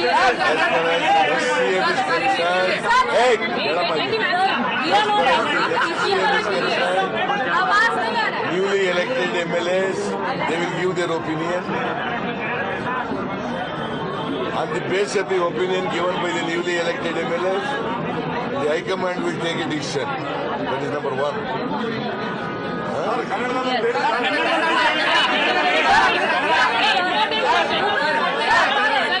ಕನ್ನಡದಲ್ಲಿ ಹೇಳ್ತೀನಿ ಒಂದು English ಅಲ್ಲಿ ಹೇಳ್ಬಿಟ್ಟು ಆಮೇಲೆ ಕನ್ನಡ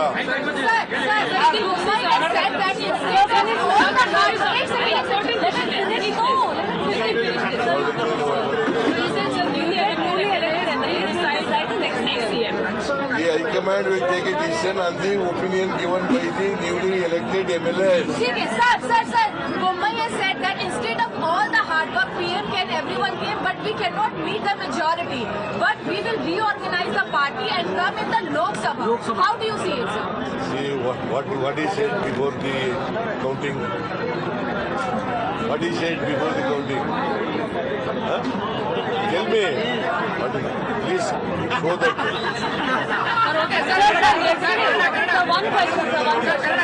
ಕನ್ನಡದಲ್ಲಿ ಹೇಳ್ತೀನಿ.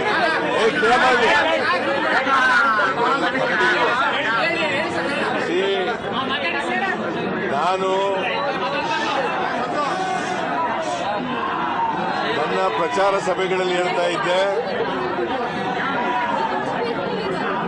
ನಮ್ಮ high command ಅವ್ರ ಜೊತೆ ಹೇಳ್ತಾ ಇದ್ದೆ, ಸುಮಾರು 130 ಸ್ಥಾನಗಳನ್ನು ಗೆಲ್ತೀವಿ ಅಂತೇಳಿ. ಈಗಿನ ಟ್ರೆಂಡ್ ನೋಡಿದ್ರೆ 130ಕ್ಕೂ ಹೆಚ್ಚು ಸ್ಥಾನಗಳನ್ನು ಗೆಲ್ತೀವಿ. ಕಾಂಗ್ರೆಸ್ ಪಾರ್ಟಿ ಅದರ ಶಕ್ತಿ ಮೇಲಿನ ಸರ್ಕಾರ ಮಾಡ್ತದೆ ಅಂತ ಹೇಳಿದ್ದು, ಅದು ಈಗ ಸತ್ಯ ಆಗಿದೆ.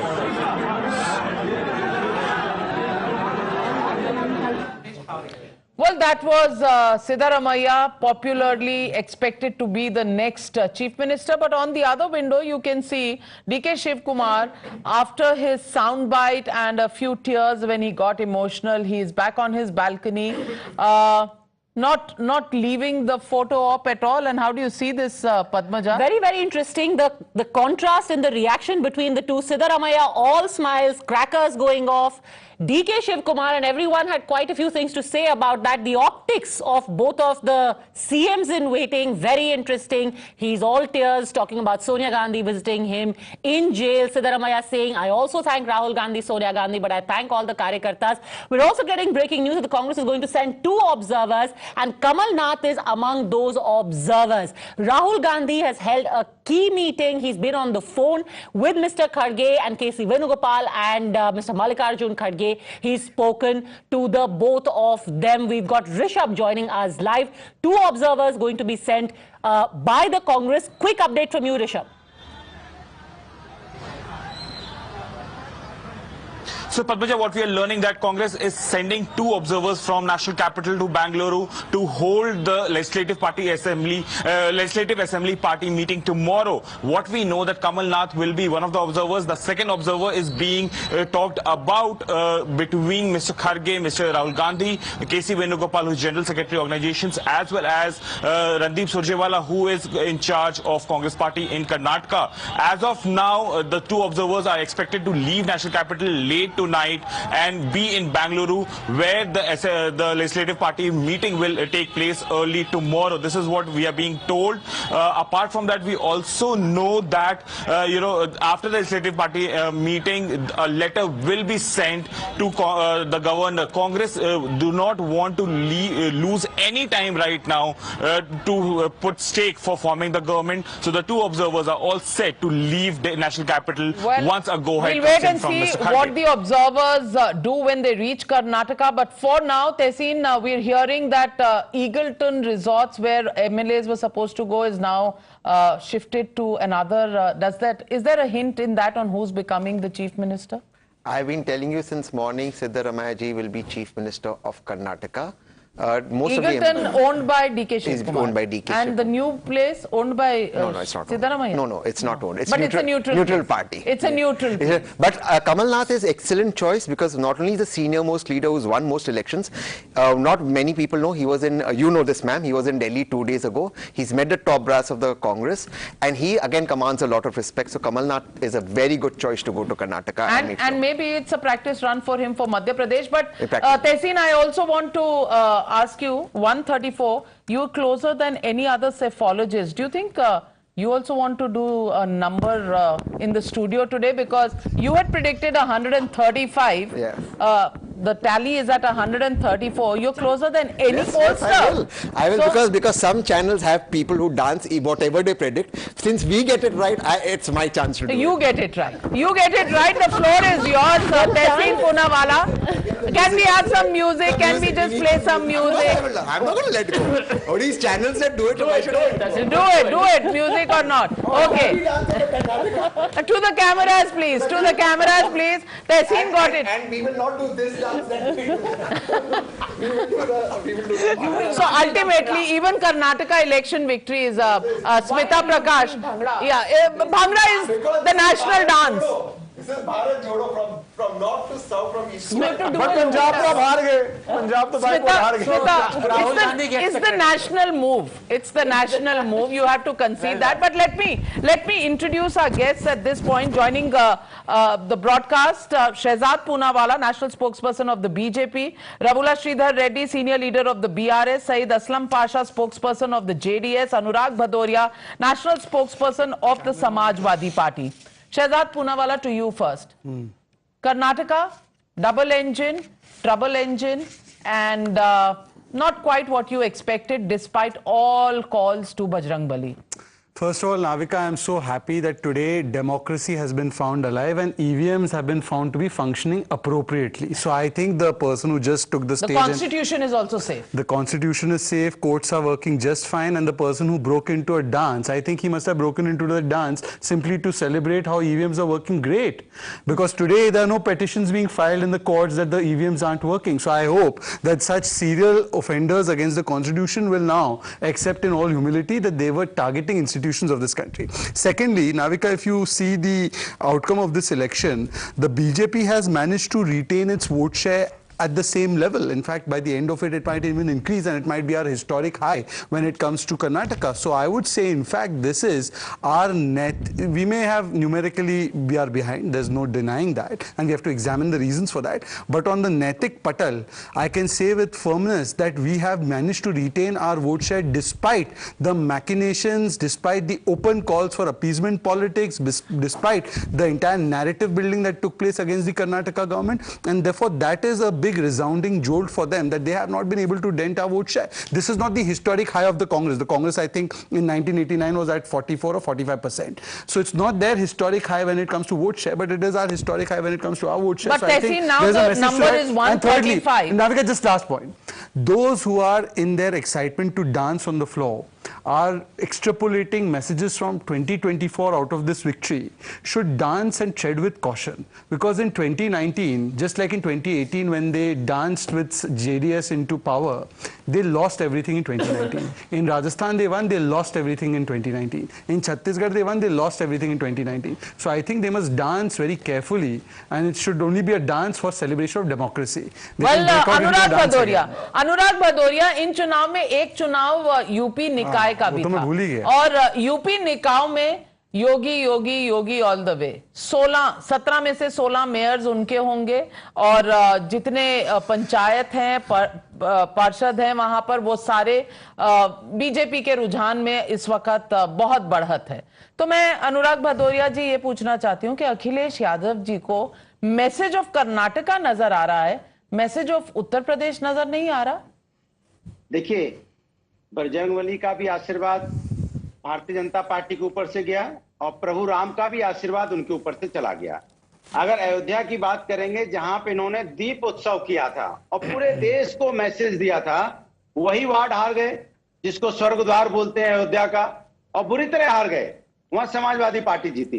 तो इसके मतलब प्रभु राम का भी आशीर्वाद इनके ऊपर नहीं रहा, क्योंकि वो भी समझ चुके हैं कि ये हमारे बच्चों की बात नहीं करते, ये हमारे नाम पे राजनीति करते हैं. और बजरंगबली ने तो गदा कितनी तरह से दिया ही है, आप देख ही रहे हो, चित पड़े हुए हैं. अब जहां तक चुनाव उत्तर प्रदेश की है, अब नगर निगम में 17 सीटें थी.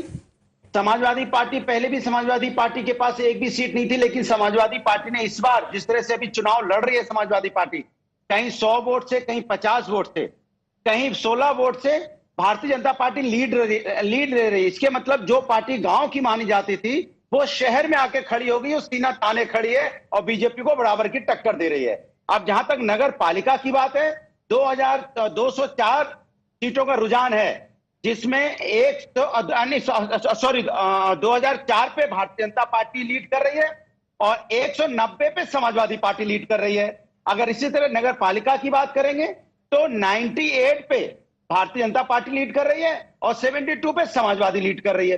सवाल यह है कि जिस तरह से समाजवादी पार्टी टक्कर दे रही है भारतीय जनता पार्टी को और नेक टू नेक टक्कर है, अब वो नगर नेक टू नेक टक्कर किसी को तो नहीं नजर आ रही। बीजेपी आपसे काफी आगे है। नेक टू नेक सिर्फ आपको नजर आ रही है, लेकिन शाम तक आते आते आपको दिखाई पड़ जाएगा। चलिए, जो अपनी अयोध्या नहीं बचा पाए, प्रभु राम जिनसे नाराज है, वो कैसे जीत जाएंगे उत्तर प्रदेश में? आप ही बता दीजिए। अयोध्या का म्युनिसिपल कॉर्पोरेशन में भी आ गए, प्रयागराज जहां पर महाकुंभ आयोजित होता है वहां पर भी आ गए। तो काशी का आशीर्वाद हो, चाहे अयोध्या जी का हो, चाहे प्रयागराज का, किसके सिर पर है वो आशीर्वाद और किससे छूट गया है वो आपके सामने है। अनुराग जी, कम से कम हार में तो संयम ना खोएं। बिल्कुल। और next question that I want to take is, एक बात बोलूं, लखनऊ में भाई साहब मेट्रो गए थे लखनऊ की कैंडिडेट के लिए कैंपेनिंग करने। इनका वीडियो भी बड़ा वायरल हुआ है, मेट्रो में घुसने नहीं दिया जनता ने। भाई साहब लखनऊ में क्या हुआ, बड़ी कैंपेनिंग की आपने सुना था? लखनऊ में तो 0% सन्नाटा है आपका। लखनऊ में 0% सन्नाटा है। पर देखिए रस्सी जल गई, अनुराग का बल नहीं गया। रस्सी जल गई, बल नहीं गया। पार्षद तो समाजवादी के जीत रहे हैं। अच्छा, इसके मतलब आप कुछ अब नहीं देख लीजिए। चलिए वो नंबर सारे देश की जनता देख रही है Anurag Bhadauria ji. But let me get in Ravula Sridhar Reddy. Ravula Sridhar Reddy, the national question ahead of 2024 will be, how does the Karnataka result actually impact the index of opposition unity? Because that is what is going to be looked at. So far, Mamata Banerjee, KCR, everybody thought that they had the advantage. They could question the Congress because the Congress was not a machine that was winning elections. Now, it is a resurgent Congress which has won 2 elections, Himachal and now Karnataka. Are you now going to play second fiddle to the Congress party in the opposition unity battle of 2024? One result of Karnataka doesn't, make Congress party strong immediately at the center. They will have to do a lot of work in the days to come, and we don't have to immediately fall in place, saying that Congress is the immediate alternative. Number one. Number two, before that, we have enough time to discuss about it, Navika ji. But one thing I would like to tell you, rather all my fellow panelists also, rather the nation, the South India has given a clear message, rather, to BJP, and this result particularly, and a lesson to BJP that the polarization tactics, politics of polarization are not going to work in South India, especially, and this is a lesson to BJP. Now, people of South India have understood, especially Karnataka also has understood, right from in the last 3.5 years, once you have taken the power from JDS and Congress combined there, from Hizab to Hanuman, these people never bothers to speak about development or welfare, and always try to create some controversy and try to polarize people on that particular issue. Here we are, peace-loving people. If you disturb their hands peace, are going up in the studio. People are contesting your premise. Anand Ranganathan, and then I'm coming to you. First of all, being a South Indian, I strongly object to this parochialism on display out here. What does it mean to say that the voters who voted for BJP other than the South states are the so-called, as Smita calls them or Hillary called them, basket of deplorables or fascists or bigots or communals? I mean, this is the kind of, precisely the kind of thinking which is and they call the BJP a polarizer. Yes, and this is the kind of mediocre, below average thinking that has dragged South to what it is right now, what it should be much more, much better. So please, behave yourself. You must celebrate the victory that you have, but please do not go down this lane of parochialism. Well, Dr. Sanjay Jha. Yeah, Navika, I want to make a point to what Anand mentioned, and I hope Anand will respond to it. When you have the BJP openly saying double engine politics, we all tend to accept it at face value, double engine for growth. Not at all. I think that's blackmail politics, whether it's a southern state or a northern state, doesn't matter. Can you imagine a political party telling a state government or the people of the state, if you don't vote me because I'm in the center, I'm not going to take care of you? I mean, this is federalism. This is anti-constitutional. Yeah? Or there'll be riots. Or there'll be riots. No, I challenge you to produce those exact stated words by JP Nadda whom you are alluding to. Please provide that statement. Exactly. Excuse me. No. What is the meaning of double engine? Excused by me. What is the meaning of double engine? No, you explain to me. You explain to me what is double engine. Don't switch the statement. First decide which statement are the two Stepneys talking about. 1 minute. Stepney one has spoken about differentiation, Stepney two about the another double one. engine comment that you're referring to, he went on to elaborate on it and No, he no. said, hold on a second, so you raised a point, let me actually, because listen to the whole point, sir, hold on to the listen point, because no, I'm not worried about JP Nadda's comment. Mr. Jha, let me just elaborate on the Gentlemen, the anchor has a right to intervene. Let me just elaborate on the whole comment that was made exactly. before we start arguing about it. The comment was then elaborated upon where actually when the Prime Minister spoke of double engine and he gave the example of saying that when we had the Kisan Samman Nidhi list sought by the past government, Siddaramaiah government, they sent us, the HD Kumaraswamy government in fact, they sent us about 16 to 18 names. When we had the Yadurappa government come in, they sent us over 1 lakh names for the same Kisan Samman Nidhi. Which is why, and the same thing by the way also happened in West Bengal. In West Bengal the same thing happened when Didi won the election eventually, then she sent a fresh list for Kisan Samman Nidhi. So the idea was both people work in tandem. That was the context given, now argue. I just want to add to that because what Sanjay is alluding to, Sanjay, you must give others a time. It's about how you interpret it. Sometimes you have parochial politics where the state will be like, oh, center ko credit mil jayega, hum chalne nahi denge ye scheme. And they don't introduce. There are examples of states which have not put out central schemes. What Sanjay is alluding to is the fact that if there is a single engine sarkar, i.e. center, what you're saying is, and there is a state government that is not of BJP, the BJP at the center will not help. That is what you're saying. Now, please. Exactly. Right. That's your. What Padmaja has raised an important point, and which I wanted to add to that there are many central schemes which the states are not implementing just because they are BJP, so-called BJP, like Ayushman Bharat. In Chhattisgarh, in Bengal, they yes. Anand, may I just add one line? Just one line. Anand, may I just add one line? Just one line. I'll tell you, the context of that statement is seamless delivery of schemes when there are two governments which are aligned for the work of the people, for the service of the people, where they don't want to steal the money center sends them. They don't want to steal 85% of the money that Modi ji sends. Then there is seamless delivery. That is what we are trying to say. Seamless taxpayers' money is not because I'll give you an example. Ashutosh ji, may I give you an example? There are several schemes for the benefit of the poor. As an example is Ayushman Bharat. It gives 5 lakh cover to every poor person. Do you know it does not implemented in West Bengal? Secondly, when PM funds are sent, when the fund is sent for Awas Yojana in West Bengal, it has all been pocketed. Houses are not being built for the poor. So therefore, it is necessary to have seamless delivery. But then you can have investigation agencies, which have to prove the charge. Ishkar and Bhandari. Tax share for the states has increased under it has increased under the 15th Finance Commission. Bhandari, suddenly everybody is very coy about the fact that taxpayers' money cannot be called the center's money or Modi ji's money. Why? It's 1 minute. Why? Because when the loan waiver was done, did the Congress not sell it in 2009 as, done by the Congress party? That was also taxpayers' money at that time? All money is taxpayers' money, whether it is in the state or in the center. Or whether it is used to build Sheesh Mahal. Sheesh Mahal. Yeah. But that's true. Absolutely. That's a good plug. And by the way, not so subtle, but nevertheless, I want to at this point also say that Aam Aadmi Party has got votes less than Nota in Karnataka. Just want to put that fact in. Let's be fair to them. They won Jalandhar. First Lok Sabha seat, yes. But one thing we need this time around. Yeah. But one thing we need to be clear, because in the usual transferring their votes to Aam Aadmi Party. In the usual BJP in Punjab. Sir, we first time are contesting all the seats. If I could just make my point one second. Okay, One second. If I just make a point. In the usual political fight, let us not forget one point.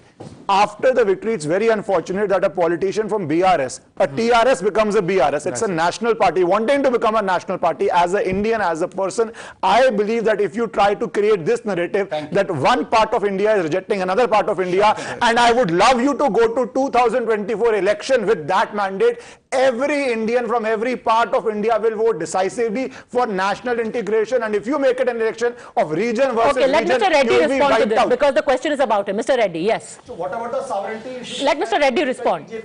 What happened? But Sonia made that What was the speech? All right, Mr. Reddy. Interpretation from BJP's opinion only and their, campaign only that, BJP is trying to make inroads into South. So after Karnataka is a gateway, then they will come to Telangana, then they will come to Andhra Pradesh. This is what you are talking about. So they are free to come to any of the states. Those states, you don't have a double visa. They don't have to take a visa to come to your state. But Mr. Saeed Aslam Pasha, when the JDS is at 22, the Congress having eaten into your vote, do you think the JDS is learning a lesson which will be applicable to all regional parties, that doing business with the Congress may be a challenge for regional parties because basically you represent the anti-Congress vote, and if you align with them, your own base in states is going to be wiped out? Are you in a position now for the national elections of 2024? Are you in a position to align with the Congress party? Yes or no? Well, Navika, let me tell you, the JDS has contested the election for the pride of Kannadigas. Okay, we had maintained equidistance from both the national parties. Now, of course, we accept the result with utmost humility, and we thank the voters of Karnataka, for voting whatever votes they've given to JDS. But having said that, our agenda was to ensure that we had to restrict both the national parties and keep a track on them. Right, and having said that, if you've seen in our Pancharatna Yatra, we have seen masses coming out, and unfortunately, I think we have not been able to convert those masses coming out in Pancharatna Yatra to the votes. But of course, there's lot of things are there for us to introspect. But to a larger extent, we have not been able to capitalize on the anti-incumbency wave which was going on, the corruption Lessons charges, for 2024, inflation sir. and the prices. All of these Lessons things were for definitely 2024. It is a lot of things are there to introspect, Navika. We will definitely maintain equidistance from both the national parties. We as a regional party want to remain as a regional party, and we will definitely emerge as the largest regional force. Well, so let me come back to Mr. Anurag Bhadoria. Anurag Bhadoria जी, अब ये आप बताइए कि Samajwadi party जो कभी केसीआर जी के साथ है, कभी ममता जी के साथ है, अब समाजवादी पार्टी ऑपोजिशन अलायंस की खिचड़ी पकाएगा कि कांग्रेस से दूर ही रहने की कोशिश करेगा? क्योंकि बीजेपी से तो आपको लड़ना है, कांग्रेस से आप दोस्ती कर सकते हैं कि नहीं नेशनल पोल्स के लिए, ये बताइए। देखिए, एक बात तो तय है कि अब इस देश से भारतीय जनता पार्टी जाने वाली है। इसको तो आप भी मान लीजिए, क्योंकि हिंदुस्तान ने मान लिया है तो आपको भी मानने में दिक्कत नहीं होनी चाहिए। उत्तर प्रदेश जहां बैठे हैं वहां तो किसी ने नहीं माना।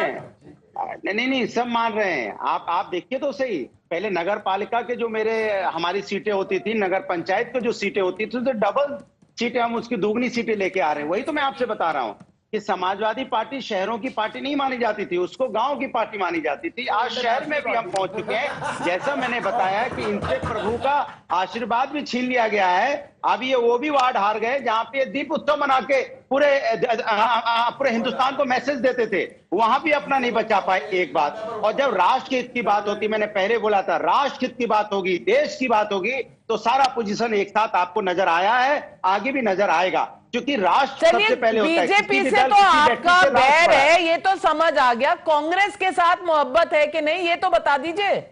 मैंने आपसे बोला तो अभी आप समझ में नहीं आया। मैंने कहा राष्ट्र के हित में, क्योंकि राष्ट्र बताना बहुत जरूरी है। भारतीय जनता पार्टी को तो कोई लेना देना है नहीं, इसलिए राष्ट्र हित में, राष्ट्र के मुद्दों पे विपक्षी दल सब एक साथ हैं, जो आपने पहले भी देखा है। पार्लियामेंट में भी एक साथ रहते हैं। लोग ऐसे बात नहीं करते जैसे म्युनिसिपैलिटी का चुनाव हार के बात कर रहे हैं। अरे कौन सा चुनाव हार के बात कर रहे हैं भाई? सर 300 सीटें असेंबली में जीतने के बाद लोग ये भाषा नहीं यूज करते जो आप म्युनिसिपैलिटी का, मेयरों का सारे चुनाव हारने के बाद बोल रहे हैं। पता नहीं कौन से आप देश में रहते हैं, कौन से देश की बात कर रहे हैं। भारत में और उत्तर प्रदेश में तो ये रिजल्ट आया नहीं जिसकी आप बात कर रहे हैं। आपकी स्क्रीन पे रिजल्ट है। शहजाद, मैं आपसे कह रहा हूं कि पहले भी 17 सीटों में समाजवादी की एक भी नहीं थी, शायद आप भूल रहे हैं। तो जीरो से जीरो में जीरो पे लेकिन हौसले बुलंद है। I think we zero go across. भगवान ऐसा कॉन्फिडेंस सबको दे। देखिए ऐसा है कि अभी आपको सीटें बढ़ती रह ये इसीलिए अनुराग जी को अपने घर के वोट भी नहीं पड़ते जब ये चुनाव लड़ते हैं। इनके घर वाले भी इनको वोट नहीं देते और सीरियसली भी नहीं लेते। अब बताइए कि बोले डबल हो गए, 1 से 2 हो गए तो डबल ही होंगे, पर 1 से 2 होने से आप जीते नहीं हैं। पर ठीक है, आज सवाल ये है, देखिए अनुराग जी, देखिए आपका कर्नाटका में तो कोई स्टेक दूर दूर तक नहीं है, आप तो शहर की तो ऐसे ही नहीं हो, तो कभी आप तो कभी लड़के तो दिखाओ। आप चलिए ठीक है, हम लड़ेंगे आपके सामने लड़ेंगे। I think Neha Bale is live from the house of Mr. Siddaramaiah. He is meeting his supporters. Over to you, Neha. He is going to be leaving for Bengaluru at 5:30 p.m. Body language finally showing some amount of cheer there for Mr. Siddaramaiah. Over to you, Neha.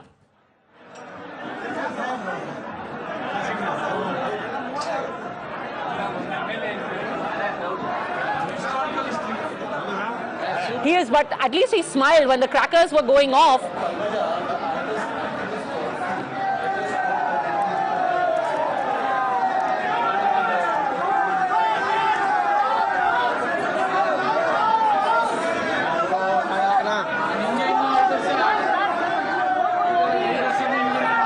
Can't quite hear us. We'll keep those visuals and we'll go across to her when she's ready and can hear us. But Shehzad, you were responding. Radhika, first of all, I am very concerned that, you know, the INC, I need chair Mansikta, may lead to a situation we are seeing in Rajasthan happening in Karnataka very soon, where there are multiple claimants. Point number one. Point number two, today there is a concept of TVTs, even in politics.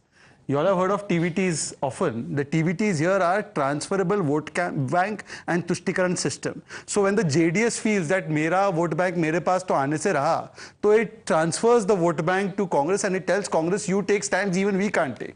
And therefore the Congress was all out doing an open appeasement politics, which I say thok mein Tushtikaran ki rajniti. This is a mandate which Congress has got at the behest of the JDS collapsing and TVTs transferred to Congress, of thok ki appeasement politics, and this is the template for 2024. Congress is very brazen about it. They are saying clearly that we will go with SDPI. They are saying clearly we will give dharmik aadhar pe arakshan. We will increase it to 6% for the Muslims. They are saying very clearly that we will get back the we will remove the anti-cow slaughter law. We will remove the anti-conversion law. And this is the narrative the Congress is moving with. This is very clear. Who brought in the anti-cow slaughter law? Congress brought it. No, not in Karnataka. One second. Please get your No, they did not say.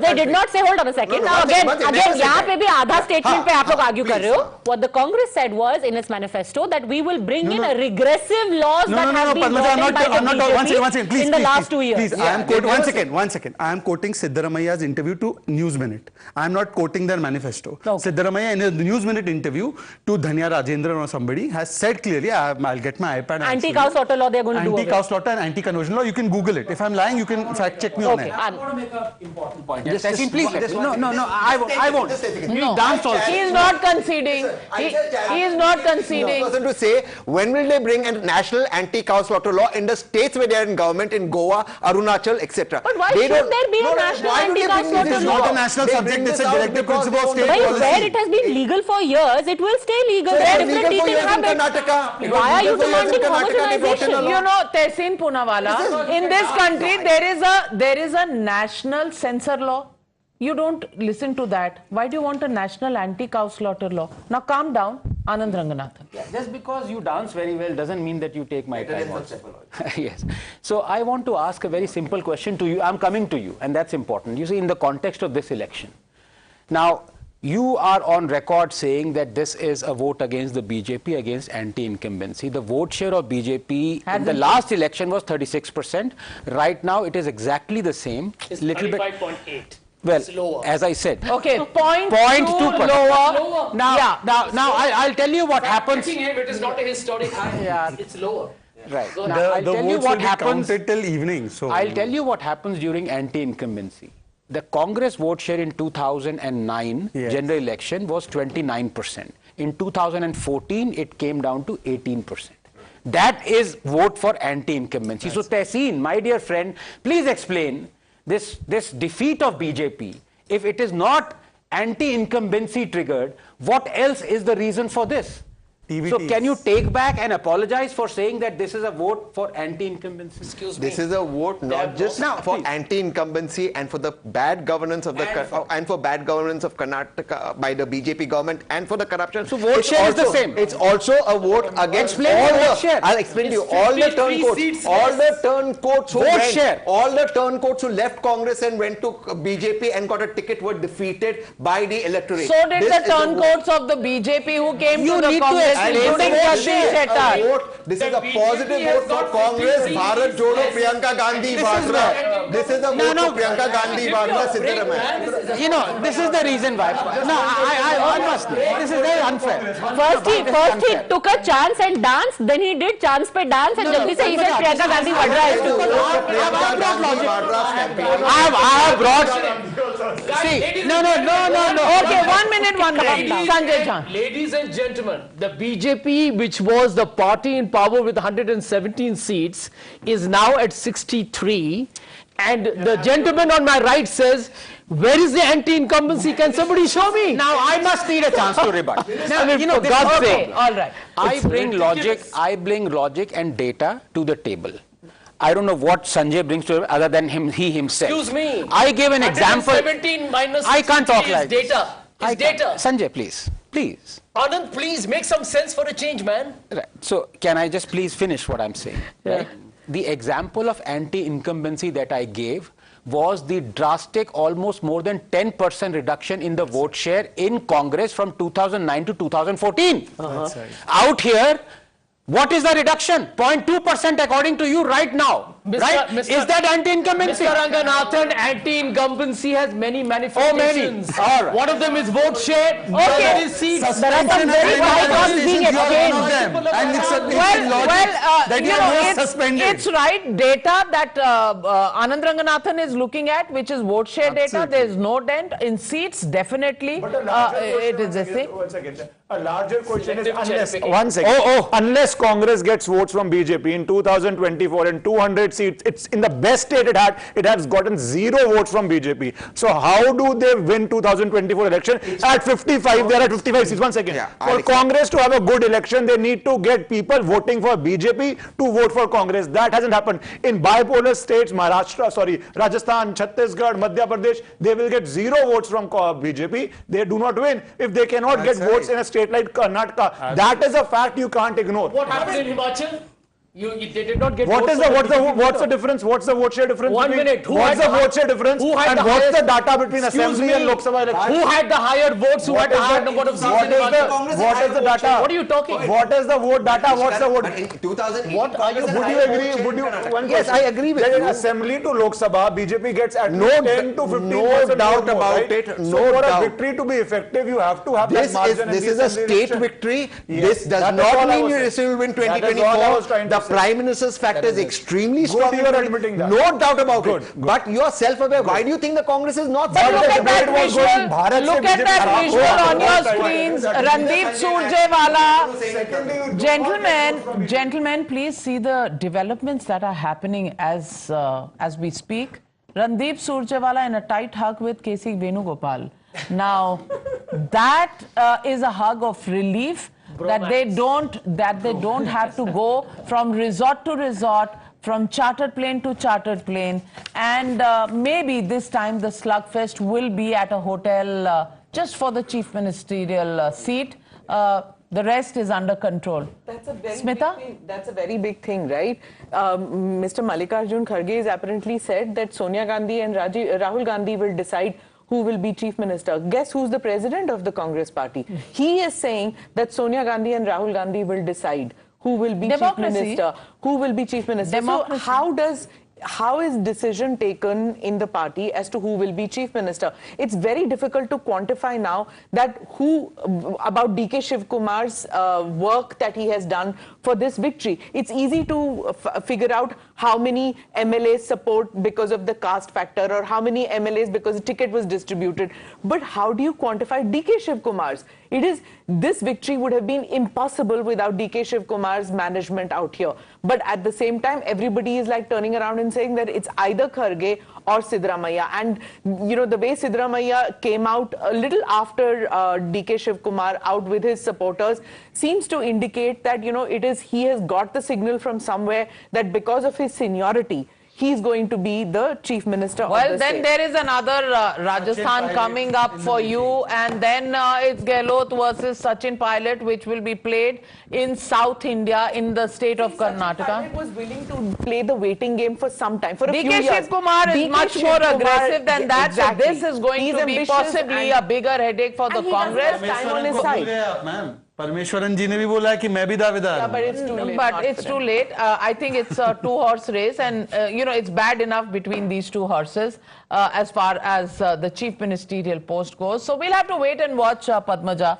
because one thing is guaranteed that, you know, the sudden lull that one has after an election because you're on speed for 6 months. We are in business. We are in business this because election, we'll keep that our eyes. election. We will be in business. No, right now it's within the party, so that wouldn't require, so far at least for the next few days, resorts. But let's see. Well, one of them conveniently has a resort of his own. We're taking a very quick break. We're back on the other side. Some very surprise results being thrown up. Ministers who are trailing right now. People, 10 seats which are still in a close contest with margins as low as 100 to 900. All of that data crunching coming up on the other side. Don't go anywhere.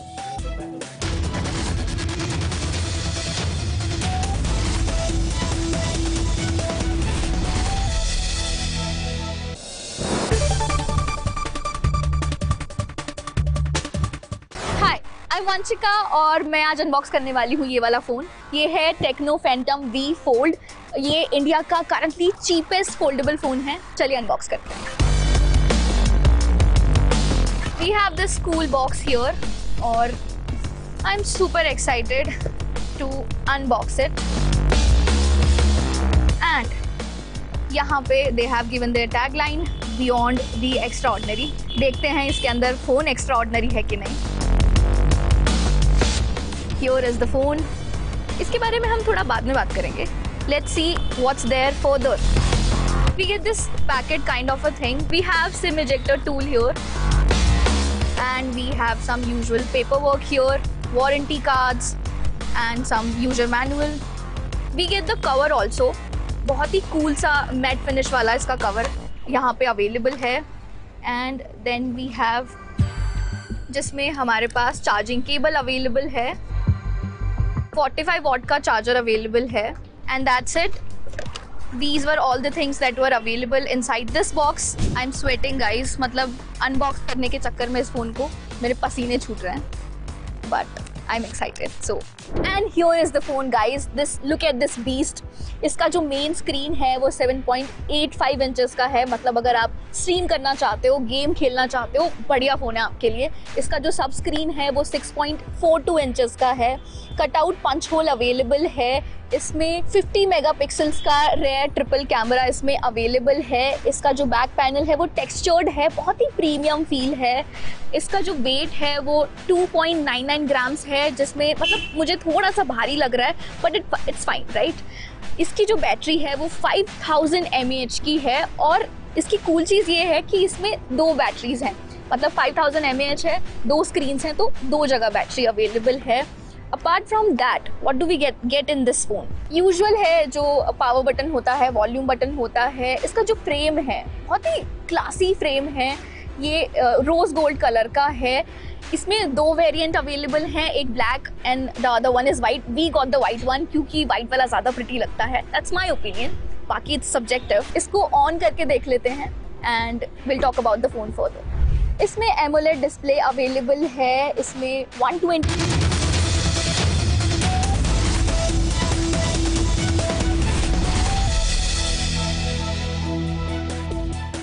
Good afternoon, India. This is Times Now, India's election news headquarters. The non-stop coverage of the Karnataka elections and the results of the local polls in Uttar Pradesh continues on your channel. The Congress has won one state.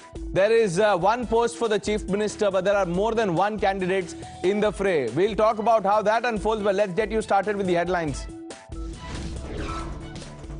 My party cadres and all my leaders, they have worked hard People have exposed faith in us. The leaders have supported us.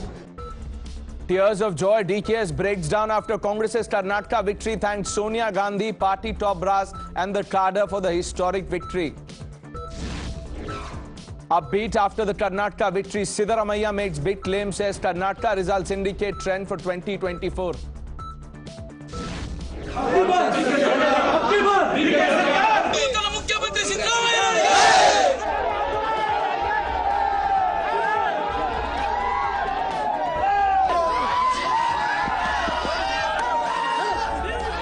Contest for the CM's post intensifies within the Congress as Ab Ki Baar DKS Sarkar chants counter Sidda for CM posters. As Congress wins Karnataka race, Chief Minister Bommai concedes defeat, says will come back stronger in the Lok Sabha elections. JDS's dreams of being the power broker fizzle as Cong sails past the victory mark comfortably. The incumbency wave hits BJP hard. Many big faces from the BJP, including 9 ministers, lose their seat. But look at the UP story. The dominance in the Hindi heartland continues. Yogi model gets a vote in all 3 municipal polls.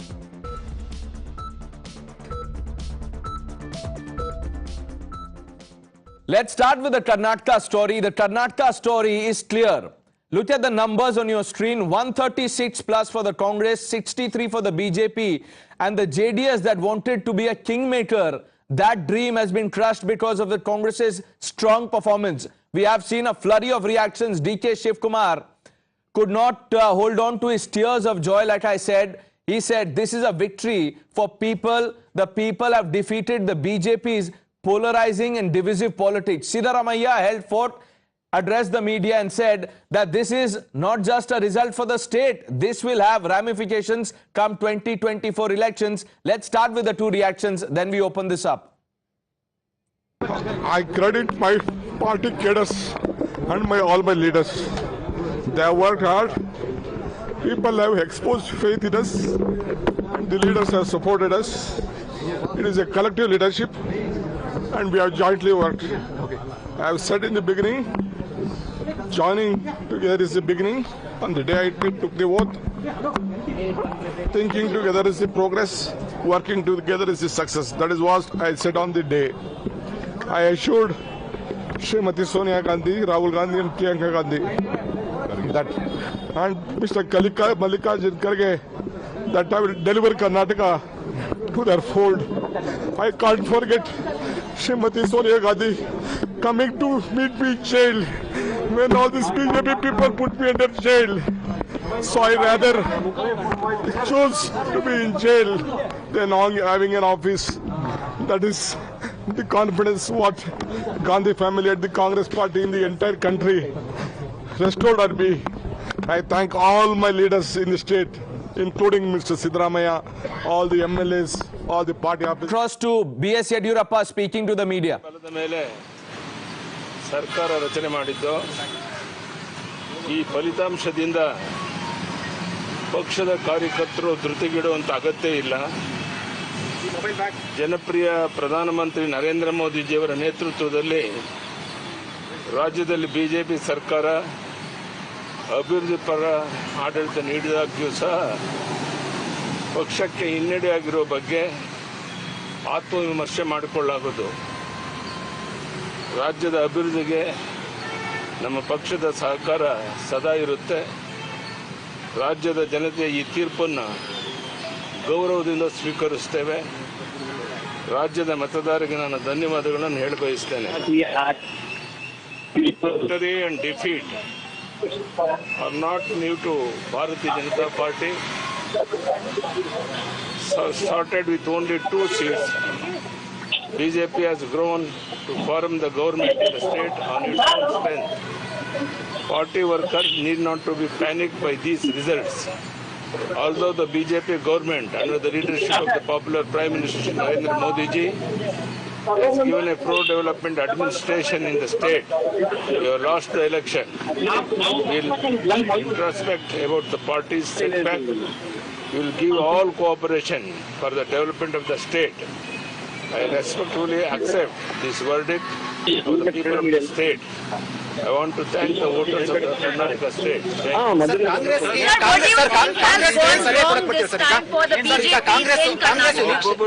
Sir, Congress ನಿರೀಕ್ಷೆ ಮೀರಿ ಗೆಲುವು ಸಾಧಿಸಿರುವಂತದ್ದು.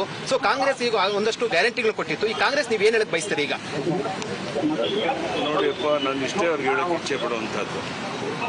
ನೀವೇನು ಮನೆಗೆ ಹೋಗಿ ಗ್ಯಾರಂಟಿಯನ್ನ ಕಾರ್ಡನ್ನು ಕೊಟ್ಟು ಇದನ್ನು ಮಾಡ್ತೇವೆ ಅಧಿಕಾರಕ್ಕೆ ಬಂದ ತಕ್ಷಣ ಅಂತ ಹೇಳಿದ್ರಿ. ನಿಮ್ಮ ಭರವಸೆಯನ್ನು ಈಡೇರಿಸಬೇಕು ನಿಮ್ಮ ಕರ್ತವ್ಯ. ನೀವು ಹೇಳಿದಂಥ ಭರವಸೆಯನ್ನು ಈಡೇರಿಸಬೇಕು ಅಂತ ಈ ಸಂದರ್ಭದಲ್ಲಿ ನಾನು ಒತ್ತಾಯವನ್ನು ಮಾಡ್ತೇನೆ. ಲೋಕಸಭಾ ಚುನಾವಣೆಗೂ ಇದಕ್ಕೇನು ಸಂಬಂಧ ಇಲ್ಲ. ನಾವೇನು ಹಿಂದೆ 25 ಲೋಕಸಭಾ ಸೀಟ್ ಗೆದ್ದಿದ್ದೋ ಮತ್ತೊಮ್ಮೆ ಪ್ರಯತ್ನ ಮಾಡಿ ಅಷ್ಟೇ ಸೀಟನ್ನು ನರೇಂದ್ರ ಮೋದಿಯವ್ರನ್ನ ಮತ್ತೊಮ್ಮೆ ಪ್ರಧಾನಿ ಮಾಡೋಕ್ಕೆ ನಮ್ಮ ಶಕ್ತಿ ಮೀರಿ ಎಲ್ಲ ಪ್ರಾಮಾಣಿಕ ಪ್ರಯತ್ನ ಮಾಡ್ತೇವೆ. ಈ ಒಂದು ರಿಸಲ್ಟ್ ಲೋಕಸಭಾ ಚುನಾವಣೆ ಮೇಲೆ ಯಾವುದೇ ಪರಿಣಾಮ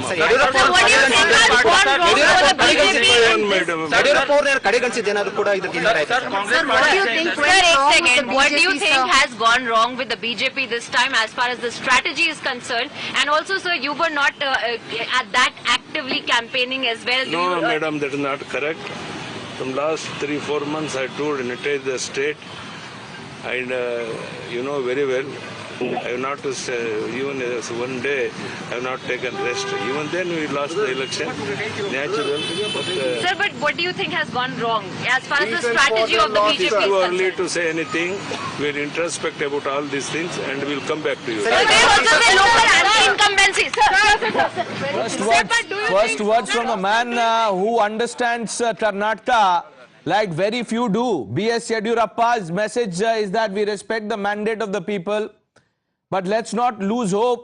He says the BJP workers must not panic. Deepak Bopanna is joining us. Deepak.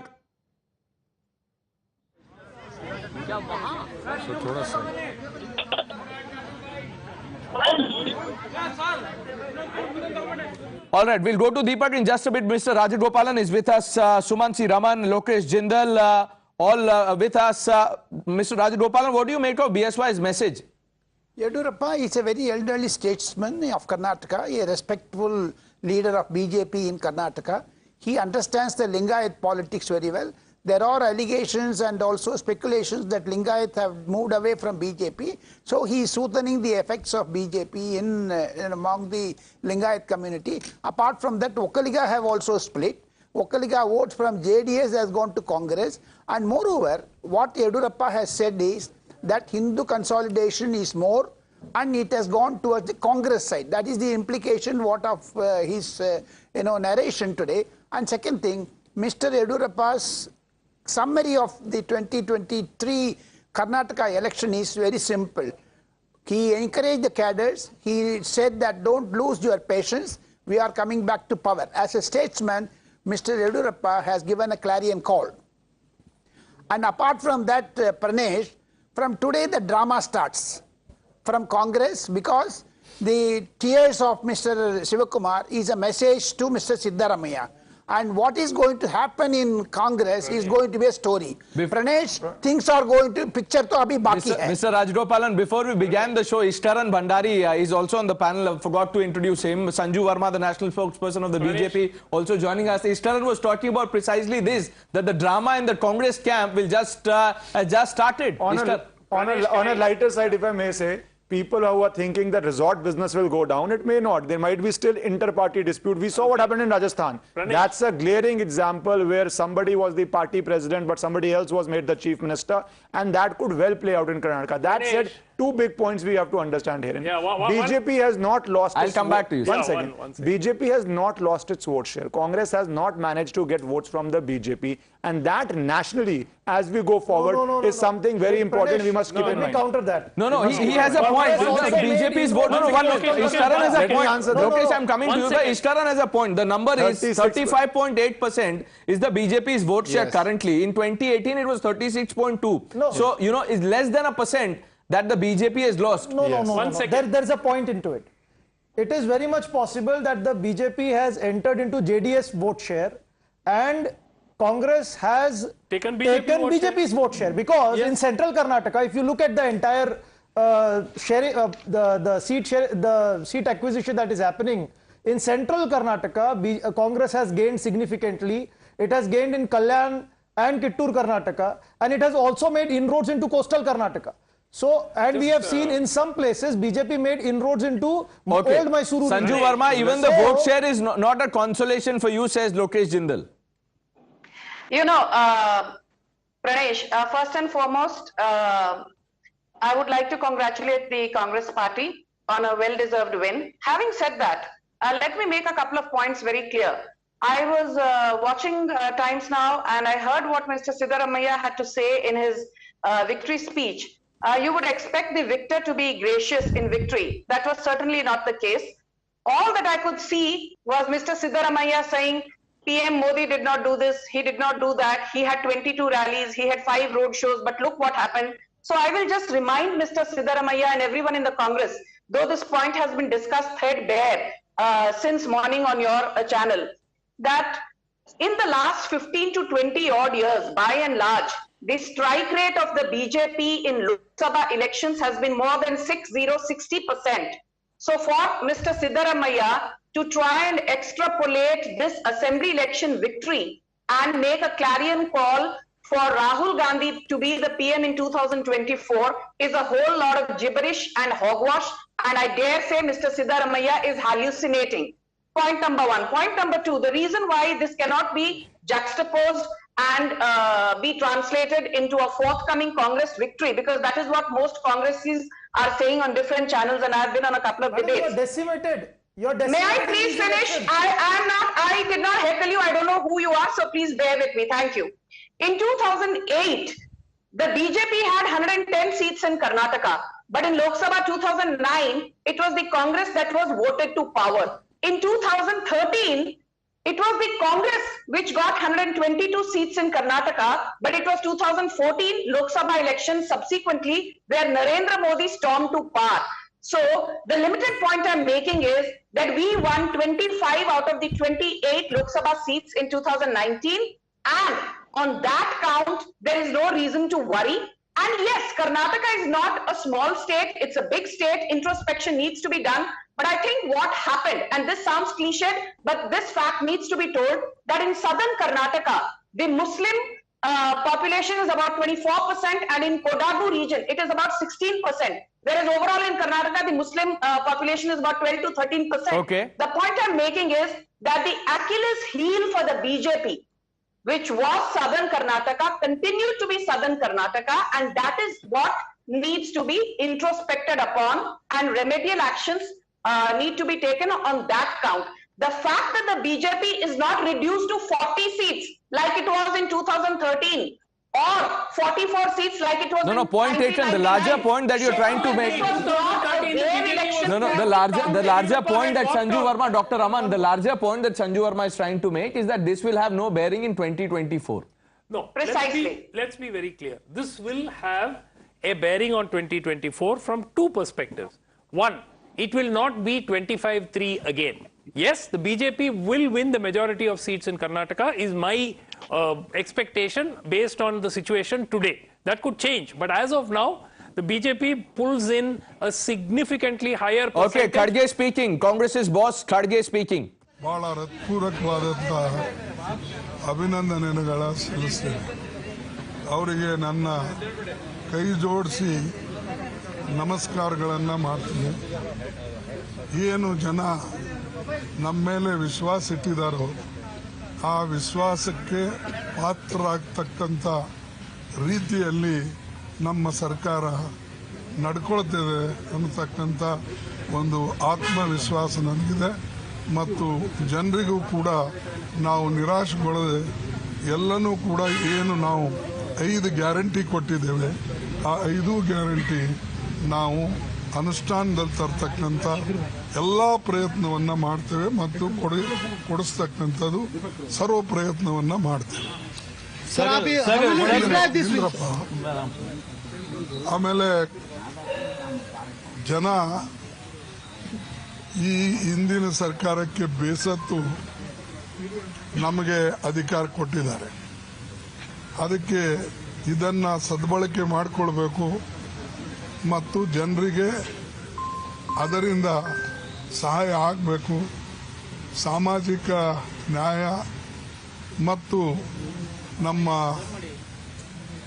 Welfare schemes ಏನಿವೆ, ಕಲ್ಯಾಣಕಾರಿ ನಮ್ಮ ಕಾರ್ಯಕ್ರಮಗಳು ಅವು ಜಾರಿಯಲ್ಲಿ ನಾವು ತರ್ತೇವೆ.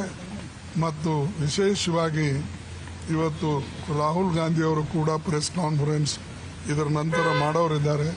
ನಾನು ಅವರಿಗೂ ಕೂಡ ಹಾರ್ದಿಕ ಅಭಿನಂದನೆಗಳನ್ನು ಸಲ್ಲಿಸ್ತೇನೆ.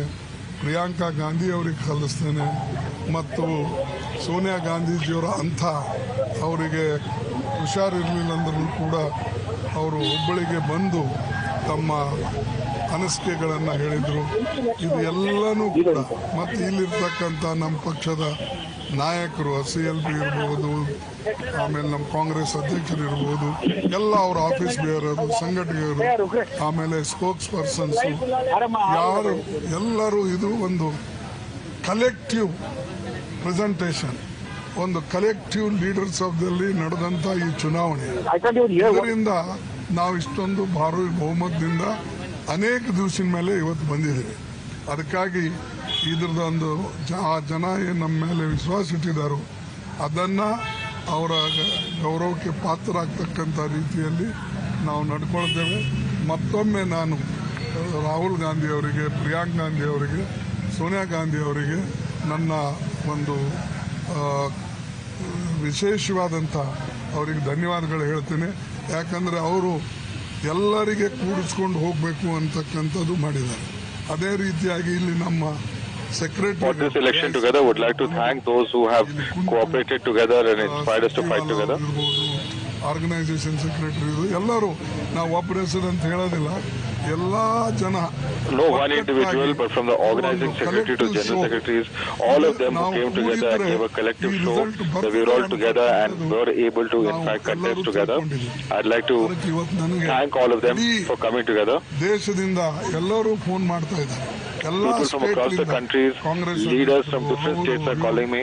ಅದಕ್ಕಾಗಿ ನಾನು ನಿಜವಾಗ್ಲೂ ಕರ್ನಾಟಕ ಜನತೆಗೆ ಅವರ ಪ್ರಬುದ್ಧತೆಗೆ I'd like to thank the people of Karnataka and their wisdom. ಸಂದರ್ಭದಲ್ಲಿ ಏನು ನಿರ್ಣಯ ತಗೊಳ್ಬೇಕು ಅಂತಕ್ಕಂಥದ್ದು ಅವ್ರದ್ದು ಒಂದು ಮೆಚುರಿಟಿ ಇದೆ.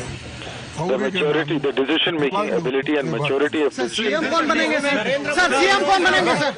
एक सेकंड प्रोसीड सर बहुत लोग खड़के सर एक सेकंड यार सर आपने जो CM कौन बनेंगे सर? सर आपके CM कौन बनेंगे सर? सर एक बार हिंदी अंग्रेजी हिंदी में भी उत्तर भारत के लोग भी सुनना चाहते हैं. एक मिनट, उत्तर भारत के लोग भी सुनना चाहते हैं सर. एक बार हिंदी में पूछा नहीं है. ಕರ್ನಾಟಕದಲ್ಲಿ ರ್ಯಾಲಿ ಮಾಡಿ ಬಿಜೆಪಿನ ತಿರಸ್ಕರಿಸಿ ಕಾಂಗ್ರೆಸ್ನ ಆಯ್ಕೆ ಮಾಡಿ ಇದು ಈ ಒಂದು ಮ್ಯಾಂಡೇಟ್ ಲೋಕಸಭೆಗೆ ದಿಕ್ಸೂಚಿನ. ನೋಡಿ, ಇವತ್ತು ನಾನು ಅಸೆಂಬ್ಲಿ ಬಗ್ಗೆ ಮಾತಾಡ್ತೀನಿ. To a question on whether this will make an impact on the Lok Sabha polls, he said this is as far as assembly is won the battle. The war is there.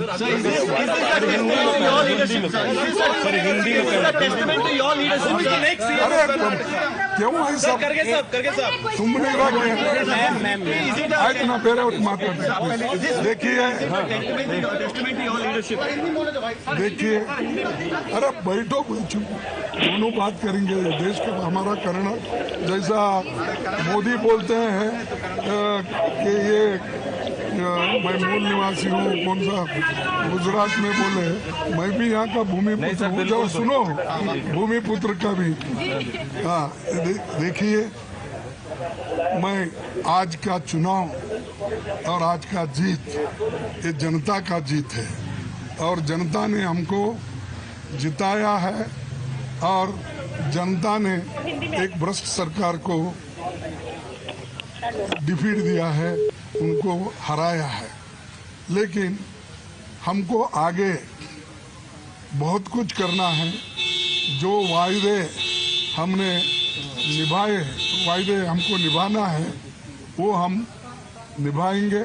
हमारी जो 5 guarantee है, जिस guarantee पे लोग विश्वास रख के उन्होंने हमको वोट दिया है, खासकर महिलाएं, दलित, वंचित, जो ओबीसी के लोग और इवन अदर अपर कास्ट, सभी ने इसमें अपना सहयोग दिया है। तो इसीलिए मुझे बड़ी खुशी होती है कि ये जो कलेक्टिव लीडरशिप में हमने इलेक्शन लड़ा और इसको फल मिला। और इसके लिए खास करके मैं ये कहूँगा कि हमको जो प्रोत्साहन मिला, खास करके तो जो सोनिया गांधी जी का और राहुल गांधी जी का और प्रियंका गांधी, ये सभी ने जो कैंप यहाँ करके हर जगह घूमे, हर जगह उन्होंने अपना प्रभाव डाला और उनके प्रभाव से भी बहुत से एरिया में ये जो परिणाम निकले हैं उससे ये दर्शाता है। तो इसलिए मैं उनको भी धन्यवाद देता हूँ और कंग्रेचुलेट करता हूँ कि मेरी पार्टी आज इतनी बड़ी जीत हासिल की, इसका क्रेडिट उनको जाता है और सारे हमारे कार्यकर्ताओं को जाता है। तो इसीलिए मैं यही कहूँगा कि अगर आप अच्छा काम करेंगे तो लोग आपका साथ देंगे और आगे आने वाले दिनों में भी जहाँ जहाँ स्टेट के इलेक्शन होंगे वहाँ पर हम अपना जो आज की जीत है वैसा ही हम कोशिश करेंगे। खड़गे साहब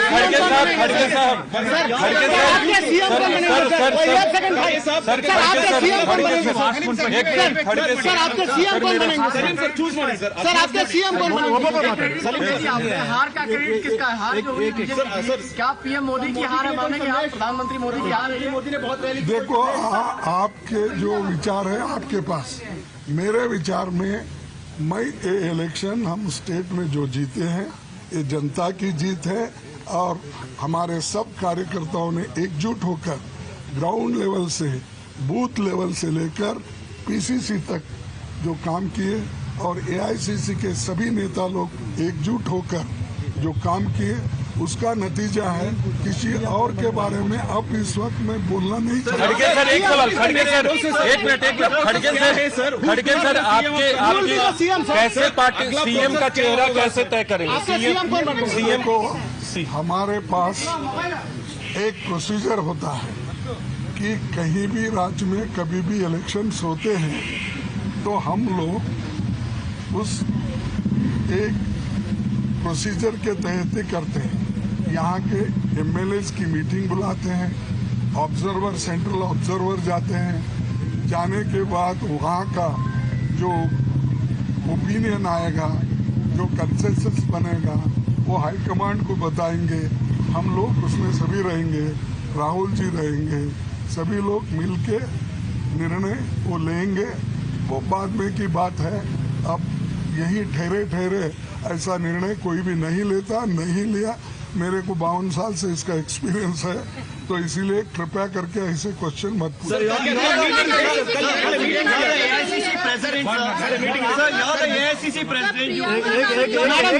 Becoming the president of the AICC, many times have blamed the Congress leadership for losses. Now, do you take this as your win, sir, being the president? Don't put what you call your words in my mouth. तो अरे अब जीते हैं, अच्छा माहौल है, इसको रखो। आपको भी अच्छा होता, नहीं तो आपकी जबान बंद हो रही थी।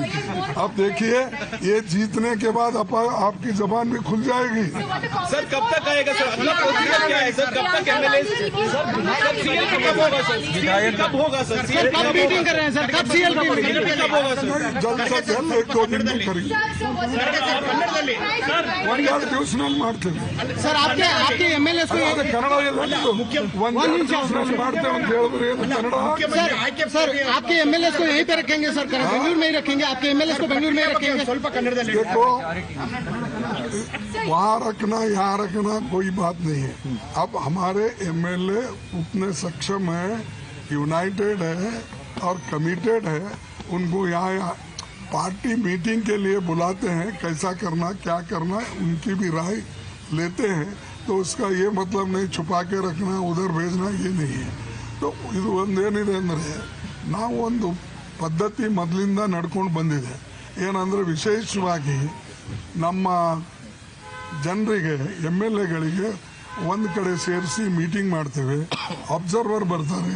ಆ ಅಬ್ಸರ್ವರ್ ಬಂದು ಇಲ್ಲಿ ಎಲ್ಲರ ಒಪಿನಿಯನ್ ಕೇಳ್ಕೊಂಡು ಒಂದು ಕನ್ಸೆನ್ಸಸ್ ಆಗ್ತದೆ.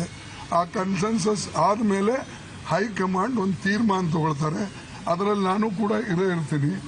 ಮತ್ತು ಅಲ್ಲಿಂದ ಒಪಿನಿಯನ್ ಬಂದ ಮೇಲೆ ಇಲ್ಲಿ ನಾವು ಅದನ್ನು ಇನ್ಫಾರ್ಮ್ ಮಾಡ್ತೇವೆ. ಅದರ ಪ್ರಕಾರ ಇಲ್ಲಿ ಮುಂದಿನ ಕಾರ್ಯಕ್ರಮವನ್ನು ನಡೀತದೆ.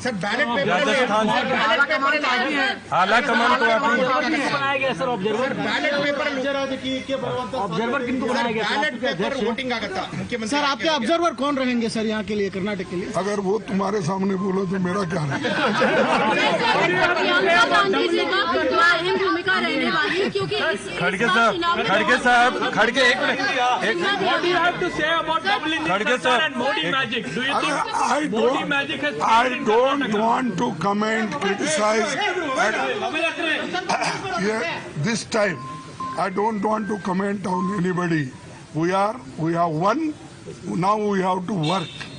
When the question comes of criticizing in Parliament or in next election, I will do that. Sir एक सवाल खड़गे सर एक सवाल सर एक सवाल सर खड़गे सर एक सवाल है. इस बार चुनाव प्रचार में काफी अहम भूमिका रही, आगे आने वाले में उनका क्या अहम भूमिका रहेगी, क्या करने वाले? देखो वो भी हमारे जो लीडर्स हैं, प्रोमिनेंट लीडर्स, उनमें वो भी है और वो उनका एक पर्सनालिटी और उनकी जो भाषा सब लोग लाइक करते हैं, including you.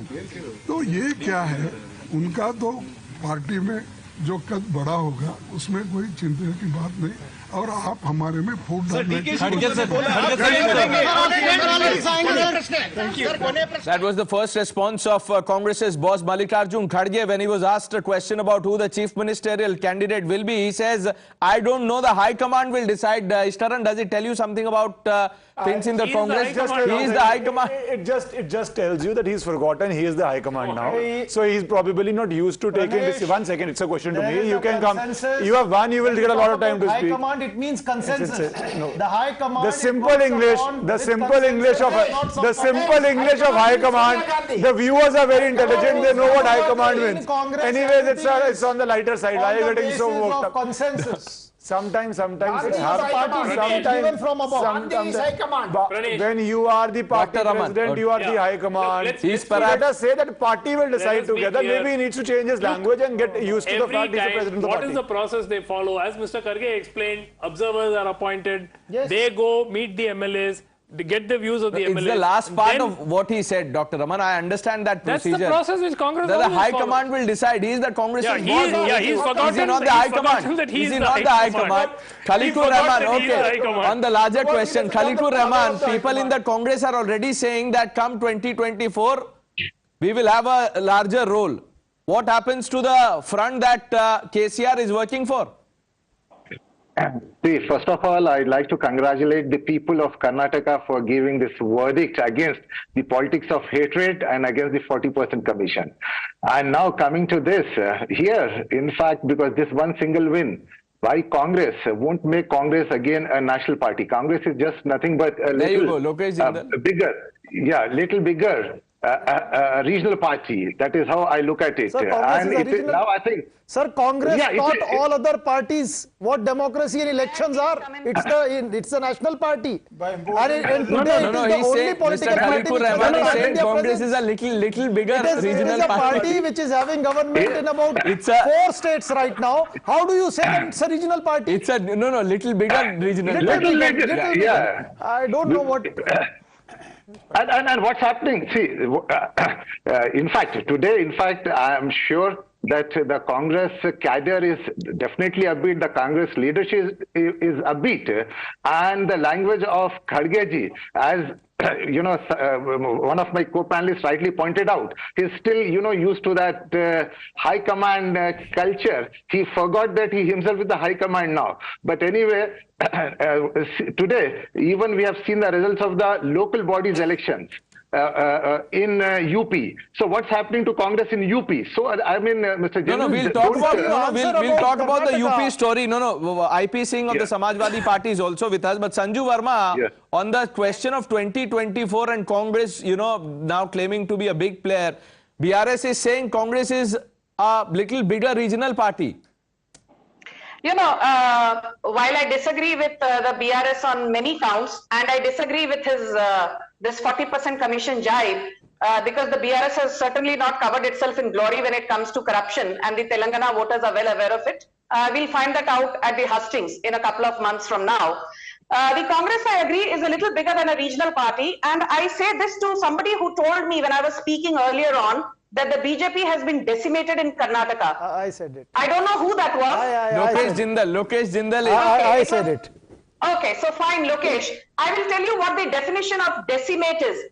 Decimate is when Priyanka Gandhi Vadra says, "Ladki hu, lad sakti hu." Decimation is when the Prime Minister carries out so many rallies and is not even managed to get half of what Congress got. Let her make the charge, then you respond to it, Lokesh. Be gracious in victory. Thank you. Yes. So let me tell you, I will again restart. And Lokesh, please listen carefully. The definition of decimation, when Priyanka Gandhi Vadra went all around Uttar Pradesh saying, "Ladki hu, lad sakti hu," and Yogi Adityanath, the sitting chief minister, will never get a second term.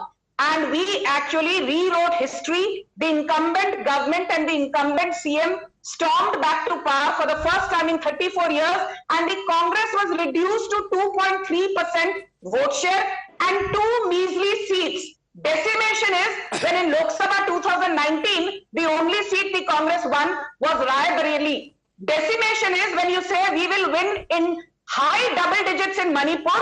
The BJP last time formed the government in Manipur through backdoor entry, and you are reduced to a measly 5 seats. Decimation is when in Uttar Pradesh, you are reduced quick to response, and then we'll talk about the UP story. Lokesh will respond to that. Then I have a question for Ishtaran. Decimation is when JP Nadda carries out intensive rallies along with Prime Minister Narendra Modi, Amit Shah, Yogi Adityanath in Himachal Pradesh, but still loses the state election. Decimation is when in Karnataka, where BJP enjoys pro 6 television channels, has a lot of funding available, tries everything, brings about vertical reservation, tries to divide the society, tries to put in every effort, but is not. There's a question that I have, and you know, Ishtaran, you can come in, then Mr. Rajagopal, and I want your views also. See, Mr. Khadge was asked about the Chief Minister. Then the Congress not even sure about who the Chief Minister will be, but already people in the Congress, Ishtaran, are saying that Rahul will be PM in 2024. See, there are two aspects. Firstly, we saw what happened in Rajasthan. When they are not clear and the high command, the president feels that there is some other high command. So what is the high command? That is the situation. Which member of the family is the real high command? Which member of the family will have the decisive say? All that creates confusion in the party, and there are two very strong claimants. It's a clean victory. It's a good victory, there is no doubt on that. But the claimants in the party, like in Rajasthan, you have already seen posters from... One second, don't interrupt. Don't interrupt. Does it function at national level? No, is tell a question. me one thing. There is a Stop heckling, it's a question to me, let me answer. It's a question to me, let me answer. You object to it, I'll give you time to object to it. Let him make his point, but you know, but this is not the way we can know how the Congress function, look what's happening in Rajasthan. Yes. Sachin Pilot, on a daily basis, berates the Chief Minister. I need to complete my point. One second. Mr. Pilot berates Chief Minister Gehlot on a daily basis. Today, as we talk about Karnataka, one second. This is not the way we will have a debate. Let him just make his point. Lokesh, I'll come to you. Let him just make his point. For the first time. No. I don't interrupt you. So you are stop heckling. No, have some. I'm not heckling at all. I'm objecting to what you don't know. So you when you are time. I'll give you time. I'll give you time. Lokesh, I'm coming to you. I'm coming to you. Don't heckle others. It is your day. Enjoy. Don't object others. So they are not used to it. Let there be a democracy. Okay. See, what is happening as you're talking about Karnataka and Rajasthan, Mr. Sachin Pilot is taking out a yatra. A yatra where his party is in power, talking about corruption. So those are the precedents we are seeing playing out even today. That is why I'm saying, even though it's a victory, there is a lot which Congress internally has to decide, which is amplified by what the president says. High command will decide. Pradesh, 1 minute. Yes, sir. Mr. Rajagopalan, फिर आप आ रहा हूँ आपके पास. Today there are elections held in Punjab. Aam Aadmi Party has won because that MP who died, along with Padayatra, Bharat Jodo Yatra, the MP walked with Rahul Gandhi. He passed away by, naturally, and he had joined that Padayatra. Today that Padayatra had an impact on the Congress. That is Congress. There you see Rahul Gandhi on your screen, perhaps getting ready to speak. Yes, sir. See, Pranesh, when you are talking about a political party, this is the High Command. Let's listen to the High Command now.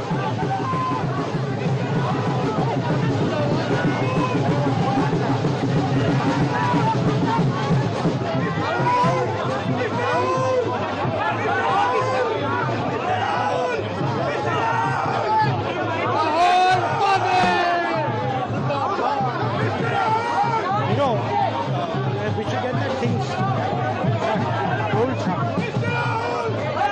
Hey, hello, how are you? वो ढोल बंद करा दो. राहुल जी जिंदाबाद.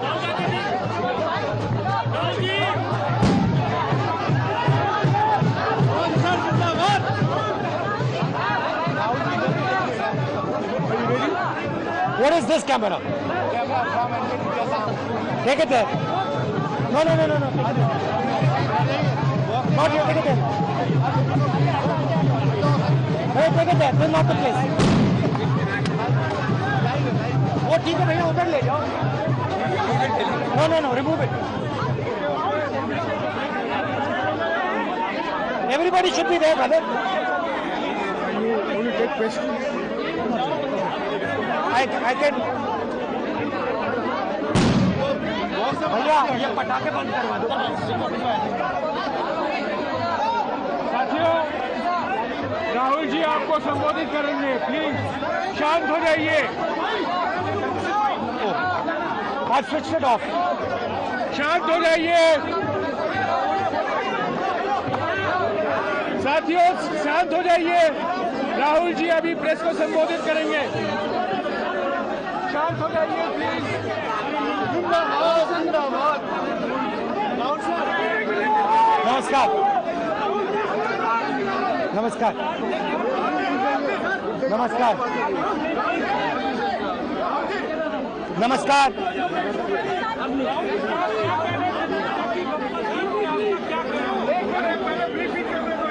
एक minute, पहले राहुल जी बोलेंगे.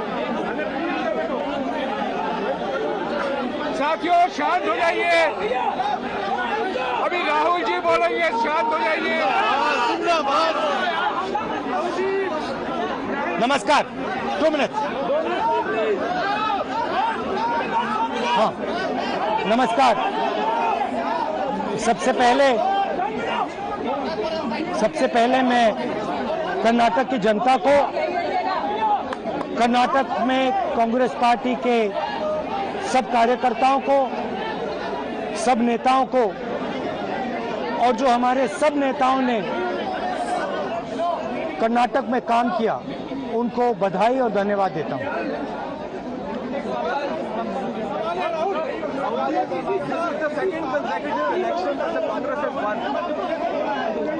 देखिए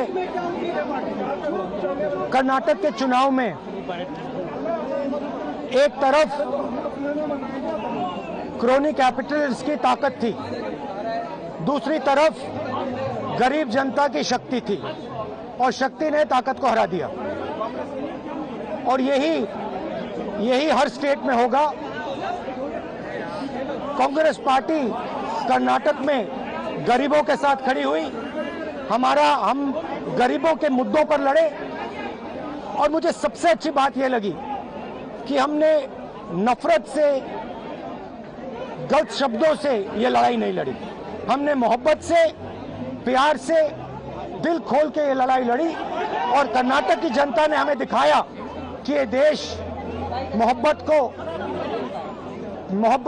इस देश को अच्छी लगती है.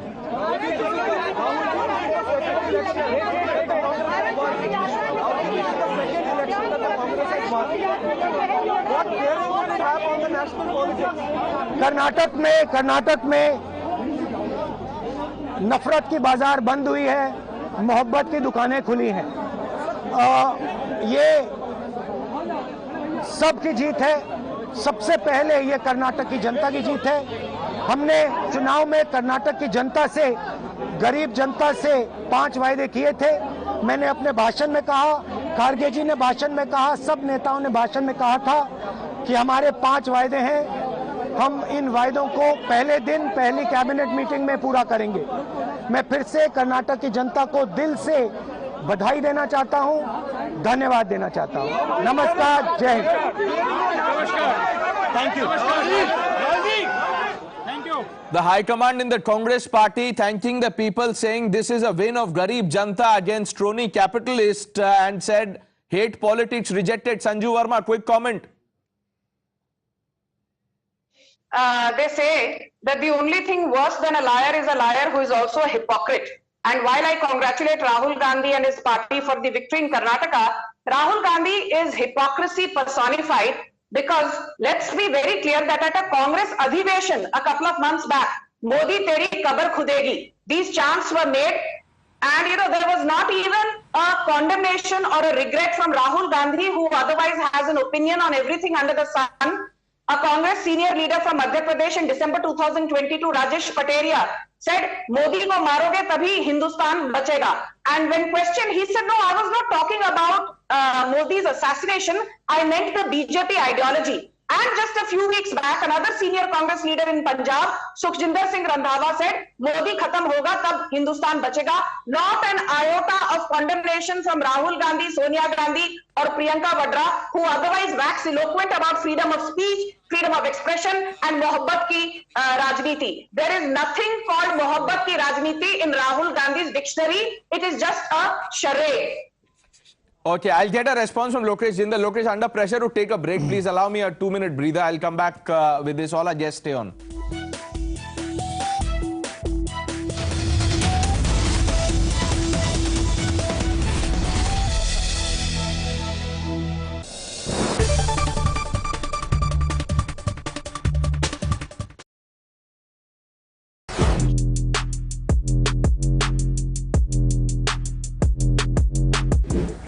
गाइस, एमजी कॉमेट के इंटीरियर की कहानी अब हम आपको सुनाते हैं। फैन को करते हैं थोड़ा स्लो और शुरू करते हैं किससे। ठीक है, तो यहाँ पे सबसे पहले आपको बताएं कि इसे स्टार्ट करने के लिए चाबी कहाँ गई भाई? चाबी मेरे पॉकेट में है।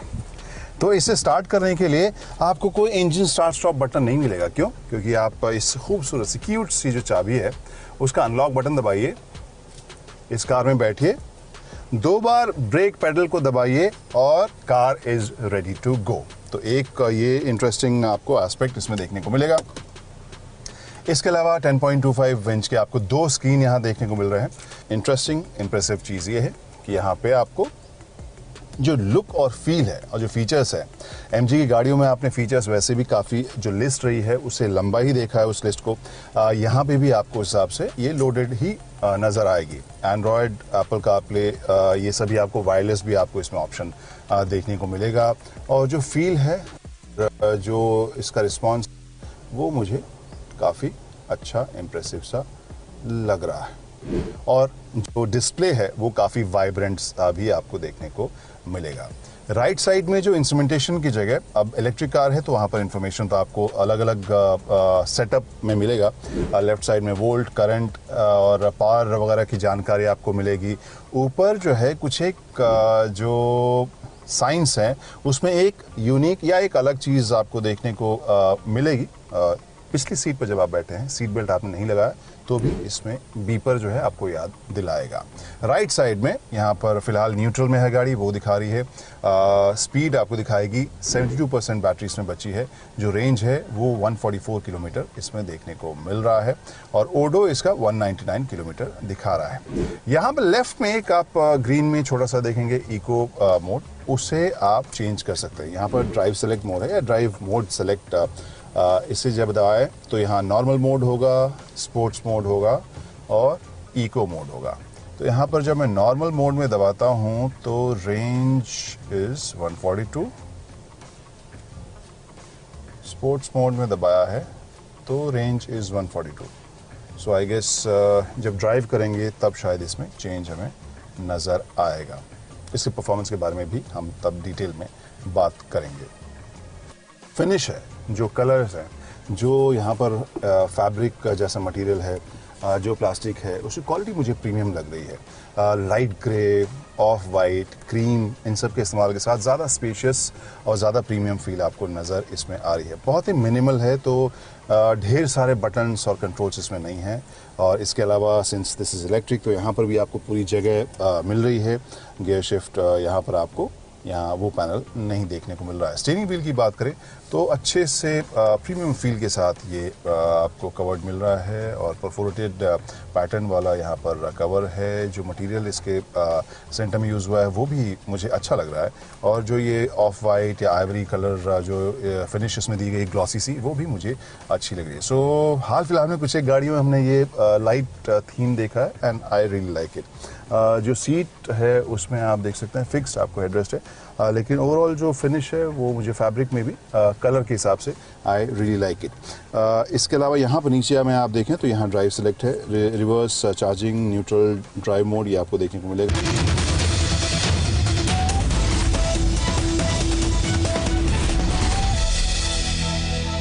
Welcome back. We are talking about the Karnataka story, and the Congress and Congress leaders all smiles. 139 is the number for the Congress party, 62 for the BJP, JDS at 20, and 3 others. Lokesh Jindal, Sanju Verma made a charge against you. Rahul Gandhi says this is a defeat of hate politics. Sanju Verma says Congress is hypocritical when it comes to this. Well, let me remind Sanju, madam. Madam, it was Manikant Rathod who threatened to kill Kharge Saab and his entire family.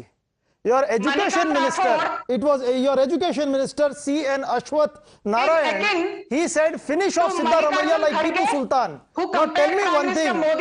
Tell me one thing. Who is hypocritical? Do you have a sense you of or your proportion? political party? Do you have a sense of proportion? No, tell me one thing. Who is hypocritical? You or your political party? Secondly, your political party. That is the no, listen to me, madam. Today, आज आप सुनिए, आज आपको सुनना पड़ेगा, क्योंकि because of your policies, look at what your party has ended up into, 62 seats. Rahul Gandhi has because Khisiani Billi Khamba Noche. What has happened? You refuse to see how rotten your own political ideology is and what it is doing to the state. You only know how to throw accusations at Rahul Gandhi.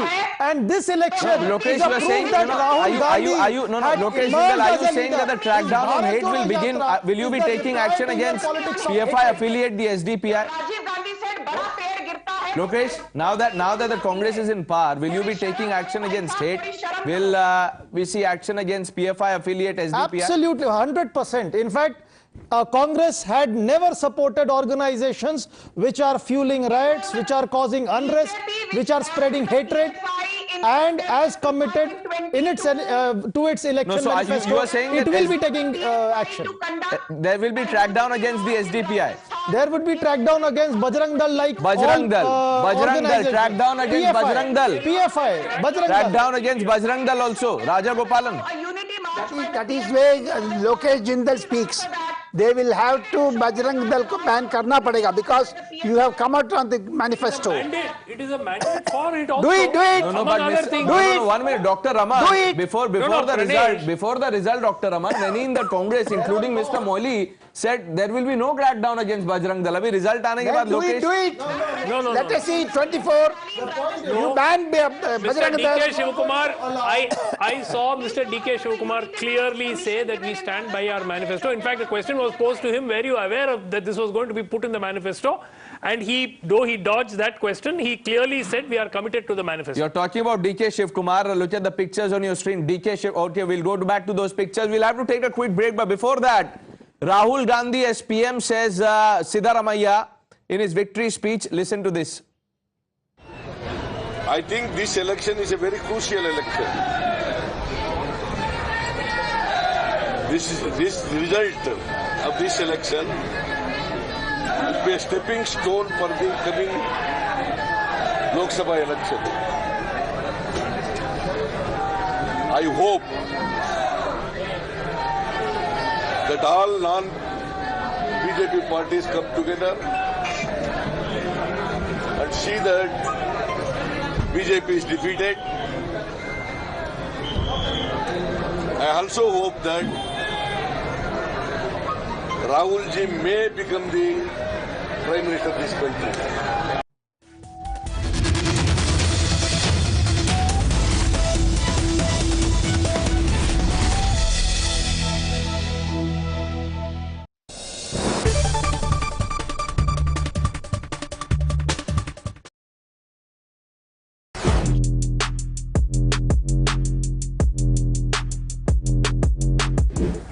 Guys, MG Comet के interior की कहानी अब हम आपको सुनाते हैं। Fan को करते हैं थोड़ा स्लो और शुरू करते हैं किससे। ठीक है, तो यहाँ पे सबसे पहले आपको बताएं कि इसे स्टार्ट करने के लिए चाबी कहाँ गई भाई?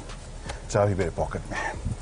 तो इसे स्टार्ट करने के लिए आपको कोई इंजन स्टार्ट स्टॉप बटन नहीं मिलेगा। क्यों? क्योंकि आप इस खूबसूरत सी क्यूट सी जो चाबी है उसका अनलॉक बटन दबाइए, इस कार में बैठिए, 2 बार ब्रेक पेडल को दबाइए और car is ready to go. तो एक ये इंटरेस्टिंग आपको एस्पेक्ट इसमें देखने को मिलेगा। इसके अलावा 10.25 इंच के आपको 2 स्क्रीन यहाँ देखने को मिल रहे हैं। इंटरेस्टिंग इंप्रेसिव चीज़ ये है कि यहाँ पे आपको जो लुक और फील है और जो फीचर्स है, एमजी की गाड़ियों में आपने फीचर्स वैसे भी काफ़ी जो लिस्ट रही है उससे लंबा ही देखा है उस लिस्ट को। यहाँ पे भी आपको उस हिसाब से ये लोडेड ही नज़र आएगी। एंड्रॉयड, एप्पल कारप्ले, ये सभी आपको वायरलेस भी आपको इसमें ऑप्शन देखने को मिलेगा। और जो फील है, जो इसका रिस्पॉन्स, वो मुझे काफ़ी अच्छा इम्प्रेसिव सा लग रहा है। और जो डिस्प्ले है वो काफ़ी वाइब्रेंट भी आपको देखने को मिलेगा। राइट साइड में जो इंस्ट्रूमेंटेशन की जगह, अब इलेक्ट्रिक कार है तो वहाँ पर इंफॉर्मेशन तो आपको अलग अलग सेटअप में मिलेगा। लेफ्ट साइड में वोल्ट, करंट और पावर वगैरह की जानकारी आपको मिलेगी। ऊपर जो है कुछ एक जो साइंस है उसमें एक यूनिक या एक अलग चीज़ आपको देखने को मिलेगी। पिछली सीट पर जब आप बैठे हैं, सीट बेल्ट आपने नहीं लगाया तो भी इसमें बीपर जो है आपको याद दिलाएगा। राइट साइड में यहाँ पर फिलहाल न्यूट्रल में है गाड़ी, वो दिखा रही है। स्पीड आपको दिखाएगी। 72% बैटरी इसमें बची है। जो रेंज है वो 144 किलोमीटर इसमें देखने को मिल रहा है और ओडो इसका 199 किलोमीटर दिखा रहा है। यहाँ पर लेफ्ट में एक आप ग्रीन में छोटा सा देखेंगे इको मोड, उसे आप चेंज कर सकते हैं। यहाँ पर ड्राइव सेलेक्ट मोड है या ड्राइव मोड सेलेक्ट, इसे जब दबाएं तो यहाँ नॉर्मल मोड होगा, स्पोर्ट्स मोड होगा और इको मोड होगा। तो यहाँ पर जब मैं नॉर्मल मोड में दबाता हूँ तो रेंज इज 142, स्पोर्ट्स मोड में दबाया है तो range is 142। So I guess जब ड्राइव करेंगे तब शायद इसमें चेंज हमें नज़र आएगा। इसके परफॉर्मेंस के बारे में भी हम तब डिटेल में बात करेंगे। फिनिश है, जो कलर्स हैं, जो यहाँ पर फैब्रिक जैसा मटेरियल है, जो प्लास्टिक है, उसकी क्वालिटी मुझे प्रीमियम लग रही है। Light grey, off white, cream, इन सब के इस्तेमाल के साथ ज़्यादा स्पेशियस और ज़्यादा प्रीमियम फील आपको नज़र इसमें आ रही है। बहुत ही मिनिमल है, तो ढेर सारे बटन्स और कंट्रोल्स इसमें नहीं हैं। और इसके अलावा सिंस दिस इज़ इलेक्ट्रिक तो यहाँ पर भी आपको पूरी जगह मिल रही है। गियर शिफ्ट यहाँ पर आपको यहाँ वो पैनल नहीं देखने को मिल रहा है। स्टीयरिंग व्हील की बात करें तो अच्छे से प्रीमियम फील के साथ ये आपको कवर्ड मिल रहा है और परफोरेटेड पैटर्न वाला यहाँ पर कवर है। जो मटेरियल इसके सेंटर में यूज़ हुआ है वो भी मुझे अच्छा लग रहा है।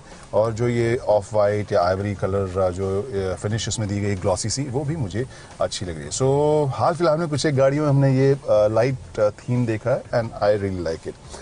जो सीट है उसमें आप देख सकते हैं फिक्स्ड आपको हेडरेस्ट है, लेकिन ओवरऑल जो फिनिश है वो मुझे फैब्रिक में भी कलर के हिसाब से आई रियली लाइक इट। इसके अलावा यहाँ पर नीचे में आप देखें तो यहाँ ड्राइव सेलेक्ट है, reverse charging, neutral, drive mode, ये आपको देखने को मिलेगा।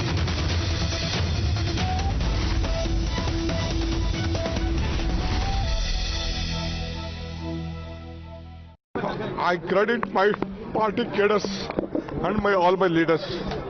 They have worked hard. People have exposed faith in us. The leaders have supported us. It is a collective leadership and we have jointly worked. I have said in the beginning, joining together is the beginning. On the day I took the oath, thinking together is the progress, working together is the success. That is what I said on the day. I assured Srimati Sonia Gandhi, Rahul Gandhi and Priyanka Gandhi that, and Mr. Mallikarjun Kharge, that I will deliver Karnataka to their fold I can't forget Srimati Sonia Gandhi coming to meet me in jail when all these BJP people put me under jail. So I rather choose to be in jail than having an office. That is the confidence what Gandhi family and the Congress party in the entire country restored on me. I thank all my leaders in the state, including Mr. Siddaramaiah, all the MLAs, all the party office bearers and the workers from the block to the booth level who took up the responsibility. It is not one effort, including my ACC office bearers, my general secretaries, in-charge general secretaries, secretaries. They work like a block office bearers, and all of them are responsible. I have a lot of things to tell. I will come later. I will meet you in my Bharat Jodo Bhavan, and I'll meet you and discuss with you. Your supporters have come in large numbers. They are all saying what will you tell your supporters? It is, I don't want to tell anything. There is only one support, Congress support. So one thing is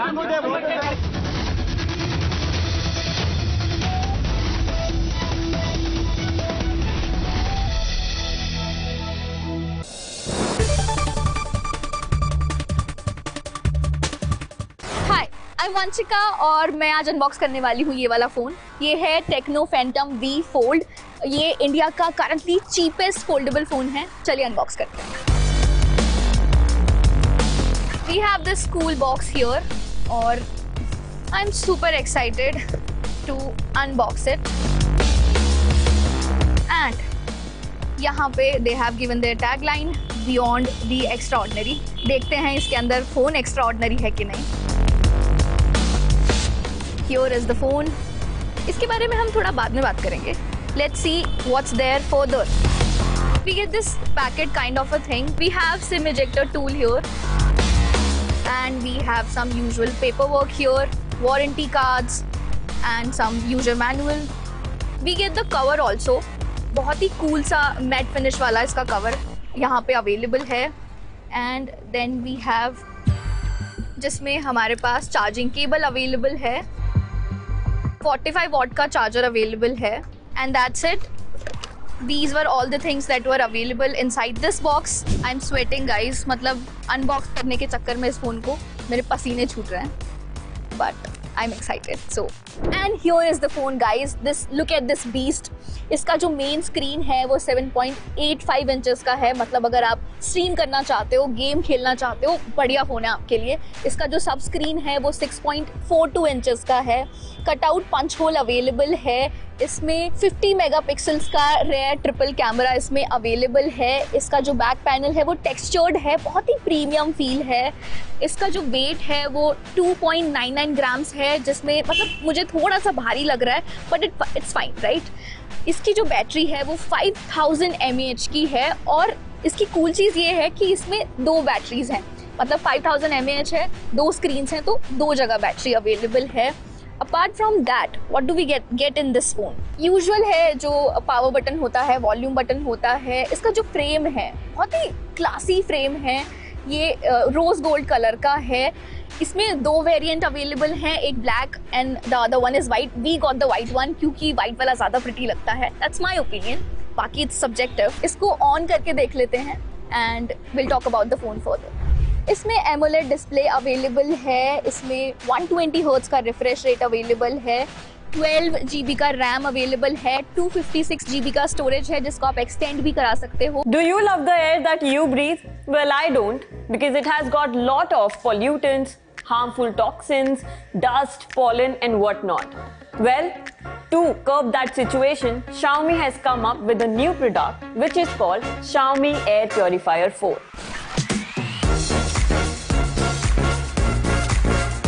Hi, you're watching Edge Times. This is me, Pavni Jain, and this is the product I'm talking about, the newly launched Xiaomi Air Purifier 4.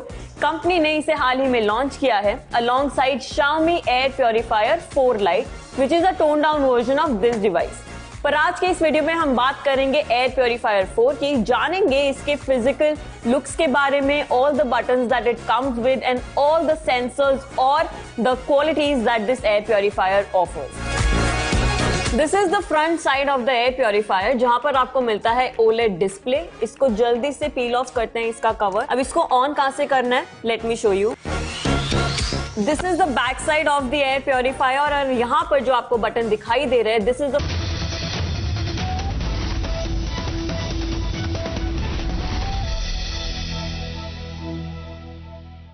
A very warm welcome. You're watching Times Now, and what a day it has been. Probably the closest contest between the two opposing and leading parties in the country that was witnessed in recent times was seen in Karnataka today. High-pitched battle that eventually threw up some unexpected results.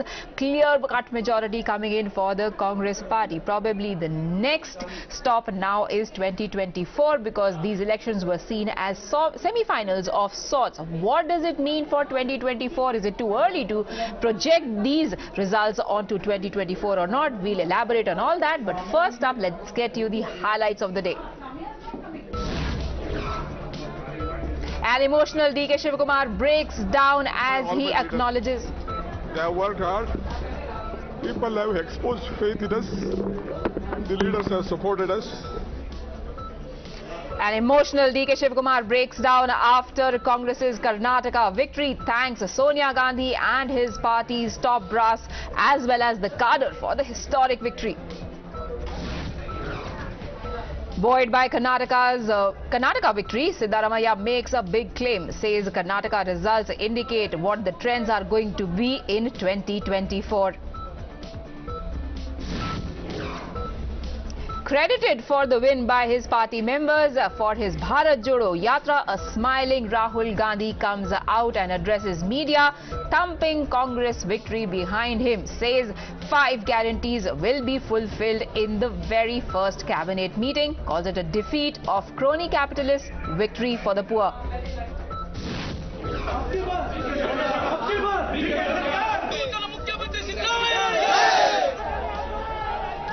Electoral contest won, but will internal contest be easily settled as well? Next challenge for Congress is who is going to be the chief minister from the party.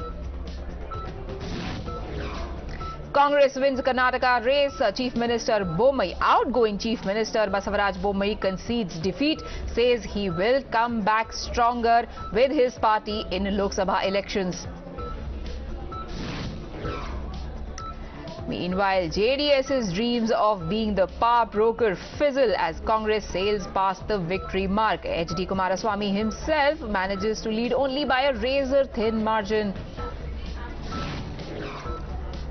Anti-incumbency wave has hit the BJP very hard. Many big faces from the party, including 9 ministers of the government, lose their seats.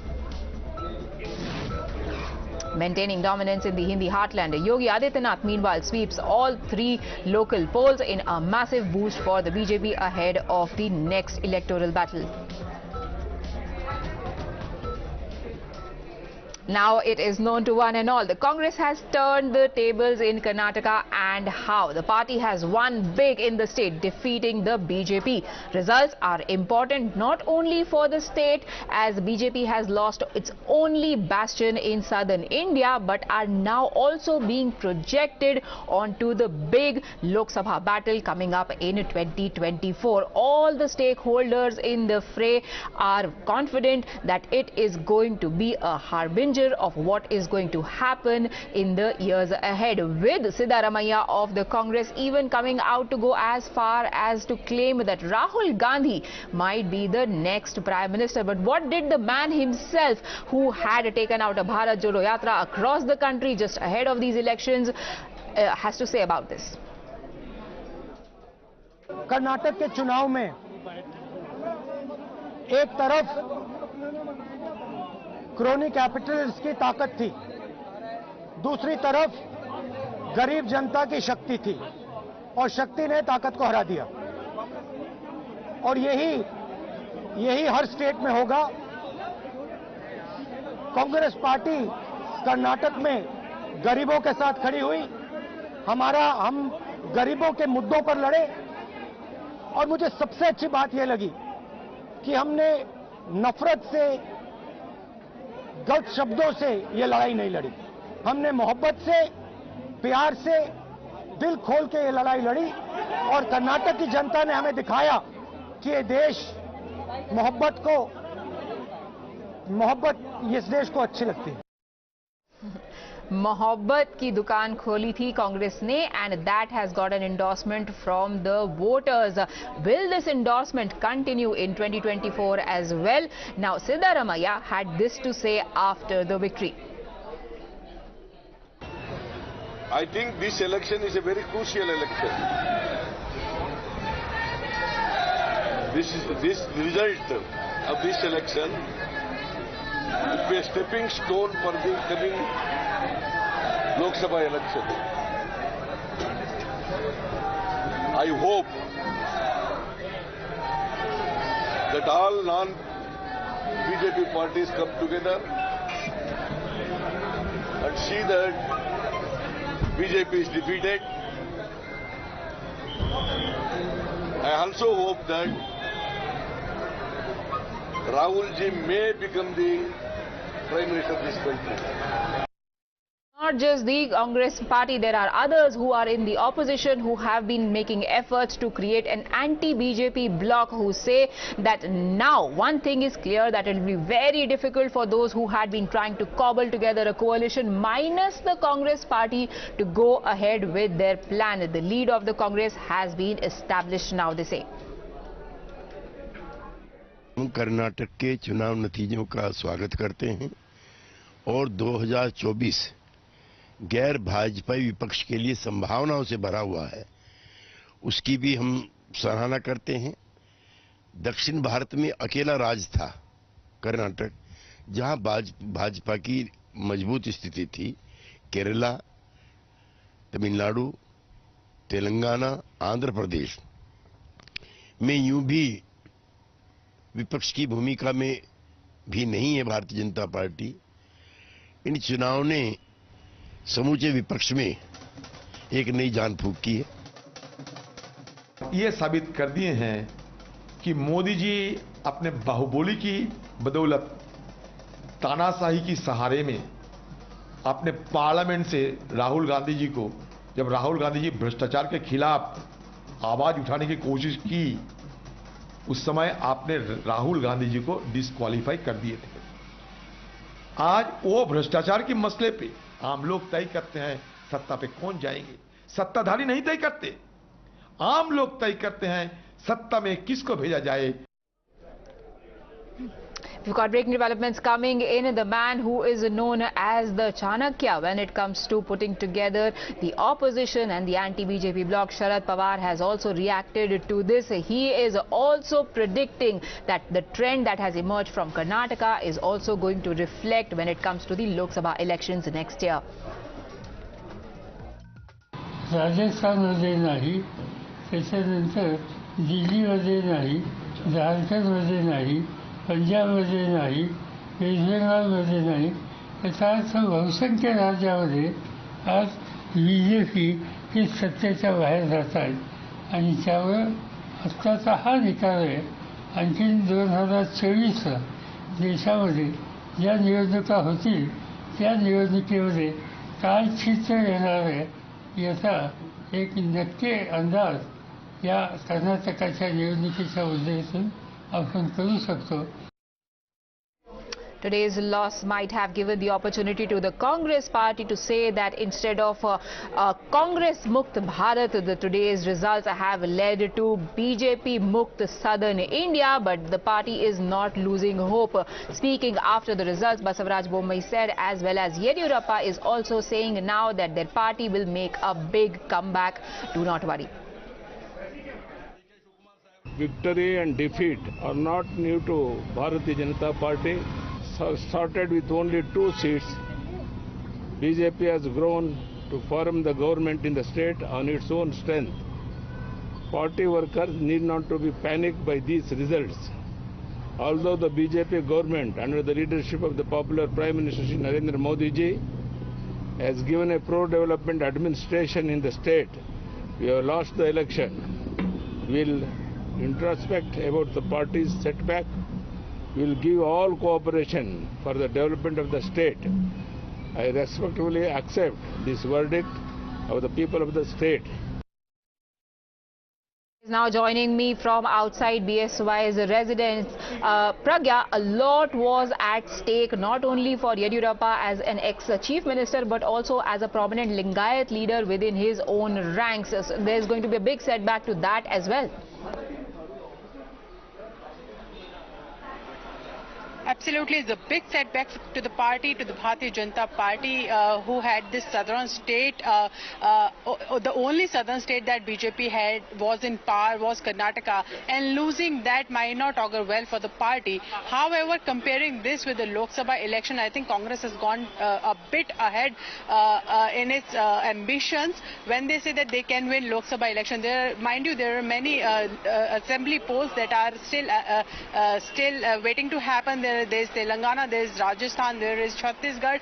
We might have to wait and see the results there as well. But when it comes to Lok Sabha election, it is Prime Minister Narendra Modi versus all it comes down to. And what we have seen here in Karnataka as well, there is large acceptance for PM Modi and BJP, but people wanted to vote vote for the different party in assembly election. They wanted, as we have seen Karnataka, there is a tradition of incumbent government being voted out of power.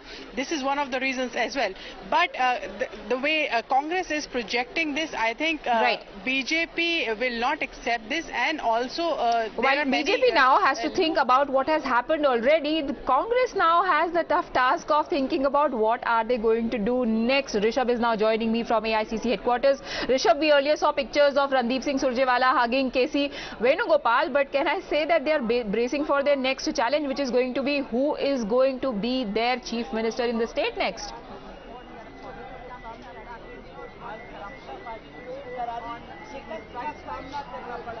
Well, Priya, whatever I could gather from what you're saying, yes, here at AICC, the tempo is high, and now the major question is who will be the chief minister. We are being told that there was a high-level meeting between Rahul Gandhi, Mallikarjun Kharge, KC Venugopal, as well as Randeep Surjewala over a phone call, and things were discussed. Now there will be two observers who will be sent from Delhi to Bangalore, who will be presiding over the legislative party meeting tomorrow, the Congress legislative party meeting tomorrow, from where the names will be sent to High Command here. Kamal Nath, we are being told, is one of the observers who will be flying from Delhi to Bangalore later this evening. The other name is still not very clear. I'll ask my camera person Sachin to show things at AICC. There are firecrackers, there are dhols all around here since morning. They haven't stopped. And if you see the way things are happening here, there is a sense of confidence in Congress party as well. We have with us Shama Mohammed, who is spokesperson for All India Congress Committee, and we'll try and talk to her as well to understand what's her take on this victory and how the road ahead looks like. Shama Mohammed is joining us now. Shama, how do you see things happening from here? You have 137 seats as of now as we are talking. 140. You'll cross 140. So this is the confidence that Congress is showing. But who is the chief minister is the million-dollar question. Is it DK Shivkumar or is it Siddaramaiah? So the million-dollar answer is we all have something called a CLP. The MLAs will come and they will decide. We are not a party where MLAs don't decide, CMs are changed, MLAs are given order, you have to resign tomorrow from your ministry, and a new CM like what happened in Gujarat. 3 CMs changed in Uttarakhand, CMs changed in Karnataka itself. Yediyurappa was told leave right now, and Bommai installed. That's not our party. Right. There's a CLP meeting happening tomorrow, and AICC along with in charge over there and the MLAs together will decide who will be the chief minister. Rahul Gandhi is saying कि नफरत का बाजार बंद हुआ है, मोहब्बत की दुकान खुली है. How much of Bharat Jodo Yatra was responsible for this? See, most of the areas where Rahul ji walked in Karnataka, we have won decisively. So definitely Bharat Jodo's effect is there, and he's very right. Who was the main campaigner? Was Prime Minister Narendra Modi. And what was he talking about? Kerala story. Okay. Hijab, Bajrang Bali, Halal, all those PFI, these were the main things. Congress party is a terrorist party. I remember that also he said. So all these things did not work with people. People wanted a positive campaign, and we had a positive campaign. We talked about unemployment, we talked about job losses, we talked about price rise, we talked about the various other issues like Kisan Kesha and corruption. Rishabh, I'll have to interject you there, because while Shama Mohammed talks about positive campaign, look at the visuals that are coming in on your screens. It's very rare that the Congress gets to celebrate victories, and today when they are celebrating victory, you can see their effigies being burnt of BJP leaders. Deepak, what more can you tell us about that?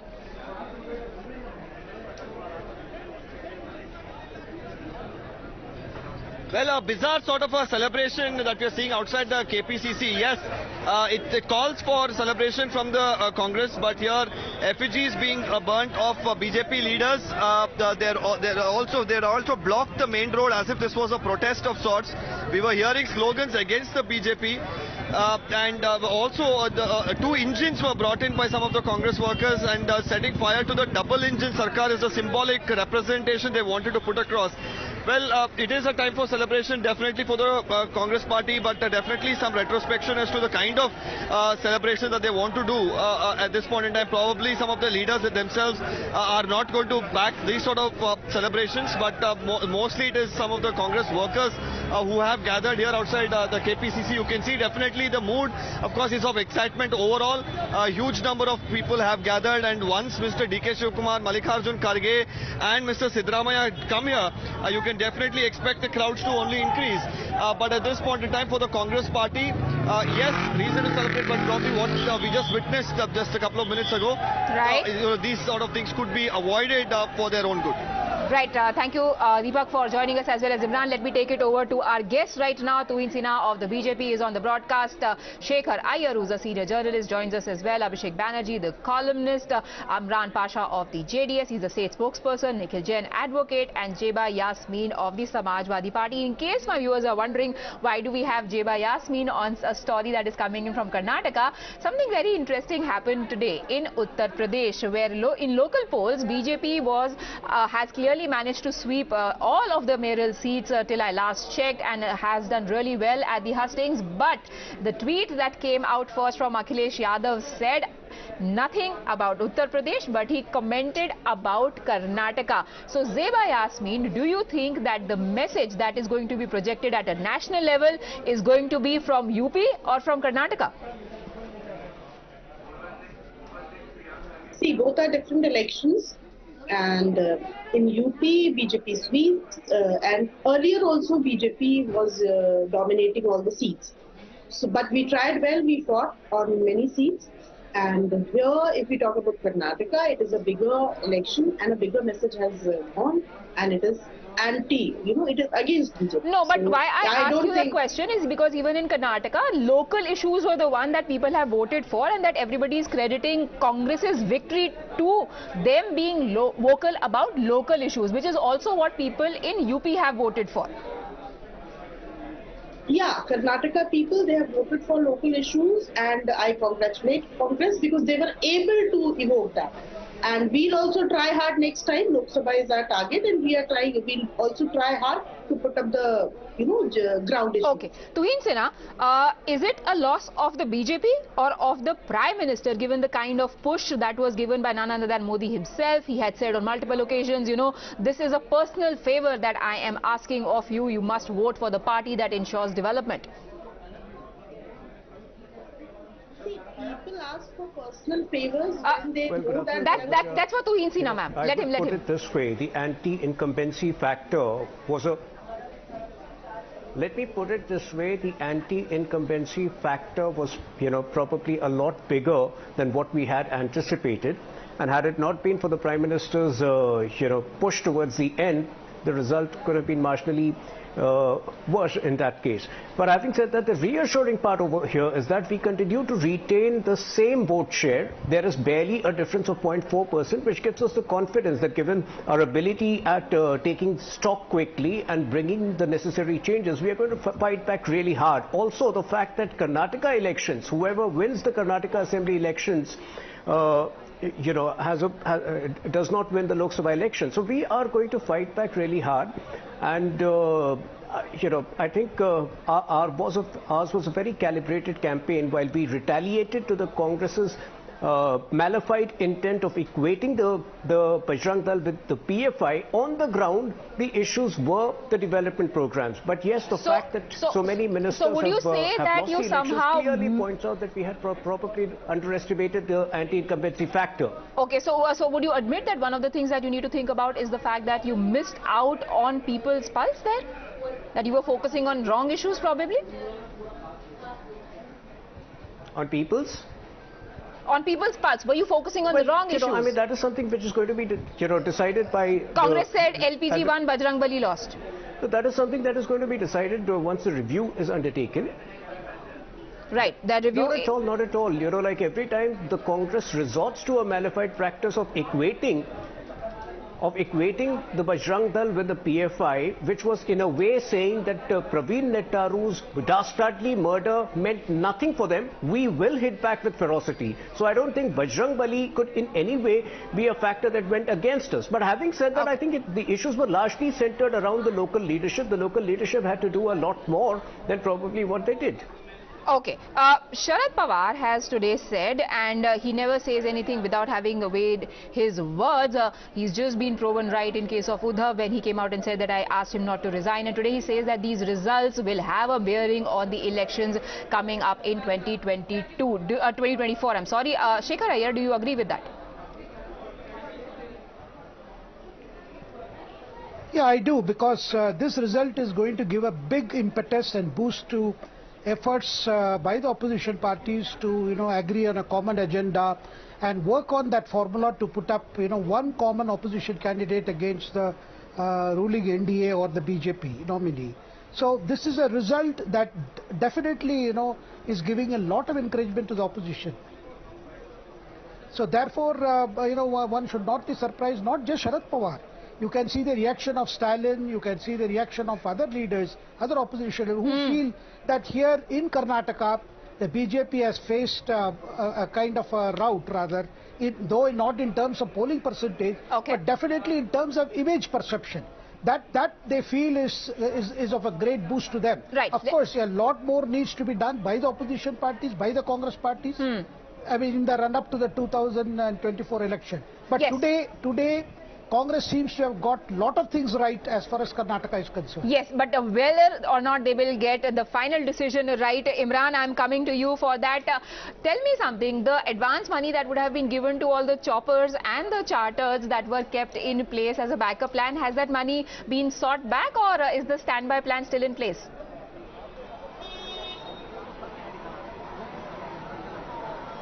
No, the standard back is still in place. They do not want to leave any chances. Hence, the MLAs will be flown back to Bengaluru and they'll be kept in the resort here. What we're getting to know is that most likely the leadership discussion will happen in the night. And as you can see, they will be also kept, and most likely the CLP will happen tomorrow. And the Congress does not want to leave any chance. And what we're getting to know, by Monday they might go to the governor to give a thing to form the government in Karnataka. Abhishek Banerjee, one quick answer. Even after 138 seats being projected, it's a clear, comfortable majority. What does it say about Congress if they still have to worry about their MLAs being poached? I think the Congress is just being paranoid, and this kind of paranoia has come to characterize them a lot of ways. They are winning fair and square. They are winning by a margin. I have no idea why they are so panicked. Yeah, several times bitten. They have all the reasons to be shy. But stay on with me, gentlemen. We will come back, as well as Deba Yasmin, in just a bit to continue this discussion.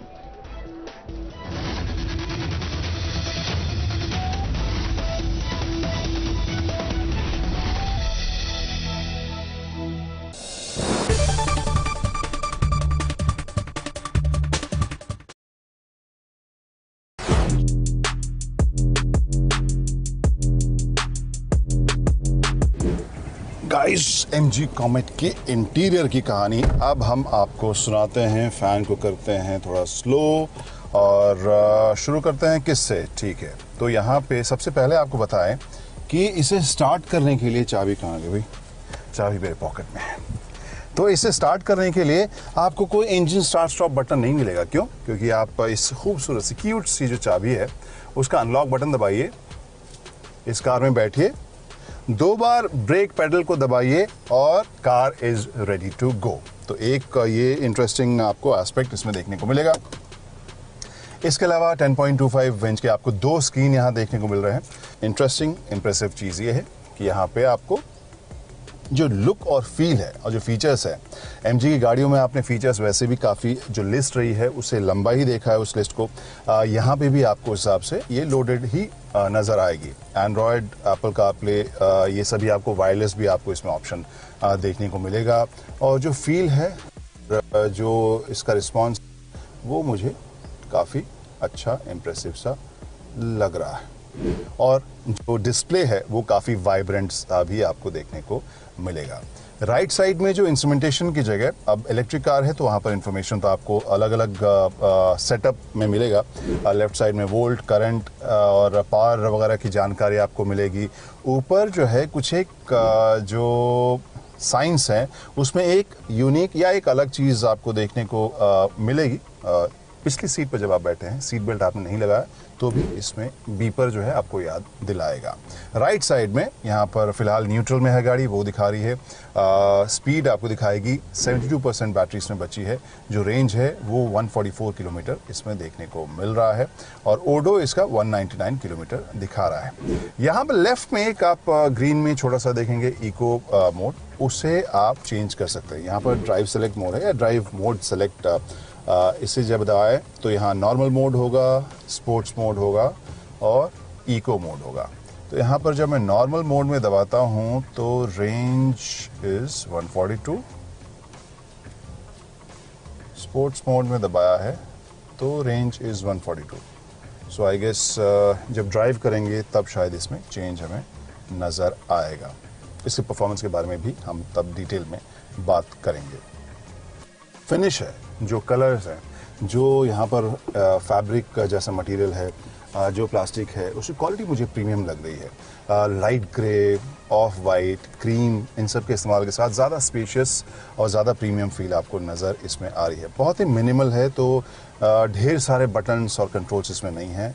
और इसके अलावा since this is electric तो यहाँ पर भी आपको पूरी जगह मिल रही है। गियर शिफ्ट यहाँ पर आपको यहाँ वो पैनल नहीं देखने को मिल रहा है।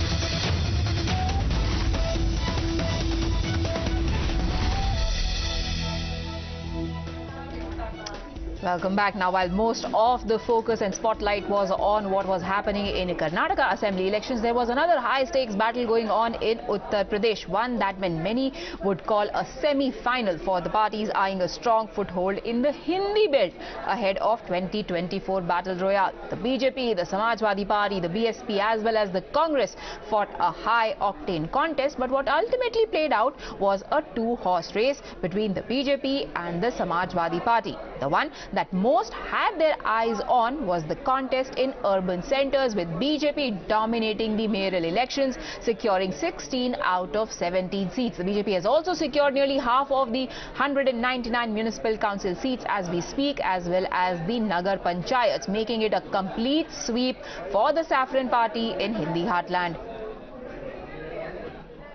देखिए, जाहिर सी बात है, आपने देखा कि बड़ी तादाद में निकाय चुनाव में मुस्लिम समाज को टिकट देकर हमने ये एक बात साफ कर दी है कि जैसे आप भी लोग उठाते थे सवाल कि क्या मुसलमानों को आप चुनाव नहीं लड़ाना चाहते, जो लड़ने में सक्षम है और जिसने अप्लाई किया है और वहां से जो रिपोर्ट आई है संगठन के लोगों ने जो नीचे से रिपोर्ट दी ऊपर, और उसके तहत उनको टिकट दिए गए हैं। और हम उम्मीद करते हैं कि बड़ी तादाद में वो जीत कर भी आएंगे, क्योंकि अब एक जो दौर था वो बदल चुका है। क्योंकि विपक्ष भ्रमित करता था कि भाजपा को वोट न दीजिए, भाजपा आपकी विरोधी है। अगर विरोधी है तो आपने क्या किया था? 4-4 बार सत्ता आपने बनाई थी, 3 बार बहन जी ने बनाई थी, आप लोग 4 और 3 7 बार मुख्यमंत्री रहे उत्तर प्रदेश के। कांग्रेस 30 साल तक लगातार उत्तर प्रदेश में अपना मुख्यमंत्री देती रही, तो आपने तो कभी उनको आच्छादित किया नहीं। इस चुनाव में जो बदलाव हमको देखने को मिल रहा है कि भारतीय जनता पार्टी पर मुस्लिम वर्ग के लोग कमल के फूल पर या भारतीय जनता पार्टी के प्रत्याशी को वोट कर रहे हैं और बढ़ चढ़ के हिस्सेदारी कर रहे हैं, तो हमारी जो नीतियां हैं, सबका साथ, सबका विकास, सबका विश्वास, जन कल्याणकारी योजनाओं को नीचे तक पहुंचाने का काम किया है। हमने जन कल्याणकारी योजनाएं देते समय किसी व्यक्ति की जाति नहीं देखी, वर्ग नहीं देखा, धर्म नहीं देखा, मजहब नहीं देखा। निश्चित तौर से जनता भाजपा के साथ खड़ी है, यह संदेश नगर निकाय चुनाव से है और मैं जनता के प्रति और अपने एक एक कार्यकर्ताओं के प्रति आभार प्रकट करूंगा, उनका अभिनंदन करूंगा कि उन्होंने बहुत शानदार ढंग से जो संगठन ने रणनीति बनाई उसके अनुसार काम किया और जो डबल इंजन सरकार के माध्यम से हम लोग प्रदेश का विकास कर रहे थे और लोगों से जो अपील की कि ट्रिपल इंजन की सरकार बनाइए, उन्होंने ट्रिपल इंजन की सरकार के लिए माननीय प्रधानमंत्री मोदी जी के नेतृत्व में, आदरणीय मुख्यमंत्री योगी आदित्यनाथ जी के नेतृत्व में वह दिखा करके अपना जनादेश दे करके, अपना आशीर्वाद दे करके संदेश दिया। हम हृदय से आभार प्रकट करते हैं। लेकिन समाजवादी पार्टी न वर्तमान है न भविष्य है, भाजपा ही वर्तमान है और भाजपा ही भविष्य है। उत्तर प्रदेश में प्रदेश के 25 करोड़ लोग भारतीय जनता पार्टी के साथ हैं। माननीय प्रधानमंत्री नरेंद्र मोदी जी की गरीब कल्याण योजनाओं के साथ हैं। जन जन का भरोसा बीजेपी के प्रति बढ़ा है। उनको महसूस हुआ है उत्तर प्रदेश के लोगों के उनके जीवन स्तर में बदलाव लाने वाला यदि कोई नेता है तो आदरणीय प्रधानमंत्री नरेंद्र मोदी जी हैं। उनके जीवन स्तर में बदलाव हुआ है और उत्तर प्रदेश के लॉ एंड ऑर्डर की सराहना सब लोगों ने की है। इसलिए मैं दावे के साथ पहले भी कहता था, आज फिर कह रहा हूं कि भारतीय जनता पार्टी का जनाधार लगातार बढ़ रहा है, लोगों का भरोसा बढ़ रहा है। इसी वजह से 17 के 17 नगर निगम, नगर पालिका परिषद और नगर पंचायतों में प्रचंड बहुमत से भारतीय जनता पार्टी आई है। ये अन्याय के विरुद्ध न्याय की जीत है। एक पिछड़े वर्ग से आने वाले, पसमानदा समुदाय से आने वाले शफीक अंसारी जी को हमने प्रत्याशी बनाया और स्वार क्षेत्र की जनता ने, किसी भी धर्म का हो, किसी भी समुदाय का हो, किसी भी जाति का हो, जिस प्रकार से शफीक जी पर भरोसा जताया है, उसकी जीत है। हमारे प्रधानमंत्री जी सभी वर्गों के लिए काम करते हैं, मुख्यमंत्री जी सभी वर्गों के लिए काम करते हैं।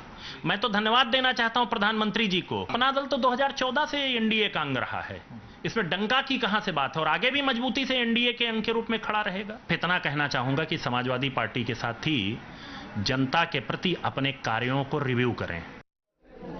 Today's result is only a reflection of what has been a growing vote share of the BJP in civic elections ever since 2006, which is a good 17 years, with the party securing nearly 88% of the votes in the mayoral elections in 2017. So what does it mean for the BJP? We heard all the BJP leaders there saying that this is a vote of faith in Sabka Saath, Sabka Vikas. BJP has fielded candidates that are from Muslim communities. So all those allegations that BJP is a divisive party, especially some of those allegations that came in for them after there were some encounters. Asad was encountered, several others of his aides were encountered, and then Atiq and his brother was shot. Will these results negate all those allegations of BJP only targeting one community and working for the other? To discuss that, I am now joined by my reporters who will ask these questions to people on ground. Tejashree is in Ghaziabad and Ashutosh is in Varanasi. Ashutosh, coming to you first. What are the people in the state making of these results? देखिए, बिल्कुल कर्नाटक में भले ही BJP को मायूसी हाथ लगी हो, लेकिन अगर वाराणसी की बात करें, जिसे प्रधानमंत्री नरेंद्र मोदी का संसदीय क्षेत्र भी कहा जाता है, यहाँ पर बीजेपी का जो परचम है वो पूरी तरीके से लहरा रहा है। आप देखिए, प्रत्याशियों को देखिए किस तरीके से जो यहाँ पर जीत कराने वाले प्रत्याशी हैं पूरे तरीके से यहाँ पर भगवामय हो गया है और लगभग यहाँ पर बीजेपी ने क्लीन स्वीप कर दिया है। चाहे बीजेपी के मेयर पद हो या फिर जो दूसरे पार्षद पद के प्रत्याशी हो, लगातार जीत कर आ रहे हैं। हम इनसे भी बात करने की कोशिश करते हैं। डबल इंजन की सरकार थी, ट्रिपल इंजन होने जा रहा है। कितनी बड़ी चुनौती है, क्योंकि प्रधानमंत्री नरेंद्र मोदी का भी संसदीय क्षेत्र है। हम लोग भारतीय जनता पार्टी के कार्यकर्ता हैं। हम लोग लगातार केंद्र और प्रदेश की जो भी योजनाएं आती हैं, अपना पार्षद न रहने पे भी हम लोग करते रहते हैं। मगर सौभाग्य है कि हम अपने क्षेत्र में 20 वर्ष बाद भारतीय जनता पार्टी की सभासद चुने हैं। ट्रिपल इंजन की सरकार जो भी योजनाएं आएंगी उसे हम लोग अब अपने पूरे वार्ड में हर किसी को अंतिम व्यक्ति तक पहुंचाने का कार्य करने के लिए हम लोग अब तैयार हो गए हैं। चुनौतियां बड़ी थी। आपको क्या लगता है कि जिस तरीके से कानून व्यवस्था के मुद्दे पर योगी आदित्यनाथ जी ने एक संदेश देने की कोशिश की, उसका फायदा आप लोग को मिला? निश्चित तौर पे उत्तर प्रदेश की सरकार ने जो कानून व्यवस्था उत्तर प्रदेश में लागू किया है वो अपने आप में एक मिसाल है और उसी के परिणाम स्वरूप आज हम लोग विजयी हुए हैं। इस जीत का श्रेय किसे देंगे? क्या लगता है कि केंद्र में मोदी जी की सरकार और राज्य में योगी जी की सरकार? पूरा देश जो है नरेंद्र मोदी जी के हर फैसले पर जो है सहमत रहता है और इस चुनाव ने स्पष्ट जनादेश दे दिया कि 2024 का चुनाव बिल्कुल क्लियर है। जनता पूरा समर्थन अपना नरेंद्र मोदी जी को, योगी आदित्यनाथ जी को दे रही है। कानून व्यवस्था के मुद्दे पे आज पूरे देश भर में ये हो रहा है कि हमारा मुख्यमंत्री योगी जी जैसा होना चाहिए। तो जी, इसका फायदा मिल रहा है। जिस तरीके से चाहे इलाहाबाद में हमने देखा कि असद का एनकाउंटर हुआ या फिर योगी या फिर माफिया राज केस से मुक्ति को लेकर जो एक नारा दिया था उन्होंने, अंसारी परिवार पर भी शिकंजा कसता जा रहा है। तो कानून व्यवस्था को जिस तरीके से वो हैंडल कर रहे हैं उसका असर अब क्या ग्राउंड पे दिखने लगा है? बिल्कुल दिख रहा है, ग्राउंड पे दिख रहा है। पूरे प्रदेश की जनता इससे बहुत खुश है।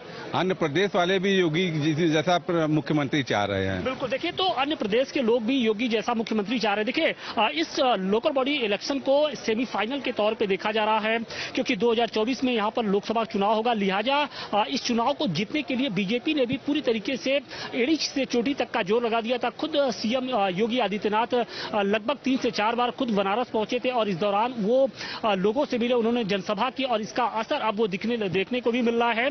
17 नगर निकाय की जो सीटें थी वो बीजेपी की झोली में आ गई हैं। इसके साथ ही नगर पंचायत हो या फिर जो नगर पालिका की सीटें हैं वहां पर भी बीजेपी एक तरीके से क्लीन स्वीप करती हुई दिख रही है।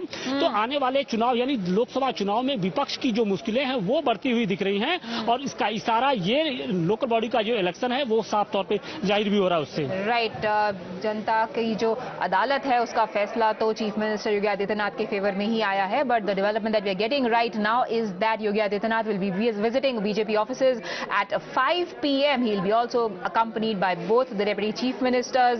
He's going to be there with the Deputy CM Keshav Prasad Maurya as well as Brajesh Pathak. Tejashree, what is the plan next? What is this meeting going to decide?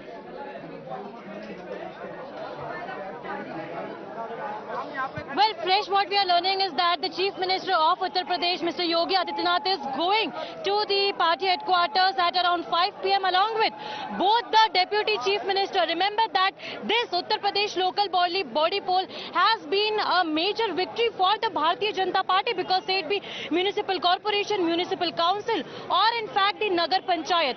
BJP could be seen winning in the large numbers, whereas it is a massive setback for Samajwadi Party if we talk about the mirror polls. Earlier, if we see the trend, it was 16:1. That means 16 was for BJP, 1 was for BSP. But now the trend has changed. The winning trend has changed, and now it is 17:0. And that is why the supporters over here have gathered in large numbers. You can see that they are supporting Bharatiya Janata Party. They are waiting for their candidates to come out. I am outside Ghaziabad poll counting booth. आप बताइए किस तरह से आप अपने candidate को support कर रहे हैं? हम अपने कैंडिडेट को वोट और समर्थन पूर्ण रूप से दे रहे हैं और उसका समर्थन करते हुए उसे जिताया है और उसके आगमन में हम आपको लगता है योगी मैजिक जो है वो काम किया है इस बार? बिल्कुल योगी मैजिक काम किया है। यस, का रहा है। मोदी जिंदाबाद। किस तरह से आप सपोर्ट करते हैं उन लोगों को? हम हर तरीके से सपोर्ट करते हैं, धन सबसे सपोर्ट करते हैं उनको। बहुत बढ़िया। भयमुक्त समाज की जो नींव रखी है उस पे मोहर है जो कि 24 में आपको दोबारा दिखाई देगी। आपको लग रहा है कि यहाँ से 2024 का रास्ता तय है? बिल्कुल क्लियर है। योगी जी के आने से यहाँ का गुंडा राज खत्म हो गया, समाज की नींव रखी। So you see, these are the supporters, right? In fact, who are also stating the fact that this will make a path clear. In fact, this is the roadmap for the 2024 Lok Sabha elections, and that is what most of the party leaders have been saying, that if they win the local body polls of Uttar Pradesh. Right. Let me take that to the guess. What is the interpretation of these outcomes now? There was a double engine promise in Karnataka that clearly did not seem to have worked for the BJP, but the triple engine promise has clearly taken them ahead. And how? 17:0. Zeba Yasmin, Akhilesh Yadav का तो सुपड़ा ही साफ हो गया. I congratulate BJP for that. But we have given a good fight, and yeah, it is a time to re-strategize. But ma'am, good fight. How are you saying a good fight? It is 17:0. See, it's been long that BJP had these seats under them, but yes, we tried our best, but we couldn't do it. And it's time we'll re-strategize things and we'll work further for Lok. Yeah, so ma'am, when you say re-strategize, will we now not see Akhilesh Yadav saying कि आप शाइस्ता को mafia कैसे बुला सकते हैं and then call a spade a spade? Re-strategize means we'll work on our Sangathan, we'll try to put up ground issues as we have been doing, and we'll try to be more into people. Okay, Tuhin Sinha, your takeaway from this?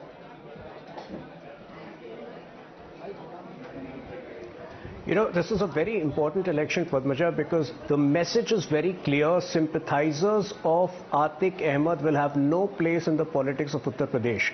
Secondly, you know, if you look at the ticket distribution, it was far more inclusive than what you have previously complained of not being. And finally, you know, the party in Uttar Pradesh is still on the ascendant even after 6 years. I'm really sorry, I'll have to interrupt you there because one of the two men of the moment, DK Shivkumar, is speaking right now. I'll have to cut across to him. Let's listen in.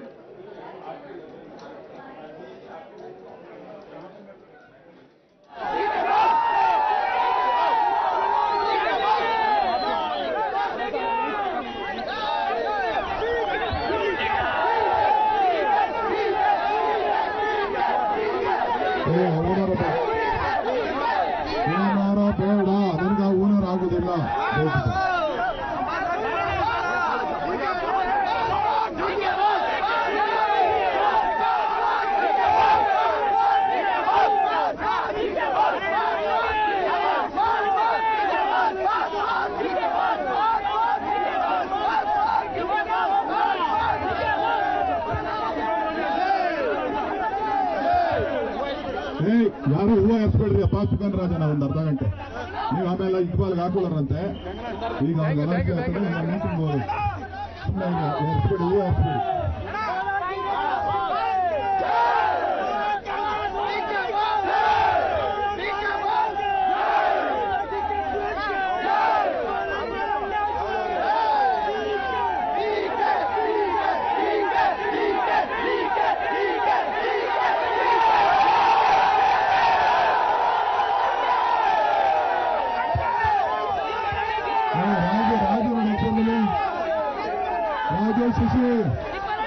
Raju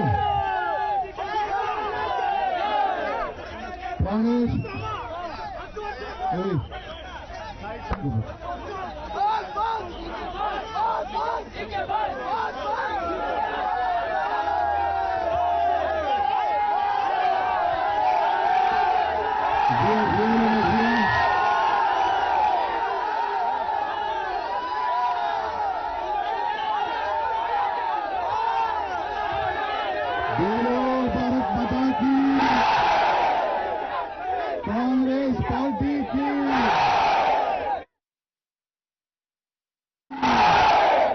Mallikarjun खड़गे की राहुल गांधी की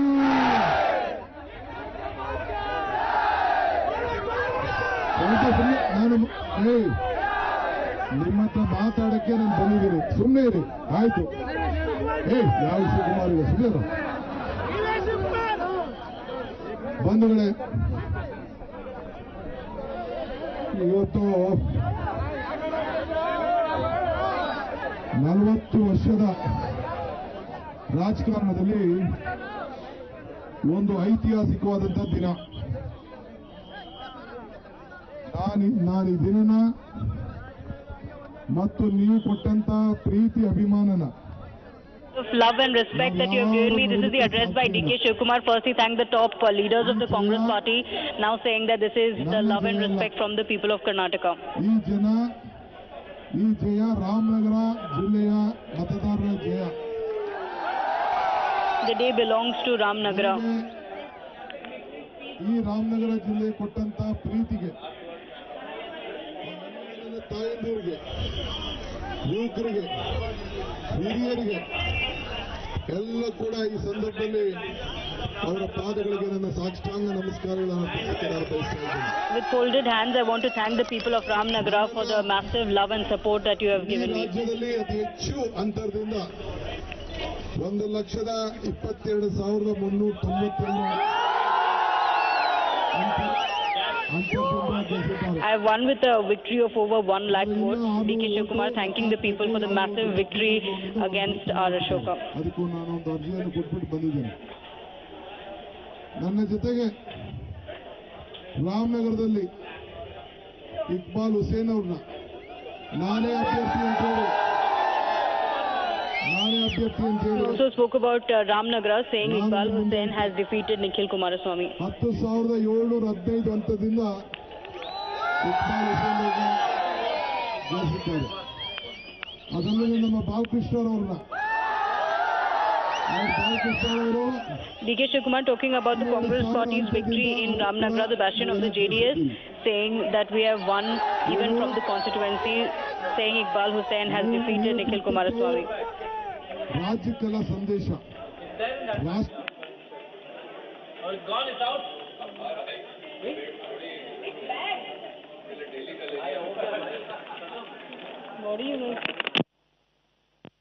Pura defeating R. Ashoka of the BJP there. He also thanked the people of Ramanagara.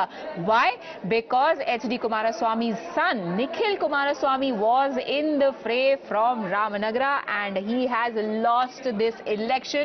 HDK also for a while was trailing but eventually did manage to go past the numbers line. Imran now joins us. Imran, what do you make of this special mention of Ramanagara in DKS's speech? Also, by the way, while he did say Congress ki jai and Khadge ki jai, he very conveniently did not mention Siddaramaiah.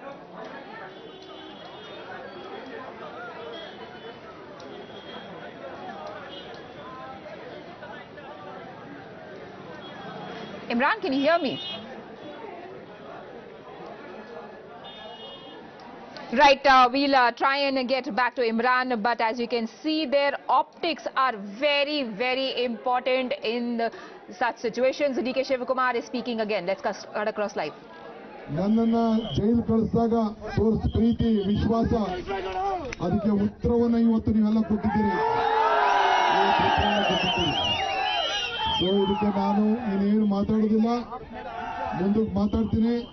ನೀವೆಲ್ಲ ಬೆಂಗಳೂರಿಗೆ ಯಾವಾಗ ಬರಬೇಕು ಅಂತ ನಾನು ತಿಳಿಸ್ತೀನಿ, ಆಮೇಲೆ ನೀವೆಲ್ಲ ಬೆಂಗಳೂರು ಬರೋದು ಆಗ್ಬೋದಲ್ಲ. Come to Bangalore and then we can discuss this even more further.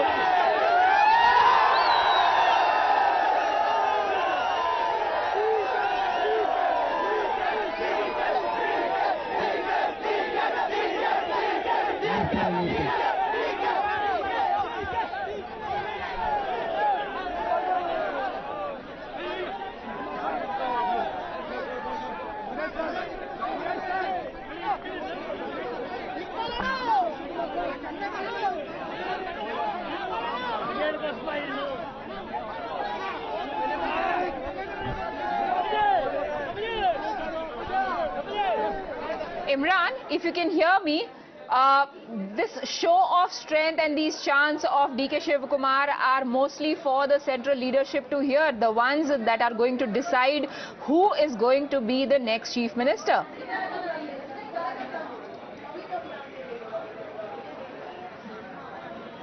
Well, absolutely. In fact, these are the chants which DK's supporters are chanting here at the KPCC office too, demanding that DK Shivakumar be made CM. But the High Command will tightly take a call. They have to make a tightrope walk. They have won half the battle with getting the party to victory here. But now the other uphill task is to decide between them who will be the chief minister. What we're getting to know is they are coming up with a compromise formula of giving 5 years and 2.5 years to Siddaramaiah and to DK Shivakumar to take half turn in as become chief minister.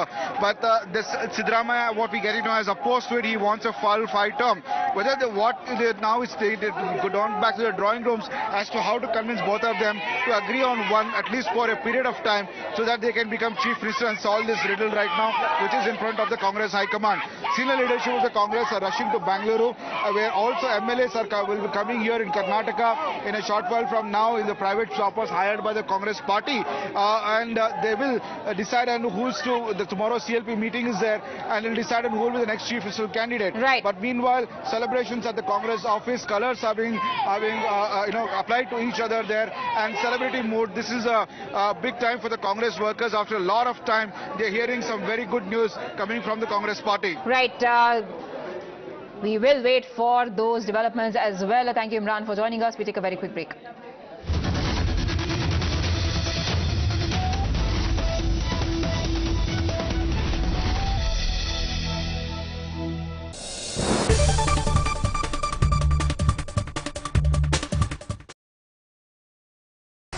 Whether you're an aspiring influencer or just want to create memories using your mobile phone cameras, I am here to share some really amazing 10 mobile photography tips that can actually turn your ordinary photos into some really good Instagram worthy photos.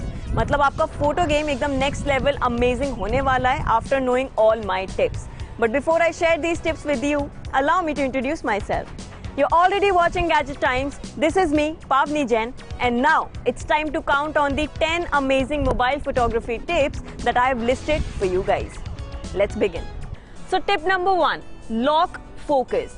So as soon as you open your camera software, जो आपका subject है उसके ऊपर you just have to tap and hold it until this yellow box appears. ऊपर आपको दिखाई देगा एक छोटा सा tag saying AFAE log. Now what this means is कि जो अगर आपका subject move भी कर रहा है, you'll get really sharp photos as well as the well balanced exposure. Tip number 2, rule of thirds.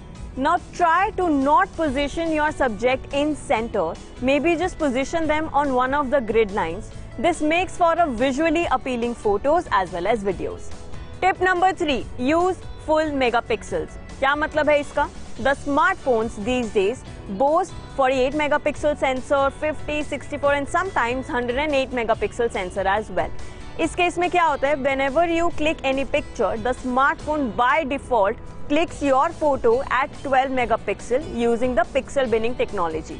अब इसका क्या इलाज है? You have to go to the camera settings. वहाँ पर जाकर आपको high resolution photos पर select करना होगा ताकि जो आपकी फोटोज हैं वो सेंसर का फुल मेगापिक्सल इस्तेमाल करे और आपको ज्यादा से ज्यादा डिटेल्स अपने फोटोज में दिखाई दे. Tip number 4, shoot during the golden hour. Oops, वैसे तो ये भी नहीं है. That is the hour 1 hour after the sunrise and 1 hour before the sunset. The light at that point of time is absolutely perfect. आपको warm light मिलता है, soft light मिलता है और आपकी photos come out really very excellent in terms of colors. Or I think I should also own my photography tip and start shooting in the golden hour and not in the harsh light maybe. Okay. Tip number 5, use burst mode. This is the most underused feature on all smartphones. Android पे भी मिलता है और iPhone पे भी मिलता है.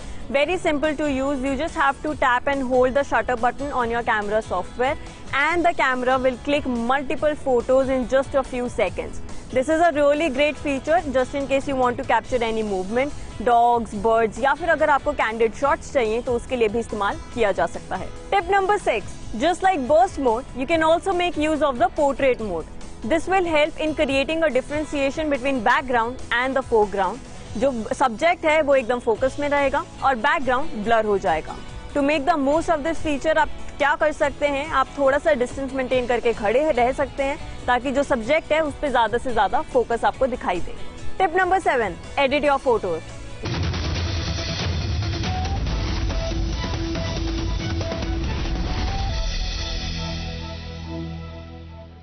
Big development coming in according to sources. Imran, my reporter, tells us that there is a compromise formula that could be in the works when it comes to the Congress. It could be 2.5 years each for DK Shivakumar and Siddaramaiah. Deepak and Imran will both be joining us in a while. Deepak, coming to you first. When Rahul Gandhi said कि मोहब्बत की दुकान की जीत हुई है, ये मोहब्बत क्या DKS और सिद्धारमैया के बीच में होगी?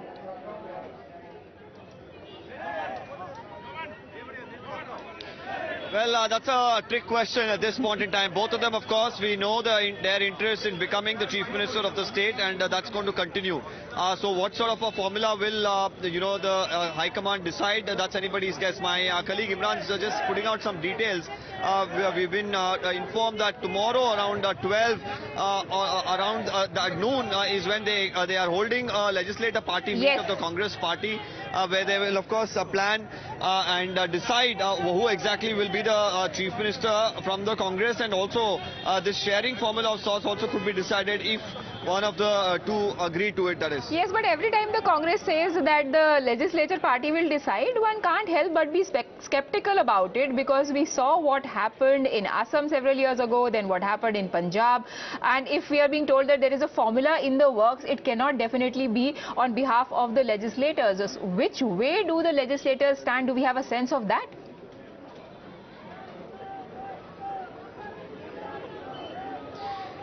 Well, that's also again, if you look at how Karnataka is spread out in terms of the popularity of Mr. D.K. Shivkumar, of course, is pretty much around southern Karnataka, where the Congress has done exceptionally well this time too. Now, because we are looking at the JDS, of course, which has dropped its numbers by about 15. Southern Karnataka, right, particularly the old Mysore region, it's the JDS and the Congress that are the two main parties in the fray. Yes, Deepak, I'll hold you there, because as you said earlier, Imran has been the one who's been fleshing out this information. Imran, what more can you tell us about this compromise formula, and has it been discussed with the two people yet?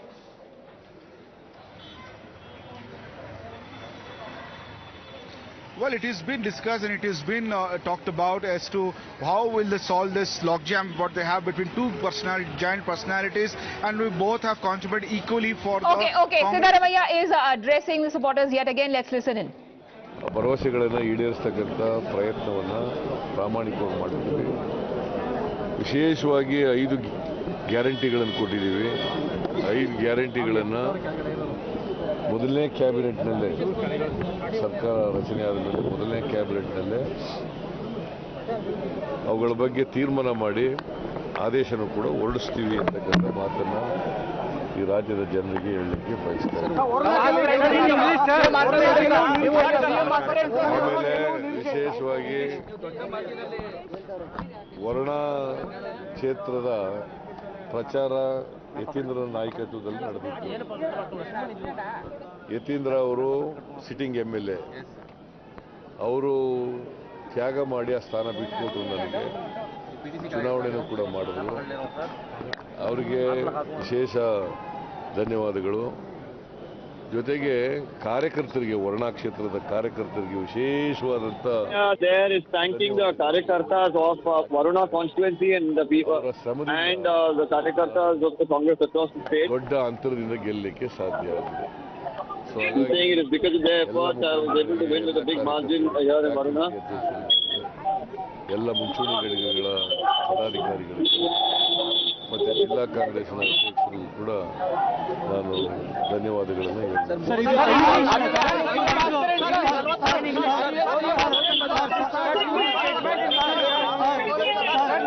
ನಾನು ಹೇಳಿದ್ದೆ, ಮೋದಿಯವರು 100 ಸಾರಿ ಬಂದರೂ ಏನೂ ಆಗಲ್ಲ, ಅಮಿತ್ ಶಾ ಅವರು 100 ಸಾರಿ ಬಂದರೂ ಏನೂ ಆಗಲ್ಲ, ನಡ್ಡಾ 100 ಸಾರಿ ಬಂದರೂ ಏನೂ ಆಗಲ್ಲ. ಯಾಕಂತಂದ್ರೆ Mr. Siddaramaiah again going on to say that whether Amit Shah or the Prime Minister Modi or JP Nadda comes to Karnataka, it won't make any sort of difference. ಬಿಜೆಪಿಯವರು ಕರ್ನಾಟಕಕ್ಕೆ ಕಳಂಕ ತಂದಿದ್ದಾರೆ. ಇಂಥ ಭ್ರಷ್ಟ ಸರ್ಕಾರನ ನಾವು ಯಾವತ್ತೂ ಕೂಡ ನೋಡಿರಲಿಲ್ಲ.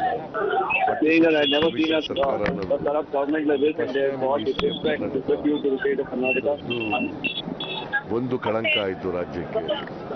ಅದರಿಂದ ಅದನ್ನು ಹೋಗಲಾಡಿಸ್ಲಿಕ್ಕೋಸ್ಕರ ಜನ ಬದಲಾವಣೆಯನ್ನು ಬಯಸಿ ಕಾಂಗ್ರೆಸ್ಗೆ ಮತ್ತೆ ಒಂದು ಅವಕಾಶ ಕೊಟ್ಟಿದ್ದಾರೆ. ನಾವು ಅವರ ಅವಕಾಶ ಯಾವ ನಿರೀಕ್ಷೆ ಇಟ್ಕೊಂಡು ಅವಕಾಶ ಕೊಟ್ಟಿದ್ದಾರೆ, ಆ ನಿರೀಕ್ಷೆಯಂತೆ ನಡ್ಕೊತಾರೆ. ಕೇಳ್ರಿ,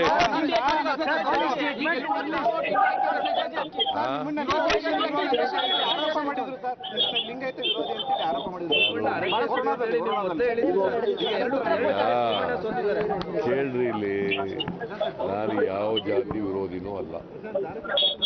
ನಾನು ಮನುಷ್ಯತ್ವದಲ್ಲಿ ನಂಬಿಕೆ ಇಟ್ಕೊಂಡಿರೋನು, ಎಲ್ಲ ಧರ್ಮಗಳಲ್ಲಿ ಎಲ್ಲ ಜಾತಿಗಳಲ್ಲಿ ನಂಬಿಕೆ ಇಟ್ಕೊಂಡಿರೋನು. ಯಾಕಂದ್ರೆ ಎಲ್ಲರೂ ಮನುಷ್ಯರೇ ಅಲ್ವಾ, ಯಾವುದೇ ಧರ್ಮಕ್ಕೆ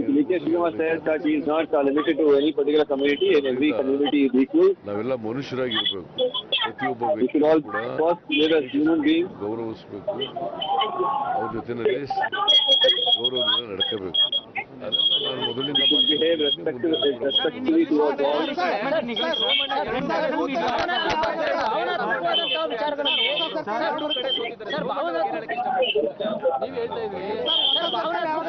ಸೋಮಣ್ಣನ ಬಗ್ಗೆ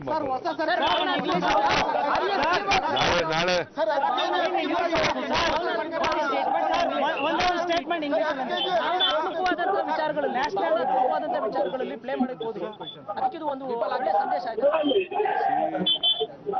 the people of Varna constituency, particularly the voters of Varna constituency, has given a befitting reply.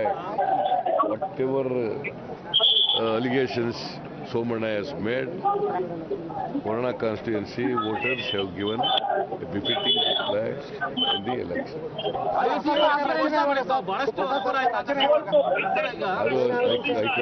Sir, ಇದು ಸೆಮಿಫೈನಲ್ ಸರ್ ಇದು ಪಾರ್ಲಿಮೆಂಟ್ ಎಲೆಕ್ಷನ್ ಇದು ಸೆಮಿಫೈನಲ್ ಕರ್ನಾಟಕದ್ದು ಸೆಮಿಫೈನಲ್ ಅಂತ ಹೇಳಲ್ಲ, but it is A stepping stone for the coming Lok Sabha election. Any message to Prime Minister Modi?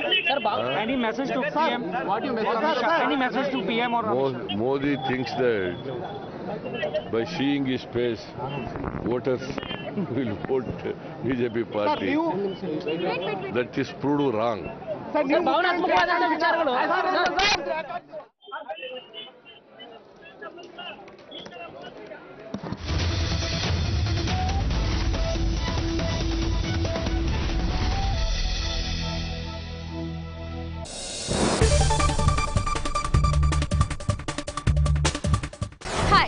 Vanshika और मैं आज unbox करने वाली हूँ ये वाला फ़ोन। ये है टेक्नो फैंटम V फोल्ड। ये इंडिया का करंटली चीपेस्ट फोल्डेबल फ़ोन है। चलिए अनबॉक्स करते हैं। We have this cool box here और I'm super excited to unbox it. And यहाँ पे they have given their tagline Beyond the Extraordinary। देखते हैं इसके अंदर फ़ोन extraordinary है कि नहीं। Here is the phone. इसके बारे में हम थोड़ा बाद में बात करेंगे. Let's see what's there further. We get this packet kind of a thing. We have SIM ejector tool here, and we have some usual paperwork here, warranty cards, and some user manual. We get the cover also. बहुत ही cool सा matte finish वाला इसका cover यहाँ पे available है. And then we have जिसमें हमारे पास charging cable available है, 45 वॉट का चार्जर अवेलेबल है, and that's it. These were all the things that were available inside this box. I'm sweating guys, मतलब अनबॉक्स करने के चक्कर में इस फोन को मेरे पसीने छूट रहे हैं, but I'm excited. So, and here is the phone guys. Look at this beast. इसका जो मेन स्क्रीन है वो 7.85 इंचेस का है. मतलब अगर आप स्ट्रीम करना चाहते हो, गेम खेलना चाहते हो, बढ़िया फ़ोन है आपके लिए. इसका जो सब स्क्रीन है वो 6.42 इंचेस का है. कटआउट पंच होल अवेलेबल है. इसमें 50 मेगापिक्सल्स का रेयर ट्रिपल कैमरा इसमें अवेलेबल है. इसका जो बैक पैनल है वो टेक्सचर्ड है, बहुत ही प्रीमियम फील है. इसका जो वेट है वो 2.99 ग्राम्स है, जिसमें मतलब मुझे थोड़ा सा भारी लग रहा है, बट इट्स फाइन राइट. इसकी जो बैटरी है वो 5000 mAh की है, और इसकी कूल चीज़ ये है कि इसमें 2 बैटरीज हैं. मतलब 5000 mAh है, 2 स्क्रीन्स हैं, तो 2 जगह बैटरी अवेलेबल है. Apart from that what do we get in this phone? Usual है जो पावर बटन होता है, वॉल्यूम बटन होता है. इसका जो फ्रेम है बहुत ही classy frame.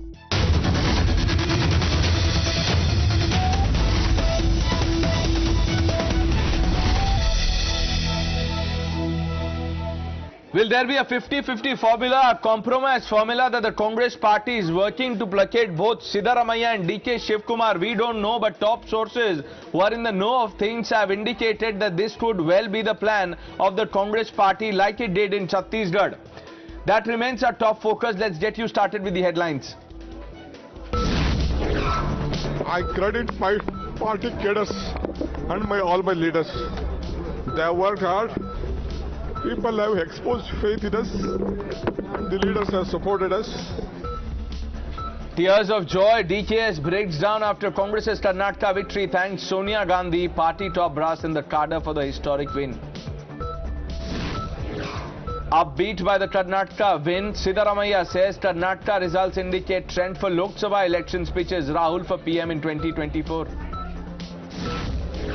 A smiling Rahul Gandhi addresses media after thumping Congress victory, says 5 guarantees will be fulfilled in the first cabinet meeting, calls it a defeat of crony capitalists.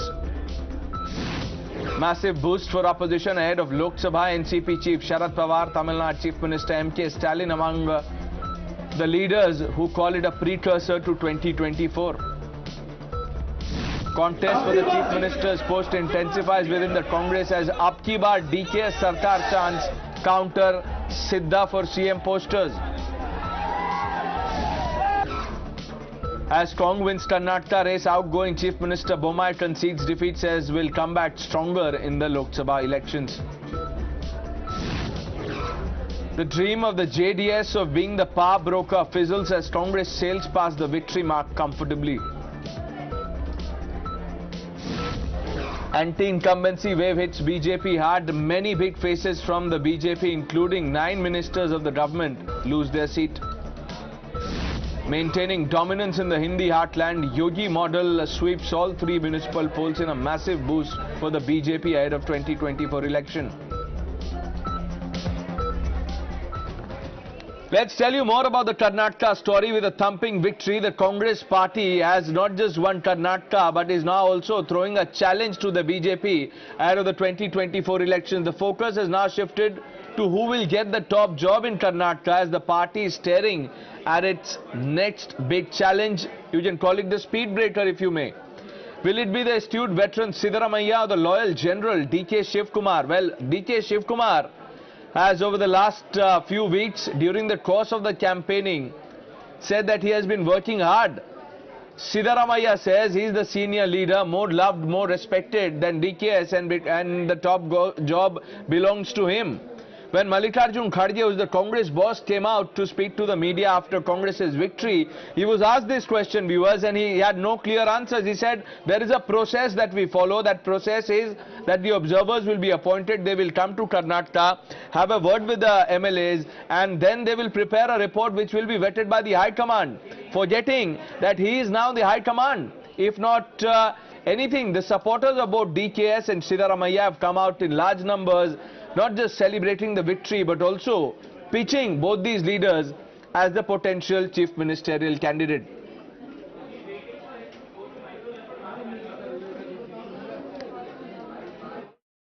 I credit my party cadres and all my leaders. They have worked hard. People have exposed faith in us. The leaders have supported us. It is a collective leadership and we have jointly worked. I have said in the beginning, joining together is the beginning. On the day I took the oath, thinking together is the progress, working together is the success. That is what I said on the day. I assured Srimati Sonia Gandhi, Rahul Gandhi and Priyanka Gandhi that, and Mr. Mallikarjun Kharge, that I will deliver Karnataka to their fold. I can't forget Srimati Sonia Gandhi coming to meet me in jail when all these BJP people put me under jail. So I rather choose to be in jail than having an office. एक procedure होता है कि कहीं भी राज्य में कभी भी इलेक्शंस होते हैं तो हम लोग उस एक प्रोसीजर के तहत ही करते हैं। यहाँ के एमएलएस की मीटिंग बुलाते हैं, ऑब्जर्वर सेंट्रल ऑब्जर्वर जाते हैं, जाने के बाद वहाँ का जो ओपिनियन आएगा, जो कंसेंसस बनेगा, वो हाई कमांड को बताएंगे। यही ठहरे ठहरे ऐसा निर्णय कोई भी नहीं लेता, नहीं लिया। मेरे को 52 साल से इसका एक्सपीरियंस है, तो इसीलिए कृपया करके ऐसे क्वेश्चन मत पूछिए।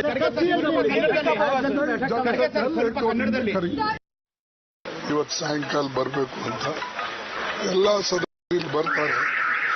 ಬಂದ ಮೇಲೆ ಎಲ್ಲರಿಗೆ ಯಾವ ರೀತಿಯಾಗಿ ಅವರು ನಡ್ಕೊಳ್ಬೇಕು ಮತ್ತೆ ಮಾಡಬೇಕು ಮುಂದೆ ಅದನ್ನ ಆಮೇಲೆ ಹೈಕಮಾಂಡ್ದವರು ಅಬ್ಸರ್ವರ್ ಕಳಿಸ್ತಾರೆ.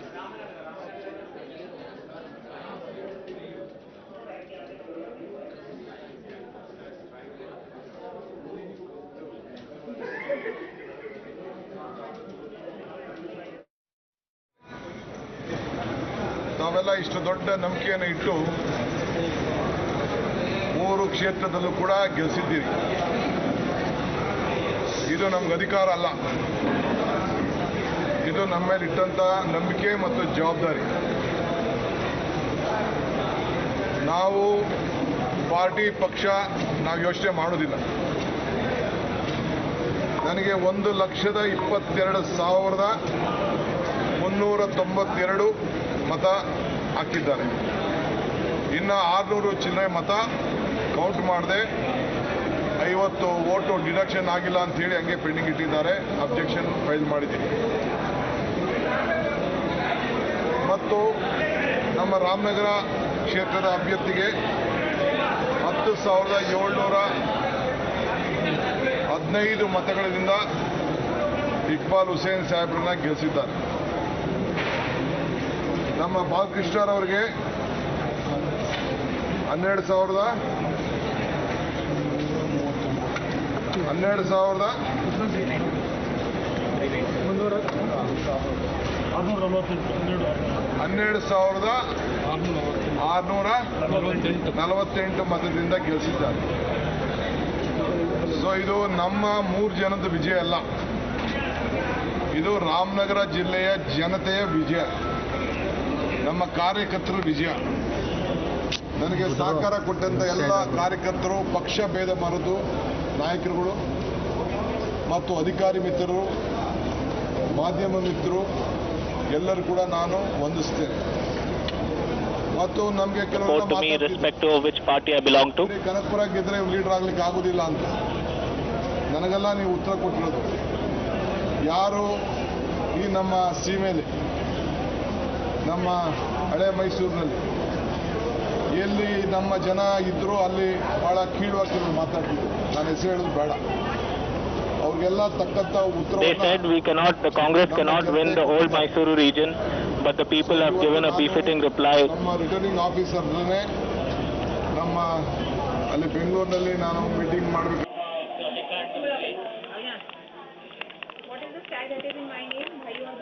DK Shivkumar there addressing supporters, Congress workers after Congress's victory in Karnataka. Look at the numbers at the top of the screen.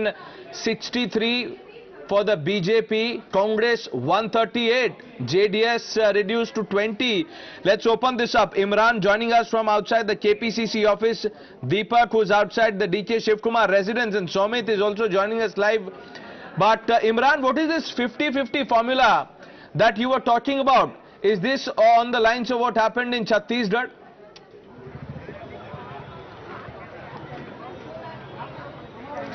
Well, absolutely, Pranesh, this is the lines which you're talking about with 2.5, but there seems to be objection from both the leaders. They are demanding that 5 years should be given to both of them. Is what we're getting to know. Is the Congress High Command is still in a huddle as to over this issue. Now they have a big task in hand, who will be announcing who will be the Chief Minister candidate. Both have equally now have strong supporters and the reasons as to why they should be made as a Chief Minister candidate. And now it's to ensure that both the parties united, they are looking at a compromise formula of giving 2.5 years to Siddaramaiah and to DK Shivkumar. But earlier too, in my interview to Times Now, also Siddaramaiah had earlier said that he will not be amicable to that to 2.5. He wants a 5-year term. Now whether they'll be given, because the fact that DK Shivkumar claims that he has built the party, he has brought the party together and held the party and brought like he said that he deserves to be the Chief Minister of the Karnataka because he's the one who is made the party battle ready, or Siddaramaiah, who is the mass leader of the Congress party, who is strongest leader of the Kuruba community, the third largest community in Karnataka, who still across board has an appeal across hold on. Siddaramaiah can claim to be a mass leader, but is he bigger than the Congress's high command that even Mr. Khadge was talking about? Deepak, you are outside DK Shivkumar residence speaking to his supporters, well-wishers. What is it that you are picking up? Who will decide the Chief Ministerial face?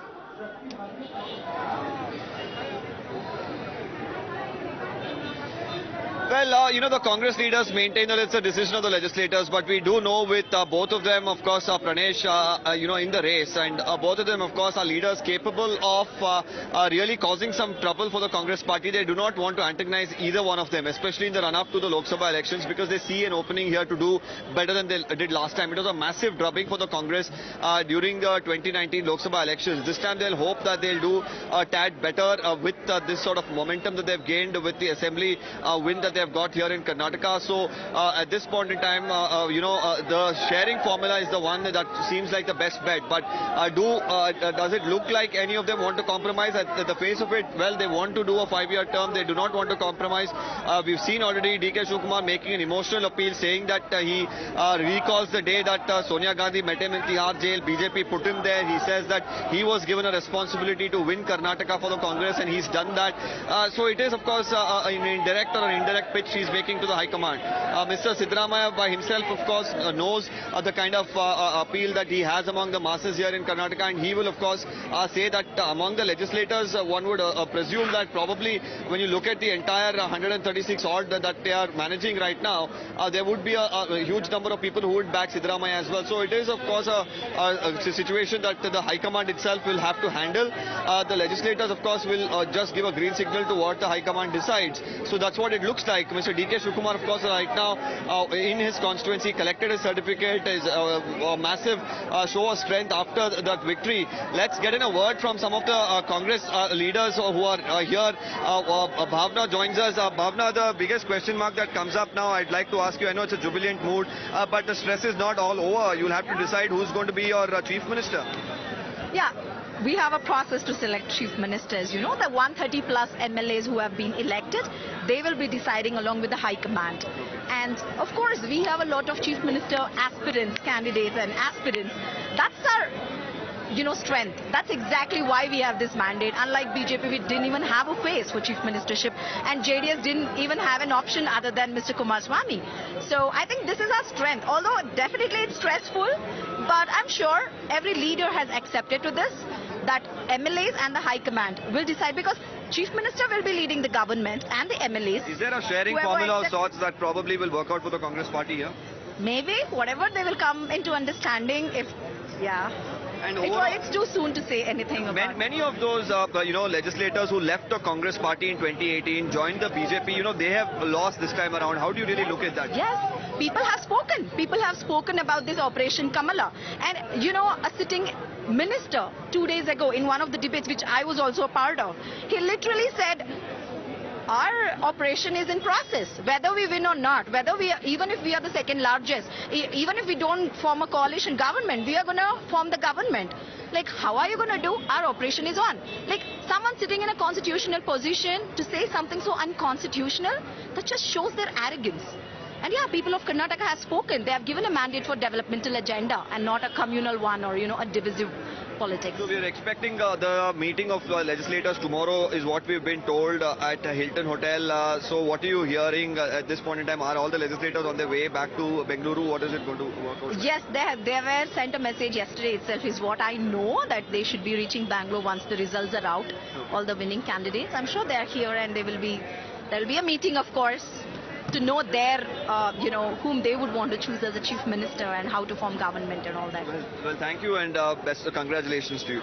Well, the Congress party there, the leaders, of course, going on to say that the legislators are on their way to Bengaluru, and they're saying it's the joint decision of the legislators and the High Command, and we'll really have to see how and what joint decision of the legislator. But will it be that easy? Let me bring in Aishwarya, who's now joining us from 24 Akbar Road, the AICC headquarters. Aishwarya, what's the mood? Well, what we are picking up from the top leadership of the Congress party is that they are trying to avoid the situation that they are facing back in Rajasthan, and now when they have already seen a bit of tightness between DK Shivakumar and Siddaramaiah, who will be the chief minister. Of course, what we are hearing is that 2 observers will be sent from New Delhi to Karnataka to before the first cabinet meeting and the all-party and the Congress Legislative Party meeting that what we are hearing is will be scheduled for tomorrow. But But currently here at the 24 Upper Road at the Congress headquarters, you can tell my camera person to just pan and show now because Rahul Gandhi has already spoken and a bit of leaders have gone away from the headquarters of the Congress party. Some of the Karyakartas all over here, and still Dhol Nagaras can be heard from for a very far distance, but not much crowd as we have seen. Although on the other side, whenever BJP wins in their headquarters, but certainly the Karyakartas waiting for their high command decision as to who will be the Chief Minister of Karnataka, and they are firmly saying that they will wait for the decision of the high command as they are already in a hurdle. Okay, let me quickly turn to Imran. Imran, Siddaramaiah has spoken once and he's linked this election victory in Karnataka to 2024 national election and said that Rahul Gandhi will be the contender for PM's post.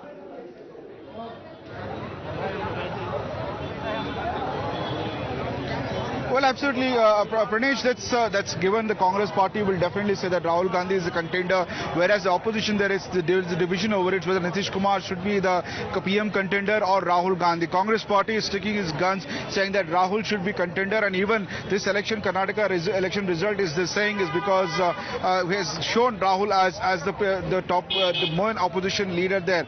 What will the opposition leaders will be acceptable to it? We have to wait and see. But Congress strongly pitching that Rahul is the contender for the PM for 2024, and now they're upbeat with the numbers they've got in Karnataka, and another 3 states are going for election: Chhattisgarh, Madhya Pradesh and Rajasthan. We have to wait and see what the results will be there, but Congress is hopeful that Chhattisgarh will be theirs and Rajasthan too. So that will the Congress quite confident, upbeat, that saying that it's Rahul. There's a new comeback of Rahul, especially after Bharat Jodo Yatra. His image has improved and he should be the main contender, is what the Congress is pitching for as the PM candidate from the opposition.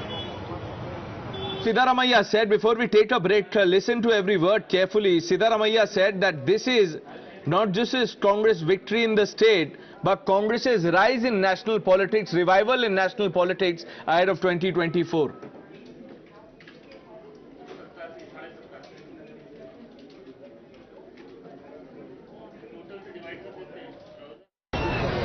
I think this election is a very crucial election.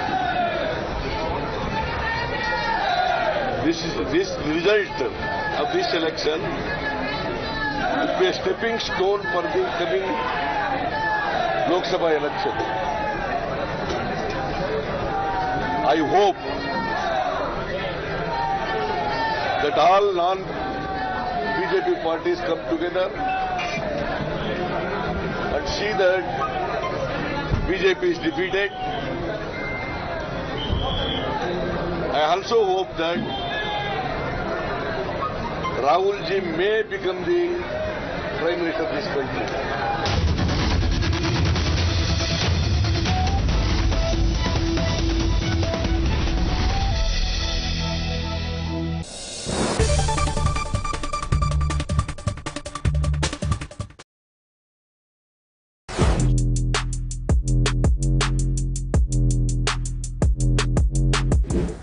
Guys, MG Comet के interior की कहानी अब हम आपको सुनाते हैं। Fan को करते हैं थोड़ा स्लो और शुरू करते हैं किससे। ठीक है, तो यहाँ पे सबसे पहले आपको बताएं कि इसे स्टार्ट करने के लिए चाबी कहाँ गई भाई?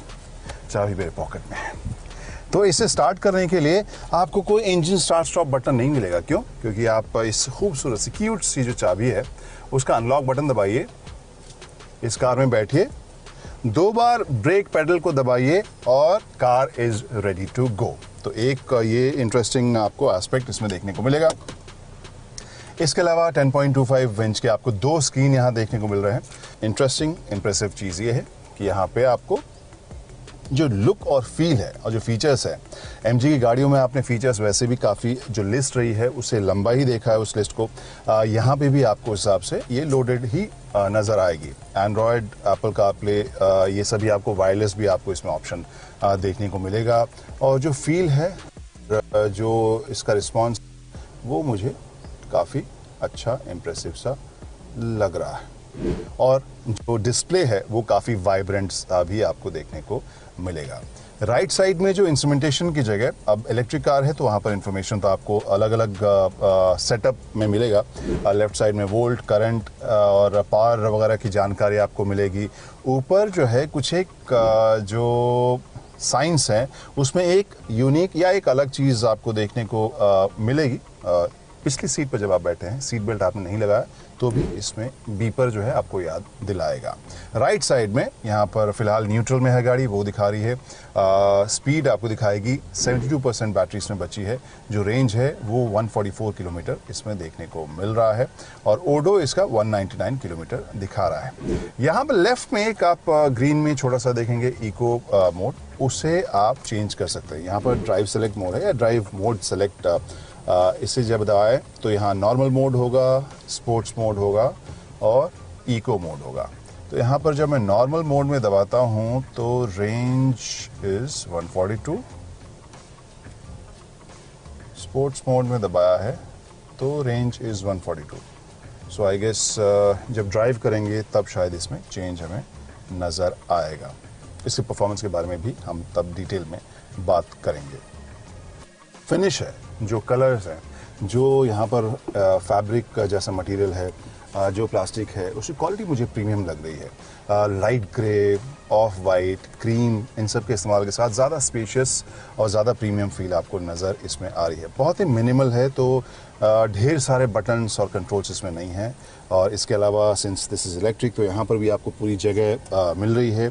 गियर शिफ्ट यहाँ पर आपको यहाँ वो पैनल नहीं देखने को मिल रहा है। स्टीयरिंग व्हील की बात करें तो अच्छे से प्रीमियम फील के साथ ये आपको कवर्ड मिल रहा है और परफोरेटेड पैटर्न वाला यहाँ पर कवर है। जो मटेरियल इसके सेंटर में यूज़ हुआ है वो भी मुझे अच्छा लग रहा है और जो ये ऑफ वाइट या आइवरी कलर जो फिनिश इसमें दी गई ग्लॉसी सी, वो भी मुझे अच्छी लग रही है। सो हाल फिलहाल में कुछ एक गाड़ियों में हमने ये लाइट थीम देखा है and I really like it. जो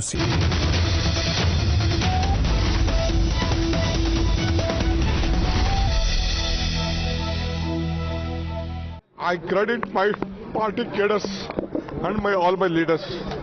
They have worked hard. People have exposed faith in us. The leaders have supported us. It is a collective leadership and we have jointly worked. I have said in the beginning, joining together is the beginning. On the day I took the oath, thinking together is the progress, working together is the success. That is what I said on the day. I assured Srimati Sonia Gandhi, Rahul Gandhi and Priyanka Gandhi that, and Mr. Mallikarjun Kharge, that I will deliver Karnataka to their fold. I can't forget Srimati Sonia Gandhi coming to meet me in jail when all these BJP people put me under jail. So I rather choose to be in jail than having an office. Karnataka के चुनाव में एक तरफ crony capitalist की ताकत थी, दूसरी तरफ गरीब जनता की शक्ति थी और शक्ति ने ताकत को हरा दिया। और यही हर स्टेट में होगा। कांग्रेस पार्टी कर्नाटक में गरीबों के साथ खड़ी हुई, हम गरीबों के मुद्दों पर लड़े और मुझे सबसे अच्छी बात यह लगी कि हमने नफरत से, गलत शब्दों से ये लड़ाई नहीं लड़ी। हमने मोहब्बत से, प्यार से, दिल खोल के ये लड़ाई लड़ी और कर्नाटक की जनता ने हमें दिखाया कि ये देश मोहब्बत इस देश को अच्छी लगती है।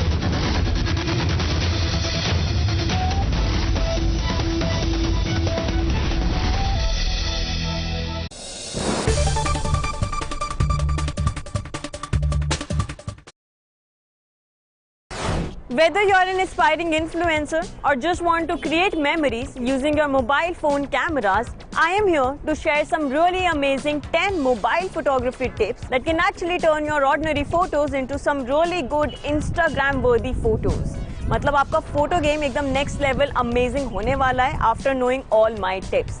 But before I share these tips with you, allow me to introduce myself. You're already watching Gadget Times. This is me, Pavni Jain, and now it's time to count on the 10 amazing mobile photography tips that I have listed for you guys. Let's begin. So tip number 1, lock focus. So as soon as you open your camera software, जो आपका subject है उसके ऊपर you just have to tap and hold it until this yellow box appears. ऊपर आपको दिखाई देगा एक छोटा सा tag saying AFAE log. Now what this means is कि जो अगर आपका subject move भी कर रहा है, you'll get really sharp photos as well as the well balanced exposure. Tip number 2, rule of thirds. Now try to not position your subject in center. Maybe just position them on one of the grid lines. This makes for a visually appealing photos as well as videos.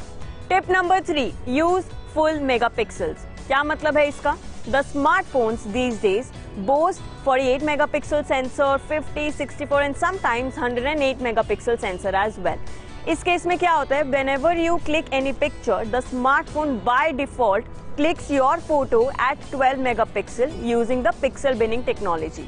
अब इसका क्या इलाज है? You have to go to the camera settings. वहाँ पर जाकर आपको high resolution photos पर select करना होगा ताकि जो आपकी फोटोज हैं वो सेंसर का फुल मेगापिक्सल इस्तेमाल करें और आपको ज्यादा से ज्यादा डिटेल्स अपने फोटोज में दिखाई दे.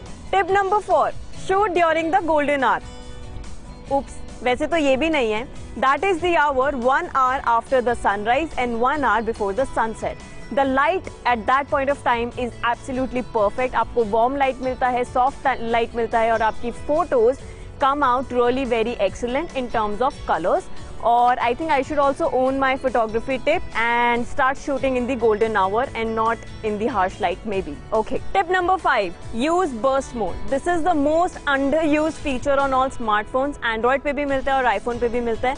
Very simple to use. You just have to tap and hold the shutter button on your camera software and the camera will click multiple photos in just a few seconds. This is a really great feature just in case you want to capture any movement, dogs, birds या फिर अगर आपको candid shots चाहिए तो उसके लिए भी इस्तेमाल किया जा सकता है. Tip number 6, just like burst mode, you can also make use of the portrait mode.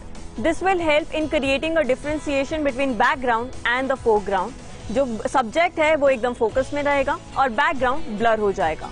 To make the most of this feature, आप क्या कर सकते हैं? आप थोड़ा सा डिस्टेंस मेंटेन करके खड़े रह सकते हैं ताकि जो सब्जेक्ट है उस पर ज्यादा से ज्यादा फोकस आपको दिखाई दे. Tip number 7, edit your photos. You do not have to be afraid of retouching your photos once you have clicked them. This can actually enhance the colors, the sharpness, the contrast in all the pictures and can actually make them look professional. बहुत सारे mobile friendly apps आते हैं, editing apps. For example pics.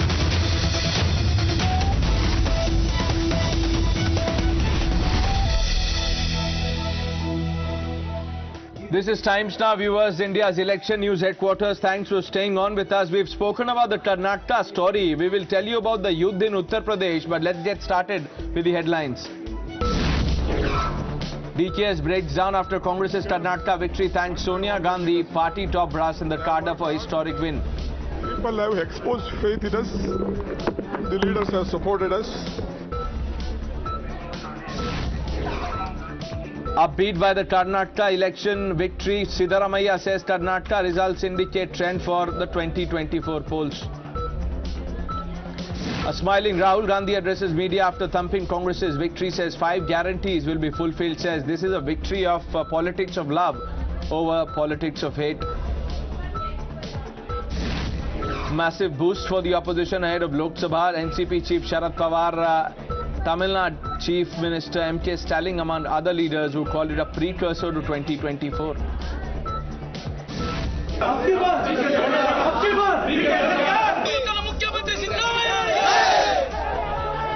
Contest for the CM's post intensifies within the Congress as Abki Bar DKS Sarkar chants counters Sidda for CM posters.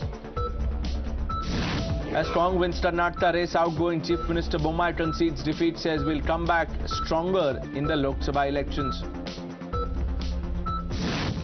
The JDS's dream of being the power broker fizzles as Congress sails past the victory mark. HDK leads in his constituency. Anti-incumbency wave hits BJP. Had many big faces from the BJP, including 9 ministers, lose their seat. Maintaining dominance in the Hindi heartland, Yogi sweeps all 3 municipal polls in a massive boost for the BJP ahead of the 2024 polls.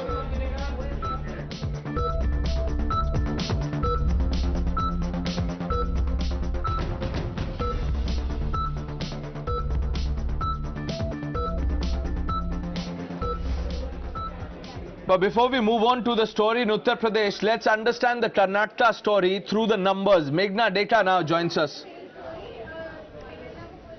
Well, it has been a very decisive victory for the Congress party this time around in Karnataka. The 138 seats that the party has managed to wrest. Very interestingly, where are these votes coming in from?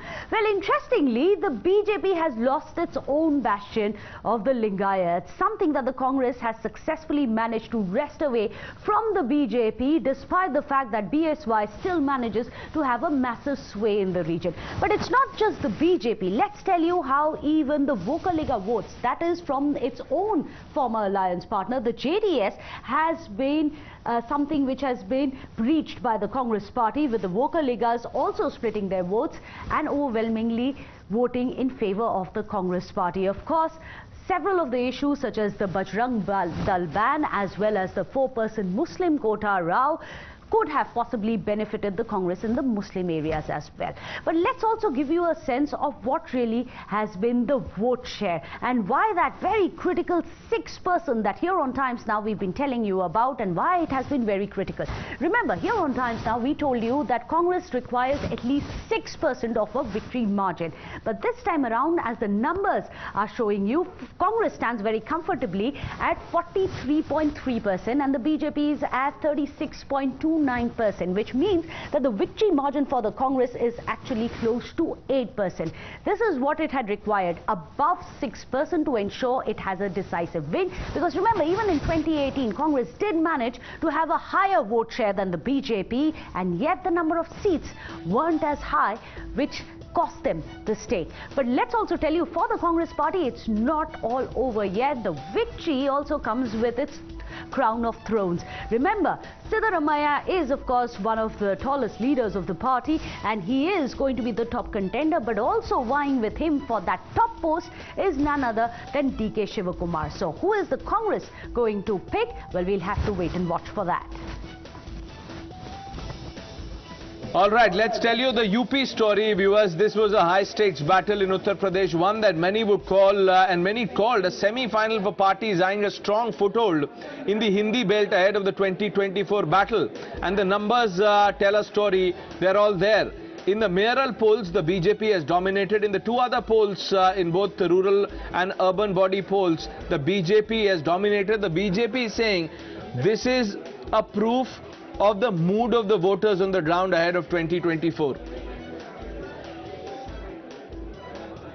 निश्चित तौर से जनता भाजपा के साथ खड़ी है। यह संदेश नगर निकाय चुनाव से है और मैं जनता के प्रति और अपने एक एक कार्यकर्ताओं के प्रति आभार प्रकट करूंगा, उनका अभिनंदन करूंगा कि उन्होंने बहुत शानदार ढंग से जो संगठन ने रणनीति बनाई उसके अनुसार काम किया और जो डबल इंजन सरकार के माध्यम से हम लोग प्रदेश का विकास कर रहे थे और लोगों से जो अपील की कि ट्रिपल इंजन की सरकार बनाइए, उन्होंने ट्रिपल इंजन की सरकार के लिए माननीय प्रधानमंत्री मोदी जी के नेतृत्व में, आदरणीय मुख्यमंत्री योगी आदित्यनाथ जी के नेतृत्व में वह दिखा करके अपना जनादेश दे करके, अपना आशीर्वाद दे करके संदेश दिया।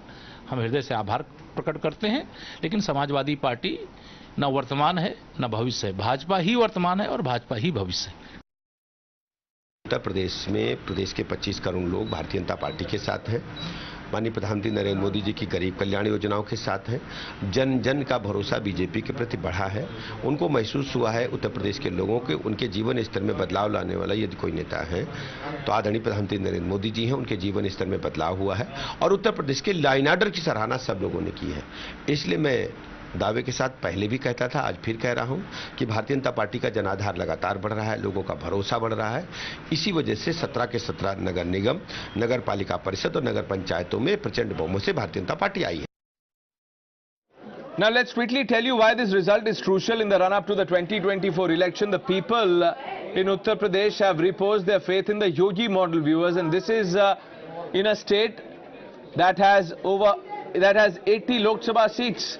giving a big psychological boost for the party in the Hindi heartland. The BSP and the Congress have failed to make a dent in the elections. The BJP has had a growing vote share in the civic elections since 2006, with the party securing nearly 88% of the votes in the mayoral elections in 2017. Times Now also spoke to some of the winning candidates. Here's a report.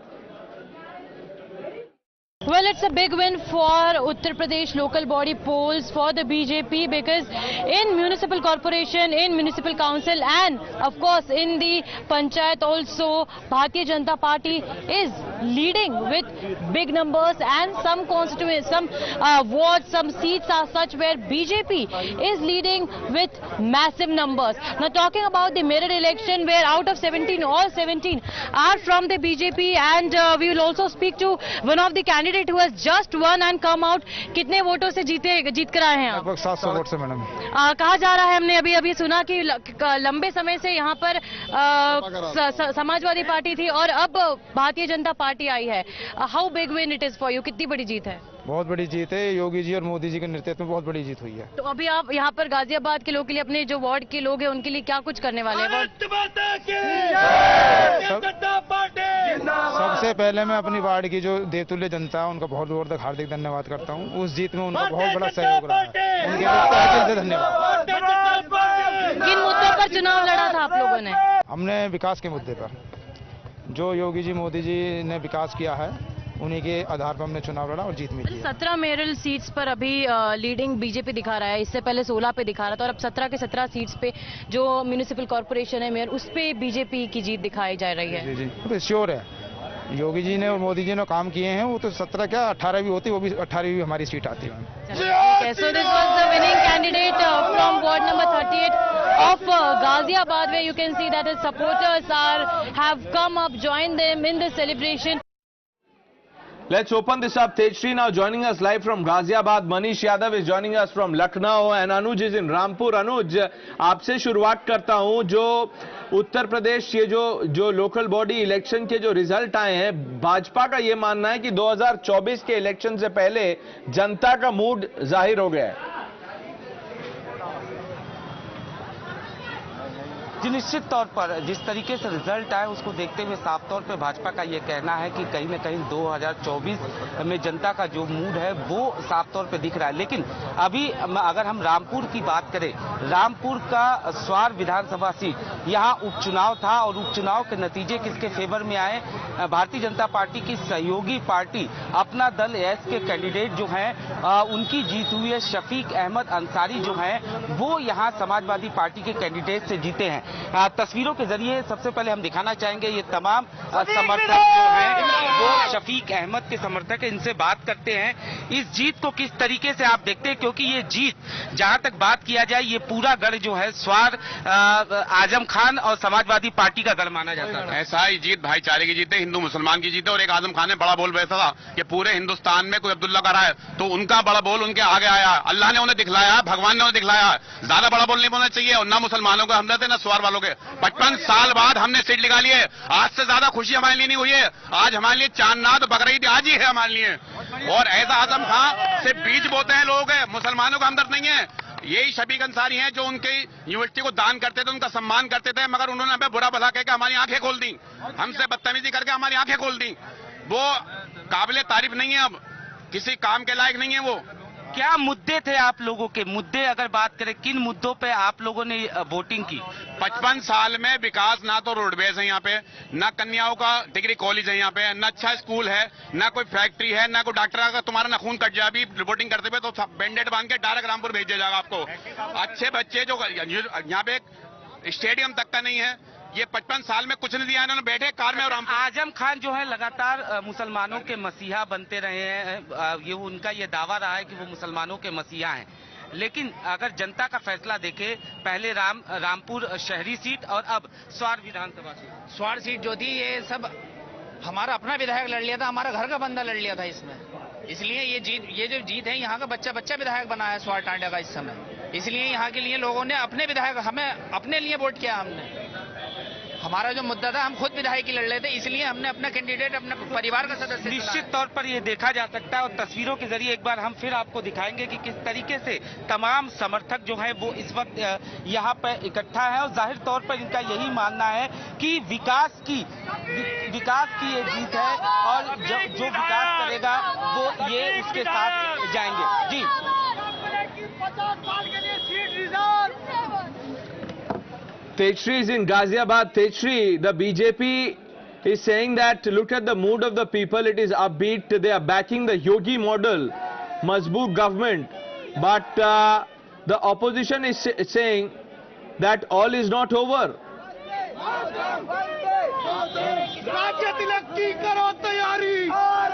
Well, we can see the war of words between the Samajwadi Party's Akhilesh Yadav and Uttar Pradesh Deputy Chief Minister Keshav Prasad Maurya on Twitter, on their Twitter handles, where Akhilesh Yadav is reminding them of the Karnataka polls. On the other hand, Keshav Prasad Maurya is reminding Akhilesh Yadav about the Uttar Pradesh polls. And this is what the visuals that we are giving you from outside the Ghaziabad poll counting station, where this is one of the winning candidates. Remember that in a short while from now, Yogi Adityanath, the Chief Minister of Uttar Pradesh, is going to go to the party headquarters in Lucknow along with both the Deputy Chief Ministers, and he himself conducted 15 rallies, 15 big campaigns. We will speak to the the winning candidate from the BJP. कौन से ward से जीत कर आए हैं? Ward 55 से। अच्छा, क्या कुछ संदेश देना चाहेंगे आप अपनी जनता को? जनता को ये संदेश देना चाहता हूं कि जनता ने 10 साल बाद समर्थन दिया है और 10 साल से इसमें कांग्रेस थी, जनता परेशान थी और कांग्रेस का बेस्टियन था ये जो आपका जो वार्ड है वो कांग्रेस का था। कांग्रेस से हमने आज कमल खिलाया है। अच्छा, तो आपको क्या लगता है किसका मैजिक है? योगी मैजिक चला है पूरे उत्तर प्रदेश में? बिल्कुल योगी मैजिक है, पूरे योगी मैजिक है और हमारी टीम को धन्यवाद देना चाहूंगा मैं अपनी टीम को, जिन्होंने 17 के 17 पूरे मेरल पोल जो है पहले 16 to 1 था, अब 17 to 0 है। नहीं, 17 to 0 कहाँ है? अब बीजेपी मेयर में जो है वो 17 हो गया। 17 to 0। तो चलिए, so these are the candidates you can see celebrating the victory of the Bharatiya Janata Party's candidates from their particular wards. Back to you. Okay, now before I bring in Manish Yadav, let's quickly play out reactions coming in. Ashish Patel, the UP minister, has spoken to us. Former UP minister Mohsin Raza has spoken on the victory in Uttar Pradesh. Let's hear what they have said. ये अन्याय के विरुद्ध न्याय की जीत है। एक पिछड़े वर्ग से आने वाले, पसमानदा समुदाय से आने वाले शफीक अंसारी जी को हमने प्रत्याशी बनाया और स्वार क्षेत्र की जनता ने, किसी भी धर्म का हो, किसी भी समुदाय का हो, किसी भी जाति का हो, जिस प्रकार से शफीक जी पर भरोसा जताया है, उसकी जीत है। हमारे प्रधानमंत्री जी सभी वर्गों के लिए काम करते हैं, मुख्यमंत्री जी सभी वर्गों के लिए काम करते हैं। मैं तो धन्यवाद देना चाहता हूं प्रधानमंत्री जी को। अपना दल तो 2014 से एनडीए का अंग रहा है, इसमें डंका की कहां से बात है और आगे भी मजबूती से एनडीए के अंग के रूप में खड़ा रहेगा। इतना कहना चाहूंगा कि समाजवादी पार्टी के साथी जनता के प्रति अपने कार्यों को रिव्यू करें। देखिए, जाहिर सी बात है, आपने देखा कि बड़ी तादाद में निकाय चुनाव में मुस्लिम समाज को टिकट देकर हमने ये एक बात साफ कर दी है कि जैसे आप भी लोग उठाते थे सवाल कि क्या मुसलमानों को आप चुनाव नहीं लड़ाना चाहते, जो लड़ने में सक्षम है और जिसने अप्लाई किया है और वहां से जो रिपोर्ट आई है, संगठन के लोगों ने जो नीचे से रिपोर्ट दी ऊपर, और उसके तहत उनको टिकट दिए गए हैं और हम उम्मीद करते हैं कि बड़ी तादाद में वो जीत कर भी आएंगे, क्योंकि अब एक जो दौर था वो बदल चुका है। क्योंकि विपक्ष भ्रमित करता था कि भाजपा को वोट ना दीजिए, भाजपा आपकी विरोधी है। अगर विरोधी है तो आपने क्या किया था? 4 बार सत्ता आपने बनाई थी, 3 बार बहन जी ने बनाई थी, आप लोग 7 बार मुख्यमंत्री रहे उत्तर प्रदेश के। कांग्रेस 30 साल तक लगातार उत्तर प्रदेश में अपना मुख्यमंत्री देती रही, तो आपने तो कभी उनको आच्छादित किया नहीं। All our reporters, stay with us. We're taking a short break. We return to tell you more about the UP story on the other side. Stay with Times Now.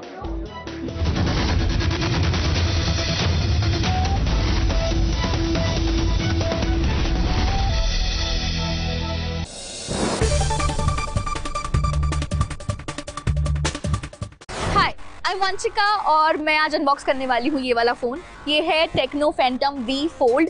ये इंडिया का करंटली चीपेस्ट फोल्डेबल फ़ोन है। चलिए unbox करते हैं। We have this cool box here और I am super excited to unbox it.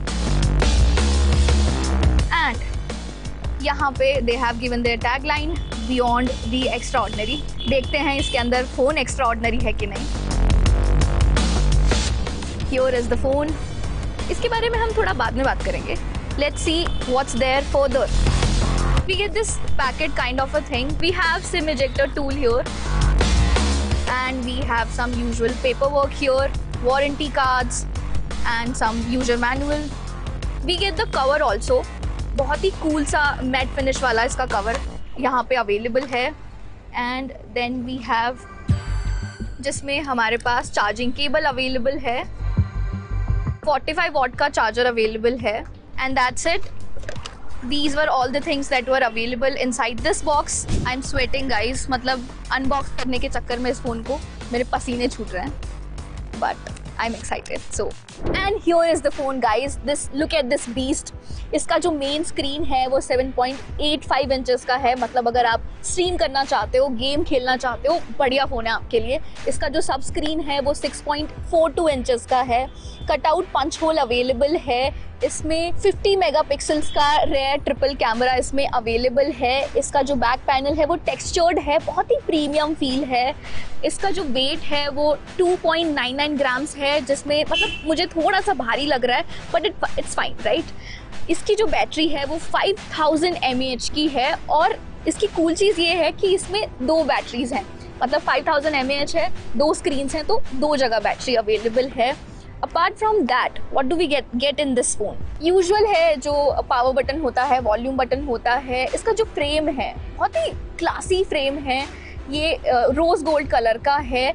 इसमें 2 variant available हैं, एक black and the other one is white. We got the white one क्योंकि white वाला ज़्यादा प्रिटी लगता है। दैट्स माई ओपिनियन, बाकी इट्स सब्जेक्टिव। इसको ऑन करके देख लेते हैं and will talk about the phone further. इसमें एमोलेड डिस्प्ले अवेलेबल है। इसमें 120 हर्ट्ज का रिफ्रेश रेट अवेलेबल है। 12 GB का रैम अवेलेबल है। 256 GB का स्टोरेज है, जिसको आप एक्सटेंड भी करा सकते हो। Do you love the air that you breathe? Well, I don't, because it has got lot of pollutants, harmful toxins, dust, pollen and whatnot. Well, to curb that situation, Xiaomi has come up with a new product which is called Xiaomi Air Purifier 4.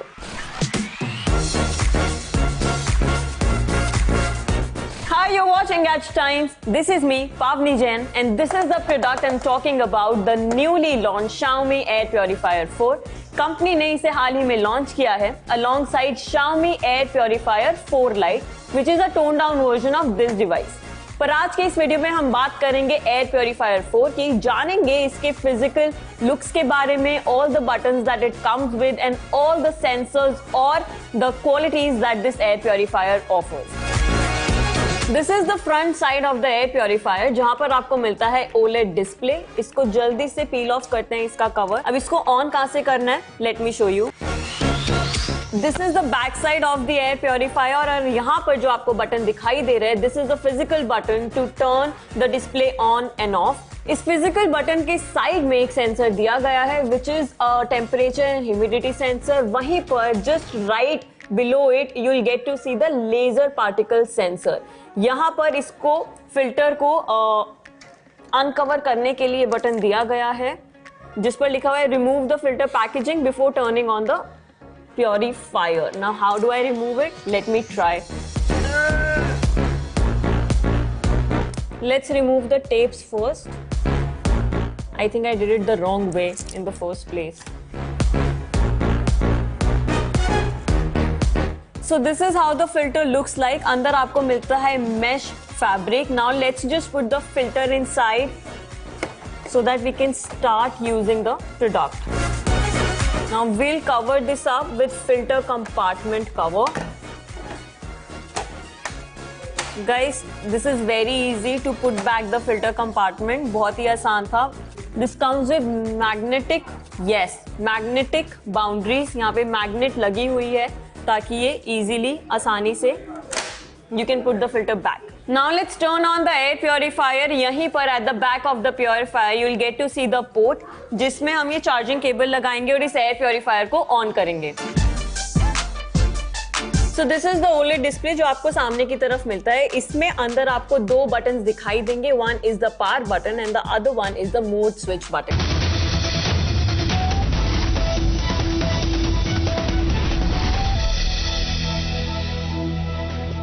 It's total domination of the Yogi model and a clean sweep as far as the mayoral elections are concerned. Manish Yadav now joining us from Lucknow. Manish, Bhajpa का ये कहना है कि योगी जी के bulldozer ने विपक्ष को रौंद दिया।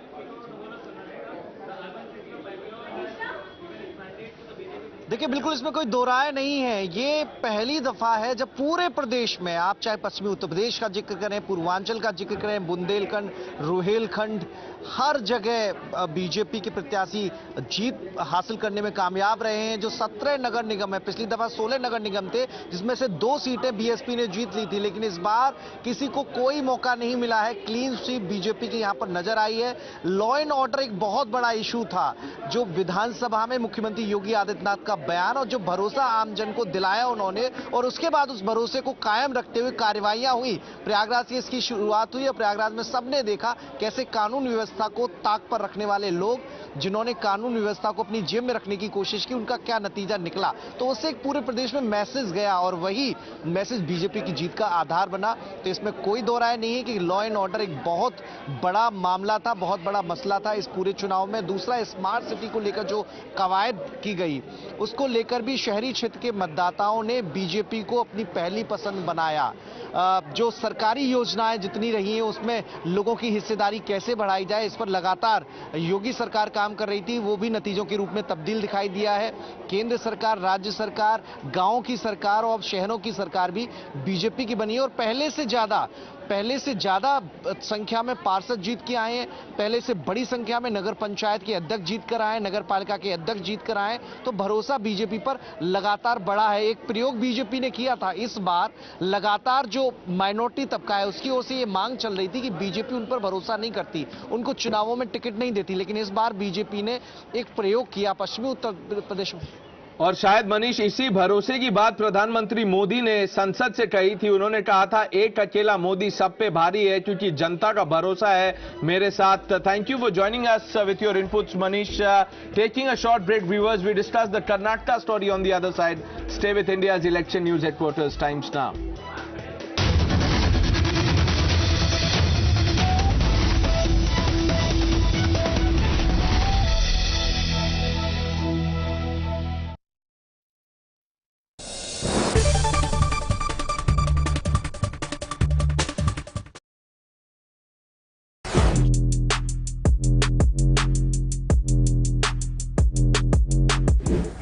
गाइस, एमजी कॉमेट के इंटीरियर की कहानी अब हम आपको सुनाते हैं। फैन को करते हैं थोड़ा स्लो और शुरू करते हैं किससे। ठीक है, तो यहाँ पे सबसे पहले आपको बताएं कि इसे स्टार्ट करने के लिए चाबी कहाँ गई भाई?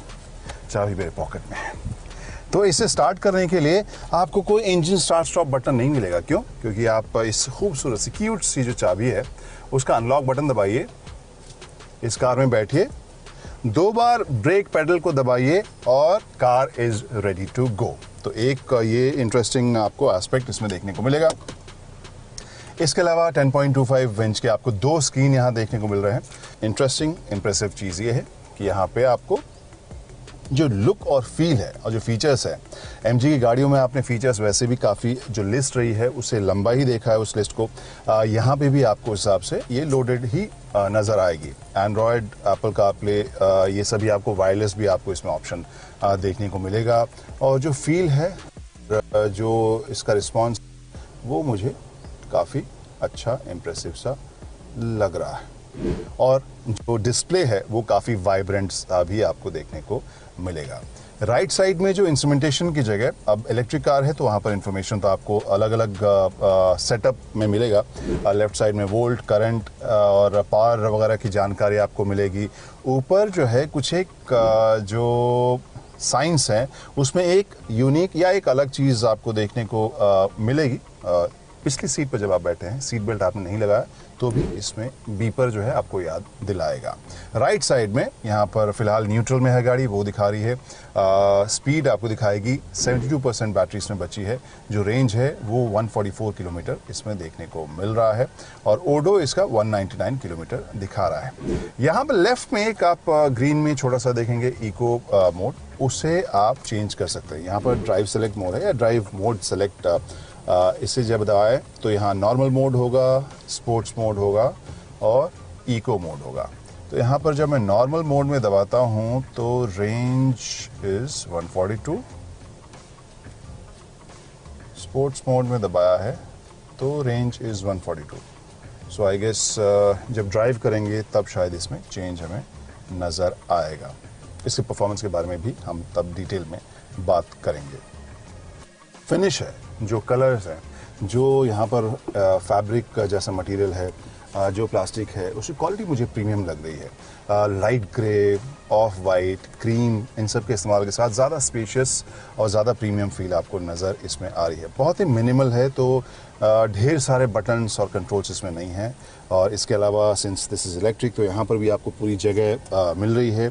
गियर शिफ्ट यहाँ पर आपको यहाँ वो पैनल नहीं देखने को मिल रहा है। स्टीयरिंग व्हील की बात करें तो अच्छे से प्रीमियम फील के साथ ये आपको कवर्ड मिल रहा है और परफोरेटेड पैटर्न वाला यहाँ पर कवर है। जो मटेरियल इसके सेंटर में यूज़ हुआ है वो भी मुझे अच्छा लग रहा है। और जो ये ऑफ वाइट या आइवरी कलर जो फिनिश इसमें दी गई ग्लॉसी सी, वो भी मुझे अच्छी लग रही है। सो हाल फिलहाल में कुछ एक गाड़ियों में हमने ये लाइट थीम देखा है and I really like it. जो सीट है उसमें आप देख सकते हैं फिक्स्ड आपको हेडरेस्ट है, लेकिन ओवरऑल जो फिनिश है वो मुझे फैब्रिक में भी कलर के हिसाब से आई रियली लाइक इट। इसके अलावा यहाँ पर नीचे में आप देखें तो यहाँ ड्राइव सेलेक्ट है, reverse charging, neutral drive mode ये आपको देखने को मिलेगा।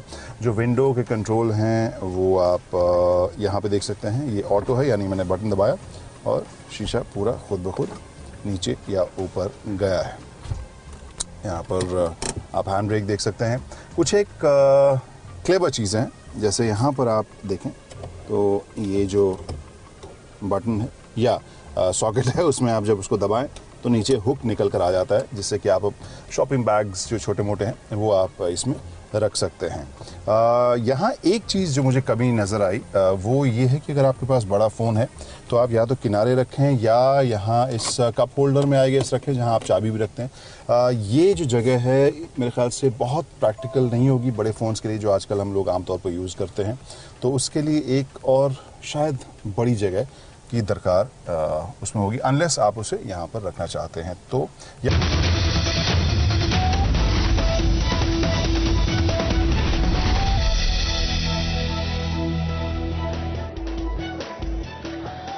Warm welcome. You're watching Times Now and I'm Meghna Dekha. Lots lined up for you in this bulletin. First up, as always, let's get you the top focus stories.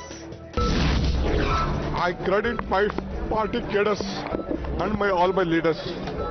They have worked hard. People have exposed faith in us.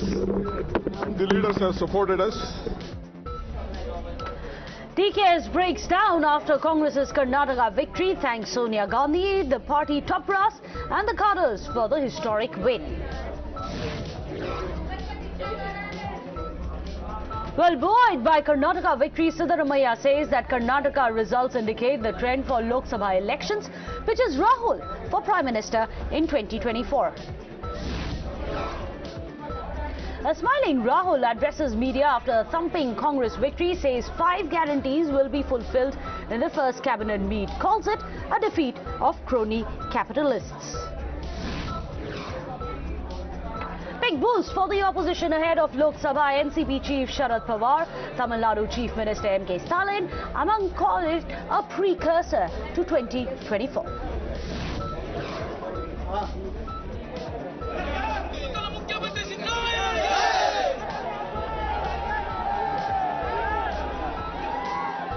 Well, contest for the Chief Minister's post intensifies within the Congress as Ab Ki Baar DKS Sarkar chants counter Sidda for CM posters. As Congress wins Karnataka race, outgoing Chief Minister Bommai concedes defeat, says he will come back stronger in a parliamentary elections. DKS's dreams of becoming the power broker fizzle as Congress sails past the victory mark. HDK leads in his constituency. His son Nikhil, however, trails from his. Anti-incumbency wave hits BJP hard. Many of the big faces from the BJP include the 9 ministers of BJP government losing their seats. Maintaining dominance in the Hindi heartland, Yogi sweeps all 3 municipal polls in a massive boost for the BJP ahead of the 2024 polls.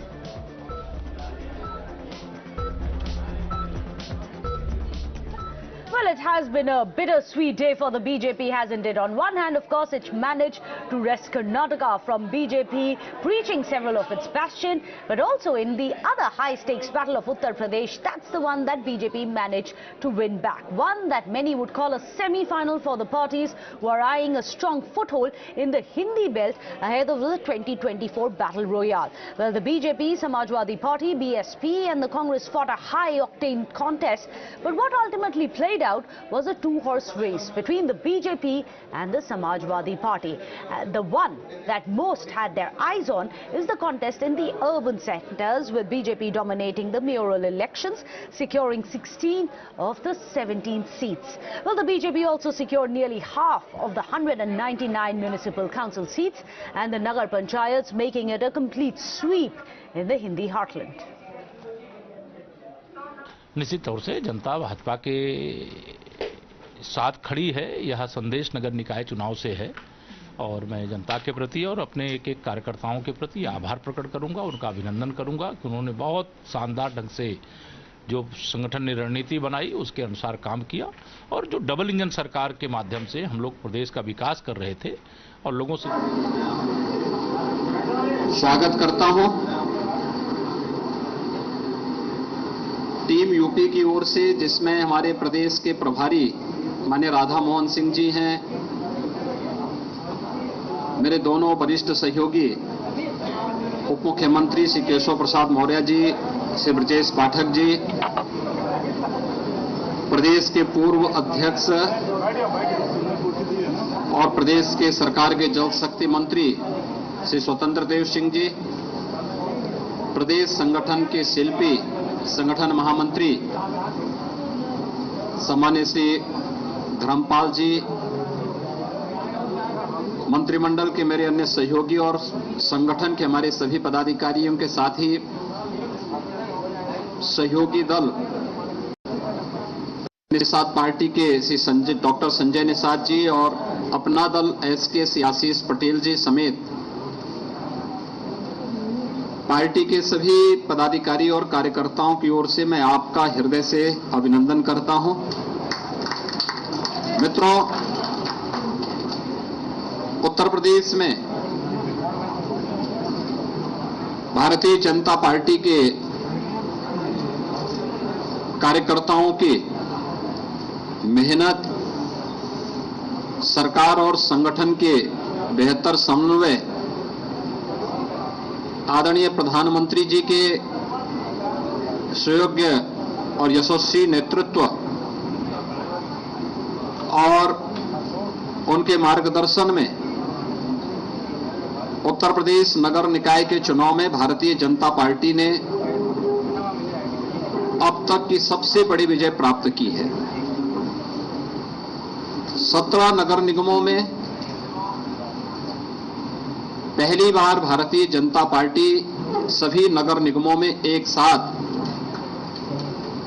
पूर्ण बहुमत के साथ विजय प्राप्त करने में सफल हुई है। इसके साथ ही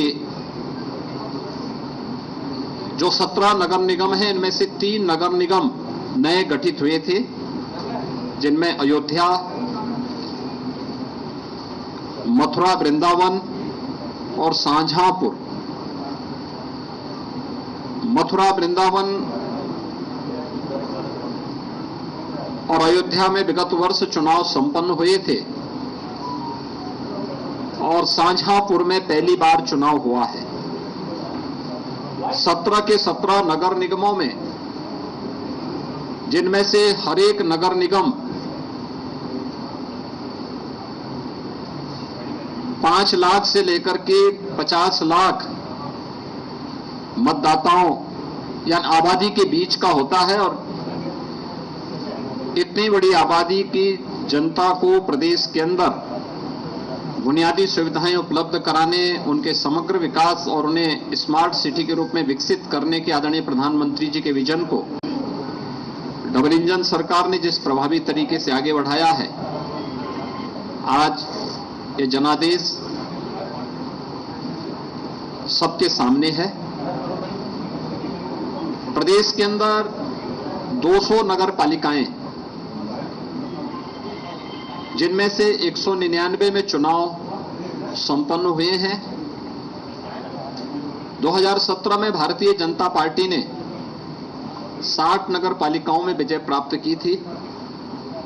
इस वर्ष भारतीय जनता पार्टी का ये आंकड़ा विगत वर्ष से यानी 2017 से दोगुने से अधिक सीटें भारतीय जनता पार्टी नगर पालिकाओं में भी प्राप्त कर रही है। नगर पंचायतें पिछले 5 वर्ष के दौरान प्रदेश में नई नगर पंचायतों का गठन भी हुआ है। जो बड़ी ग्राम पंचायतें थीं और 20,000 की आबादी से अधिक की आबादी के जो ग्राम पंचायतें थी उन्हें नगर पंचायत के रूप में विकसित करके नगरीय सुविधाओं से आच्छादित करने का जो अभियान था, उसी क्रम में लगभग 112 से अधिक नए नगर निकाय गठित हुए थे।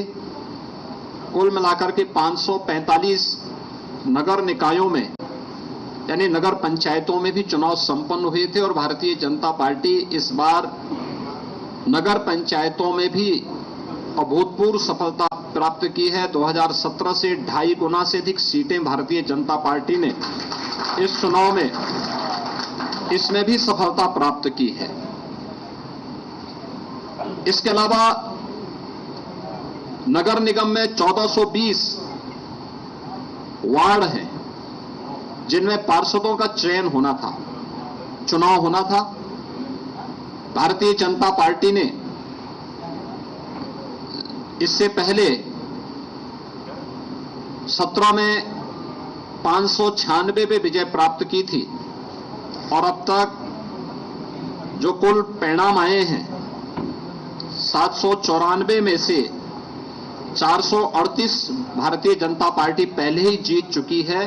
पार्षदों में भी भारतीय जनता पार्टी ये मान करके चलें कि पिछली बार की तुलना में दुगने पार्षद भारतीय जनता पार्टी के नगर निगमों में जीत रहे हैं। ऐसे 1367 नगर पालिका परिषद के पार्षद हैं।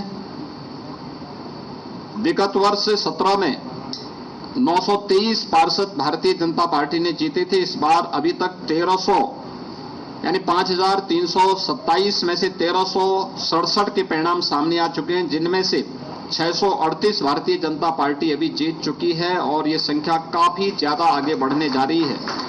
यानी पहले की तुलना में भारतीय जनता पार्टी लगभग दुगने से अधिक पार्षद इसमें भी जीतने जा रही है। ऐसे ही नगर पंचायतों में भी 7177 पार्षद चयन होने थे। विगत चुनाव में भारतीय जनता पार्टी को 664 कुल पार्षद प्राप्त हुए थे। अब तक 2457 में से जो परिणाम आए हैं उनमें से 933 भारतीय जनता पार्टी पहले ही जीत चुकी है और अभी काफी बड़ी संख्या में परिणाम आने जा रहे हैं। ये मान के चले लगभग 4720 के परिणाम आने बाकी हैं। इसमें बहुतायत भारतीय जनता पार्टी के पक्ष में ये परिणाम जा रहे हैं। ये सभी रुझान इस बात को प्रदर्शित करते हैं कि 4 करोड़ 32 लाख मतदाताओं ने यानी 6 करोड़ से अधिक आबादी नगर निकाय में उत्तर प्रदेश के अंदर निवास करती है, जिसमें 17 नगर निगम, 200 नगर पालिकाएं, 545 नगर पंचायतें हैं।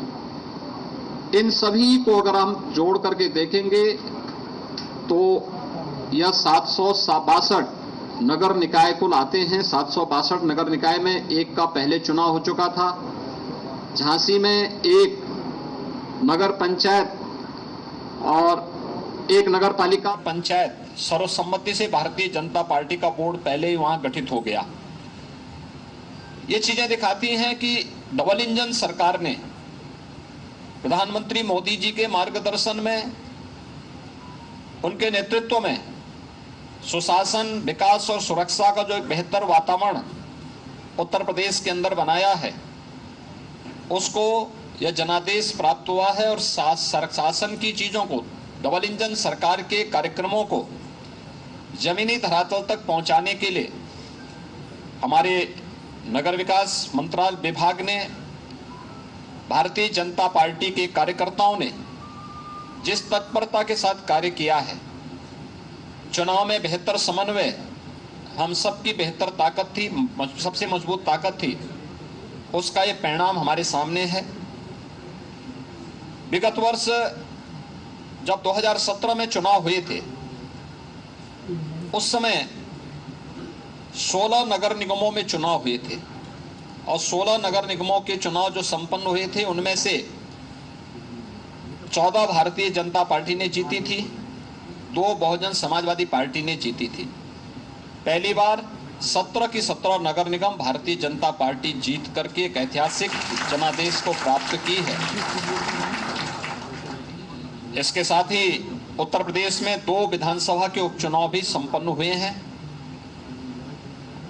एक 96 जो विधानसभा थी वह हमारे सहयोगी दल अपना दल एस के विधायक से राहुल प्रकाश के दिवंगत होने के कारण खाली हुई थी।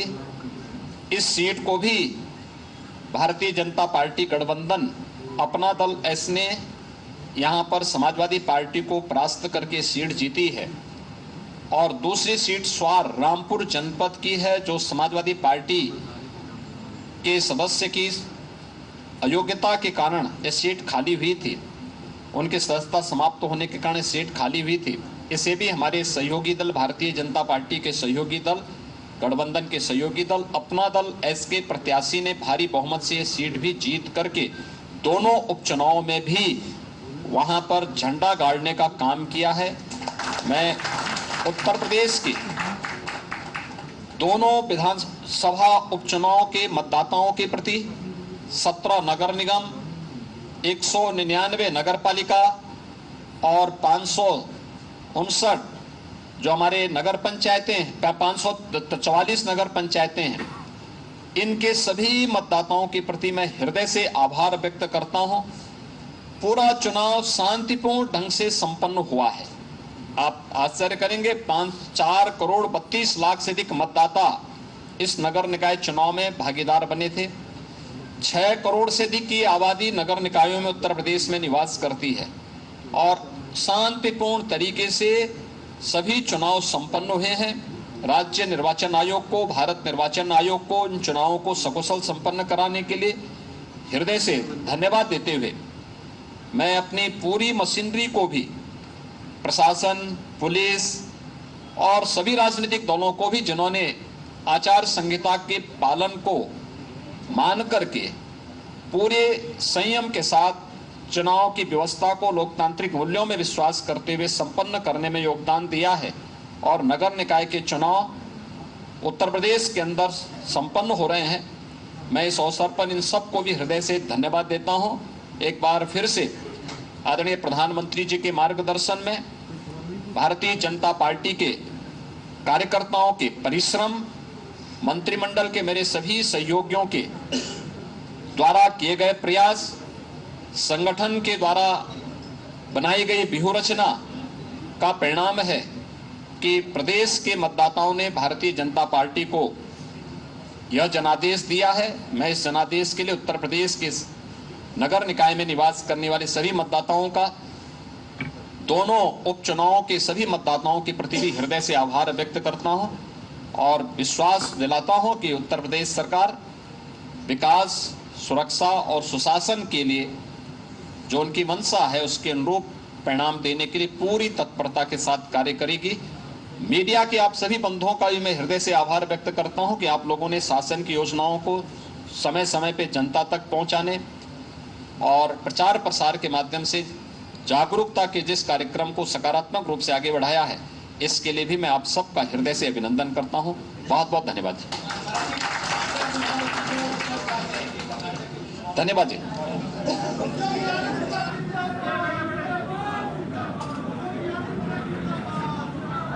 A resounding victory for the BJP in the civic polls of Uttar Pradesh, something that the Chief Minister has credited the double-engine Sarkar for. The Chief Minister there addressing the cadres on the BJP's win.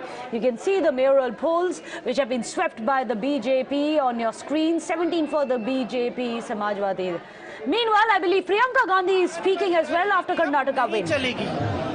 Karnataka की जनता ने अपना ध्यान एकदम केंद्रित रखा, अपने मुद्दों पर रखा और ऐसा निर्णय लिया कि जो वहाँ पे जो भ्रष्ट सरकार थी उसको निकाला गया।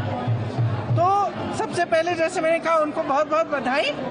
फिर हमारे परम आदरणीय कांग्रेस के अध्यक्ष जी खारगे जी और पूर्व अध्यक्ष जी श्री राहुल गांधी जी, उन्हीं के नेतृत्व में ये चुनाव लड़ा गया, उन्हीं की अगुवाई थी।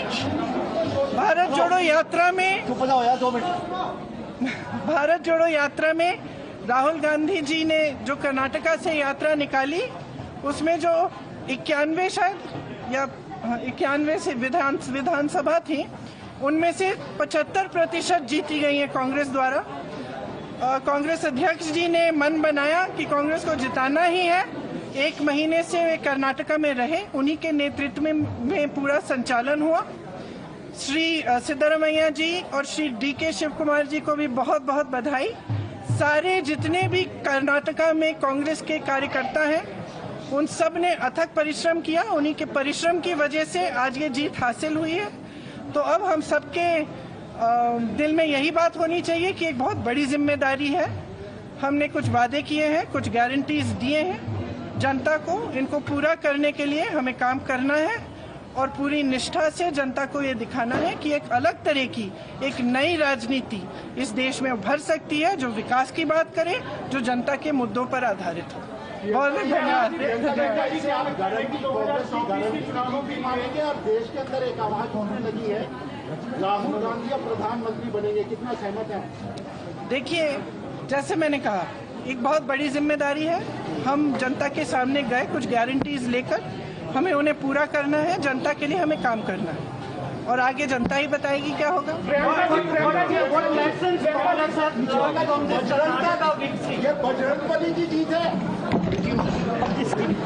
Interestingly, the last question that Priyanka Gandhi dodged was, ये क्या बजरंग बली की जीत है? It's very interesting to see how it pans out for the Congress party. Remember, they may have won the state, but they still have a lot of infighting they need to quell to decide who's going to be the next Chief Minister of Karnataka. All the top focus stories only here on Times Now. With that, a short break.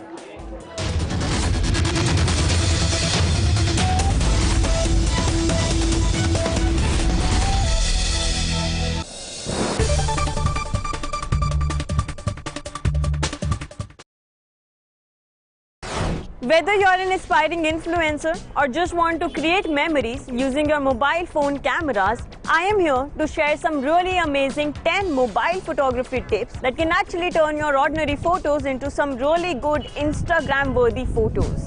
मतलब आपका photo game एकदम next level amazing होने वाला है after knowing all my tips. But before I share these tips with you, allow me to introduce myself.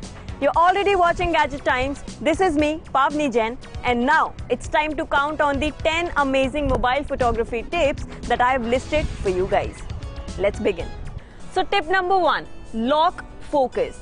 So as soon as you open your camera software, जो आपका subject है उसके ऊपर you just have to tap and hold it until this yellow box appears. ऊपर आपको दिखाई देगा एक छोटा सा tag saying AFAE log. Now what this means is कि जो अगर आपका सब्जेक्ट मूव भी कर रहा है, you'll get really sharp photos as well as the well balanced exposure. Tip number 2, rule of thirds. Now try to not position your subject in center. Maybe just position them on one of the grid lines. This makes for a visually appealing photos as well as videos. Tip number 3, use full megapixels. क्या मतलब है इसका? The smartphones these days boast 48 megapixel sensor, 50, 64 and sometimes 108 megapixel sensor as well. इस case में क्या होता है? Whenever you click any picture, the smartphone by default clicks your photo at 12 megapixel using the pixel binning technology. अब इसका क्या इलाज है? You have to go to the camera settings. वहाँ पर जाकर आपको high resolution photos पर select करना होगा ताकि जो आपकी फोटोज हैं वो सेंसर का फुल मेगापिक्सल इस्तेमाल करे और आपको ज्यादा से ज्यादा डिटेल्स अपने फोटोज में दिखाई दे. Tip number 4, shoot during the golden hour. Oops, वैसे तो ये भी नहीं है. That is the hour 1 hour after the sunrise and 1 hour before the sunset. The light at that point of time is absolutely perfect. आपको warm light मिलता है, soft light मिलता है और आपकी photos come out really very excellent in terms of colors. or I think I should also own my photography tip and start shooting in the golden hour and not in the harsh light maybe. Okay. Tip number 5, use burst mode. This is the most underused feature on all smartphones. Android पे भी मिलता है और iPhone पे भी मिलता है. Very simple to use. You just have to tap and hold the shutter button on your camera software and the camera will click multiple photos in just a few seconds. This is a really great feature just in case you want to capture any movement, dogs, birds या फिर अगर आपको candid shots चाहिए तो उसके लिए भी इस्तेमाल किया जा सकता है. Tip number 6, just like burst mode, you can also make use of the portrait mode. This will help in creating a differentiation between background and the foreground. जो subject है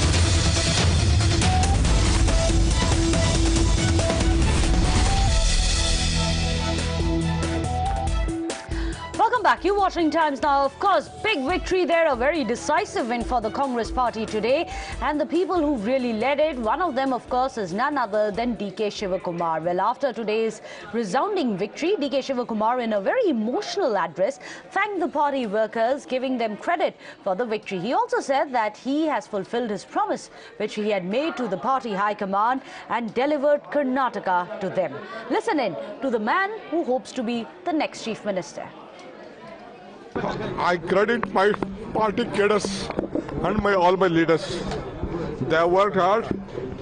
People have exposed faith in us. The leaders have supported us. It is a collective leadership and we have jointly worked. I have said in the beginning, joining together is the beginning. On the day I took the oath, thinking together is the progress, working together is the success. That is what I said on the day. I assured Srimati Sonia Gandhi, Rahul Gandhi and Priyanka Gandhi that, and Mr. Mallikarjun Kharge, that I will deliver Karnataka to their fold. I can't forget Srimati Sonia Gandhi coming to meet me in jail when all these BJP people put me under jail. So I rather choose to be in jail than having an office.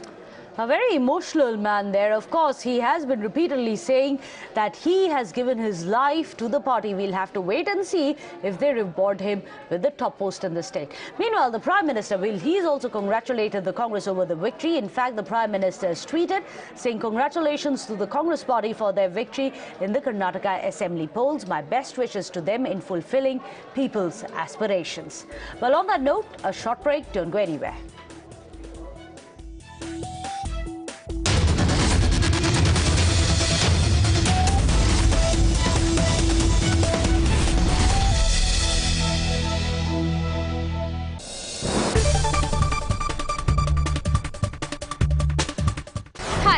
Vanshika और मैं आज unbox करने वाली हूँ ये वाला phone. ये है टेक्नो फैंटम V फोल्ड. ये इंडिया का करंटली चीपेस्ट फोल्डेबल फ़ोन है. चलिए अनबॉक्स करते हैं. We have this cool box here और I am super excited to unbox it.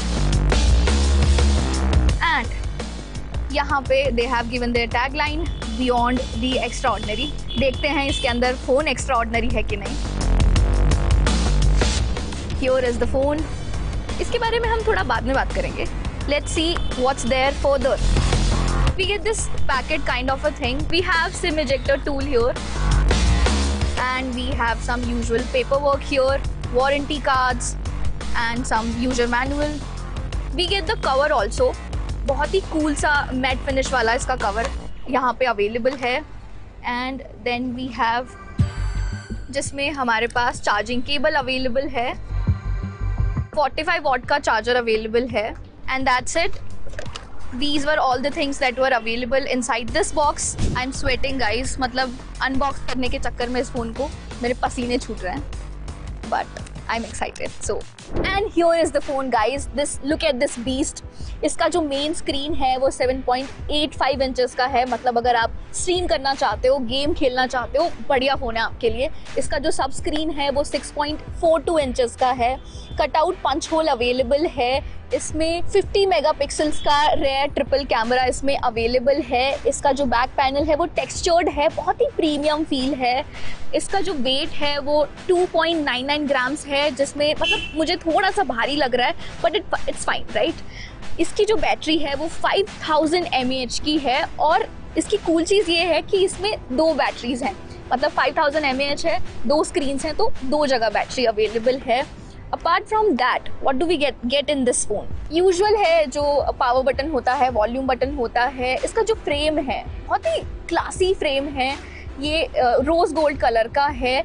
इसमें 2 वेरिएंट अवेलेबल हैं, एक black and the other one is white. We got the white one क्योंकि white वाला ज़्यादा प्रिटी लगता है, दैट्स माई ओपिनियन, बाकी इट्स सब्जेक्टिव। इसको ऑन करके देख लेते हैं and will talk about the phone further. इसमें एमोलेड डिस्प्ले अवेलेबल है, इसमें 120 हर्ट्ज का रिफ्रेश रेट अवेलेबल है, 12 GB का रैम अवेलेबल है, 256 GB का स्टोरेज है जिसको आप एक्सटेंड भी करा सकते हो। Do you love the air that you breathe? Well, I don't, because it has got lot of pollutants, harmful toxins, dust, pollen and whatnot. Well, to curb that situation, Xiaomi has come up with a new product which is called Xiaomi Air Purifier 4.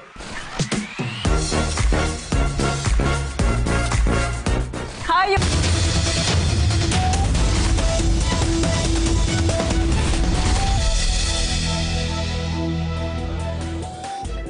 Well, welcome. You're watching Times Now and I'm Meghna Dekha. Today, of course, is the day when the Congress has managed to wrest the southern bastion of the BJP from them, winning Karnataka with a very decisive margin. In fact, the Prime Minister himself has congratulated the Congress party as well over the victory. In fact, PM Modi tweeted, I quote him here, he said, "Congratulations to the Congress for their victory in the Karnataka Assembly polls. My best wishes to them in fulfilling people's aspirations." Let me go across to Imran, who's joining us with very late. I beg your pardon, I believe you have Pranesh with you. Pranesh, it's really interesting to see and very kind of the Prime Minister to come out and have congratulated the Congress on that massive win. This is the tweet by Prime Minister Modi. He says, I thank all those who have supported us in Karnataka elections. I appreciate the hard work of BJP Karyakarta. We shall serve Karnataka with even more vigor in the times to come. He says, congratulations to the Congress party for the victory in Karnataka Assembly polls. My best wishes to them in fulfilling people's aspirations. This comes on a day, Meghna, when senior leaders of the Congress party, including Rahul Gandhi, came out and said that this is a victory of politics of love over politics of hate. In fact, Rahul Gandhi also said that the poor people, the common man, had taken a vow to defeat the politics of crony capitalists. But the Prime Minister, graceful in his response after the poll results, congratulating the Congress party, also not forgetting to thank the hard work of the BJP workers. Well, keep trying the developments on that front, and also interestingly, you're absolutely right, a very gracious comment they're coming in from the Prime Minister. In fact, let me go across to Imran also. Imran, it's very interesting. For the BJP, it is going to be a time for introspection, isn't it, as to what really went wrong?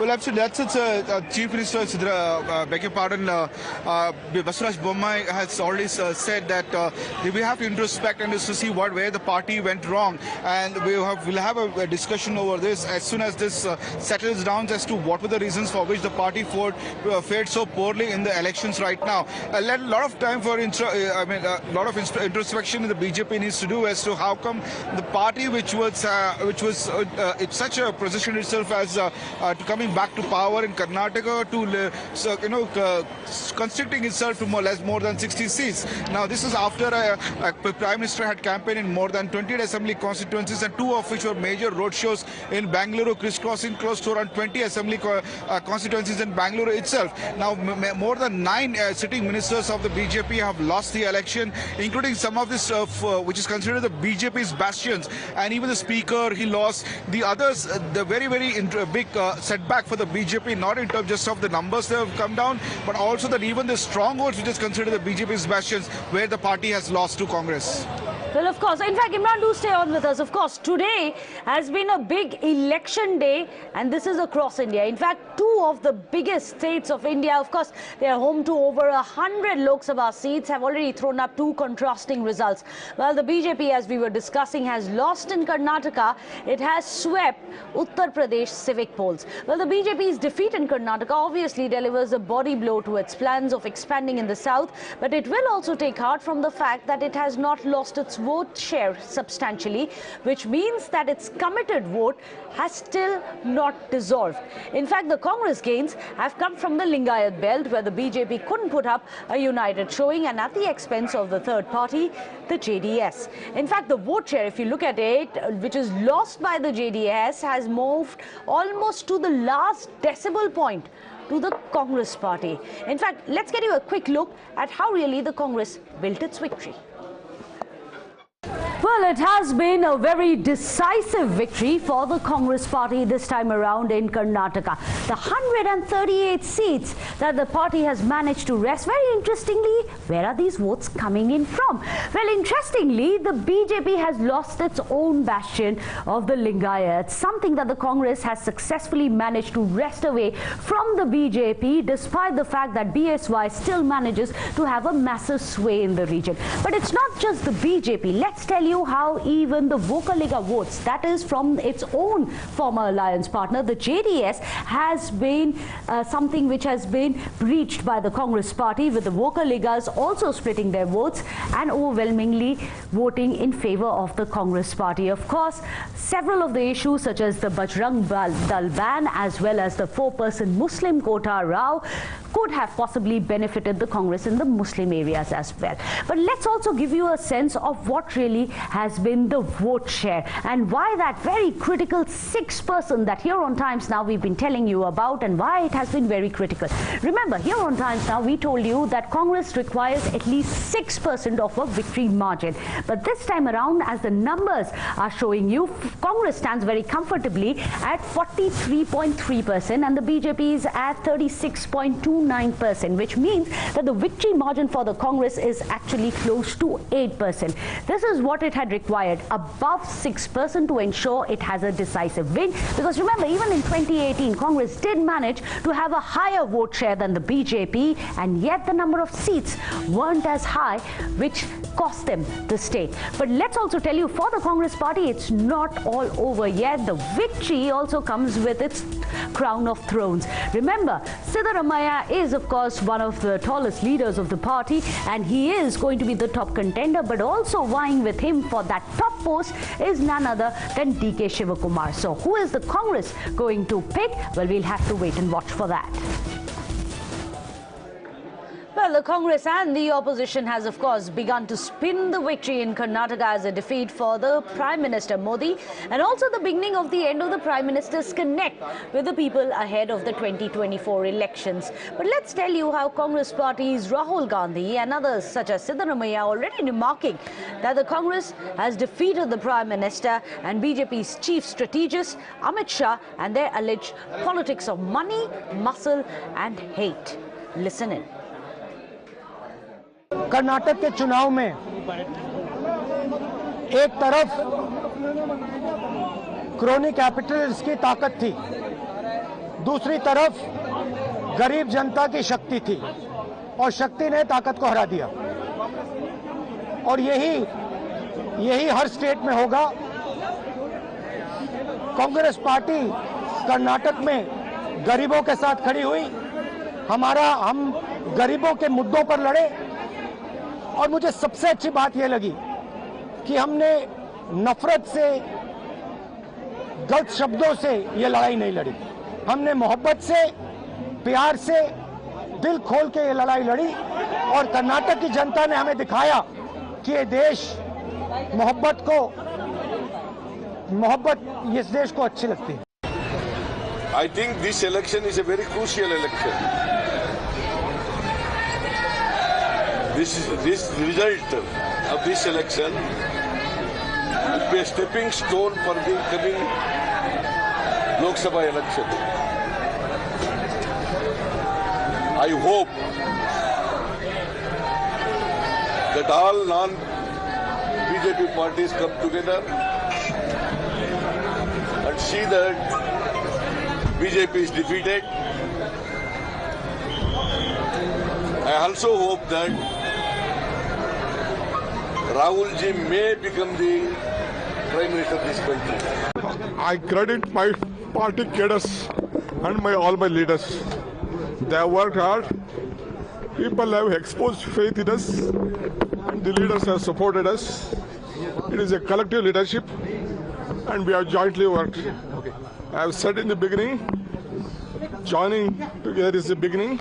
On the day I took the oath, thinking together is the progress, working together is the success. That is what I said on the day.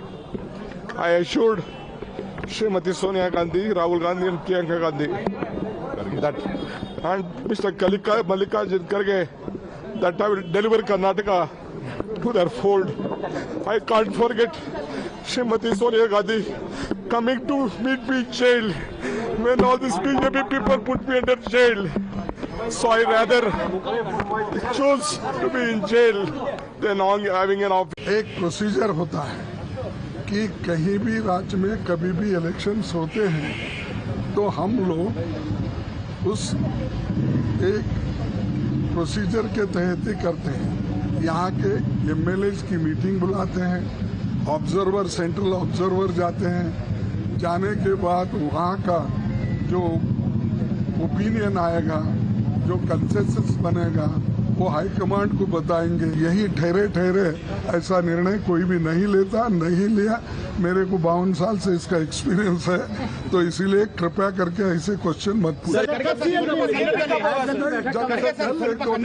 Of Kalburgi, they have taken a decision for development, they have taken a decision for the constitution, they have taken a decision for progressive politics. I'm grateful to them. What is on the Karnataka's majority? I've been saying that we'll get more than 120 seats. You did not believe me. Well, today we now have the results, and we'll form the government and give the people of Karnataka a very progressive government. Who will be the CM place? That will be decided by the High Command in a couple of days. Thank you. Well, let me go across to our reporters. Joining us today, Deepak Bopanna, Somit, as well as Aishwarya. Well, Deepak, I'm going to come to you first because the next big question, yes, it has been a very decisive win, but the next big question is who is going to be helming the Congress government in Karnataka, because that's going to be the biggest challenge.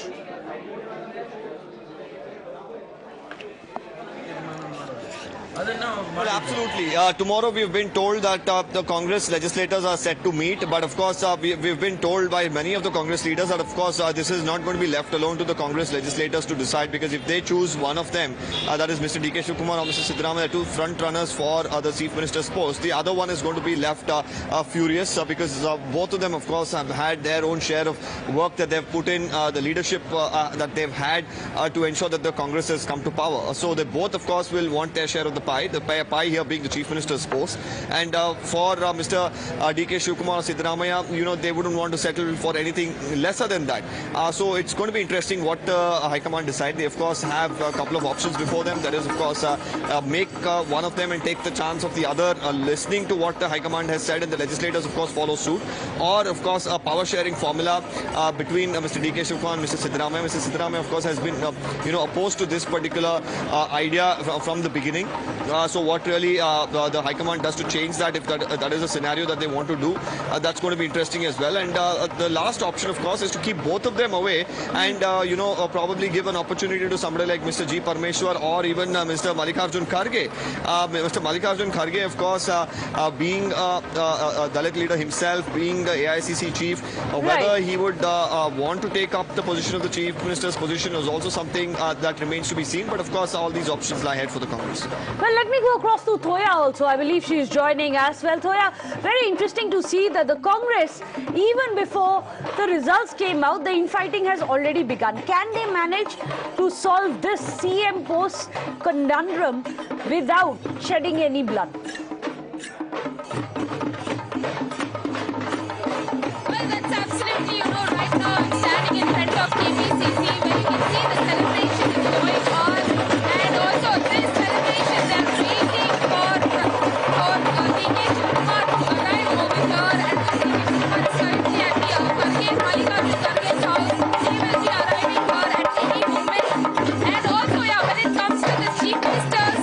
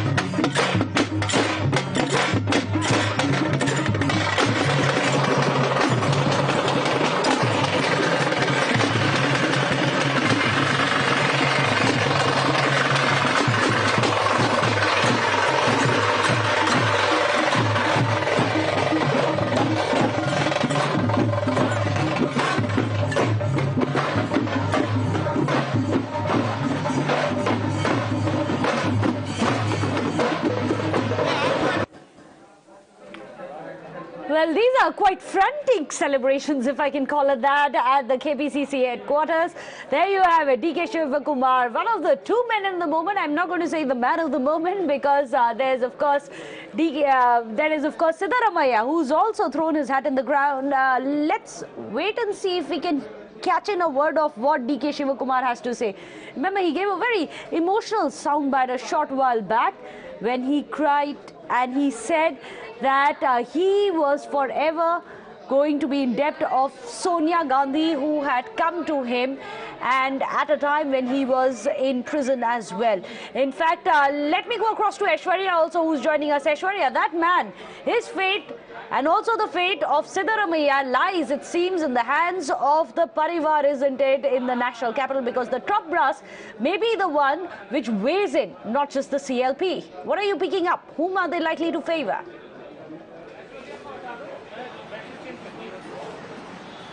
Well, of course, DK Shivakumar got a bit emotional after the resounding win in the state of Karnataka. He bowed on to Sonia Gandhi and stayed away, saying that when he was in jail, Sonia Gandhi was the one who met him, and that was the favor and that was the kind of respect that he had always got from the Gandhi family. But here in New Delhi, at the 24 Akbar Road, certainly the top brass is in a huddle because they are trying to avoid the situation that they are facing currently in Rajasthan as there has been a tussle between Sachin Pilot and Ashok Gehlot, and that's what, two names and the front runner of Chief Minister's post both wanted their share because both have worked so hard in the state of Karnataka to get Congress to a resounding victory, and both wanted to be a chief minister. Now, who will the top brass and the high command of the Congress party favor is something that remains to be seen, and therefore the reason two of the observers will be sent to Bengaluru directly from the New Delhi, and before the Congress legislators meet tomorrow, there would be a very important meeting that is scheduled, and that will obviously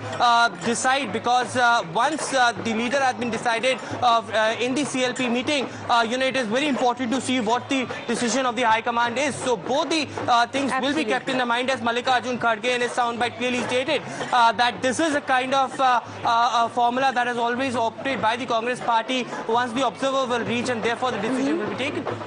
Well, that's going to be very interesting. In fact, very short while from now, we expect Congress to hold a press conference. Let me go across to Pragya. Pragya, during that press conference, perhaps we'll get some kind of a clarity, some kind of an indication as to who and by when do we get to hear the official pick for the CM post by the Congress. Well, we have tried asking all these leaders as to who would be the CM candidate, but we have not got a clear reply from any of them. And in fact, they have told that there will be a CLP meeting. Unlike BJP, Congress will have that through a process which is written in the party constitution as well. So a sarcastic comment obviously on the BJP as well, Mr. Kharge made, saying that it is our legislator who select the CM candidate and on the high command. Well, having said that, all the leaders, including Mr. Kharge, Randeep Singh Surjewala, who is Karnataka in charge, and also Mr. D.K. Shivkumar Siddaramaiah will be here addressing the press conference. Obviously, we will be asking them questions, and we will try to get some clarity on who would be the CM who would be the CM of the Karnataka from the Congress, as it's a very big issue within the Congress party as well, and it will be very hard to solve it if Congress decides to go with one of them. They need to be united. Congress has seen differences in the past as well. They like you can see Rajasthan unit, there's a sort of vertical split in the party. Congress would not want that in Karnataka. They have just won the state and they're very elated, so they would try to come up with a formula, and whether that formula will be accepted to the one who will not be the CM is yet to be seen. And mind you, BJP will be keeping a very close eye on who would be the CM and who would not be the CM, and what will that mean for the Congress and the state unit in months and years to come. Very shortly, we expect that press conference to come in. Perhaps the body language of the two men, D.K. Shivakumar and Siddaramaiah, may just give us telltale signs. We are going to get you the very latest minute-by-minute updates from Karnataka. But after a short break, don't go anywhere.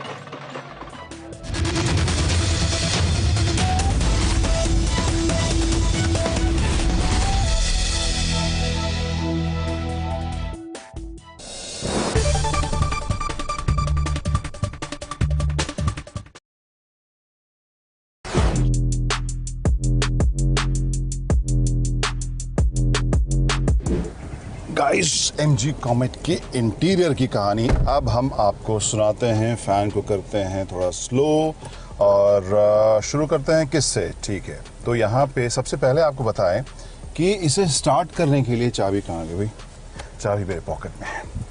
तो इसे start करने के लिए आपको कोई engine start stop button नहीं मिलेगा। क्यों? क्योंकि आप इस खूबसूरत सी क्यूट सी जो चाबी है उसका अनलॉक बटन दबाइए, इस कार में बैठिए, 2 बार ब्रेक पेडल को दबाइए और car is ready to go. तो एक ये इंटरेस्टिंग आपको एस्पेक्ट इसमें देखने को मिलेगा।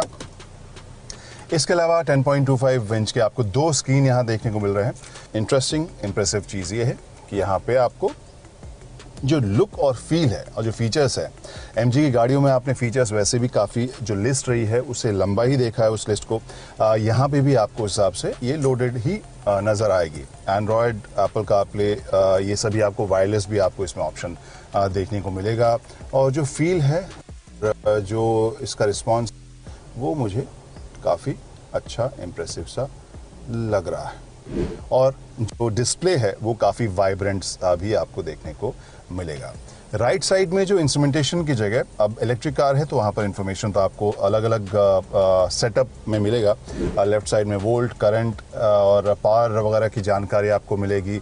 ऊपर जो है कुछ एक जो साइंस है उसमें एक यूनिक या एक अलग चीज़ आपको देखने को मिलेगी। पिछली सीट पर जब आप बैठे हैं, सीट बेल्ट आपने नहीं लगाया तो भी इसमें बीपर जो है आपको याद दिलाएगा। राइट साइड में यहाँ पर फिलहाल न्यूट्रल में है गाड़ी, वो दिखा रही है। स्पीड आपको दिखाएगी 72% बैटरी इसमें बची है। जो रेंज है वो 144 किलोमीटर इसमें देखने को मिल रहा है और ओडो इसका 199 किलोमीटर दिखा रहा है। यहाँ पर लेफ्ट में एक आप ग्रीन में छोटा सा देखेंगे इको मोड, उसे आप चेंज कर सकते हैं। यहाँ पर ड्राइव सेलेक्ट मोड है या ड्राइव मोड सेलेक्ट, इसे जब दबाए तो यहाँ नॉर्मल मोड होगा, स्पोर्ट्स मोड होगा और इको मोड होगा। तो यहाँ पर जब मैं नॉर्मल मोड में दबाता हूँ तो रेंज इज 142, स्पोर्ट्स मोड में दबाया है तो range is 142। So I guess जब ड्राइव करेंगे तब शायद इसमें चेंज हमें नज़र आएगा। इसके परफॉर्मेंस के बारे में भी हम तब डिटेल में बात करेंगे। फिनिश है, जो कलर्स हैं, जो यहाँ पर फैब्रिक जैसा मटेरियल है, जो प्लास्टिक है, उसकी क्वालिटी मुझे प्रीमियम लग रही है। Light grey, off white, cream, इन सब के इस्तेमाल के साथ ज़्यादा स्पेशियस और ज़्यादा प्रीमियम फील आपको नज़र इसमें आ रही है। बहुत ही मिनिमल है, तो ढेर सारे बटन्स और कंट्रोल्स इसमें नहीं हैं। और इसके अलावा सिंस दिस इज़ इलेक्ट्रिक तो यहाँ पर भी आपको पूरी जगह मिल रही है।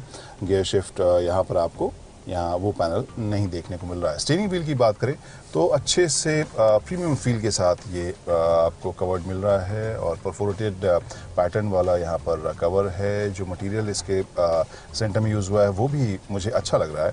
और जो ये ऑफ वाइट या Ivory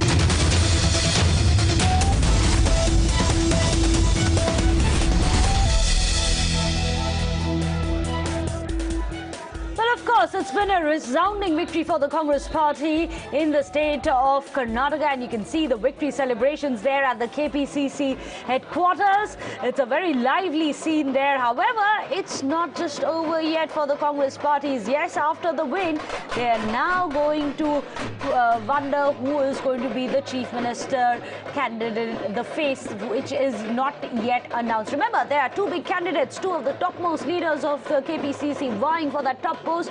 One, of course, is Siddaramaiah. In the other corner is DK Shivakumar. Even while it is a day of celebrations today, tomorrow is going to be a day of decisions for the Congress party.